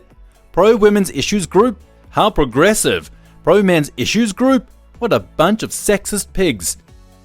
Things like this happen too, where a men's issues speaker comes to a university and protesters pulled the fire alarm and shouted at attendees. Body shaming. It's terrible or shallow for a guy to not accept a woman with some extra weight or that is showing signs of aging. It's perfectly acceptable to reject a guy because he doesn't have a full head of hair or is overweight or is short. You can always lose weight or get hair plugs. You can't grow. A crowd of people will stand around and watch a guy get beat the life out of by a woman. But the second he hits her back, everybody jumps in. Forget that. If a girl hits me, it's on. Gender equality. I was beaten up by 3 drunk women on a pier who pulled on my hair so hard that about half of it fell out the following morning. When I tell people this story, people are often sort of amused at the thought of a man getting beaten up by 3 women. But if you hit them back in self-defense, most likely a bunch of white knights would run up and jump you as well. I, for one, have noticed that sometimes when a young female says something rude or defiant, etc. to a young male, she's standing up for herself. And when a male does the same to a female, it's harassment or abuse. Only in specific cases though, not saying it's like this all the time. In my mind, I'd have to know the party who initiated the hostile exchange to decide fairly. If a person, boy or girl, makes unsolicited rude comments, it's harassment. If a person, boy or girl, responds in kind, they would usually be considered as standing up for themselves. To treat them differently would be a double standard. I'm a teacher, so I spend a lot of time thinking about correcting these kinds of behaviors fairly. War, suicide, workplace dangers, financial pressure, criminal persecution, incarceration, etc. Honestly, it's shocking when people ask the question. But I guess it's because it's so normal we don't even notice most days. Sexism against women is noteworthy. Against men, it's just life. Try psychiatric disorders. Have fun trying to get people to understand your depression when every single facet of society expects men to hide it. You just gotta man up. Higher hiring bars in the IT industry. The companies try to maintain a 50-50 mix of employees from a graduating class what's 80% male in India, hence hiring women with a lower skill level than men. Also, more assistants. There are a lot of programs for women who took a few years off to get back into the workforce. Not for men. Once you join, special women's groups and meetings with the leadership, women's only conferences, etc. In the programming world, it's the same. My dad's company recently hired an intern they had for 6-ish months. He has 30 plus years of programming and is 1 level higher than her, being much better with programming. Men of Reddit, what is a man's secret that you think every man should know? Part 1. Don't touch your genitals after cutting jalapenos. In addition, don't touch your balls after using a DEET-based mosquito repellent, especially if the repellent is 100% DEET. It was not a fun evening. If you find yourself about to cheat, fap it first. You'll then realize you really don't want to do it. Say, "No, I am her father," completely deadpan with no inflection or attitude. I'm a female, but I notice they are expected to be the ones to hit on the girl and make all the moves. It's stupid. That's why I make all the first moves. Yep, the thing about cheating is that the anticipation is the temptation. As soon as you come, you feel horrible. WD-40 is not a lubricant. The WD stands for water displacement. It will get rid of your squeak temporarily, but evaporates quickly. Use a spray liquid silicone and give that WD-40 to your grandma. Source: I'm an elevator mechanic. As a bicycle mechanic, I cannot upvote this enough. Don't ever get that stuff near your bike or anything else you want to actually lubricate. If you must, you can buy aerosol spray cans to do the things you would use WD-40 for. Except on the cans, they say lubricant. Better yet, use a dropper so you don't spray it everywhere. When you shave your pubes, use conditioner instead of shaving cream. It prevents any razor burn. Conditioner is what I used for all my shaving needs growing up. It's more translucent than foam, so you can maintain hairlines and leaves the skin soft and smooth. Putting Rogaine on your face every day for a month will not make your beard grow in better or thicker. It will just give you horrible acne. Facial hair and hair on the top of your head work on different feedback loops to define when to grow and for how long. This is why DHT sensitivity can drastically affect the top of your head in a bad way, but can also increase the amount of facial hair you have. No matter how far along she looks, no matter how obvious you think it is, don't ever ask a woman if she's pregnant. Wait until someone else says something. It's not worth the risk. This is also for women who are buying clothes from the maternity section of stores. Some women like the Empire waist thing and don't really care if it comes from the maternity section. Don't ask. You know that cream that removes leg hair for women? Don't use it on your balls. Just don't.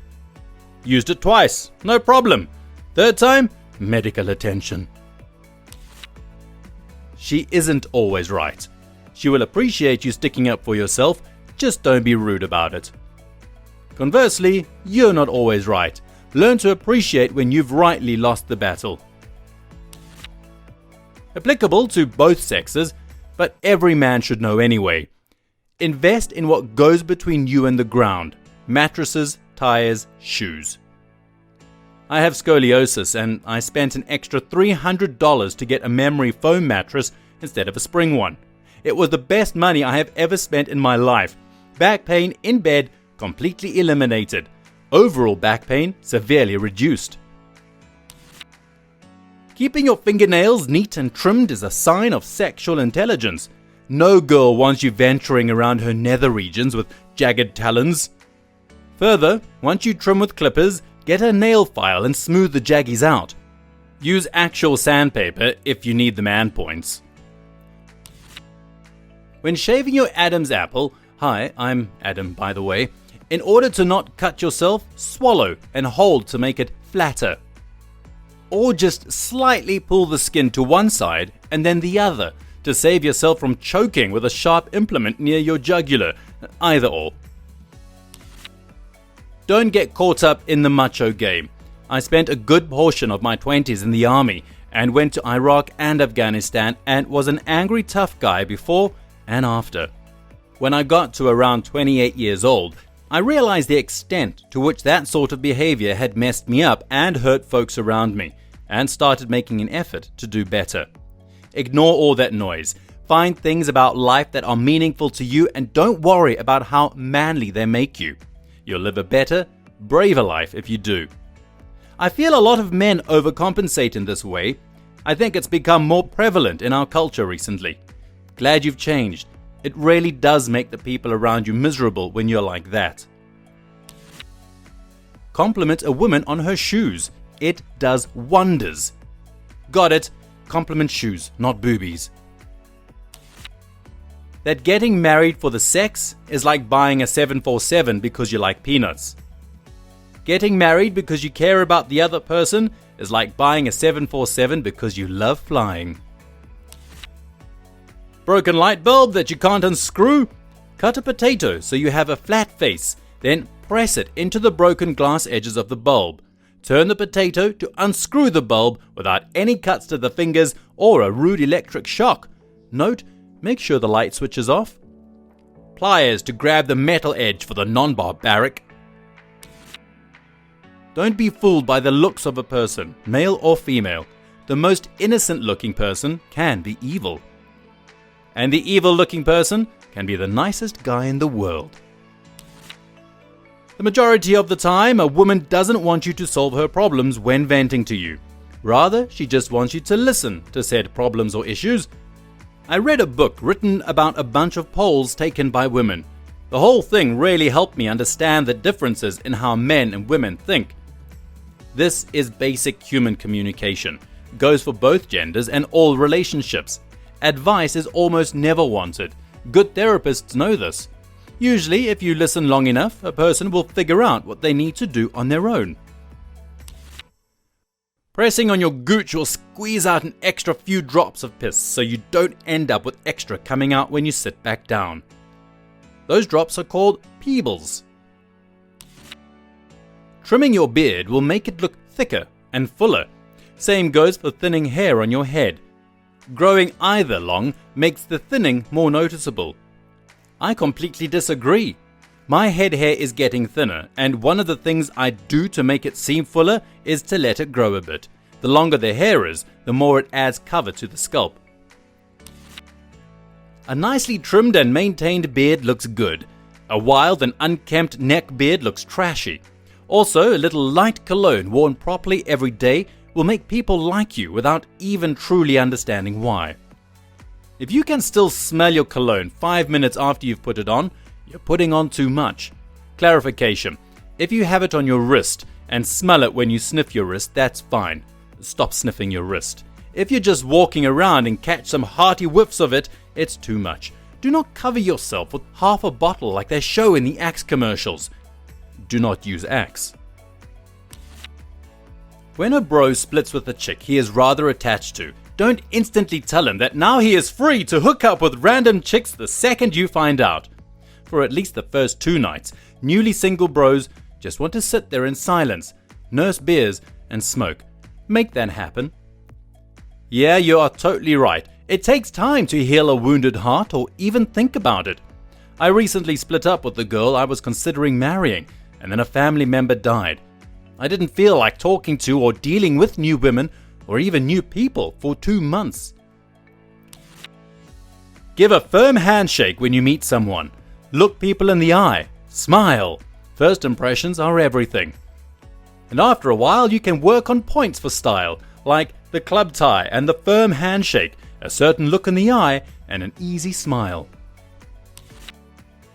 Gay men do not automatically fancy you just because they're gay. You know, I don't think I'd ever consciously thought that all gay men would be attracted to me, but when I went to a gay bar for the first time in Manhattan, I left feeling sobered and chastised. That was a league in which I was not prepared to play. I don't know if it was the fact that it was New York City or what, but everyone was immaculate and stylish and paid me exactly no attention. Not that they really had any reason to. That said, I did have one drink bought for me, which was a very foreign and fairly giddy feeling. More straight guys should go to gay bars. Aside from being a load of fun, I think it's really healthy to feel like a foreigner sometimes, to feel out of one's element. It can learn you something. Don't confuse growing up with not making mistakes, or never being wrong, or being diplomatic all the time. Don't confuse maturity with not showing emotions. Be enthusiastic about things. Be pissed about things. Allow yourself some one-dimensionality and stupid arguments. It's fun, and it keeps life interesting. Similarly, be careful when acting upon strong emotions. Let them pass. I think all of my regrettable mistakes have been feeling I had to take decisive action when I felt a certain way. A steak needs to rest after it comes off the heat for a few minutes before you cut into it for maximum flavor.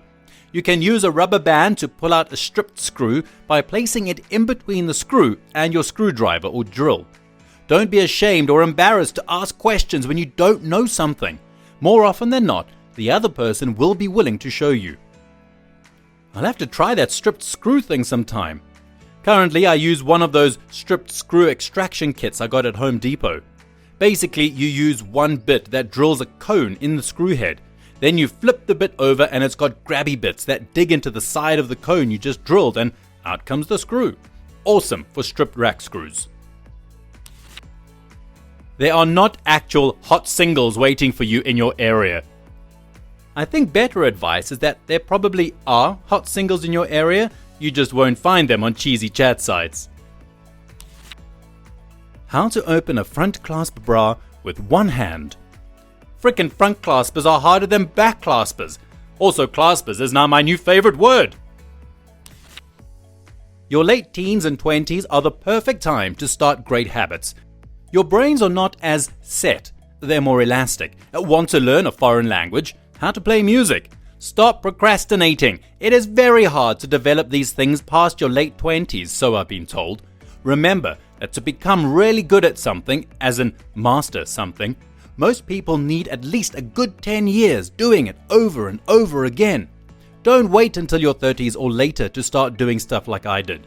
For example, exercise habits. Really hard to get into a routine if you've never done it. Laziness begets laziness begets laziness. The time is now to stop messing around. Don't end up like me. I hope more people see this. Great advice.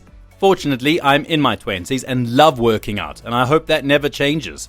It may be harder when you're older and have more stress and responsibilities, but if you take time for it, only an hour a day, it's never too late to change. Generosity, understanding, and empathy. You catch more flies with honey than with vinegar. Pro tip, one can catch more flies with balsamic vinegar than honey. Keep 'em mean. Men of Reddit, what is a man secret that you think every man should know? Part 2. It is totally okay to show emotions and talk about feelings. For any man.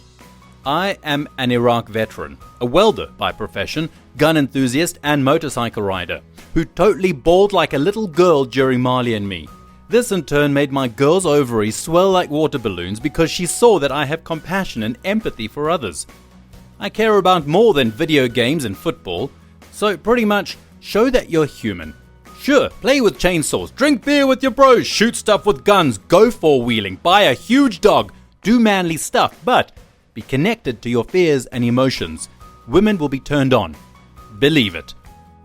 It's a peculiarity of the Norwegian culture, and of the English and American too, that men are not supposed to cry. Stiff upper lip and all that. But the Vikings cried like women in public or privately. They soaked their beards with tears and were not one bit ashamed about it. Yet they were as quick to draw their swords as they were to shed tears.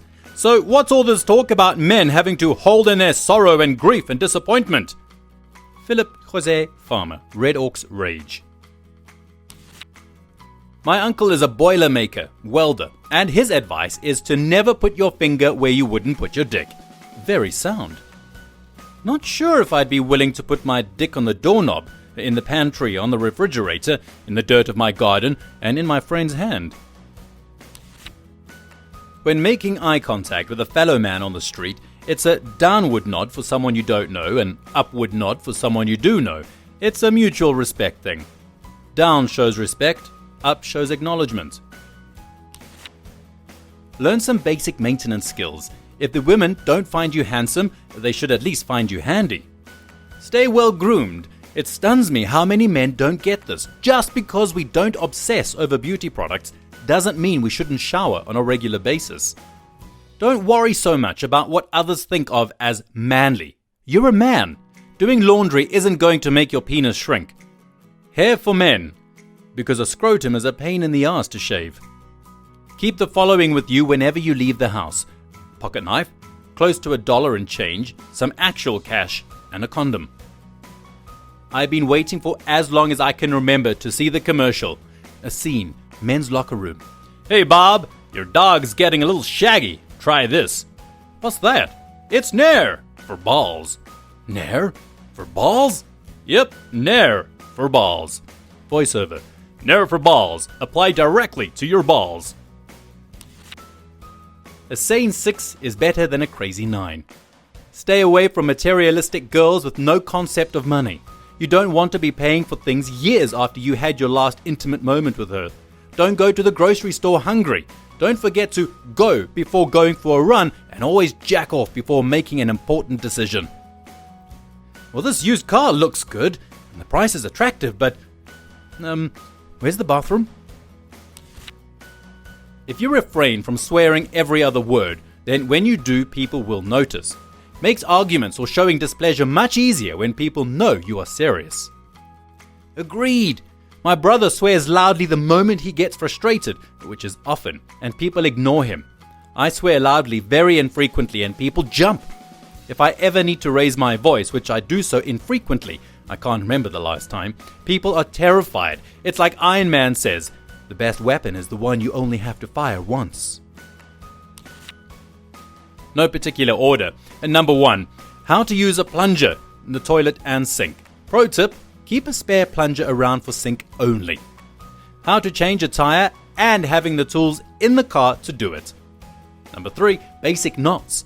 Not for anything kinky or freaky, but knowing how to securely tie something down when moving, it is incredibly useful. You don't have to get married, even though it seems like that is all everyone is talking about.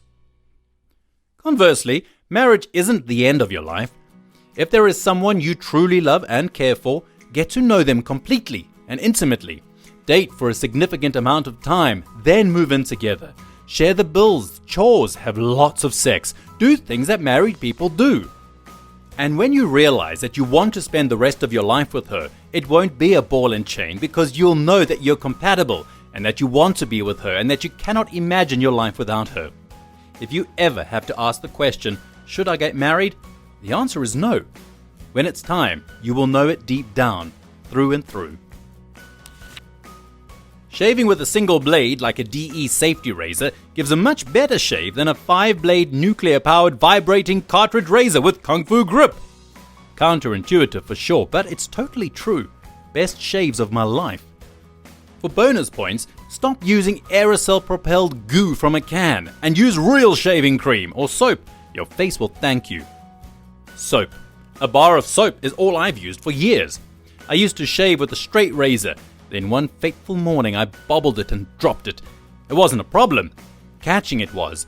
I'm wicked fast. 14 stitches in my pinky and a nerve reattachment surgery later, I switched to the aptly named safety razor. There's a huge difference between confidence and arrogance. Confidence is quiet. Arrogance is loud. Yes, I'm generalizing, but it's true in most instances. Just because everyone else is having children doesn't mean you have to as well. Use baby wipes for wiping your ass. No grown man should be walking around with a crusty butt. Open doors and pull out chairs. Chivalry isn't quite dead yet. I'm not rich enough for constant baby wipes, but when I know it's the last wipe, I allow myself the luxury of a baby wipe and feel like a king for at least the next 10 minutes. Never cheap out on shoes or mattresses. Your back is so important. Also, keep your wallet in your front pocket. Sitting down with your wallet in your back pocket will cause your spine to become misaligned and lead to backaches and other problems over time. I put my wallet in my front pocket when I took a long trip to Europe in the 80s. Not only better for the back, but safer from pickpockets, and my wife said it made my ass look better. A real man isn't defined by any form of stereotype, or by what they say, wear, drive, or look like. So basically, a real man doesn't need to be a real man in order to be a real man. For those of you still in your beer ponging days, if you smear a fine layer of butter in the funnel where it connects to the tube, The butter will eliminate 99% of the foam. You won't get any butter flavor unless you overdo it. Good luck! I wish this wouldn't get buried. Butter and alcohol related. Need to win a drinking contest but don't want to get alcohol poisoning? Drink melted butter, about half a stick or a little more, no more than a full stick. It coats your esophagus and stomach lining to prevent so much alcohol from being absorbed. My mom did this in the 70s against a Russian and won a bar bet. Girly drinks are lovely. Not always. For instance, a White Russian is way better than a Mai Tai. Boxer briefs are better than boxers or briefs. I disagree for that small percentage of men who have a large butt and thighs. The boxer briefs ride up my leg to look like briefs after 15 minutes, negating the purpose of the boxer in boxer briefs. Don't go for the good-looking ones. It doesn't mean anything. When she drives you crazy, she will become the ugliest person in the world to you. Go for the ones who make you laugh and live. It doesn't matter if they are a 2, they will be a 10 to you. Actually, this goes for both sexes. I can't do that. I just don't find them attractive. I have no idea how this would work. I say, go or wait for the ones that are good-looking and make you laugh and live. Turning off the light switch doesn't turn off the electricity to the light. Light switches complete the AC circuit, but if you provide a ground to either side of the circuit via a ladder, a bare foot or some other means, you will complete the circuit and electricity will run through you. If you need to work on an electrical circuit or device, disable the circuit through the breaker first. Doesn't that only apply if the wiring is done in reverse? If the hot or positive wire is split due to the switch, then you couldn't get shocked. Correct me if I'm wrong. Something people tend to ignore. The best years of your life weren't your college years. They aren't later when you're married. The best years of your life are right now. Don't look to the past or future. Enjoy the present. If you're in bumper-to-bumper traffic and the lane next to you seems to be moving faster, don't change lanes. 9 times out of 10, your old lane will pass you by within a minute. If you drive the same bumper-to-bumper every day, spend a week really paying attention to which lanes move better in each area. I used to have an hour drive to and from work, shaved almost 15 minutes off just knowing where and when to be in the correct lane. Even if it didn't seem like it was going to move faster, it almost always followed the same pattern. I learned how to smooth talk and hold solid conversation from reading often. I learned how to treat women properly from my mother. I learned to keep an open mind from good friends. Most importantly, I learned great stamina from years and years of beating off, and that is the key to all things. My own and other documented experience would suggest that beating it frequently decreases stamina. Wearing a suit does not necessarily make you a man. The clothes maketh the man. Naked people have little or no influence upon society. Funny, because it's the naked people who actually make the man. Style outshines swag any day. Stay classy, gentlemen. Swag is for fools with cash. Style is for gentlemen with taste. This will get buried, but is very important. If you're wearing a suit jacket when you're standing up, do not do up the bottom button. It makes the whole jacket look weird. This might sound odd, as a lot of grown men don't know this, but it's true. When sitting down, undo all the buttons. The odd rule for a 3-button suit jacket. Top button, sometimes. Middle button, always. Bottom button, never. If it's a 2-button suit, drop the top button rule. Always compliment her, not the dress. Wow, you make that dress look amazing. If you have to erase a whiteboard, wipe up and down, not side to side. It makes your butt wiggle. Unless that is your goal. Married for 20 years, and the best life trick I can tell you to a successful relationship is this. Always let your other half know when you're angry or hurt, and make sure that they do the same thing, even with little stuff. If you don't eventually, it builds up, and then some stupid little thing turns into a huge fight. It's far better to get it out when it happens and deal with it then, to keep it inside and start screaming at each other because you forgot to put the toilet paper on the roll. What is the most smart-ass thing you've said to a cop without getting a ticket? Can you say your alphabet to J for me? Which one of you dudes is J? Can you say the alphabet backwards? Teb a pla. I just picked up my paycheck back in high school. Must have been 16 or 17 and a fairly new driver. Officer pulled me over for not pulling completely into the road going from driveway to driveway. Like, I drove 10 feet on the wrong side, but there was no traffic. Officer, can you afford a ticket as a new driver? Dumbass me. I did just pick up my paycheck. It wasn't until afterwards that I thought more along the lines of having the demerit or points on my license is more than likely what he meant. Let me go with a warning. Driving through Kansas City, I got pulled over. I was wearing a Twins cap. Cop said something about being ready to give me a warning, but then he saw my cap. I said, "Hey, it's not like the Royals and Twins have been good at the same time." He said he's actually a Cubs fan, and I couldn't stop myself from saying, "Oh, I'm sorry." He laughed and gave me a warning. Who's sorry now? We were in a car park just off the motorway in a Toyota MR2. Police pulled in and got out of their car. One of the officers put his hand on the hood of the MR2 and said, "Bonnet's a bit hot. Been ragging it, have we?" I replied, "Funny that, mate. It's rear engine." The second officer found it hilarious. The first looked incredibly embarrassed. Funny aside, the MR2 is named differently in France, because MR2 sounds rude in French. Toyota et Merlot. I was waiting to buy something at a store, but there was no one behind the cash register. There was already a lady in line in front of me, who seemed to have been waiting for a while. We rang the little bell a couple of times, but no one appeared. After waiting some time, I joked, "We should just steal the stuff. That will get their attention." The lady in front of me responded by showing me her dry cleaning bag, full of police uniforms. So I said the first thing that came to mind. "You have to get your uniforms dry cleaned? Does that get expensive?" And we ended up having a cheerful conversation about dress codes and employee perks, and the laundry facilities in different neighborhood apartment buildings, and the turnaround time of different neighborhood dry cleaners until the cashier finally showed up.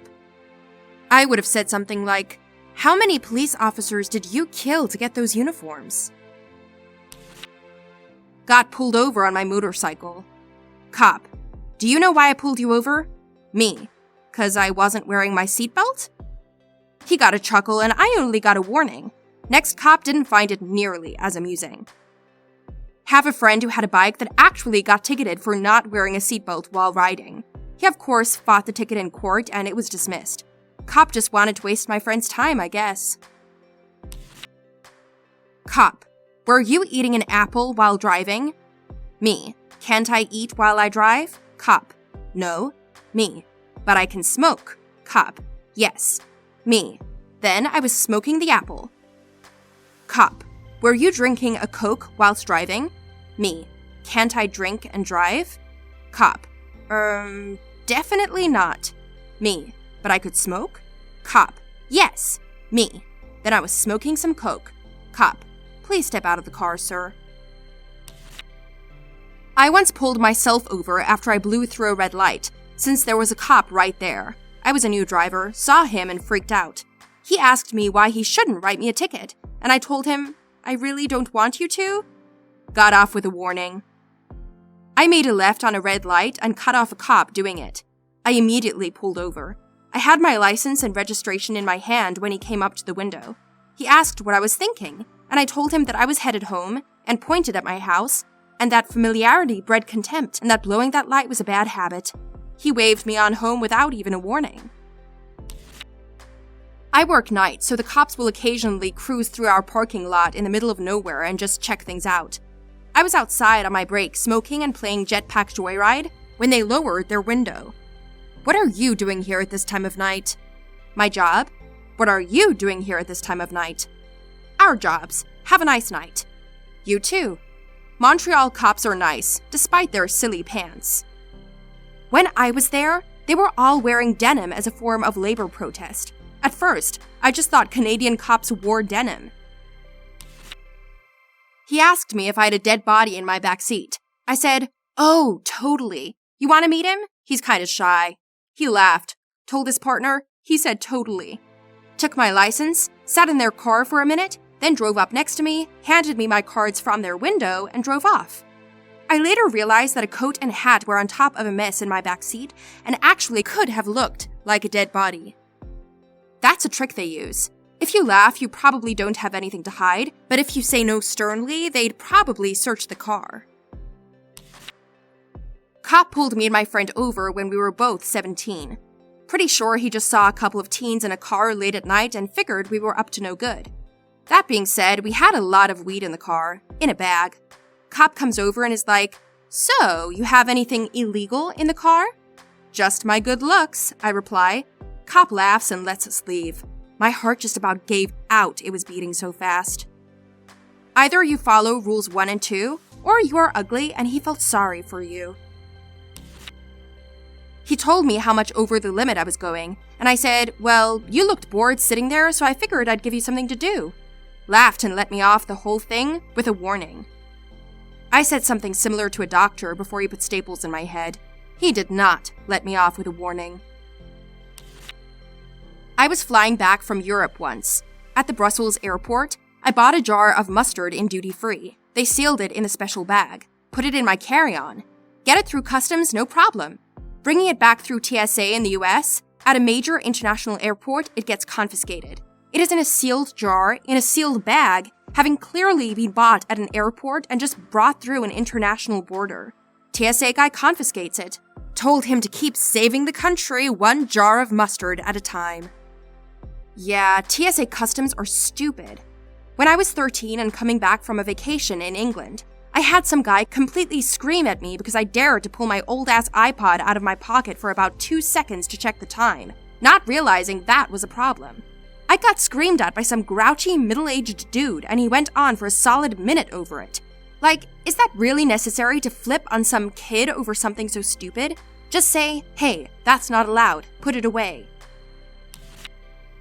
In college, once thanked a cop for not being a dickhead about it. You know, like most officers are, after getting ticketed. He wrote it all down and the judge repeated that to me when I fought the ticket in court. She was clearly amused and I got out of the ticket. Yeah, don't ever swear in front of a cop. They'll travel through heaven and hell to make sure every expletive you say gets on the report. This didn't get me out of a ticket, but it gave the cop a pretty good laugh. He asked why I was going 52 in a 35, and I told him, "General lack of awareness." If you were going 53 miles per hour, you could have said dyslexia. Years ago, during a heavy drug-fueled bender at a London festival, I walked up to some policemen and said, "Guess what I'm on?" They smirked and told me to move on. The only way you can get arrested for drugs at a festival is if they catch you selling hard drugs in front of them. If they were to arrest everyone who had taken something at a festival, there would be no festival. Friend got pulled over doing about 20 over. We were college kids at the time. Officer walks over to the window, does his normal, "Do you know why I pulled you over?" routine, and then turns to me when it's all done and asks, "So should I give your friend here a ticket?" With a smile, I said, "Yes, sir. He most likely deserves it." Cop laughed, smiled, and walked away. There were 3 of us in a car one time when my buddy got pulled over. The cop asked us the same thing, and the 2 of us were like, "Nah, he's a good guy. He only got a warning, so it works both ways, I guess, lol."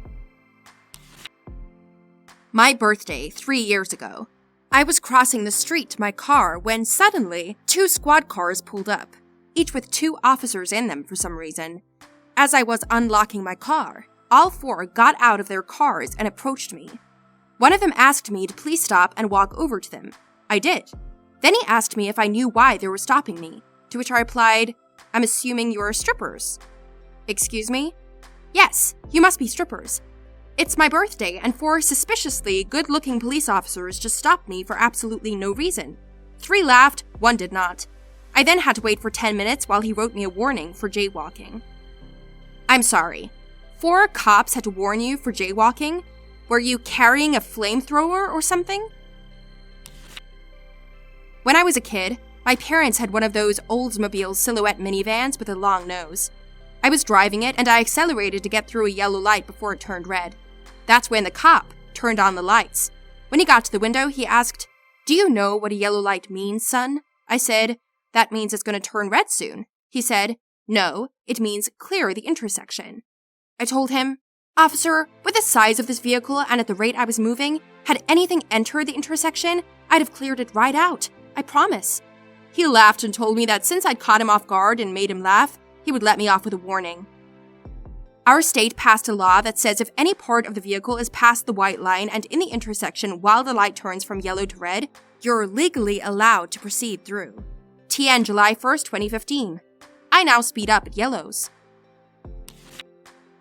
Me and 3 friends made a big cranberry vodka in a liter cranberry bottle and were walking toward a bar in Manhattan, passing it around.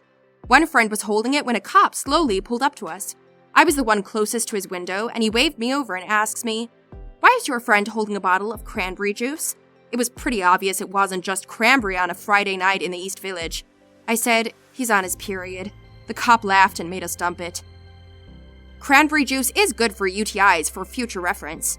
You may be able to swing that one. What life hacks have been exploited so much that they no longer work? Coupon code sites. Now they just link you to the sales already posted on websites. I have had success Googling codes a few times recently. Got $3 off my $139 New Year's Eve ticket. After it went viral that the Toy Story characters would fall down on the ground at Disney World or Disneyland when you shouted, "Andy's coming," they stopped doing it. I wonder how many times Gaston has been challenged to do push-up and arm wrestling contests since the viral videos came out. I read something that a person could just order a bunch of $1 coins from the US Mint and you would just pay the face value, no shipping and handling, since they wanted to get more on the market.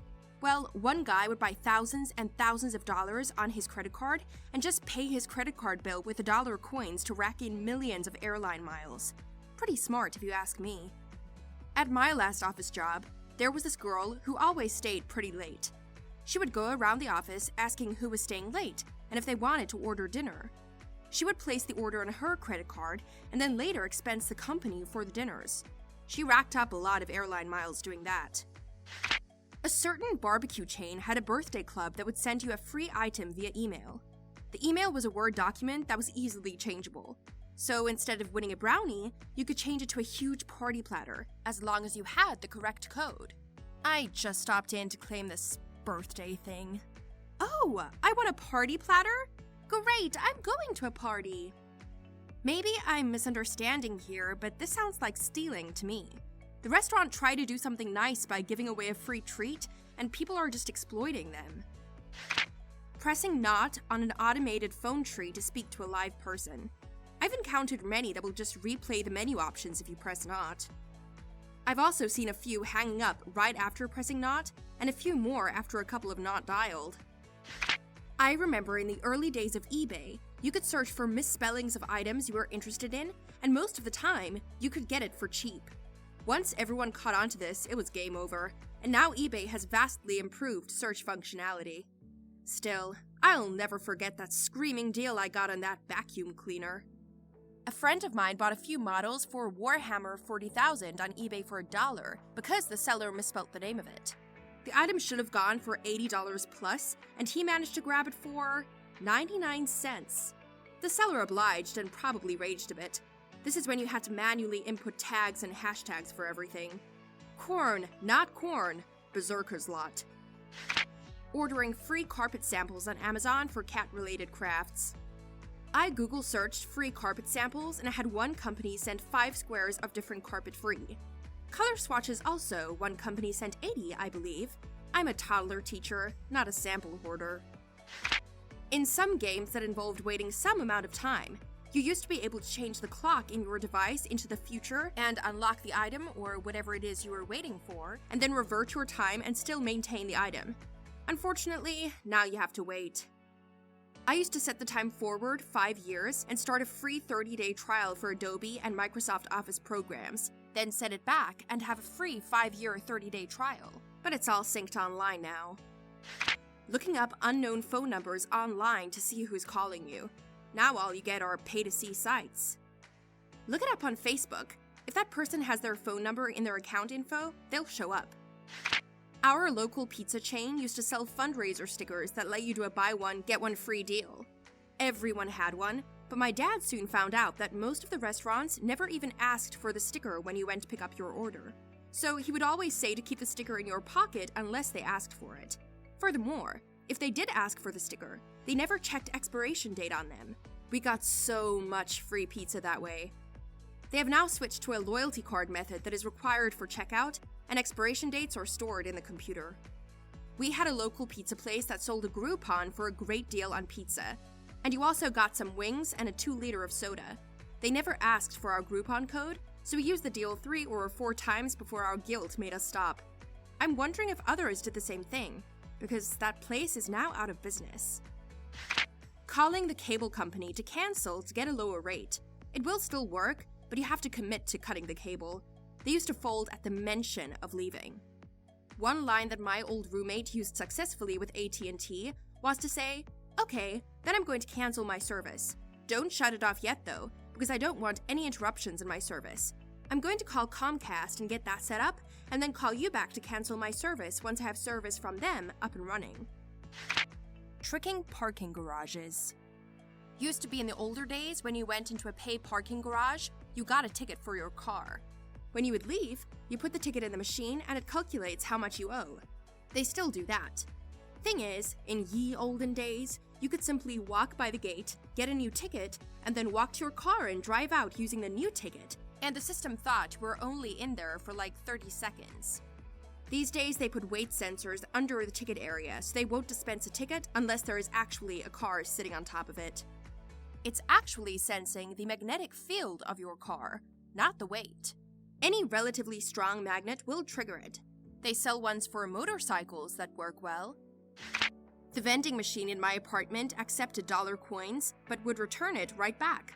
So all I needed was a single coin and run it through the slot twice to get something, and would always get the change back from my $2. Did this a few times a month to check it was still working or broken. I ended up just leaving the change behind for someone else to use. The machine, unsurprisingly, has been turned off and is no longer serviced. I found a machine that did this, had a number on it to call if it needed service. I called and let them know. They were complete fools on the phone. Just mean with an angry tone, questioning how much free product I took, etc. Forget him. Ran it quite a few more times over the next couple days till the machine was removed. Applying to a ton of random scholarships that nobody else even applies to. Only need a handful of people, even at the local level, to take this advice, and suddenly there is real competition. And with sites like CapEx and FastWeb, there is more than a handful of people applying to every scholarship in the country. In general, the internet made little-known tricks available to all. This is true for scholarship, cool tourist attractions, restaurants, deals, and loopholes. There was a gym by my university that was expensive, but since it was in Nicaragua, was about the best one available at the time. I paid for the membership once, then realized they never checked your membership through the back door. Since the trainers all knew me by then, I stopped paying for the membership and just walked in through the back door and acted like I belonged. I did this for like 2 years before the place rebranded and changed ownership, and added a check-in kiosk through the back door because I had shared my secret with a few too many people, but by then I had finished my career. LOL, my local YMCA had the same issue. I didn't get away with 2 years, but it was the better part of a year. Downloading a copy of college textbook. Darn codes and CDs means you have to buy your own. My professors encourage piracy, LOL. One of the perks of third world country institutions with weak copyright enforcement. There are facilities at universities that will make Xerox clones of pretty much any book except for those about law and medicine. Whatever I couldn't torrent directly off the internet, I borrowed from the library and paid a dirt cheap price to get my own copy, for highlights and notes. I'm calling corporate. From soccer mom to global domination and beyond. Nowadays, you have to tweet a video of something egregious just to get corporate's attention. Putting drugs up your ass when you cross the border because they won't check there. You just have to put them further up your ass. Not really a life hack, but one time, my aunt bought a holiday special edition diamond ring, retails at $200, for $10 at Goodwill. After finding out the worth online, my imbecile of an aunt went back to Goodwill to tell them what it was worth. Ever since then, they have been researching the value of their donations and have been pricing them appropriately. Once we bought a TV from some store, and the TV was originally $900, but on sale for $600. Then, they rang it up at $350. I started to say something, literally opened my mouth and looked at my husband, and he quietly said, "Go away." And I did. That $350 TV was amazing. Being straightforward and asking to talk to the manager in order to get a job. That is not how it works anymore. The companies put your application through a computer, and if you don't set off too many of the algorithm's red flags, then a human will give you the time of day. Yes! My parents suggested this to me and my siblings for so long. They would even get angry if we sent online applications or emailed resumes, insisting that it was lazy, and all we had to do was show up and make a good impression. My dad finally cut it out when he got laid off and learned that walking in is more of an annoyance these days. Attempting to dress nicely, ask nicely, or give presents to flight attendants to get free upgrades on planes. It's not really the stewards getting wise, so much as the airlines tightening up their policies on loyalty programs, and there being so much less excess capacity that upgrades are computerized and very carefully parceled out to high-tier frequent flyers to maximize revenue. If they gave out business class upgrades to some rando with a nice suit, there would be a dozen super elite frequent flyers and coach freaking out over it. Using DVD on me for a free rental at Redbox. Using Motherload on my bank account. What was the dumbest but legitimate excuse you said when you were late for school or work? Me. Boss, I'm going to be late. There's like 3 cars on fire on the highway. Boss. Dude, I was just on the highway 15 minutes ago. There's no burning cars. Me. Sends him a pic of the burning cars and paramedic. Boss. When did that happen? Me. I guess less than 15 minutes ago. It's so exhausting for me when people don't just take my word for stuff. Like, I don't lie, but so many people do that I have to deal with people thinking I lie too. I lived in a houseboat 11 or 12 years ago, and there was a pretty good storm, and the water rose high enough that the gangplank came off the dock, and we couldn't leave. My boss thought I was making it up, until I showed him the pictures the next day. There was several geese around my motorbike and refusing to let me on it. I rang my boss, and they didn't believe it, until I came in with photos of hell's geese hissing at me because it was their bike now. I hate geese. They scare me. Geese are the worst. We have a lake near my work, and they just do whatever they want. Someone couldn't leave one day, just like you almost, because there was a goose above their driver's side door and wouldn't get off. My old manager was attacked by one, and created a hilarious geese safety PSA PowerPoint. Geese are freaking mean. My printer caught fire. Final paper due at exactly 11 a.m. I submitted it electronically before the deadline and showed up at 11:15 rather out of breath and was told it was too late. Professor said I'd get a 0. I showed her the burnt paper and a picture of my burnt up printer sitting on the sidewalk I took with my phone. Got an exception and was allowed to submit. In high school, I once had a big report due by the end of the day.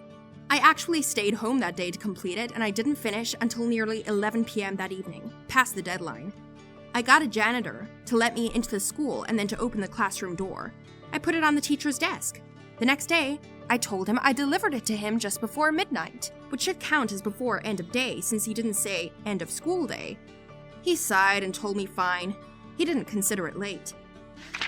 My dad once threw some monkey bread outside. It was winter. It froze solid overnight. I tripped and rolled my ankle on the way out the door because a squirrel or something had picked it up and booby-trapped our porch. I went 27 years without reading or hearing the word monkey bread, and now I have read it twice in 2 days. The bull got out and was hit by a gravel truck. I live in rural suburbs near a major Texas city. Think farmland being turned into subdivisions. This bull had a habit of getting out of his part of the field. Probably the most Texan reason to be late ever. A guy I worked with called in and said his horse died. The next day he called in and said he had to bury it. Someone burned my parents' car. I don't remember if the teacher believed me, but someone had really stolen my parents' car, drove it until the fuel tank was empty, and burned it in a field. If they actually used gasoline as the accelerant to burn it, that makes the story even more ridiculous. A house was in my way. Was behind a truck moving a modular home that had some sort of issue and was stopped. Obviously, if a car breaks down in front of you, you can easily just drive around it, but this took up pretty much the whole road. A cop had to direct traffic around it. Was only 15 minutes late, so it wasn't all that inconvenient, but definitely the strangest excuse I've had. Luckily, it happened after the invention of camera phones, those flip ones, so I had proof. That happened to me! My school bus got stuck behind a house and I was late to school. My teacher believed me though, because who would make that stuff up? I got distracted watching the university swan eat a duck. They'll sometimes eat ducklings if they're hungry.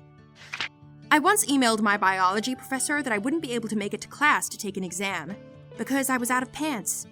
As a freshman, I jammed all of my laundry into our dorm's washer. I was walking around in athletic shorts while it was in there. I went and tossed everything in the dryer and set an alarm for an hour later. When I went back, all of my clothes were gone. All my pants, all but 2 or 3 of my shirts. All I had was what I was wearing. It was winter in Wisconsin, and I wasn't going to risk getting some kind of frostbite to take a test. I emailed my professor that all my clothes were stolen, and I wouldn't be able to make it to class. My sister ended up giving me a ride to the nearest department store and helped me buy some new pants, but it was a rough day or two. I walked down to the laundry room one night and found all my professional clothes gone, but someone had left another basket's worth of clothes behind. Taking a chance, I gathered up their stuff and left a note with my number. Got a call the next day. Some poor guy had been having a rough week and had accidentally picked up the wrong clothes. He also likely had some special needs-related issues that I don't want to speculate too much on. We exchanged them later that night. Hard to be mad at him. Weird stuff happens. Your situation made me nervous in college because I always worried about that exact thing happening to me before a class. My dad had to miss a meeting because he needed to come and pick me up from school. Why did he need to pick me up? Because my high school was literally on fire. That was a fun phone call. Hey Dad, I promise I'm not pranking you and that this is actually happening, but my school is on fire. Can you come and pick me up? I went home during lunch because my mom had something in the crock pot for us to eat. I picked it up to put it in the fridge and the ceramic thing shattered with the food going everywhere. My family was having a chili cook-off. After about 6 hours in the cockpit, I hear a loud pop from the kitchen. The glass lid had shattered but stayed all in place. There was no way for me to get the lid off without causing a bunch of the glass to fall into the chili. Was in Alaska for a few years. I lived in a duplex, but the only way to get to my side was up the only flight of stairs. My portion was above the garages. Had a moose hanging out at the bottom of the stairs, just sitting there. Had to be late for work because there was no way I was about to go down there. Called boss. Boss understood. Showed up about 2 hours later and everything was fine. This is exactly what I think of when I picture the everyday life in Alaska. Hey boss, I can't Moose blocking you in? Yep. I pooped my pants on my way to work at 32 years old, simply by over-trusting a fart. That was a fun phone call. People are much more descriptive than need to be when they're calling in sick. I've gotten messages like, I had diarrhea all night long, and then proceeded to vomit until I vomited blood. And it's like, dude, I'm sick. I expect it will clear up within X time. In your case, I would have called in and said it was a family emergency or something. Was waiting for the bus when someone, douche, in a passing car threw an egg at me. Got me straight in the temple. Had to go home and clean up. Was an hour late. People at work called me egghead that day. Someone tried that on me a couple months back. Problem was, it was Australian winter, and my jacket is lined with faux fur, so the egg bounced off and just broke on the ground. The 500ml can of energy drink I had just brought, on the other hand, sounded like it made an expensive dent when it hit their door. I'm still pissed though. That was a $3 drink and I was aiming for the window. My son made me late for work, and he was late for school when he announced halfway to his school that he wasn't wearing underwear. He was 6 and had decided that he only needed pants after insisting he was a big boy who didn't need help getting ready in any way. But after riding in the car, he realized his uniform pants were not comfortable on his, and I quote, penis and weenie bag. My son was just done potty training, and we got a note home saying there was no potty accident, but the reason he didn't have undies on is because he came to school that way. Free balling. Right before I had to leave for work, my cat fell in the toilet. My husband thinks I'm crazy because I insist on keeping the toilet seat closed at all times, so the cat won't fall in. Thank you, kind stranger, for proving me right. I was often late to school because of a train that ran across the only road I could take.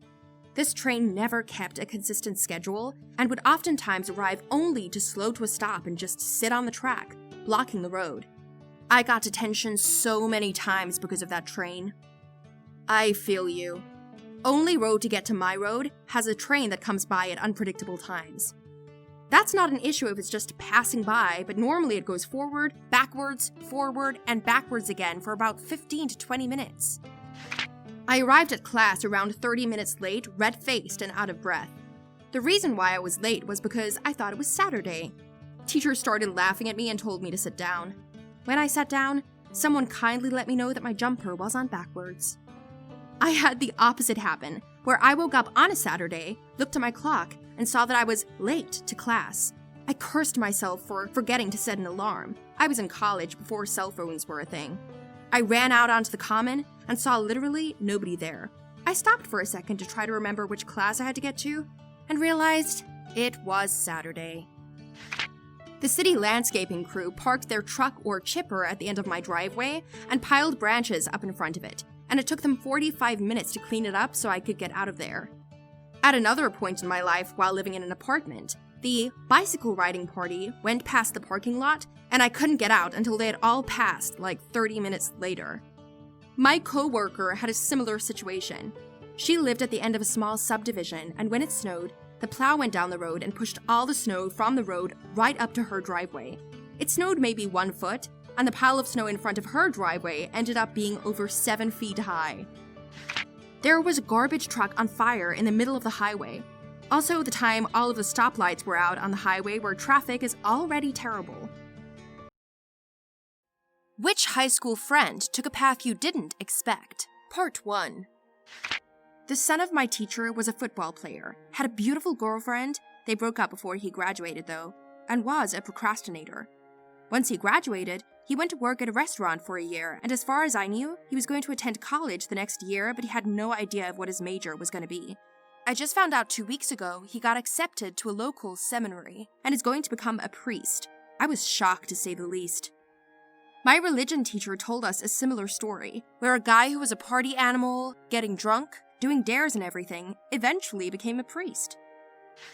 A really nice and shy guy who liked Queen and played guitar a bit, became a bass guitarist in a #1 rock band in Ukraine. My mother-in-law rejected this guy at her high school because he was kind of a band geek. His name is Kevin Vasserman, aka Noodles from The Offspring. Probably the smartest guy in class, but never actually paid attention or did his homework. Was always sleeping in class or doing his own thing or goofing off. Recently sold his startup for 8 figures and is now back to goofing off. Hey Redditor, if you think you're this guy, chances are you're not. Pay attention in class. He was 2 years younger than me, absolutely brilliant, and went to Stanford after high school. Died in his sleep from a heart attack at age 20 while visiting family in China. He had an undiagnosed heart defect. So yeah, that was pretty unexpected. R.I.P. Kevin. I know the details in this are different, but my SO's brother, also named Kevin, was also incredibly intelligent, and in the final year of his PhD, also suddenly died in his sleep due to SADS. He had just turned 26 a few days before. His thesis was mostly written, so good supervisor finished writing it and submitted it. He was awarded his PhD last year posthumously based on all his hard work, rather than, oh, bad luck, you died so we'll give you this. And one of his papers was also published in Nature as well.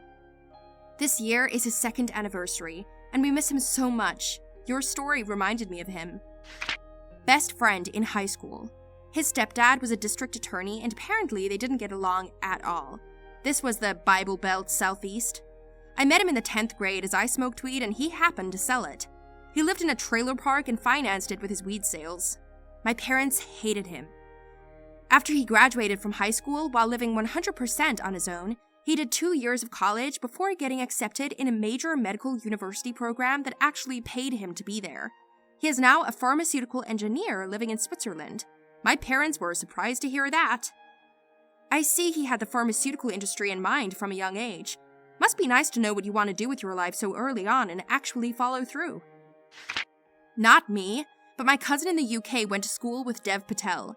Dev was apparently super into the drama club, and people thought he was too over the top and kind of a tryhard that would never actually be a professional actor. His success was definitely unexpected for people he knew back then, based on what my cousin said. Lady Gaga's classmates started a Facebook group called You'll Never Be Famous, Stephanie Germanata, or something along those lines. Joke's on them. Not high school, but my best friend's freshman roommate was a weird guy. Brilliant. Literally 1,600 SAT scores, full ride, brilliant, but never really showered. He was dating the sweetest, kindest girl who dumped him after 2 months of trying to get him to take better care of himself and actually go out and do anything. We tried to get him to come out of his shell because he was pretty funny and we liked the guy. After not hearing from him for 15 years, we looked him up. Apparently, he co-founded Revolve Clothing, is a multi-millionaire, and parties in Ibiza and stuff. I'm genuinely happy for the guy, but I never ever expected him to hit it big in fashion. Smart people are smart. Sometimes emotional stuff gets in the way, but clearly, this dude is super talented.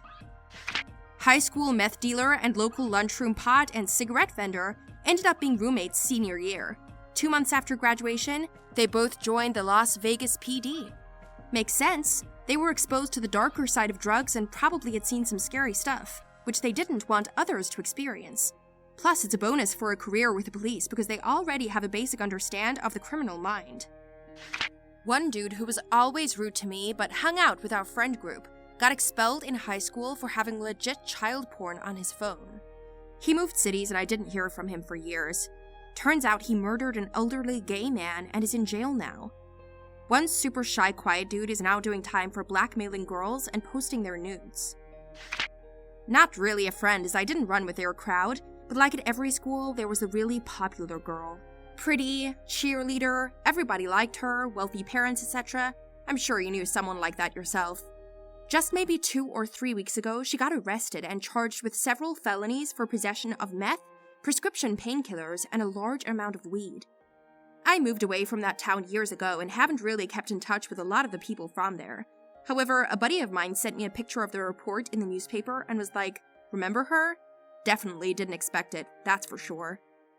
People who are the center of the universe in high school can't always take it once graduation happens, and suddenly the real world doesn't care about you. Average guy at school, dead through alcoholism by his mid-20s. It was apparently asphyxiation that got him. The ODs and suicides are always more surprising than the success stories. It really is crazy how people who seem so normal can privately go so very far off the rails. My best friend since I was 5 years old, smartest person I ever knew. She went off to college and got into heroin. She's now serving a life sentence for first-degree murder. She was the mastermind and the getaway driver of a burglary gone wrong. Her accomplices broke into a guy's home they were acquainted with, tied him up and beat the life out of him.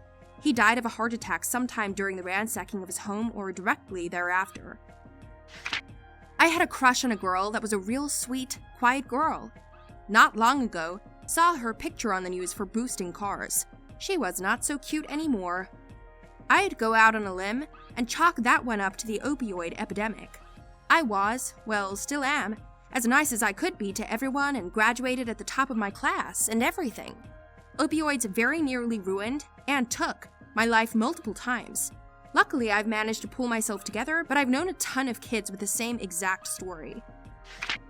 Not a friend, but I went to middle and high school with a girl who went into acting. Became a Power Ranger. Hijacking this to say a classmate of mine throughout high school is now tasty on Orange is the New Black. You go, Danielle, we are proud of you. I had a friend in high school who was high-achieving academically. He was in the top classes, very nervous and well-behaved in the classroom. Generally, he was mostly thought of as quiet and the guy very few people paid any attention to. He's serving 8 years in prison for possession of drugs and child pornography. Kid that grew up on my block as a kid, a couple years younger than me. When he was a kid, his dad was drunk while watching him, and bit into an electrical cord and got burned and had what resembled a hair lip. Cleft lip kind of thing. He wasn't a bad guy. Bit of a pothead, kind of quiet and short type. Well, just heard he is the presumed hitman in an execution and was last heard from going to Mexico and has not been heard from since. A friend of mine is a talented artist with a deep passion for video game design. He worked on projects for indie devs all through high school, and I thought it was certain he would quickly become an artist for some dev studio soon after. He now works as a furniture salesman. I wanted to work on games since high school, and tons of folks were convinced I'd be working in gaming. After hearing the horror stories about the game industry, lack of job security, and constant layoffs, I'm happy as a retail stock person while I try to just do game dev on the side. I've also come to the realization that I'm the kind of person that if I turn a hobby into a job, it'll kill my passion for it. I homeschool, so I guess I didn't see my brother going down the path of hip-hop. The quiet, kinda nerdy guy in the back of my AP calculus class is now the CEO of Playboy Thailand. I kinda wonder what he was doing in the back of your AP Calc class to become the CEO of Playboy Thailand. Had a friend that was the weirdest guy I'd met. He'd often yell random stuff for no reason, do every kind of accent, and was just generally awkward around people. Saw him a few years after and he was dressed to the nines, very clean cut and socially well adjusted. Complete 180 from high school. Made me rethink all my life's choices up until that point, since I was not doing so hot in life. Being poorly adjusted while young can be an advantage in later life. You get more criticism, and know the areas you need to improve in. People who are mostly normal tend not to get as much criticism, and often have more blind spots towards their own behavior as a result. Of course, to take advantage of that, you actually need to be motivated to improve yourself. Cheerleader who took a heck of a turn. She was an impressive drinker in high school. She kept it up through college, got a job, didn't love it. She joined AA, met a guy, older, had nice finances, estranged from his ex-wife, kids, no other family. They got married. A few months later, they're both drinking again. Within 2 years, he's dead. He left her everything. She is devastated. She goes back to AA, met another guy. Apparently, older men who are estranged from their families are super easy to find in AA. You got it. They're drinking. Next thing you know, he's dead. Left her everything. Now she's gone back to AA again. She has met the most wonderful man. It's a shame his kids won't speak to him and won't come to the wedding. It's next month. Elizabeth, a badass party chick. She was the brilliant and quietly rebellious type. She was pulling and getting away with stuff that most of the guys branded as troublemakers in school could only dream of, because she had the sense and savvy to not show off to the world. She wasn't doing anything for the attention, she was just doing it because that's what she wanted to do. So smoking, heavy drinking, some drugs, staying out all night, whatever. She could outdo anyone else. Anyway, a little over 10 years later, I caught up with her and found out she was a triathlete and overall health nut. Sounds like she put all that energy into a healthy direction. That's awesome. Which high school friend took a path you didn't expect? Part 2. A friend of mine was really into herself and dated a lot of rich guys. She vowed not to get married or have children, that she had goals to become a business professional woman.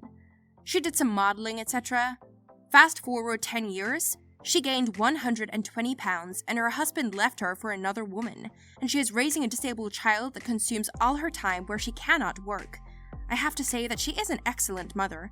She basically turned into everything she said that she would not be. Having a disabled child is really hard, especially if they are profoundly disabled. I can't imagine what that did to her. It's a shame she wasn't able to achieve her goals. Just last night, I went to a small theater to see Evil Dead, the musical. On stage walks a guy I haven't seen in 25 years. Crazy how small the world can be sometimes. I had something similar happen not too long ago. I grew up in the northern part of California. There was this kid I was friends with in high school that I used to play Halo 2 with all the time. Always thought he joined the military. Anyways, I didn't see or talk to him once I graduated because I went to college out of town. 12 years later, I run into him at a beach in San Diego while I was buying something off his food truck. It's awesome. We recently reconnected over the announcement of Halo coming to PC and plan on doing the whole Halo run together again like in high school. There was this guy who bullied me and destroyed my self-esteem on a regular basis. He became a really successful vegan chef, has his own restaurant, cookbooks, has been on talk shows to cook and promote his stuff. To be fair, it is possible for people to change. Your old bully could very well have matured and grown to regret the way he was when you were both younger. He might still be mean, I can't really say, but my point is that there is hope for people that have behaved badly in the past. Never stop trying to be a better version of yourself. A well-off, innocent-looking white kid from my high school ended up covered in face tattoos and brandishing guns on the internet. Turns out, he joined a Mexican gang on the outskirts of our town. He ended up getting shot to death in a confrontation with another gang. In my graduating class of 149, we had 148 go to college. That one guy? He decided to go on tour with his band. The other members of the band were two guys that graduated from our school the year before. About 6 years later, they are still touring full-time and have made a pretty good name for themselves. They've headlined their own tours and have opened for some big-name bands. It's pretty cool to get to go to one of their shows and hang out with them backstage. Sounds like Greta Van Fleet. She was voted most likely to succeed in our year, had plans on being a doctor, really smart. Ended up staying in state for college, pretty rural, limits options. We lost touch, she got married, she's a stay-at-home mom and a trophy wife, basically traveling the world on her doctor husband's dime. Not a bad life, certainly, but not expected. I saw this happen a few times. Incredibly smart friends who got scholarships to universities far away, decided they couldn't deal with being away from family, and ended up at local community college. One was working as an auto mechanic last I heard from him. Another who was super fit and into sports is an admin and not a small person anymore. I don't want to judge people who are admins and mechanics, but these were near top of the class people who had aspirations and paths to becoming doctors and scientists. Makes me wonder what they could have done if they could have stomached moving away. Low achiever, used to goof off in class all the time. Bit of a class clown. Used to tell everyone that her goal was to be a trophy wife so she could watch TV all day. Has shown her designs at Paris Fashion Week and has dressed several celebrities. You could have knocked me over with a feather when I was flicking through a copy of Vogue Australia on my lunch break, and there was a 4-page article on her in there. I was so happy. She always had a heart of gold, and I feel like her teen self was a reflection of what her family thought for her. She deserved to be much more than someone's wife. LOL. One of my high school friends went on to become a teacher. After 2 years, decided it wasn't for her, and she's going to become a trophy wife instead. She's 25 now and married to another one of our friends who is extremely wealthy and races jet boats for a living. Also happens to be one of the nicest guys I know. Not sure what to make of that one, but they seem super happy together. Very plain-looking, nice but quiet girl I went to high school with. Never would have thought she would go on to become one of the top 20 supermodels of all time. Married a very famous rock star. She's a sweetheart. And checked in on me almost daily for close to a year when I lost my daughter. Ladies man, guy with a big ego. He was fun for about 5 years before you needed a break from him. Anyway, he slept with like a good third of the cheerleaders, had a 4-way with some girls on the volleyball team. Senior year, he screwed a bunch of the drama girls. He loved hanging out with the drama girls. Slept with them all of the time, and they became his flavor of choice. Turns out he cared less for the cheerleaders and drama girls, and more about cheerleading and drama. Guy's in a gay porno now and does some off-Broadway shows. Hey, a lot of straight male actors are in gay porn. Niches earn a lot of money. A person's gotta get that coin somehow. I would probably be a good post about this, but since this isn't about myself, here we go. A girl who was in the top 10 of my graduating class. Had plans to become a lawyer and probably would have succeeded, seeing as how her mock trial team won state. Went to college and learned she enjoyed the arts much more. Briefly become an actress, but failed. Moved back home with her parents and started her own photography business, but failed. Now she is a very successful burlesque dancer. While she has failed in many of her endeavors, I always admire her will to find something new to try. And the kid in our class who some of us were sure would become a mass murderer is now the fire chief of the local fire department. This is actually a sign of an achiever. Everyone fails. Achievers get up, dust themselves off, and storm another castle. Most unexpected is the guy who lured someone into a park and murdered them. Equally surprising one is the guy who is pretty much morbidly obese from year 7 to year 13, going off to join the army. He used to constantly try and escape from exercise at school, then passed basic training. Went to school with a weedy nerd, joined the volunteer firefighters, then the army. Got injured in the army, training, but when he came out, he looks like Thor. I don't know what happened, but he is the size of 2 weedy, nerdy guys he was before. All muscle. One of my best friends back in high school. He was brought up Catholic and had very strict parents and was so innocent in high school. Never went out with us or drank or smoked or did anything. Then college happened, and he's hooking up with a bunch of girls, partying most weekends, him throwing his own parties at his house, and smokes. Complete 180. I met up with him last month, been 4 years since I'd seen him, and he's still the same guy, just way more adventurous, I guess. He's still awesome to hang with and has a good head on his shoulders. Love that guy. Very plain Jane kind of girl, not promiscuous or especially outgoing or anything. After high school, she started as an exotic dancer and has now gone on to make a pretty big name for herself in porn under the name Nikki Benz. Did it seem like she was being molested at home or anything? Knew a few girls like this, and sure enough, after the sex industry stuff and settling down, turns out their home life was horrible and nobody knew it. Almost every anarchist I knew ended up in the military. Me too. I still have punker political beliefs, but a lot of the more hardcore guys I knew went full bore Fox News, I believe what the army believes shtick. A friend of mine was a decorated student in high school. Top cadet in GROTC, top 25 out of 500 students, got a scholarship geared toward any STEM major, gifted chemist, and on top of that, he joined Army ROTC in college to get in track to become a US citizen. He is undocumented. So what happened? He gave up everything to sell Herbalife and Amway, thinking he will be a millionaire in 5 years. So much potential. Gone. I knew a girl who was pretty but dumb as a rock. Like, she didn't know which color was for hot and which one was for cold from the water cooler. She went on to co-host a reality show, which being pretty obviously helped, but she was also only on for 1 season, for reasons I can only guess. I knew a girl like that too. Very nice, but dumb as a sack of rocks. She got a full-ride volleyball scholarship to Texas A&M and graduated. A guy I was friends with in drama club became a professional drag queen. No one knew he was gay. I almost dated the guy. We made out once on a school trip. Drag queens are not automatically gay.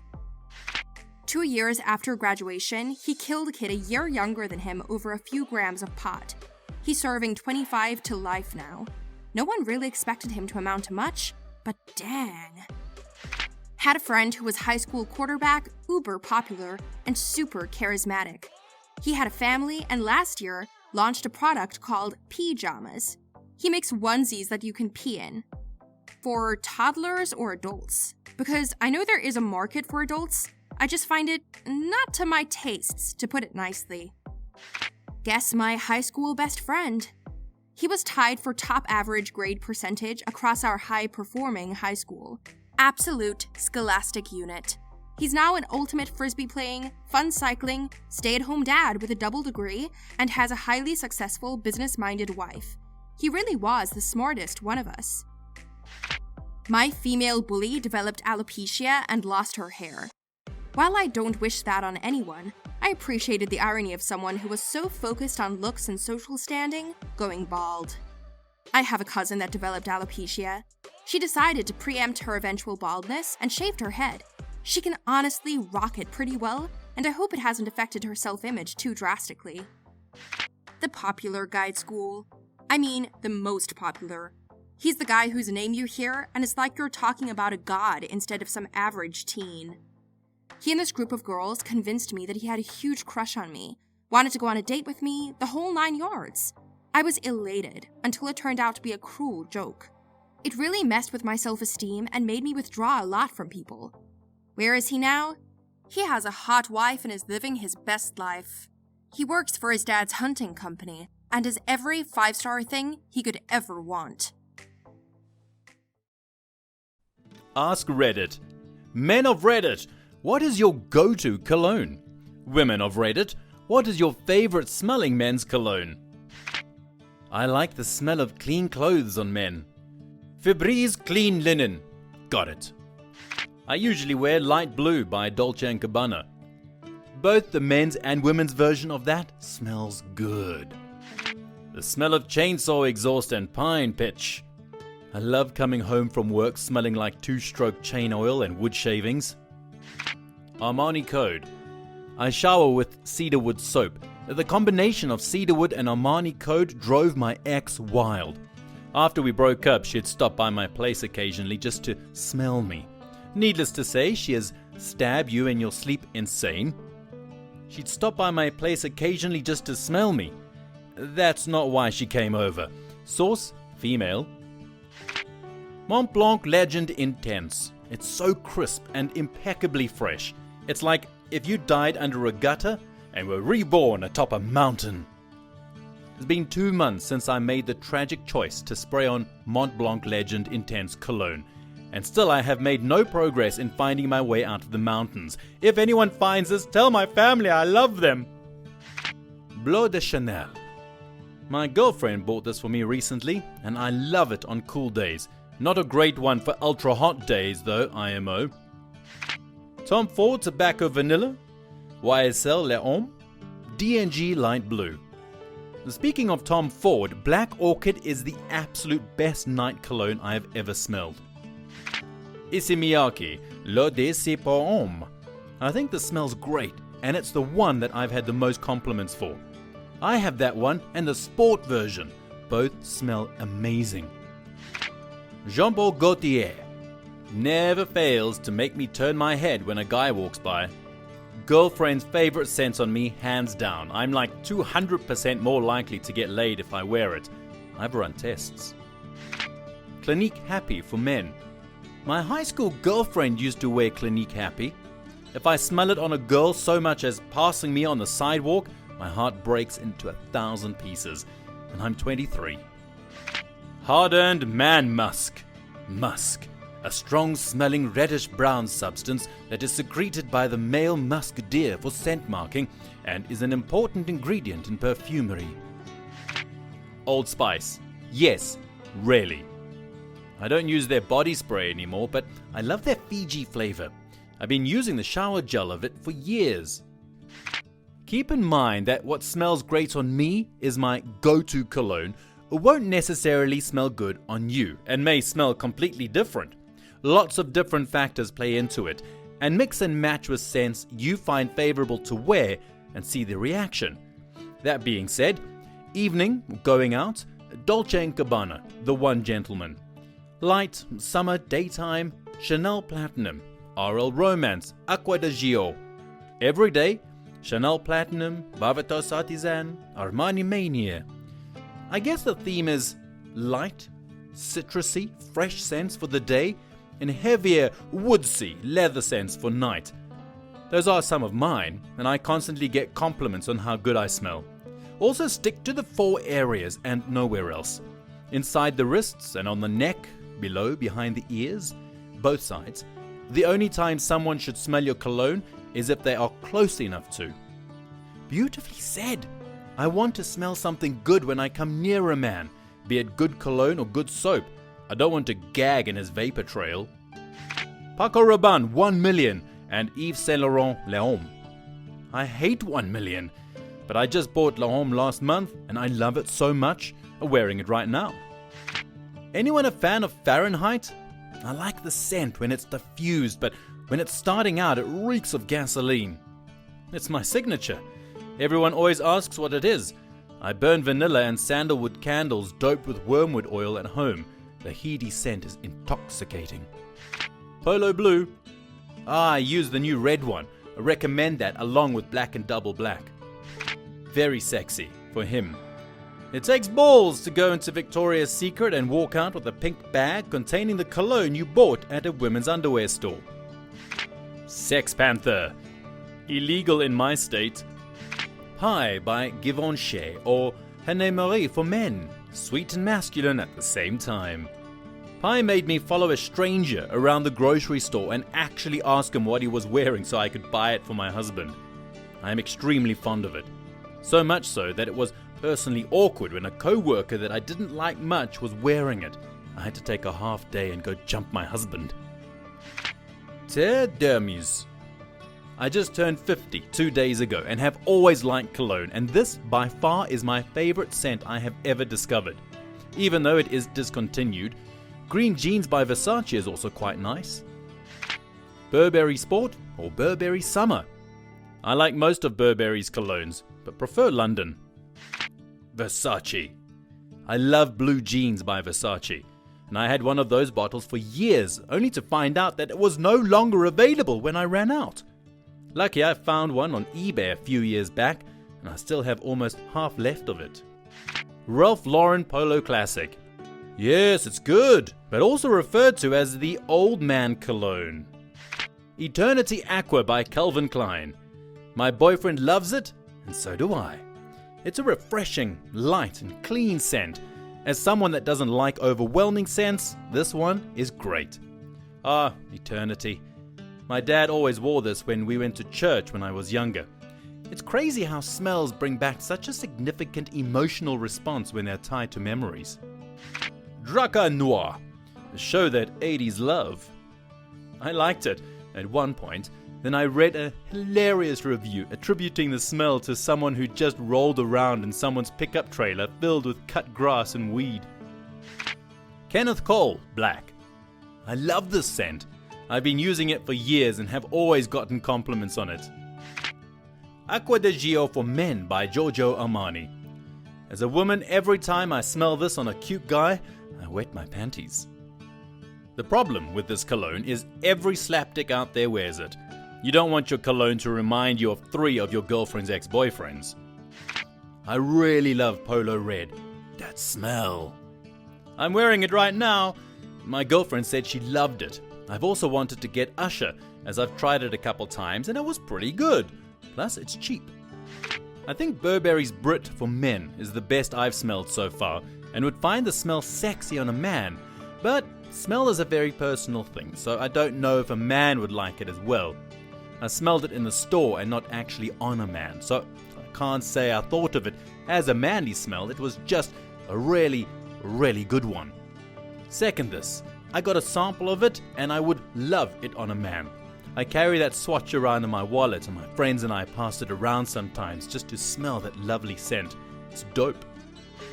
YSL, La Nuit de l'Homme. Honestly, you really won't regret buying this. I've never had so many compliments on a cologne before. This is my absolute favorite, perfectly balanced. I prefer this to De Gio, a must-try in my books. Chanel Allure Sport. I rotate through 4 or 5 colognes, but ever since I was 16, I've always had a bottle of Homme Sport, and it's still my absolute favorite. Such a good, everyday scent, so fresh and clean. Chloroform, it works every single time. A little bit under the nose does wonders. I honestly just spray myself with air freshener like Febreze or Lysol. My roommate sometimes keeps dryer sheets in his pockets because he likes the smell. Turns out so do the ladies. Victoria's Secret, very sexy for him. I used to work for VS. Gosh, every time when no one was looking, I'd take a good whiff of that. It became a sort of cocaine for me during my job. I had a customer once, and not what I'd call a looker, who smelled so freaking good I had to ask what he was wearing. Banana Republic's Black Walnut, which apparently they don't make anymore. I wanted to follow that man home. Instead, I went and bought my husband a bottle of Black Walnut. Still my favorite. They still make it. Recently bought it in a 5-pack of colognes. It is my favorite out of all of them. Le Mail by Jean-Paul Gaultier is pretty amazing actually. I got a sample of it from Sephora for my husband, and when we smelled it in the air, it smelled that public restroom air freshener, but when he wore it, it was actually quite pleasant. Not sure I'd go and buy the full size though.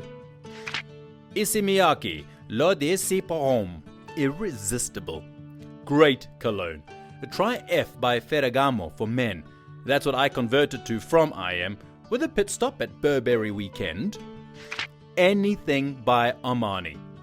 Emporio, Greater Scent, I was off when it was discontinued. No love for Nautica Voyage? A man wearing that equals instant jeans creaming. This thread makes me sad face, and now I have to go buy expensive smelly stuff. I wear Nautica Blue and I get lots of compliments on it, but after reading some of these comments, I feel like I'm wearing bargain basement stuff. English Leather or Old Spice. Hell, sometimes I wear my Pinot Clubman aftershave as cologne. That stuff smells amazing. Can't believe we're apparently the only two who wear English Leather. I've never worn cologne in my life. Is that weird? Don't do it. Nice smelling soap, shampoo, conditioner and deodorant is perfect. Old Spice deodorant and Curve cologne. I use Old Spice body wash. My GF says I smell like fresh pumpkin pie. She likes it a lot. I wear The One by Dolce & Gabbana.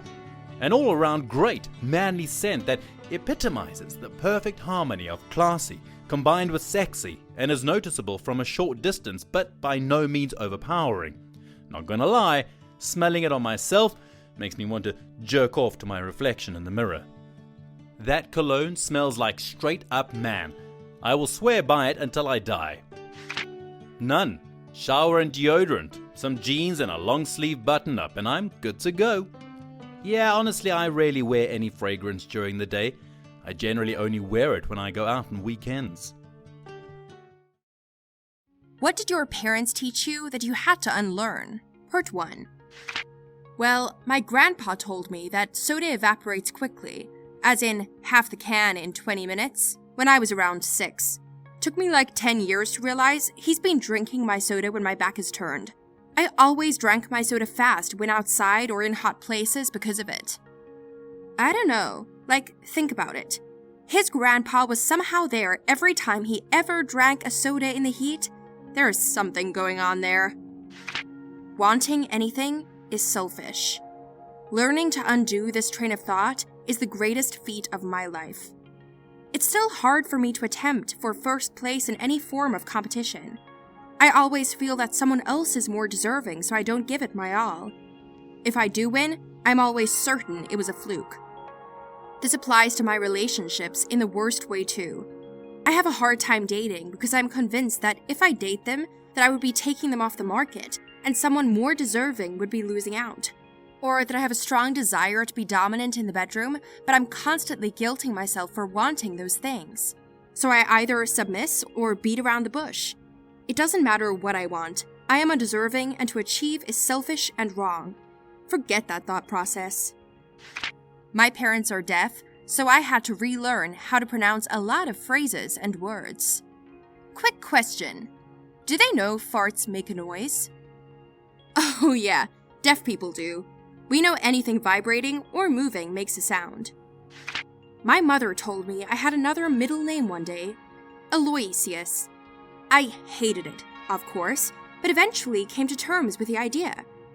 It was years later that she realized I'd been writing an extra middle name on literally everything that required my full name, and asked me why I was doing such an odd thing.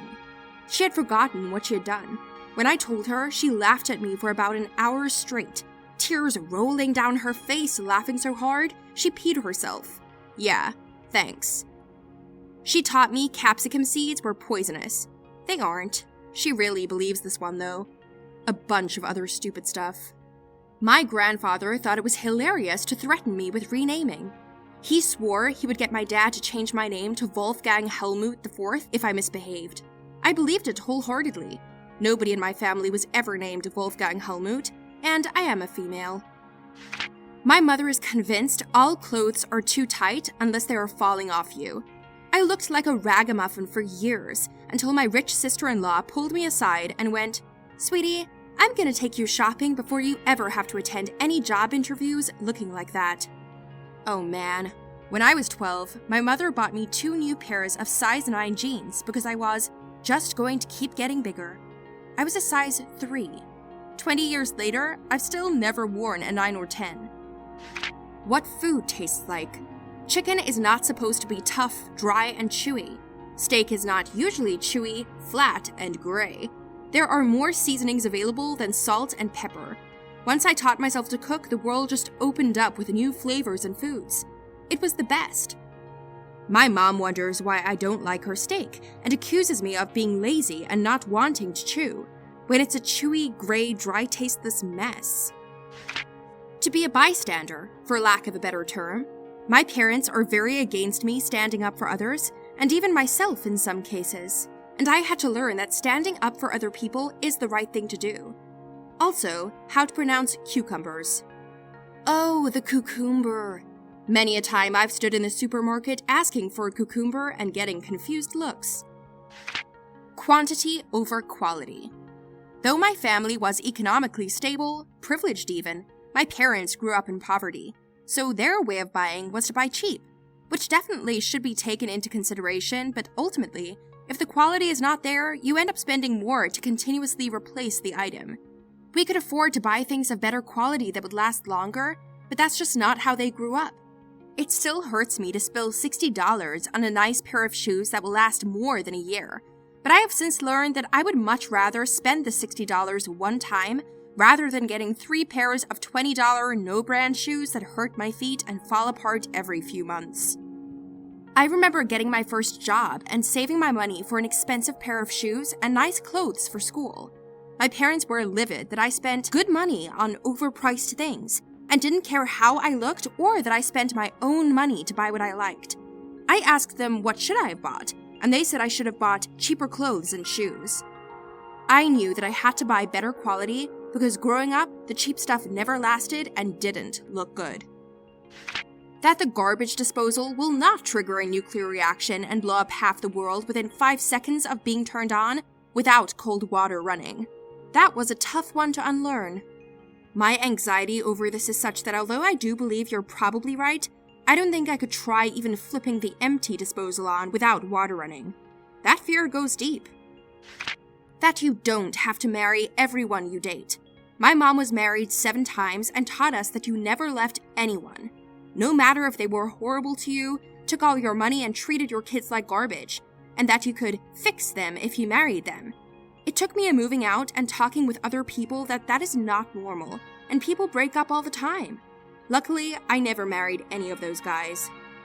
And that you could fix them if you married them. This right here. I am myself, I can be willing to adapt, but forget trying to fix me after I said yes to a supposedly unbreakable bond. Women marry men hoping to change them, and they don't. Men marry women hoping they'll never change, and they do. They taught me to never disagree with anything. In my household, there was no such thing as no or why. My dad was abusive, and we all sort of just agreed with everything, because disagreeing or questioning anything led to yelling and throwing things and tantrums that lasted days. I grew up learning that the safest way to live was entirely unnoticed, so it took forever, even after I was an adult, for me to speak up or make my own choices or do things I actually wanted to do. I still struggle with it a lot. That you should never do anything for others because nobody will do anything for you.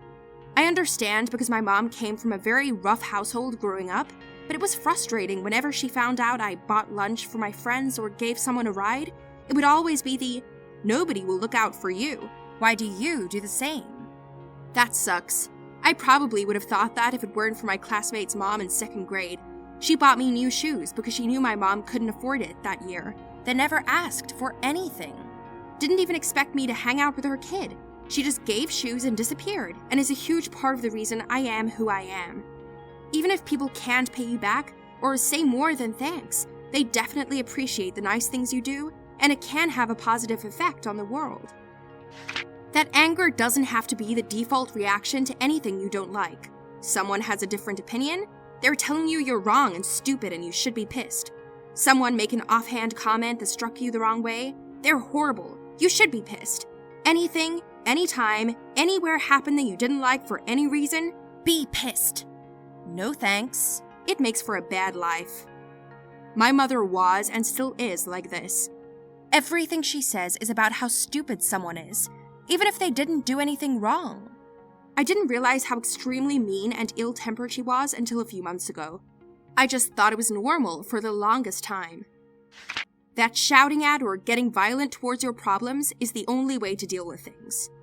Occasionally it works, but more often than not, it simply gets a person in trouble. Trying to use it every single time is just silly. My dad thought it was funny to teach my sister, brother, and I the wrong names to things. Sister confuses plates and bowls. Brother confuses forks and spoons. I get confused with beetroot and capsicum. I get it right most of the time now. We trained him wrong, as a joke. My mom is obsessively clean. It took me a couple years into my marriage to stop cleaning to her standards. I am not a dirty person, but I don't have a fit about a little dust on the baseboards. She should see my carpet right now. I've been sewing. There is scraps and threads all over. She'd twitch. My mom is a semi-hoarder, so I would consider you lucky. Cooking chicken. Until college, I thought the chicken was supposed to be dry. I hated it. My buddy cooked me chicken parmesan, and it was the best chicken I ever had. My mom is paranoid and overcooks the hell out of everything to make sure it's safe. Wasn't until I dated someone who cooked with a thermometer that I realized that meat doesn't have to taste like cardboard. I bought my mom an instant read thermometer and have tried to get her to use it, but she can't shake that feeling of, it's not done enough, unless it's been cooked twice as long as it should be. Bonus, she also hates cooking because it takes so long. For example, 30 minutes to grill a steak. That just because someone is older than me doesn't mean they know more than me. Yes, it's true, I don't have as much experience or knowledge about things in the world, but it is possible for me to know something that someone who is older than me doesn't know.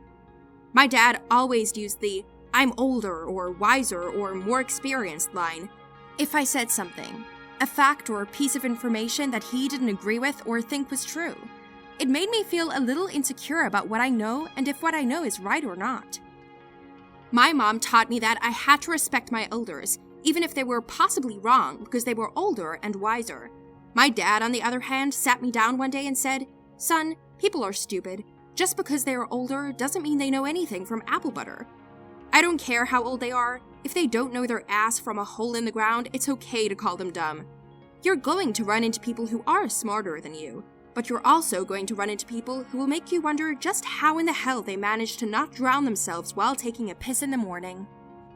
You can know a lot or you can know a little. A smart man knows that he doesn't know everything. He also knows the value of common sense. That Emperor Nasi Goreng built the Great Wall of China to keep the rabbits out. When that ad came out, my family thought it was hilarious.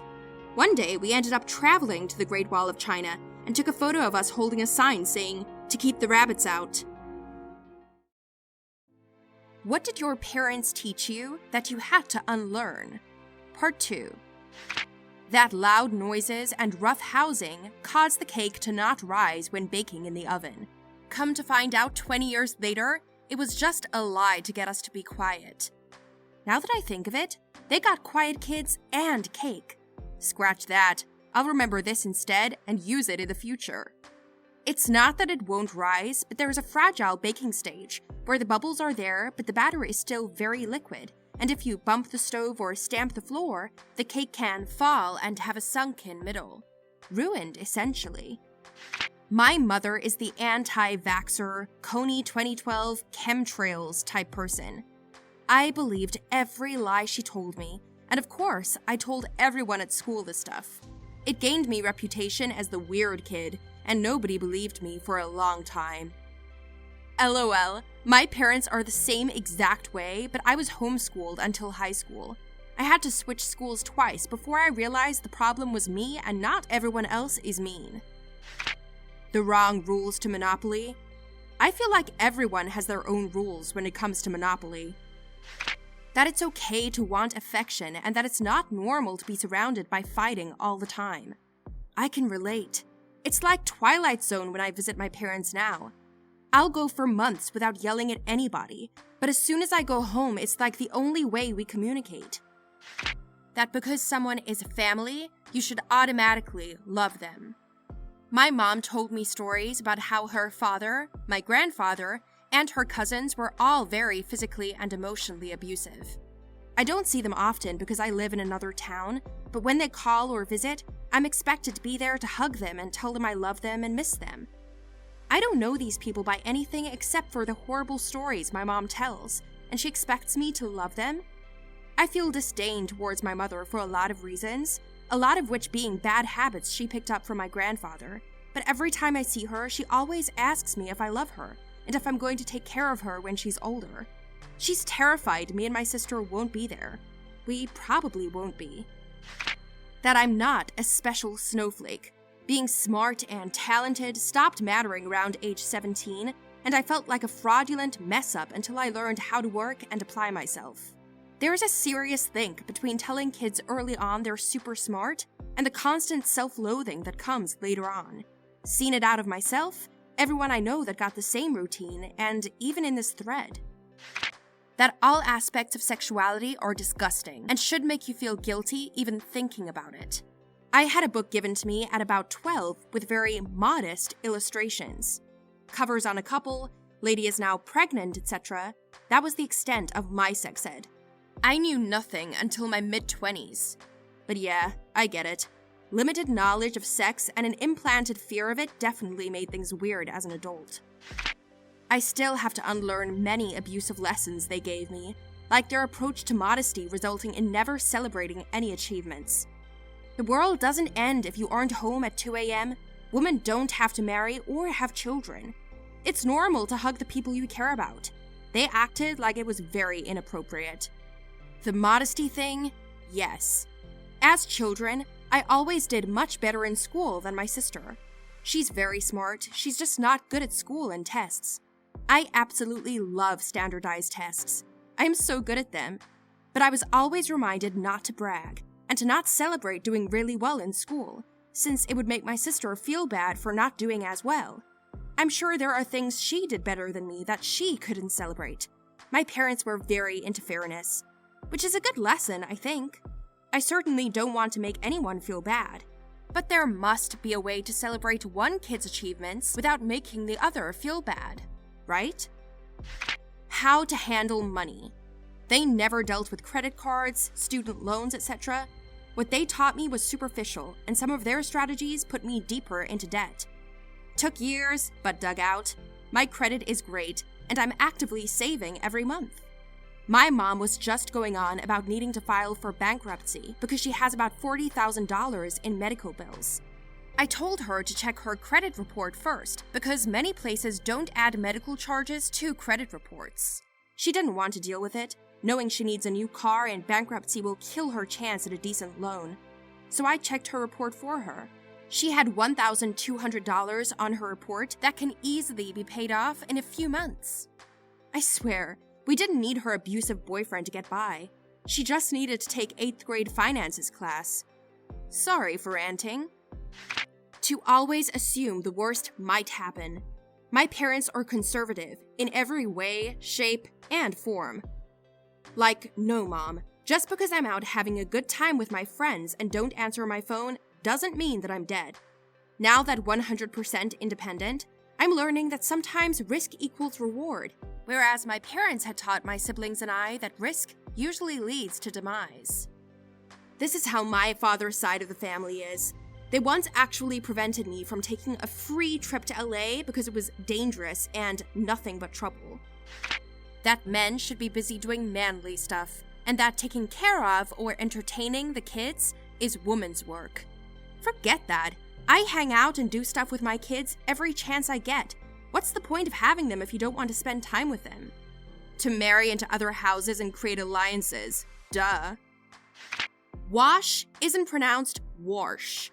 The capital of the United States isn't Washington, D.C. The school trip to D.C. was hard on me. My dad can't say Washington. He can only say Washington. And he's lived in Washington his whole life. That you can always do better. Not that that's intrinsically bad, but when you don't learn to stop and appreciate what you've accomplished, you'll never be satisfied. You have mostly A's, but one of your teachers said you're not living up to your potential, so you're not allowed to play video games until your grades are all up to an A. Eat badly. We never ate vegetables, always starches. So much processed garbage. I'm 28. and finally have managed to retrain my palate to eat vegetables regularly. I do my best to eat plenty of veggies every day of all different types, and I'm very concerned with my health and fitness. Passing this on to my son is super important to me. Are you me? LOL, seriously though. My mom has always eaten like a teenager whose parents are out of town. We lived off of, she still does, boxed meals, microwavable dinners, fast food, and pizza. Big surprise, I grew up obese. I'm 28 now. I have 2 daughters that I want to grow up knowing how to eat healthy, and I'm determined to set the right example. I made it a resolution on New Year's Day 2015 to get healthy, and I meant it. I've lost 77 pounds so far, just by eating right and watching my calorie intake. Also, only 40 pounds from my goal weight. My mom used to enjoy shopping in my kitchen. Now she opens my fridge and pretends to gag because there's no junk. Then she asks why I never buy chips or frozen pizza anymore. She'll never change, but I have, and my daughters will grow up so much healthier than I did for it. That mental health is for pussies. It's okay to feel negative emotions such as anger or sadness. I wish I could have found this out earlier. I grew up around a dad who was on antidepressants and stuff, and I was always taught that I wasn't allowed to show emotion because I was supposed to be a man. Now, I'm not saying I cry a lot, but it does feel good after so long of not having any emotions for fear of my parents' disapproval. That my opinions and desires are worthless. On the same line as having to learn that you can actually be proud of yourself for something you've done, and it doesn't make you big-headed or egotistical. All the times she'd call me spoiled when I cried because we were eating ramen every night and I had no clothes to wear to school, and problems with my lungs because the house we were in had black mold, but we could somehow magically afford $60 to $80 of liquor for her boyfriend every week. That's something I am still unlearning. I hate selfish parents. So, liquor is more important than food in your stomach and clothes and a medical bill?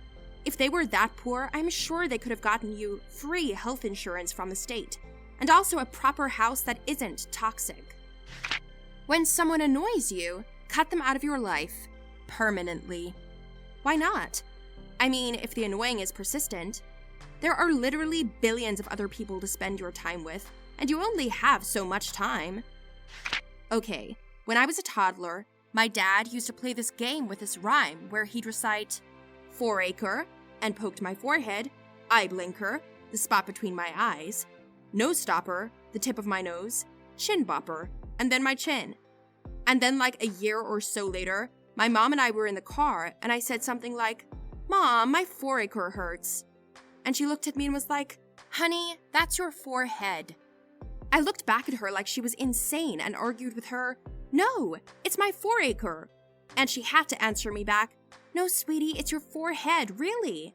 And I argued the point with her for half a minute before I realized that all this time, I had been convinced that my forehead was actually called my 4-acre. I thought my mom made this little game up. Instead of bopping my chin, she would tickle under my jaw. To this day, she does it at family get-togethers to try to embarrass me. In good fun. I giggle every time. I'm 32. Self-hatred. My father was a terrible alcoholic and addict. I was told repeatedly I was a burden, a stone around his neck, that I was worthless and stupid.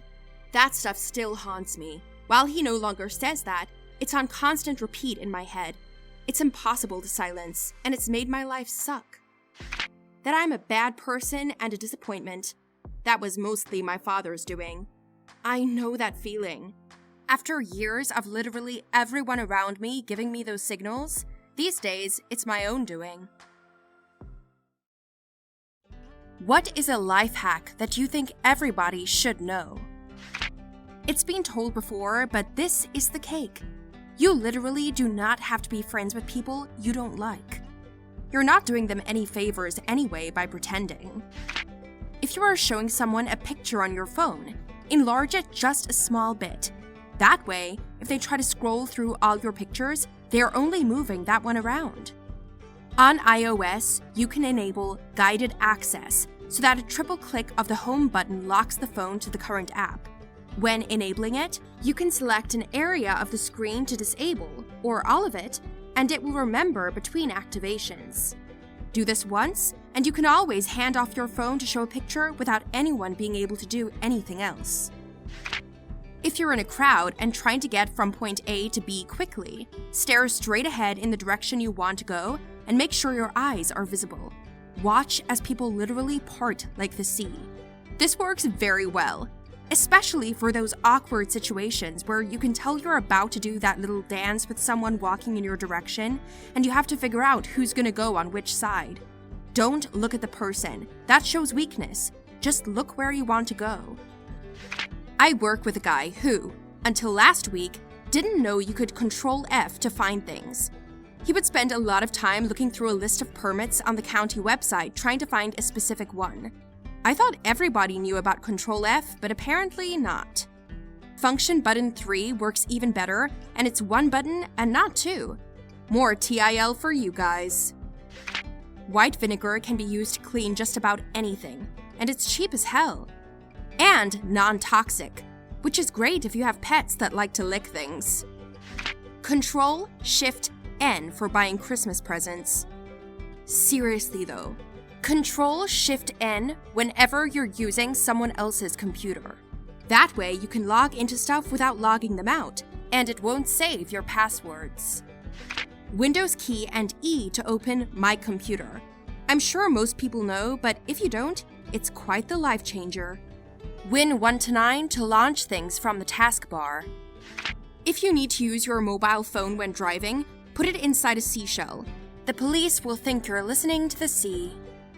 I'm just imagining passing someone on the highway holding a giant seashell up to their face and talking to it while driving. Put possums into vending machines so they knock the snacks down. I saw it in a subreddit somewhere. Put a shark in a vending machine, and you have the ultimate killing machine, friend. If you need an impromptu speaker for your phone, placing it in a bowl or glass or something deep-bottomed can help amplify sound. I just put my phone in the goldfish bowl to try this. Phone died. $20 can buy many peanuts. Nuts are pretty expensive compared to other snacks. $20 isn't that many peanuts.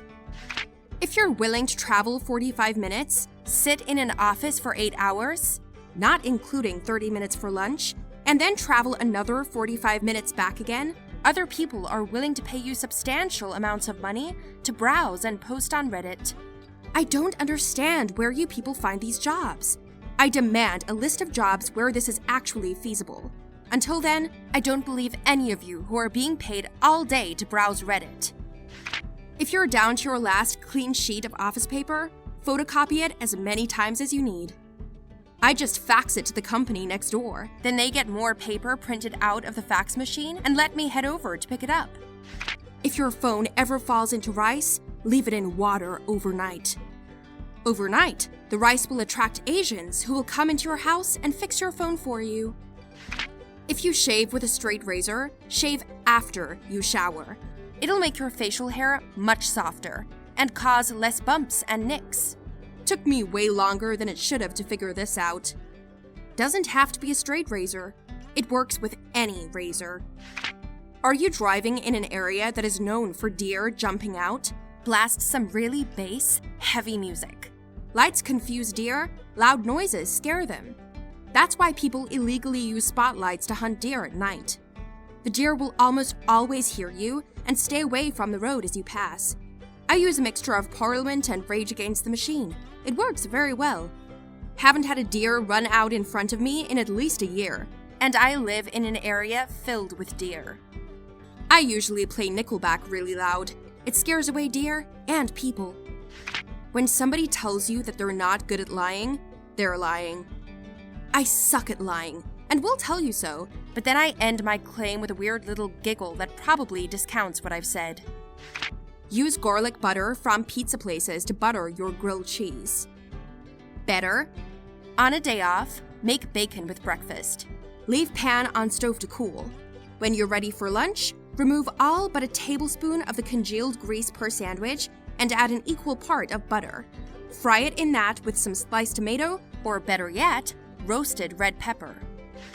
Save time from mowing the lawn by getting a goat. Then teach that goat how to operate a lawnmower. I don't know. I bought a goat from those gift aid people last year. They delivered it to some African village. Make sure you pay for tracked shipping. The search box in the top right of Reddit allows you to search for things that have been posted here lots of times with lots of great answers. I don't think a lack of searching is the problem here. It's just that people only ask questions that are known to get upvotes. Clicking the mouse wheel on a link opens it in a new tab. If you highlight a bit of text, then right-click it, there is a Search Google for a highlighted text option. You can also mouse wheel click on the tab to close it, and Ctrl-Shift-T to reopen recently closed tab, and mouse wheel clicking on refresh button opens the same website in a new tab. Stop talking so much about yourself, and instead, listen and show interest in what others have to say. Other people will be more interested in you as a result. Whenever I listen, they always talk about themselves. Also, they're only interested in me because I didn't talk about myself. Quit drinking alcohol and drink a lot of water to lose weight. But water won't make me forget. To get rid of garlic smells on your hands, wet them with cold water and then rub your hands on a stainless steel surface, such as the tap. And suddenly, many Redditors were caught jacking off public faucets. Scared of sharks? When you go for a swim, put blood all over your body. Sharks will recognize you are a fellow killer and let you be. If you see a shark that isn't respecting your dominance, approach and bite it. This also works with bears. Before taking a dump, place some toilet paper in the bowl first to act as a turd landing pad to prevent splashback on your ass. I use the TP to wipe the seat first. Also can prevent or at least dampen loud kerplunk sounds which, for those bashful peeps, can be mortifying. Instead of using an ATM and being given a surcharge, buy a pack of gum or any other small item and use the cashback option. This way, instead of just being charged for the ATM service, you get a pack of gum. Quite often in the UK, a small shop will charge you for card purchases under £5. Also, it's rare to get charged for getting cash from an ATM now. There's a lesson here somewhere.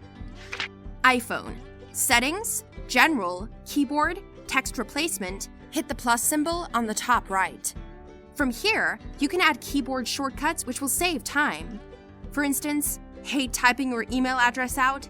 Make it so every time you type @ it inputs your email, or 2 A's will autofill your address. Also, you can correct your curse words here too. No one ever meant to say ducking. I added a symbol that means driving, can't text. I hit the key whenever a text appears at an inopportune moment, and that usually takes care of it. You can also respond with text to incoming phone calls. iPhone, Settings, Phone, Respond with text. You can make 3 different quick responses that appear on screen with incoming call. Tap the one you want, and the caller gets that text message. You can stop your bread going hard by storing it in a bucket of water. And when you are ready to use it, throw it in a bag of rice overnight to make it dry again. Freezing coffee into ice cubes for iced coffee so that it doesn't get all watery. I just started doing this a few weeks ago. Double knotted shoelaces? Definitely not going to trip over them or get the shoes off. When doing the second knot, reverse your movements and you'll get a square knot that sure as heck won't come untied. Eating is the best way to reset your sleep schedule. Eat right after you wake up and don't eat late at night. I think this depends on the person. I can't sleep if I'm hungry or even not full, but I can't eat breakfast for like 2 hours after I've woken up. Use a footstool when using the toilet. Much less effort required. Instructions unclear? Pooped on my footstool.